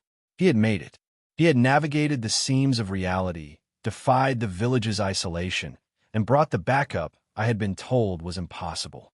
He gripped my shoulder, his fingers digging into my coat with a human strength that anchored me to the earth, pulling me back from the threshold of that hypnotic, centripetal void. His eyes were hard, focused, and utterly devoid of the madness that had claimed the villagers. The rule was simple: 2 agents, a link pair, a rescue operation. The creature shrieked, a sound like 1,000 voices screaming in a glass jar, as the fire began to eat at its corroded, liquor-soaked limbs. It was the sound of a false god being reminded of its mortality. The village was collapsing around us, the festival of lies dissolving into a funeral pyre. The golden rope, the rooster statues, the petty greed of the tourists. It all meant nothing against the sudden, violent intervention of the Bureau. The rescue had arrived, but we were standing in the middle of a disaster zone that was now rewriting its own ending. As the Dakibi flames danced on the walls of the shrine, turning the centipede's sermon into a chaotic wail of burning, I realized that surviving this would be the easy part. The question was what we would have to become to make it out of the wreckage. The blade sang a song of ancient, jagged steel. It was not a weapon forged for common combat. It was a ritual implement, a heavy, ceremonial cleaver etched with the weight of tradition and the sharp bite of bells. As it cleaved through the air, it sliced into the writhing mass of the depraved monk, scattering human arms like autumn leaves. Each limb that hit the floor dissolved into a sigh of gray ash, a final, weary release for the souls trapped within the beast. The shrine groaned in agony. Timbers shrieked as they warped and snapped, threatening to bury us in the wreckage of a god's nursery. But the air around us had turned into a web of lethal precision. Agent Bronze stood his ground, a conductor of a symphony of containment. His glass handgun spat bullets, not of lead but of crystallized intent, that hung suspended in the atmosphere. Each shot hummed with the vibration of a binding character, pinning the monstrosity into a cage of light and law. The beast was a riddle that had been buried for too long, a secret guarded by bureaucracy and poisoned by greed. It had festered in the dark, fed on the liquor of misguided rituals and the misplaced faith of those desperate enough to believe in a shortcut to heaven. But a ghost story is only invincible as long as it remains a mystery. Once you name the horror, once you map the bones of its origin, the Bureau's response is as inevitable as the dawn. Above, the sky seemed to catch fire. Agent Choi, a silhouette against the burning roof, commanded a cascade of Dakibi flame. It was a searing, cleansing heat, a masculine yang energy that didn't just burn, it erased. The damp, clinging shadows that had served as the centipede's fortress evaporated under that golden light, stripping the entity of its ability to articulate its poison. It tried to preach, to force its horrific, sermon-like enlightenment into our minds, but the words withered in its throat. The end was a masterclass in professional exorcism. Agent Bronze stepped forward, his hand steady as a mountain, and delivered the final rite in the form of a leaden, no, a glass-encased, exorcism. The bullet struck the center of the creature's forehead with a sound like a tolling bell. The collapse was instantaneous. It wasn't just a physical folding. It was an ontological implosion. The centipede, the shrine, the corrupted earth, and the lingering echoes of its forbidden doctrine were vacuumed into a single, infinitesimal point of density. The massive horror shrank, spiraling inward with a sound of rending reality, until nothing remained but a silver orb, cool and silent, resting in the dirt. Agent Bronze retrieved it with the casual competence of a man checking his mail. He turned the silver sphere over in his palm, the surface coolly reflecting the smoldering ruins of the village. The nightmare that had plagued Jisan for decades, the entity that had whispered lies about the end of the world, was now nothing more than a paperweight in his equipment pouch. He looked at the wreckage, then back at us, his expression composed, almost mild, as if he had just finished a routine paperwork filing. The village was silent now, save for the crackle of receding flames and the distant, confused whimpering of survivors waking up from a fever dream. The mystery of the luminous unknown's local chapter had been solved, processed, and sealed. But as I looked at the silver orb, I couldn't shake the chilling realization that we hadn't just ended a disaster. We had cleared the board for something much larger to play. The agent looked at the horizon, the weight of the silver orb heavy in his pocket, and spoke the words that should have brought peace, but instead felt like the opening line of a new, darker chapter. The silence after a catastrophe has a flavor all its own, a mixture of burnt ozone, wet earth, and the metallic tang of dried blood. The shrine, once the beating heart of a dark and twisted gospel, was now nothing more than a hollowed-out grave. The villagers who had spent decades worshipping a centipede of human limbs were now scattered like husks in the wind, their fervor burned away by the Dakibi fire until all that remained was a profound, terrifying emptiness. Agent Choi sat nearby, his shoulders slumped with the weary weight of a man who had done the impossible before breakfast. He looked like he was carved out of exhaustion, yet the smile he gave me was as steady as a compass. He'd made it. He'd turned his day off into a rescue mission, effectively defying the gravity of his own misery to drag me out of the jaws of that creature. I felt a phantom sensation on my shoulder where his hand had gripped me, an anchor of human connection in a world that consistently tried to float away into madness.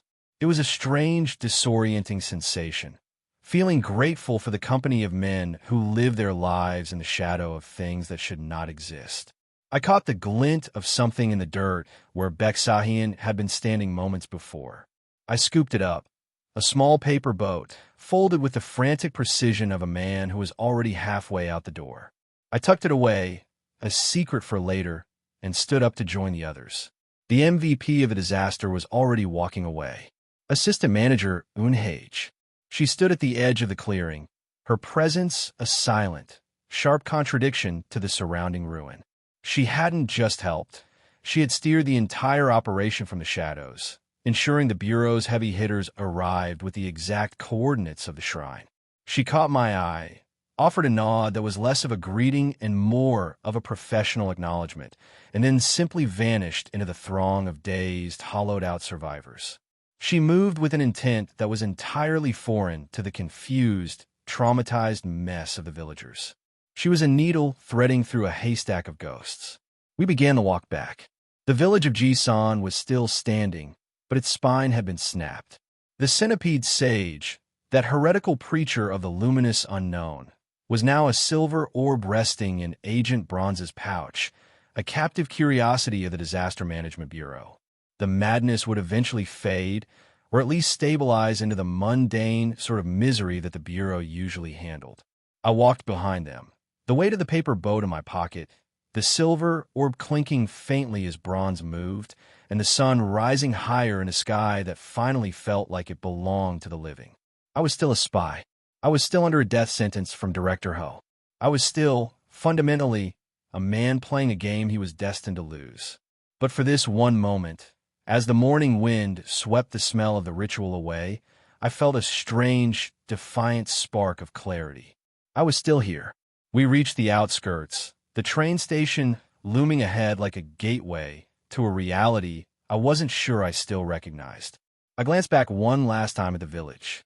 The villagers were still there, staring into the middle distance, waiting for a god that would never return. The game had been played, the ritual broken, and the agents were going home.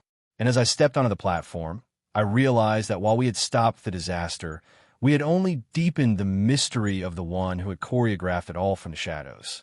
The paper boat in my pocket felt like a ticking clock, and I knew that whatever was written inside was going to be the next link in a chain that was already tightening around my throat. The world seemed to tilt on its axis, a nauseating lurch that had nothing to do with the physical ground beneath our feet. Director Ho, or the thing wearing the skin of our assistant manager like a cheap, ill-fitting suit, stood by the well, radiating a calm that felt like a predator watching a rabbit run circles in a cage. The mask of Unhage remained fixed, but the eyes behind it were ancient, cold, and utterly detached from the human woman they had hijacked. Agent Bronze was a coiled spring, his hand hovering over his holster, the lines of his jaw hard enough to shatter steel. But it was Agent Choi who held the center stage, his stance shifting from the weary savior of a moment ago into something far more jagged and dangerous. The air around him crackled with the static of a brewing storm. He wasn't acting like a subordinate facing a superior or an agent engaging a target. He was acting like a man who had finally stopped playing by the rules of a game he was never meant to win. The back of my hand began to sear, a searing, white-hot agony that felt like someone was dragging a hot needle across the skin under the bureau's binding. I clutched my wrist, gasping, but the sound was swallowed by the sudden, heavy silence that descended on the clearing. Choi's words weren't a plea or a declaration of war. They were a surgical strike.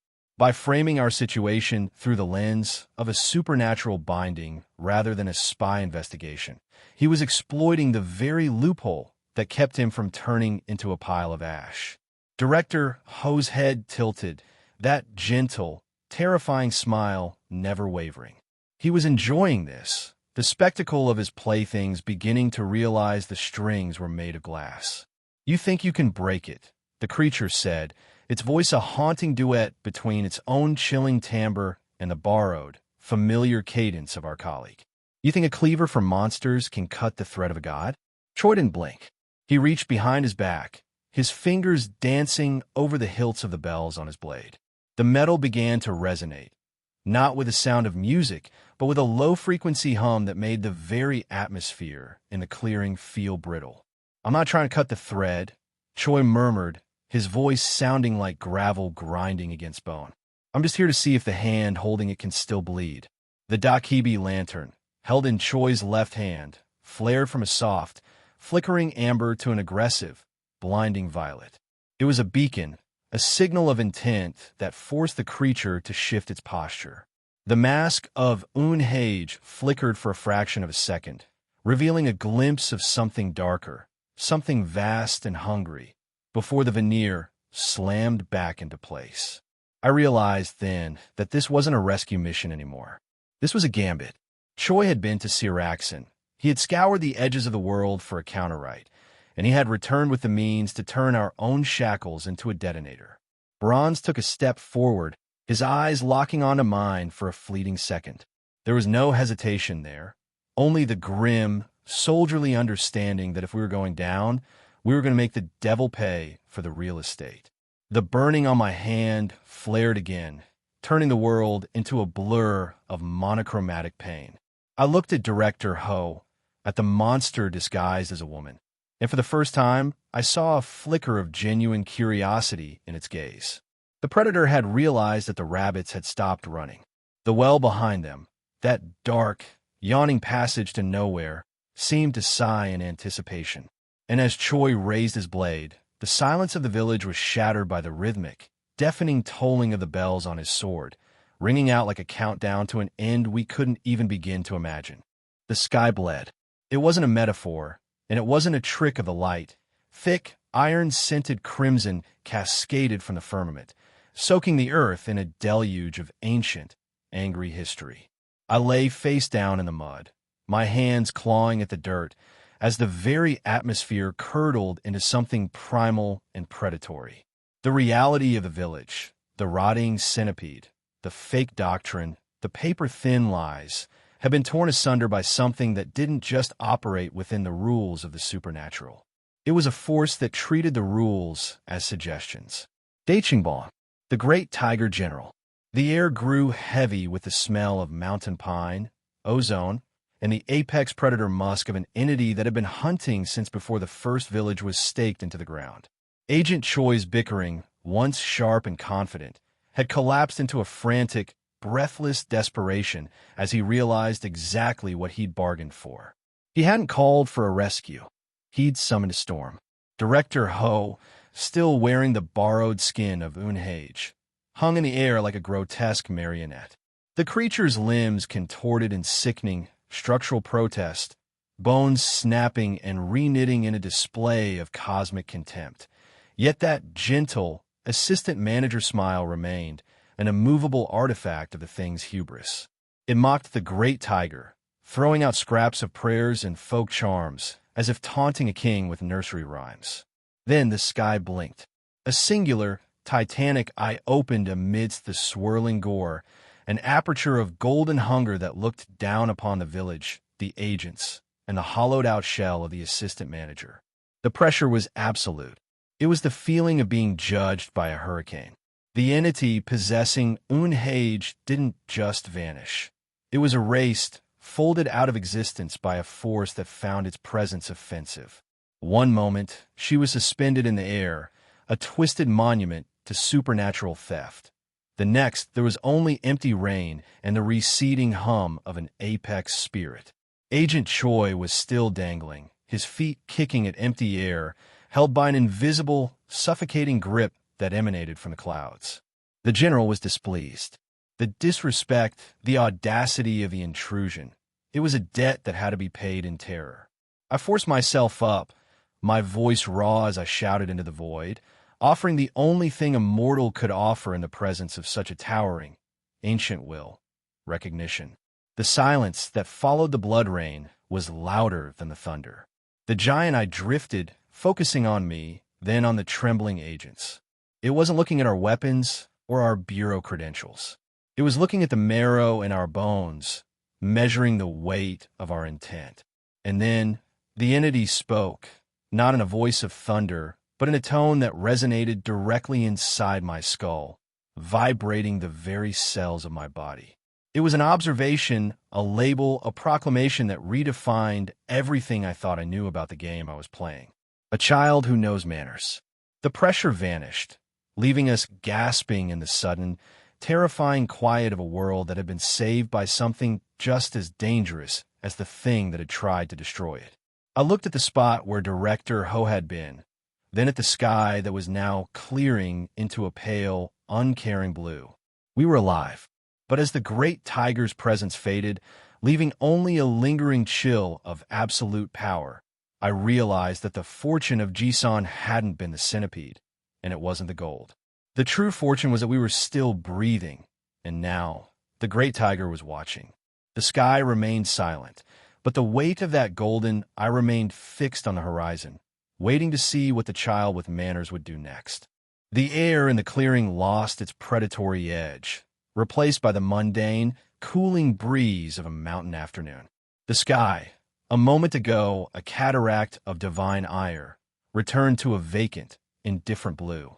The Tiger General was sated, or perhaps merely bored, and the three of us remained, shattered, gasping, and terrifyingly human, on the edge of a village that no longer held a god.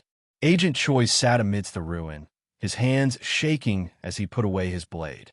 He spoke of vegetarian tigers and bureau protocols with a cheerfulness that felt like a jagged wound.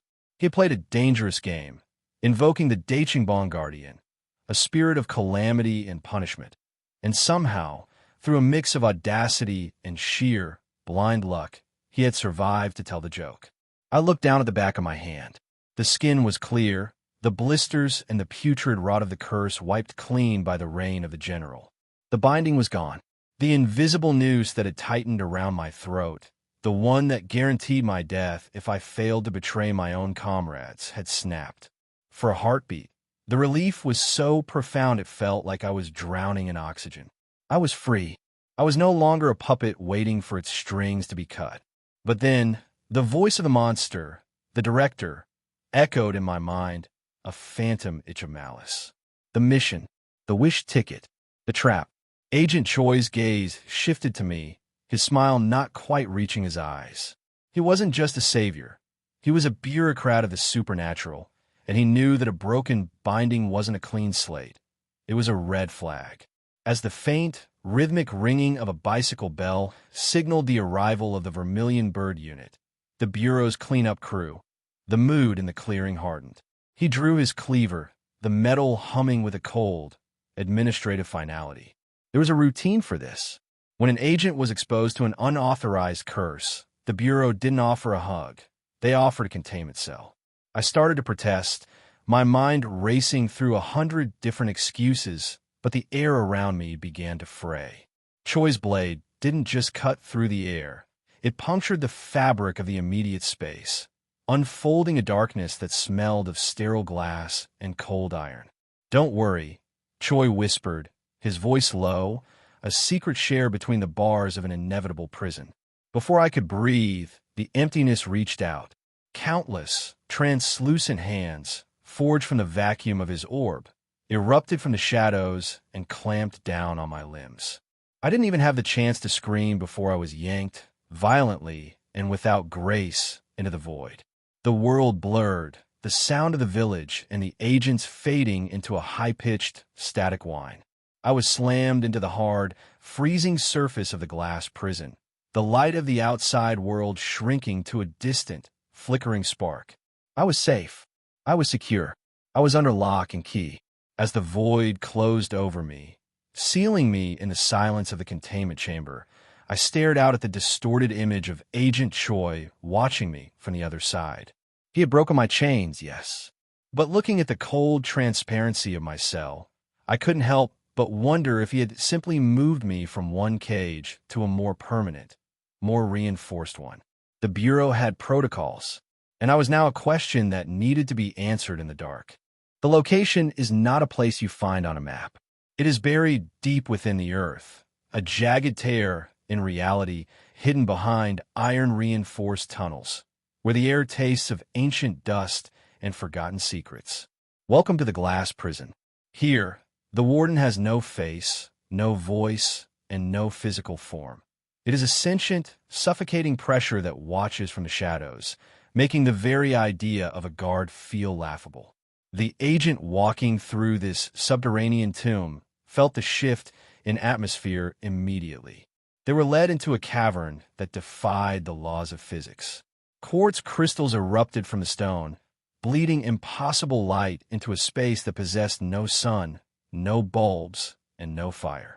It was a kaleidoscope of shadows that danced with an origin point that didn't exist. And then, the sight that would turn any sane man's blood to slush. A massive, conical structure towered in the center, a twisted monument to containment. It was built of thousands of glass marbles, each one a miniature cell, each one holding a trapped, writhing shadow. It was a panopticon of the damned, where every scream and every desperate plea for release was perfectly preserved in a sphere of translucent glass. To look at it was to realize that here, being a giant was not a gift. It was a curse, as you were forced to watch the slow, rhythmic decay of every soul unlucky enough to be shelved in this crystal library. At the very summit of this stack sat the 37th orb, the top tier, reserved for someone deemed special. Though comfort is a cruel word when applied to a cage. Inside lay a figure, motionless, a silhouette of black against the refractive glare of the cave. The agent's pulse spiked as they reached for the file. The record was a tragedy written in bureaucratic ink. The subject, an agent known as Grapes, had been brought in for a routine checkup, but the mask of a standard procedure had quickly slipped away, revealing a dark, pulsing anomaly beneath. The binding was gone. The Tiger General had seen to that, but the silence that followed was louder than any confession. The interrogation had started with soft voices and cups of tea. It had devolved into a psychological meat grinder. They tried everything. They used silence as a weapon. They used entrapment. They applied the weight of 1,000 questions until the very air in the marble felt heavy enough to crush bone.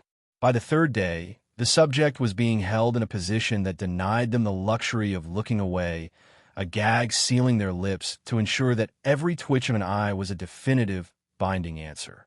The reports detailed a physical decline that was as rapid as it was terrifying. Food was ignored. Sleep was a foreign concept. Yet, in the midst of this mental stripping, the subject remained chillingly, politely detached. They asked for their Dakibi flame to be released, expressing a strange, lingering sympathy for a creature of fire, as if their own existence was the only thing that didn't matter. The most disturbing entry, however, came from the interrogator's own notes. They were convinced the subject was under a deeper, more insidious curse, one that masked its own presence. But every time they asked, the glass orb, which knows only the truth, would light up with a flat, unequivocal denial. The subjects swore they were free. The interrogators didn't believe it. But looking at the stats on the page, the agent felt a cold dread settle in their chest. The dates were ticking forward, and the condition of the inmate was plummeting. The glass prison was doing exactly what it was designed to do. It was extracting the truth. But if the marble was telling the truth, and the subject was truly free, then what exactly were they holding in the 37th orb? And why was the shadow inside finally beginning to reach out? The glass walls of my cell did not just reflect light. They devoured it, refracting my existence into a spectrum of cold, clinical observations. I was a specimen in a jar, suspended at the summit of a mountain of marbles, each one containing a story, a secret, or a soul that had been ground down into silence. The history of this place was a fairy tale turned into a tomb. A game of Yutnori between a man and a spirit had spiraled into the total consumption of a life. Name, face, legacy, all of it stolen by a creature who simply wanted to win. The Bureau had turned that tragedy into their architecture. In this place, truth was not something you chose to reveal. It was an unavoidable gravity. If I spoke a lie, the glass would bleed the truth out in shimmering, undeniable text upon the walls. Silence was my only armor. It was a thin, fragile shield, and I could feel it wearing thin. The records piled up outside my cell were a death warrant written in elegant prose. They knew I was a spy. They knew I was a nexus of contamination. They knew that my entire history was a series of question marks that refused to align. They were treating me like a complex equation to be solved, and they were running out of patience. Then, the scraping of glass signaled the shift. The familiar face of a faceless interrogator was gone, replaced by someone whose presence cut deeper. Ryu Jaquan, Agent Bronze. He stood on the other side of the translucent veil, his eyes stripped of their usual battlefield camaraderie. There was no warmth, only the sterile, unwavering light of a man tasked with dismantling a colleague. He didn't come in with a battering ram of accusations. He came with the quiet, devastating efficiency of a scalpel. He laid out the rules of the house. Lies were not permitted. They were merely recorded as confessions on the glass. He knew I knew this. The trap was perfectly set. By bringing someone I recognized, someone I had bled alongside, he was betting that the weight of personal history would crack the seal of my silence better than any torture could. He looked at me, a man carved from the same hard-won experience as myself, and asked the one question that felt like a punch to the stomach. Where's your home? It was a question of geography, but in this prison, it was a probe into the very center of my fractured reality. Does he mean the place I was born? The world I fell from? Or the illusion of a life I was forced to maintain while serving a master who viewed me as nothing more than a disposable key? My heart hammered against my ribs, a frantic trapped bird. If I lied, the glass would light up with the truth of my origins, the dark, rotting memories of the incubation chamber, or the lies I'd spun to survive. If I remained silent, I confirmed the very suspicion that I was a trained actor, hiding a history that the Bureau could not afford to let exist. I stared at him, my throat dry, the silence in the cell stretching until it felt like the walls were closing in. The orb, that silent, judgmental guardian of the truth, hummed with a low-frequency vibration, waiting for a response that would either tear my secrets open or lead me to the next level of this crystal purgatory. I had to be careful. One wrong breath, one flicker of hesitation, and I wouldn't just be losing the game. I would be becoming part of the scenery. The silence of the glass prison is a heavy thing, but for the first time, it didn't feel like a suffocating shroud. It felt like a pause. Agent Bronze sat on the other side of the translucent boundary, no longer the inquisitor with a scalpel, but a man sharing a cup of bitter truths. He had bypassed the official records, the Bureau protocols, and the trap of the lying glass, choosing instead to speak in the only language that mattered, the story of an orphan who found a home in the wreckage of a disaster. When he asked me about my home, The question didn't feel like a probe. It felt like an invitation. I looked at him, this man who had grown up in the gray halls of an institution, only to find a sense of belonging in a cramped, cluttered waiting room with a team that had become his anchor. His words were a mirror, reflecting my own desperate, secret reality. I wanted to go home, but my home wasn't a place on a map. It was a ghost, a remnant of a life before the contamination and the corruption of the dream incubation chamber. To him, my longing was a vulnerability to be exploited by predators, people who would promise me a return that was physically, cosmically impossible. He didn't know about the wish ticket. He didn't know that my home was a reality I had been snatched from, a timeline I was fighting to reclaim. To him, I was just a lost soul, ripe to be preyed upon by the likes of Director Ho. But as he told me to create a new home, to build a sanctuary out of the people I had met and the peace I could earn, something in the rigid architecture of my resolve finally gave way. The glass didn't flare with a lie. I had spoken my truth, that I wanted to go home, and the prison remained silent and clear. It was the first time in an eternity that my internal world and the external reality had aligned without the threat of a consequence. He gave me his word, a week of grace. No traps, no psychological warfare, just a reprieve. He told me to eat, to sleep, and to consider his offer of a future that didn't involve chasing ghosts across dimensions. As he walked away, the echo of his footsteps rhythmic against the quartz, I remained in the center of my marble. The Dakibi flame, which I'd felt so guilty for, seemed to flicker in sympathy. I looked at the empty, transparent room, and for the first time since my arrival, I didn't see a cell. I saw a waiting room.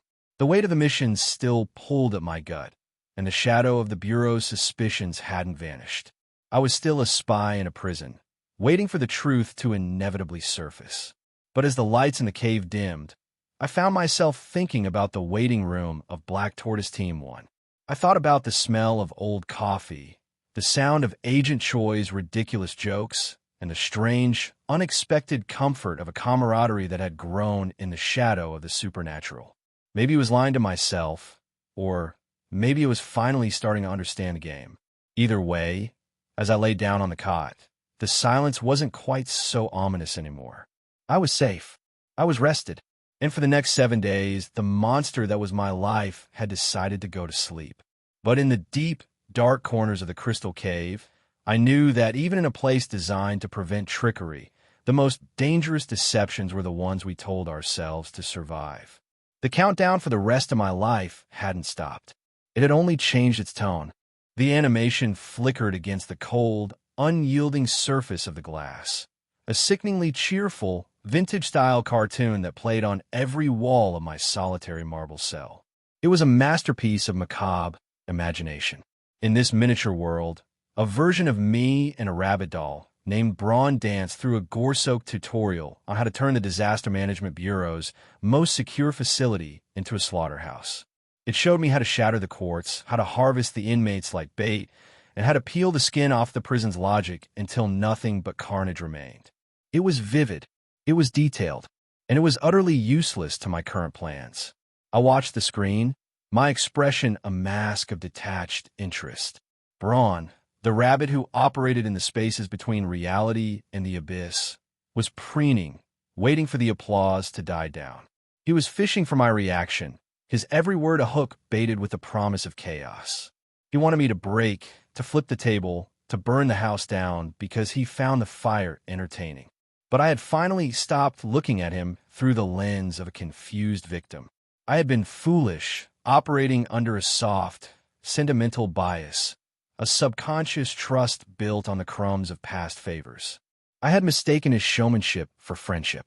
I turned my gaze away from the flickering screen, looking instead at the Dakibi flame, which was huddled against my side, its tiny, flickering light a stark contrast to the darkness of the cell. I told Braun exactly what I thought. I spoke to the empty air, knowing he was listening from the other side of the glass. I didn't hold back, but I didn't beg either. I set the boundary. I was finished with the hope that he would act out of anything other than his own insatiable hunger for a good show. The air in the cell grew heavy with his irritation. He didn't like being dissected. He didn't like the cold, hard logic of a protagonist who had stopped playing for the audience and started playing for the ending. He retreated, his footsteps fading into the static, leaving me alone in the heart of my crystal sphere. I stood up, the movement feeling heavy in the confined space. The escape route was seared into my mind, a roadmap of carnage that could bring the Bureau to its knees. I knew exactly how to make it happen. I could rip this place apart, turn the warden against itself, and vanish into the night as an anomaly that would be etched into history. It was the perfect bait. But then I sat back down. I crossed my arms and rested my head against the back of the chair, staring at the empty space where the cartoon had been. The interrogator would be back soon. The questions would resume.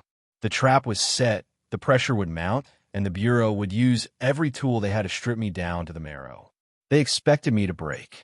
Braun expected me to escape. I chose to do neither.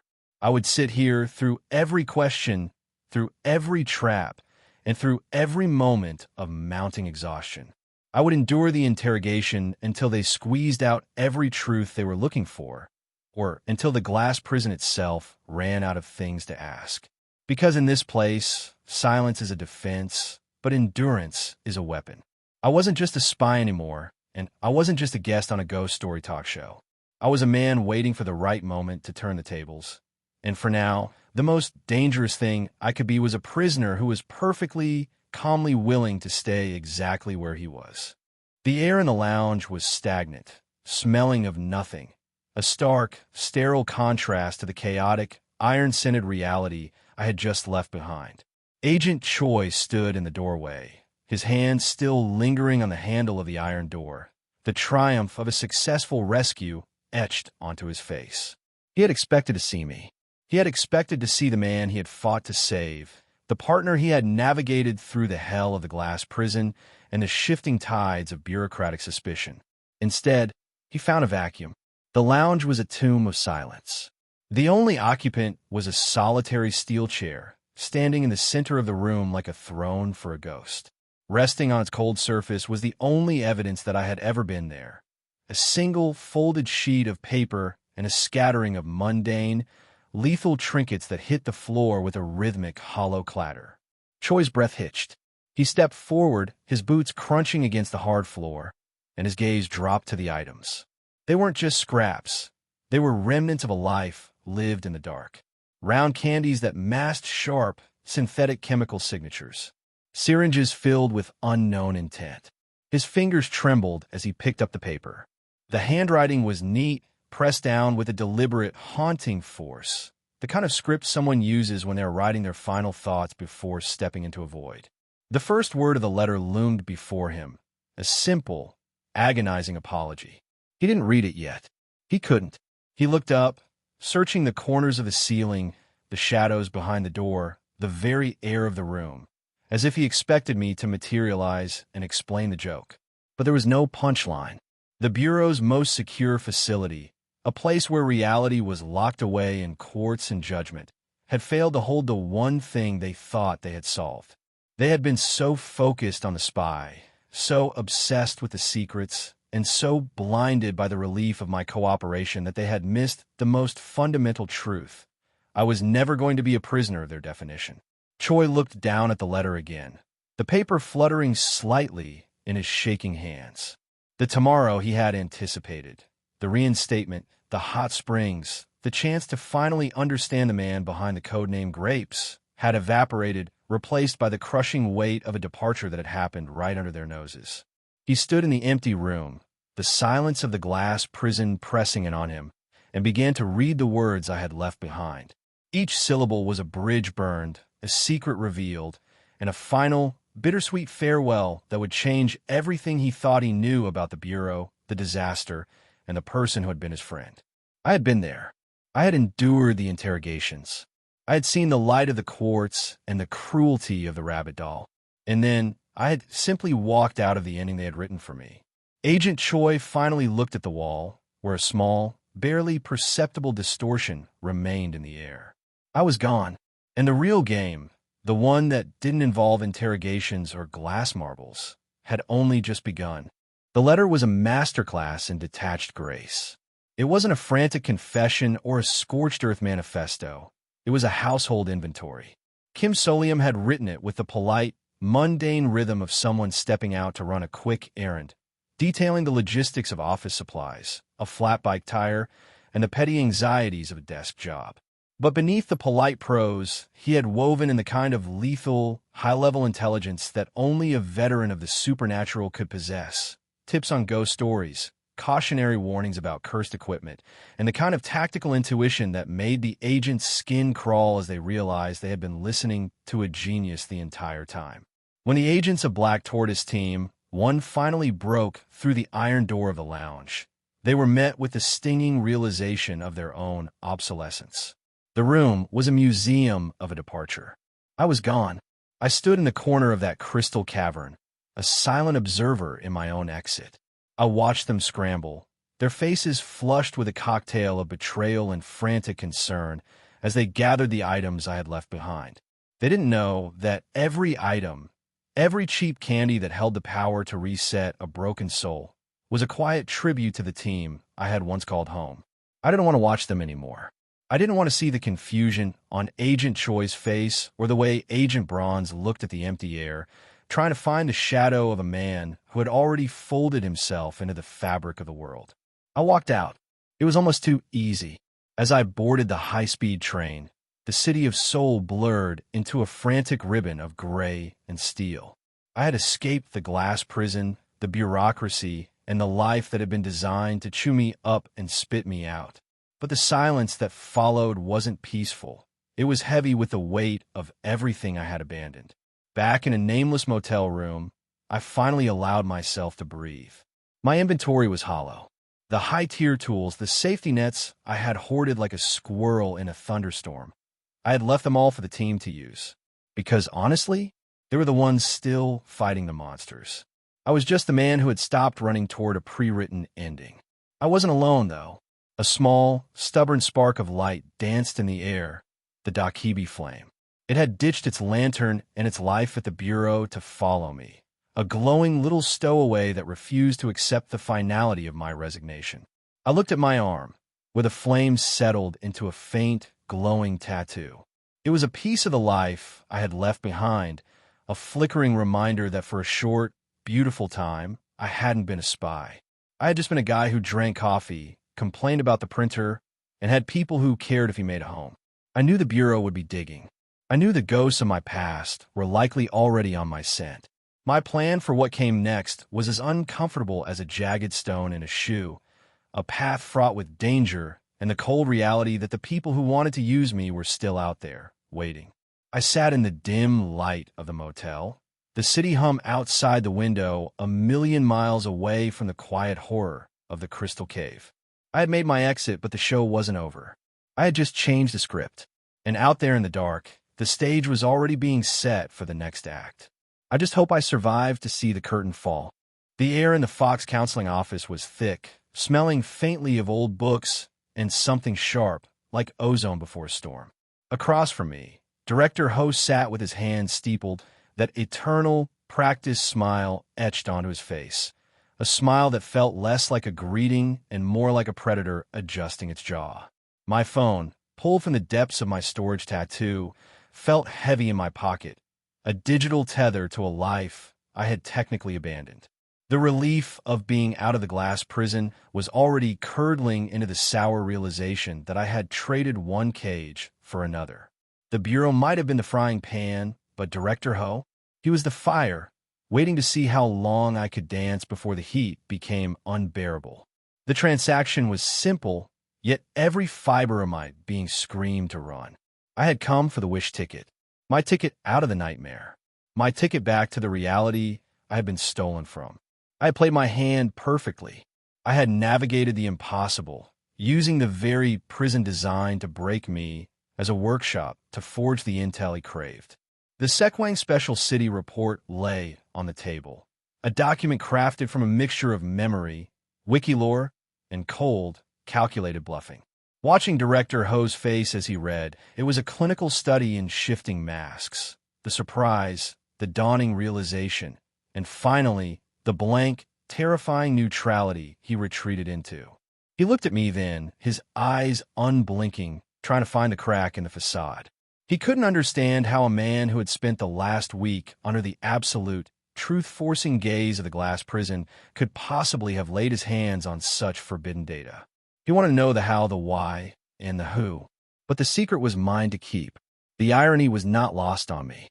By locking me away in that crystal cage, they had inadvertently handed me the only tool in the world capable of bypassing their own security. I had turned their prison into a ghostwriting booth for the information that would eventually, hopefully, buy my freedom. I didn't blink. I didn't tremble. I met his gaze with the same hollow resolve I'd practiced in the solitary dark of my marble cell. I laid out the stakes, involving the others, shielding them by making their presence a requirement of the deal. It was a gamble. If he decided to cut through my bluff, he could erase me before I even finished the sentence. Then the smile returned. It was wider this time, tighter, and infinitely more dangerous. The moment of truth had arrived. My hand, hidden under the table, clenched so hard my knuckles burned white. I was waiting for the card to be dealt.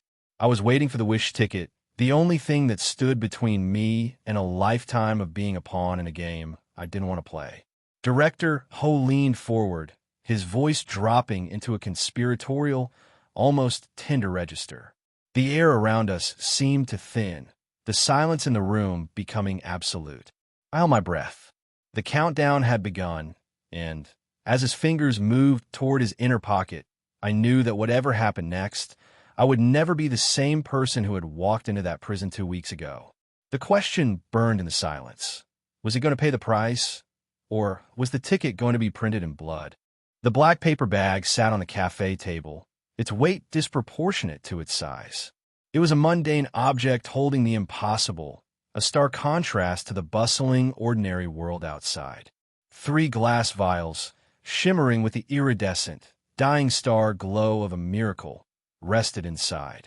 I stared at them, and for the first time, the constant, low-frequency hum of anxiety that had defined my life as a spy began to fade, replaced by a terrifying, sharp-edged clarity.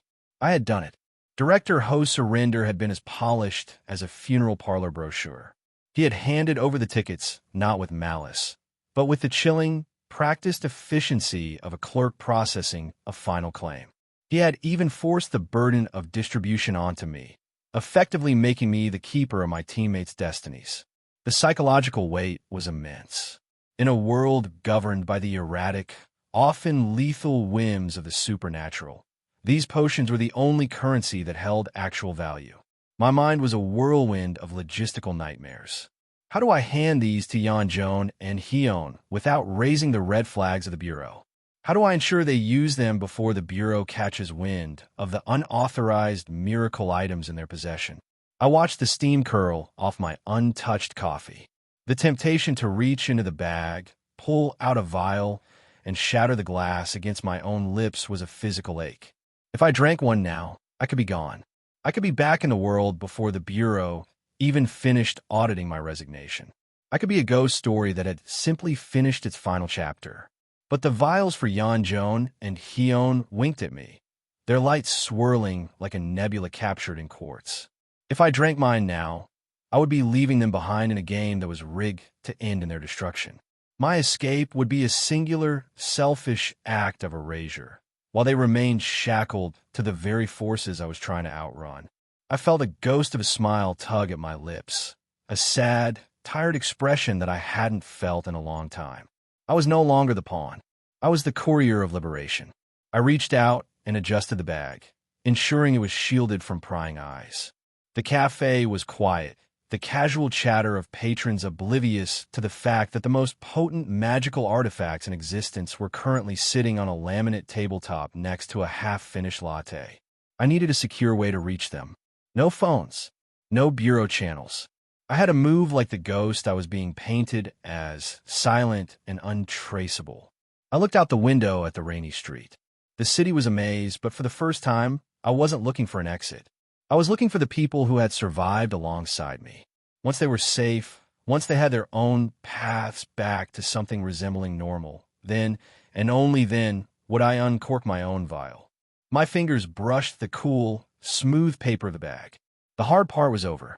Now came the part that would either redeem us all or turn us into the very legends we spent our lives trying to suppress. I stood up, leaving the money on the table, and walked out into the cool evening air. I was walking toward a future that had no shape, carrying the only thing that could give it form. One step, then another. The distance between where I was and where I needed to be felt shorter than it had ever been. But as I stepped into the shadows of an alleyway, I couldn't shake the feeling of being watched. Not by the Bureau, and not by Braun. By something much older and much, much hungrier. The wish was in my hand, but in this world, nothing ever comes without a price. And I was about to find out exactly what the bill for 3 miracles would be. The air in the donut shop was thick with the scent of sugar and grease, a nauseatingly mundane mask for the conversation we were having. Sitting across from the sergeant, I felt the weight of the bag against my leg. 3 vials of liquid reality, each one a ticket to an exit I'd spent my life craving. He spoke of the Cheerful Research Institute as if it were a local tourist trap rather than a descent into the madness of Basement 23, or maybe 40. His description of those repeating, decaying corridors where time frayed like a loose thread sounded less like a facility and more like a wound in the world. I didn't press him for details. I didn't need to. I was already checking out of this reality. The sergeant's reaction to the wish ticket wasn't shock. It was the quiet, hollowed-out understanding of a man who had seen too many people trade their existence for a fantasy. He didn't ask if I was happy. He asked if I was quitting. He asked if we would ever speak again. The truth lay heavy between us, a jagged, unspoken thing. The wish ticket is a cruel master. It doesn't fix a broken world. It simply ejects the dreamer. If I wished for a world without monsters, I wouldn't be saving the Bureau or rescuing the city. I would simply wake up in a place where I was the only one who remembered the monsters, while everyone else continued their lives in blissful, ignorant peace. Or perhaps, worse yet, I would cease to be part of their narrative entirely. To wish for a better world is to admit that you have no place in the one you are leaving behind. He knew. He saw the finality in my eyes, the way I looked at the world not as a home to be saved, but as a map I was finished reading. We parted in front of the shop. I watched him stand there, a lone, solid silhouette against the neon flicker of the city, cradling the box of donuts I'd given him as if it were a relic of a life he had almost forgotten he wanted. I wondered for a fleeting, painful moment what his wish had been. What had he sacrificed to end up in this gray limbo, guarding secrets that didn't matter anymore? He couldn't remember. Perhaps that was the most terrifying side effect of all.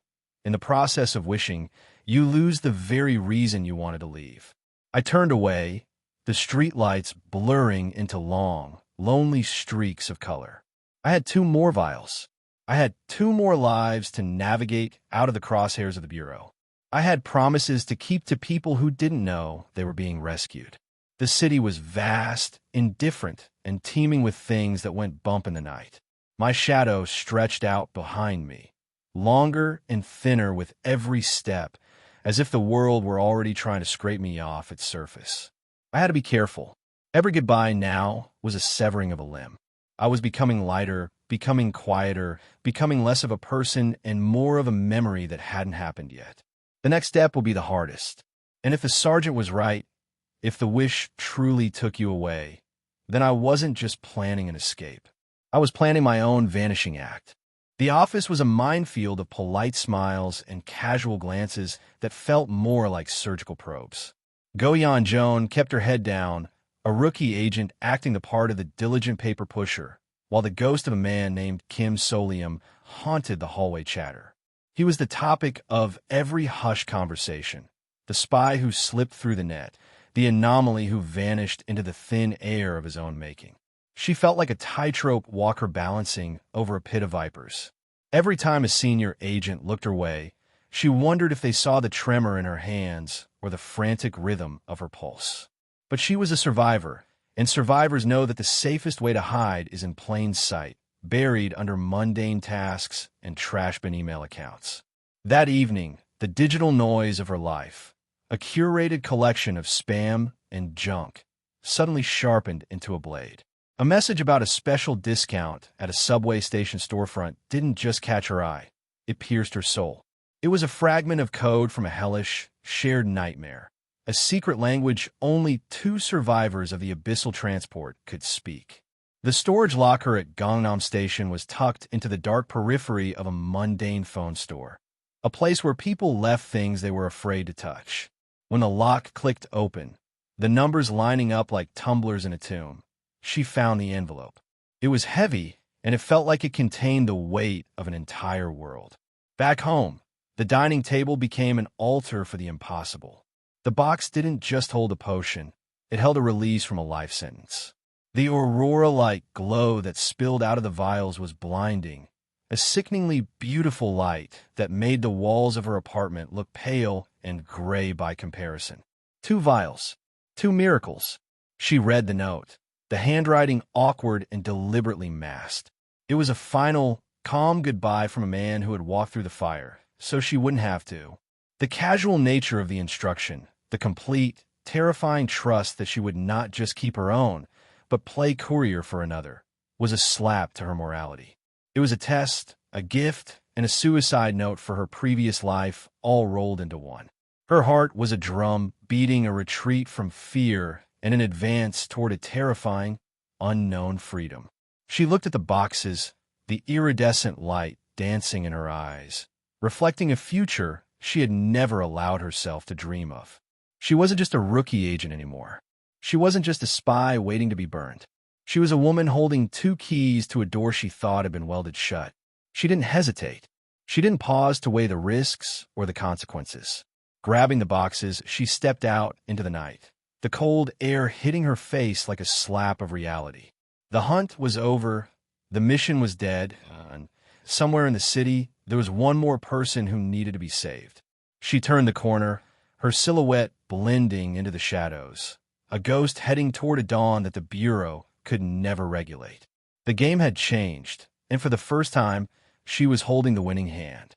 The iridescent liquid danced in the vial, a swirling, pearlescent nebula trapped in glass.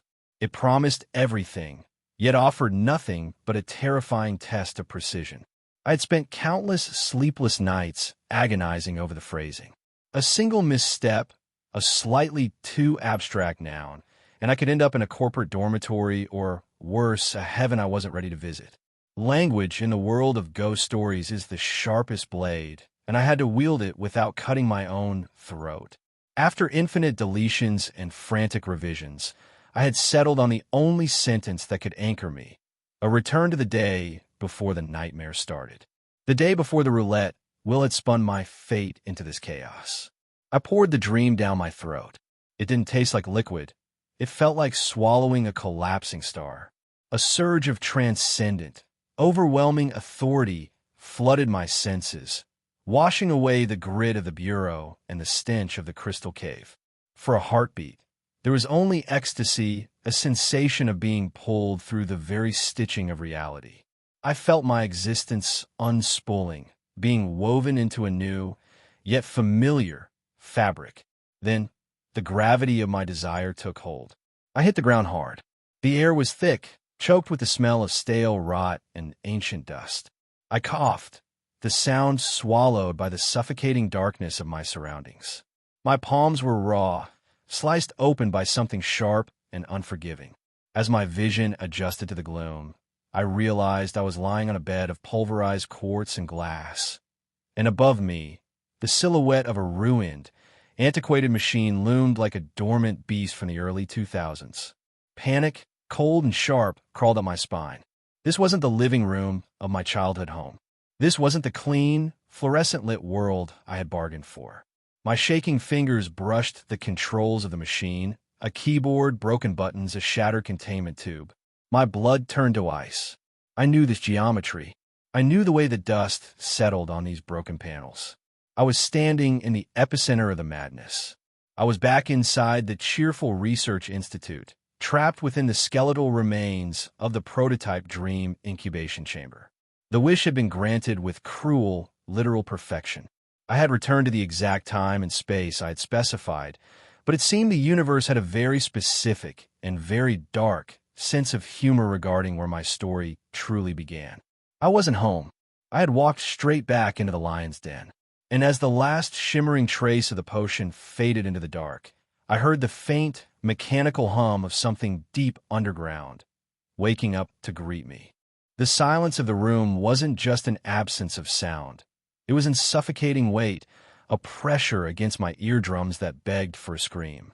I had crawled out of the wreckage of the incubator, my fingers slick with blood and something else, a cold, oily residue from a broken reality. The lab was wrong.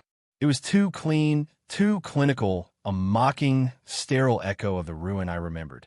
I grasped the charred research log like a drowning man clutching a stone. The pages didn't smell of decay. They smelled of ozone and burnt hair. As I tore through the records, the truth didn't just dawn on me. It eviscerated me.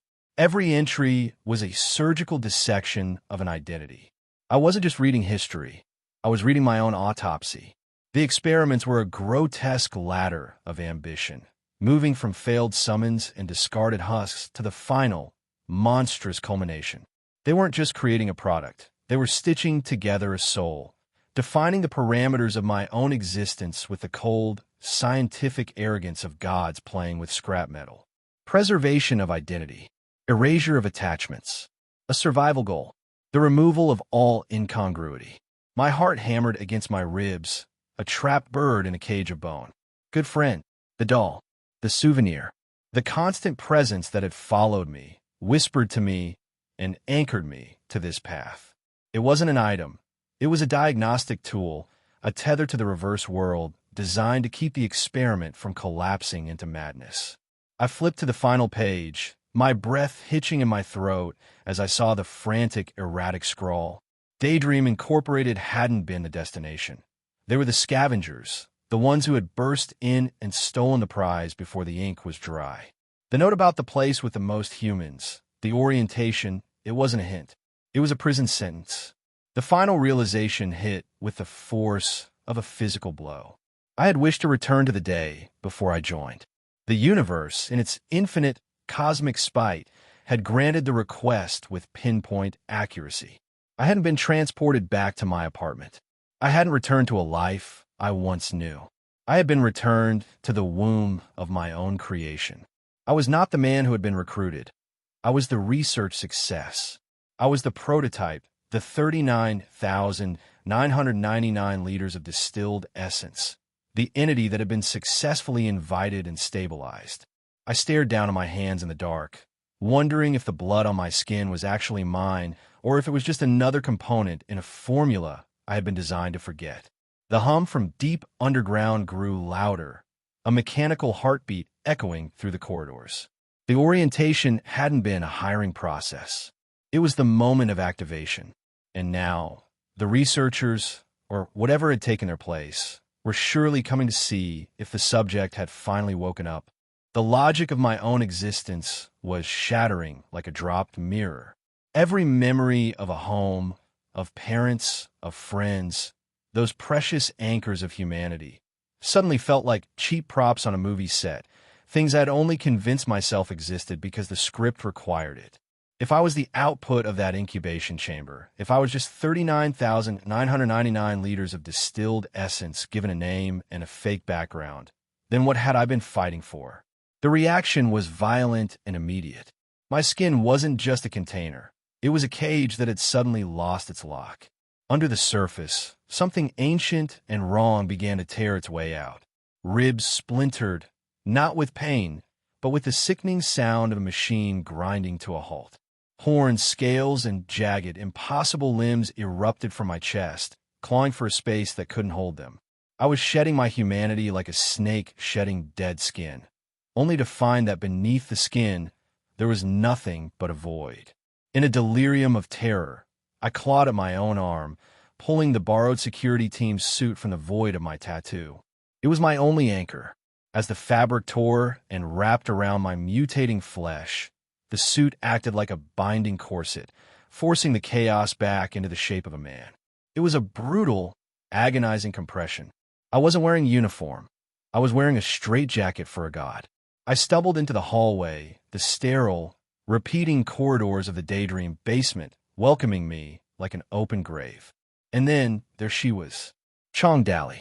She stood in the corridor like a statue carved from glacial ice, her eyes tracking the tremors in my limbs as if she were reading a stock market report. She didn't look at me with horror, but with the bored curiosity of a collector watching an insect struggle in a jar. Her words were a scalpel, peeling away the last of my resolve. She wasn't just offering a job. She was offering the only thing a monster, forcibly compressed into human skin, could ever desire: the cessation of the agony. The contract was a single sheet of paper, white and lethal. As I reached out, my fingers leaked blood, staining the pristine document, a signature of submission written in the essence of my own collapsing form. The moment the ink touched the paper, the world didn't just stop, it aligned. The crushing pressure in my chest vanished, replaced by an artificial, hollow peace. The discordant noise of my changing body went silent. I wasn't a man. I wasn't even a monster anymore. I was an asset.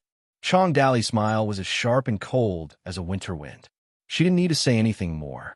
I felt the invisible threads of the binding tighten, a comfortable, familiar weight that pulled me back into the machinery of the company. The struggle was over. The rebellion had been nothing more than a calibration error in the system. I stood straight, the security team's suit settling perfectly against skin that was no longer quite my own. My loyalty wasn't earned. It was programmed. And as I turned to follow her into the depths of the basement, I realized that I had finally, truly come home. The orientation was over. The service contract had begun.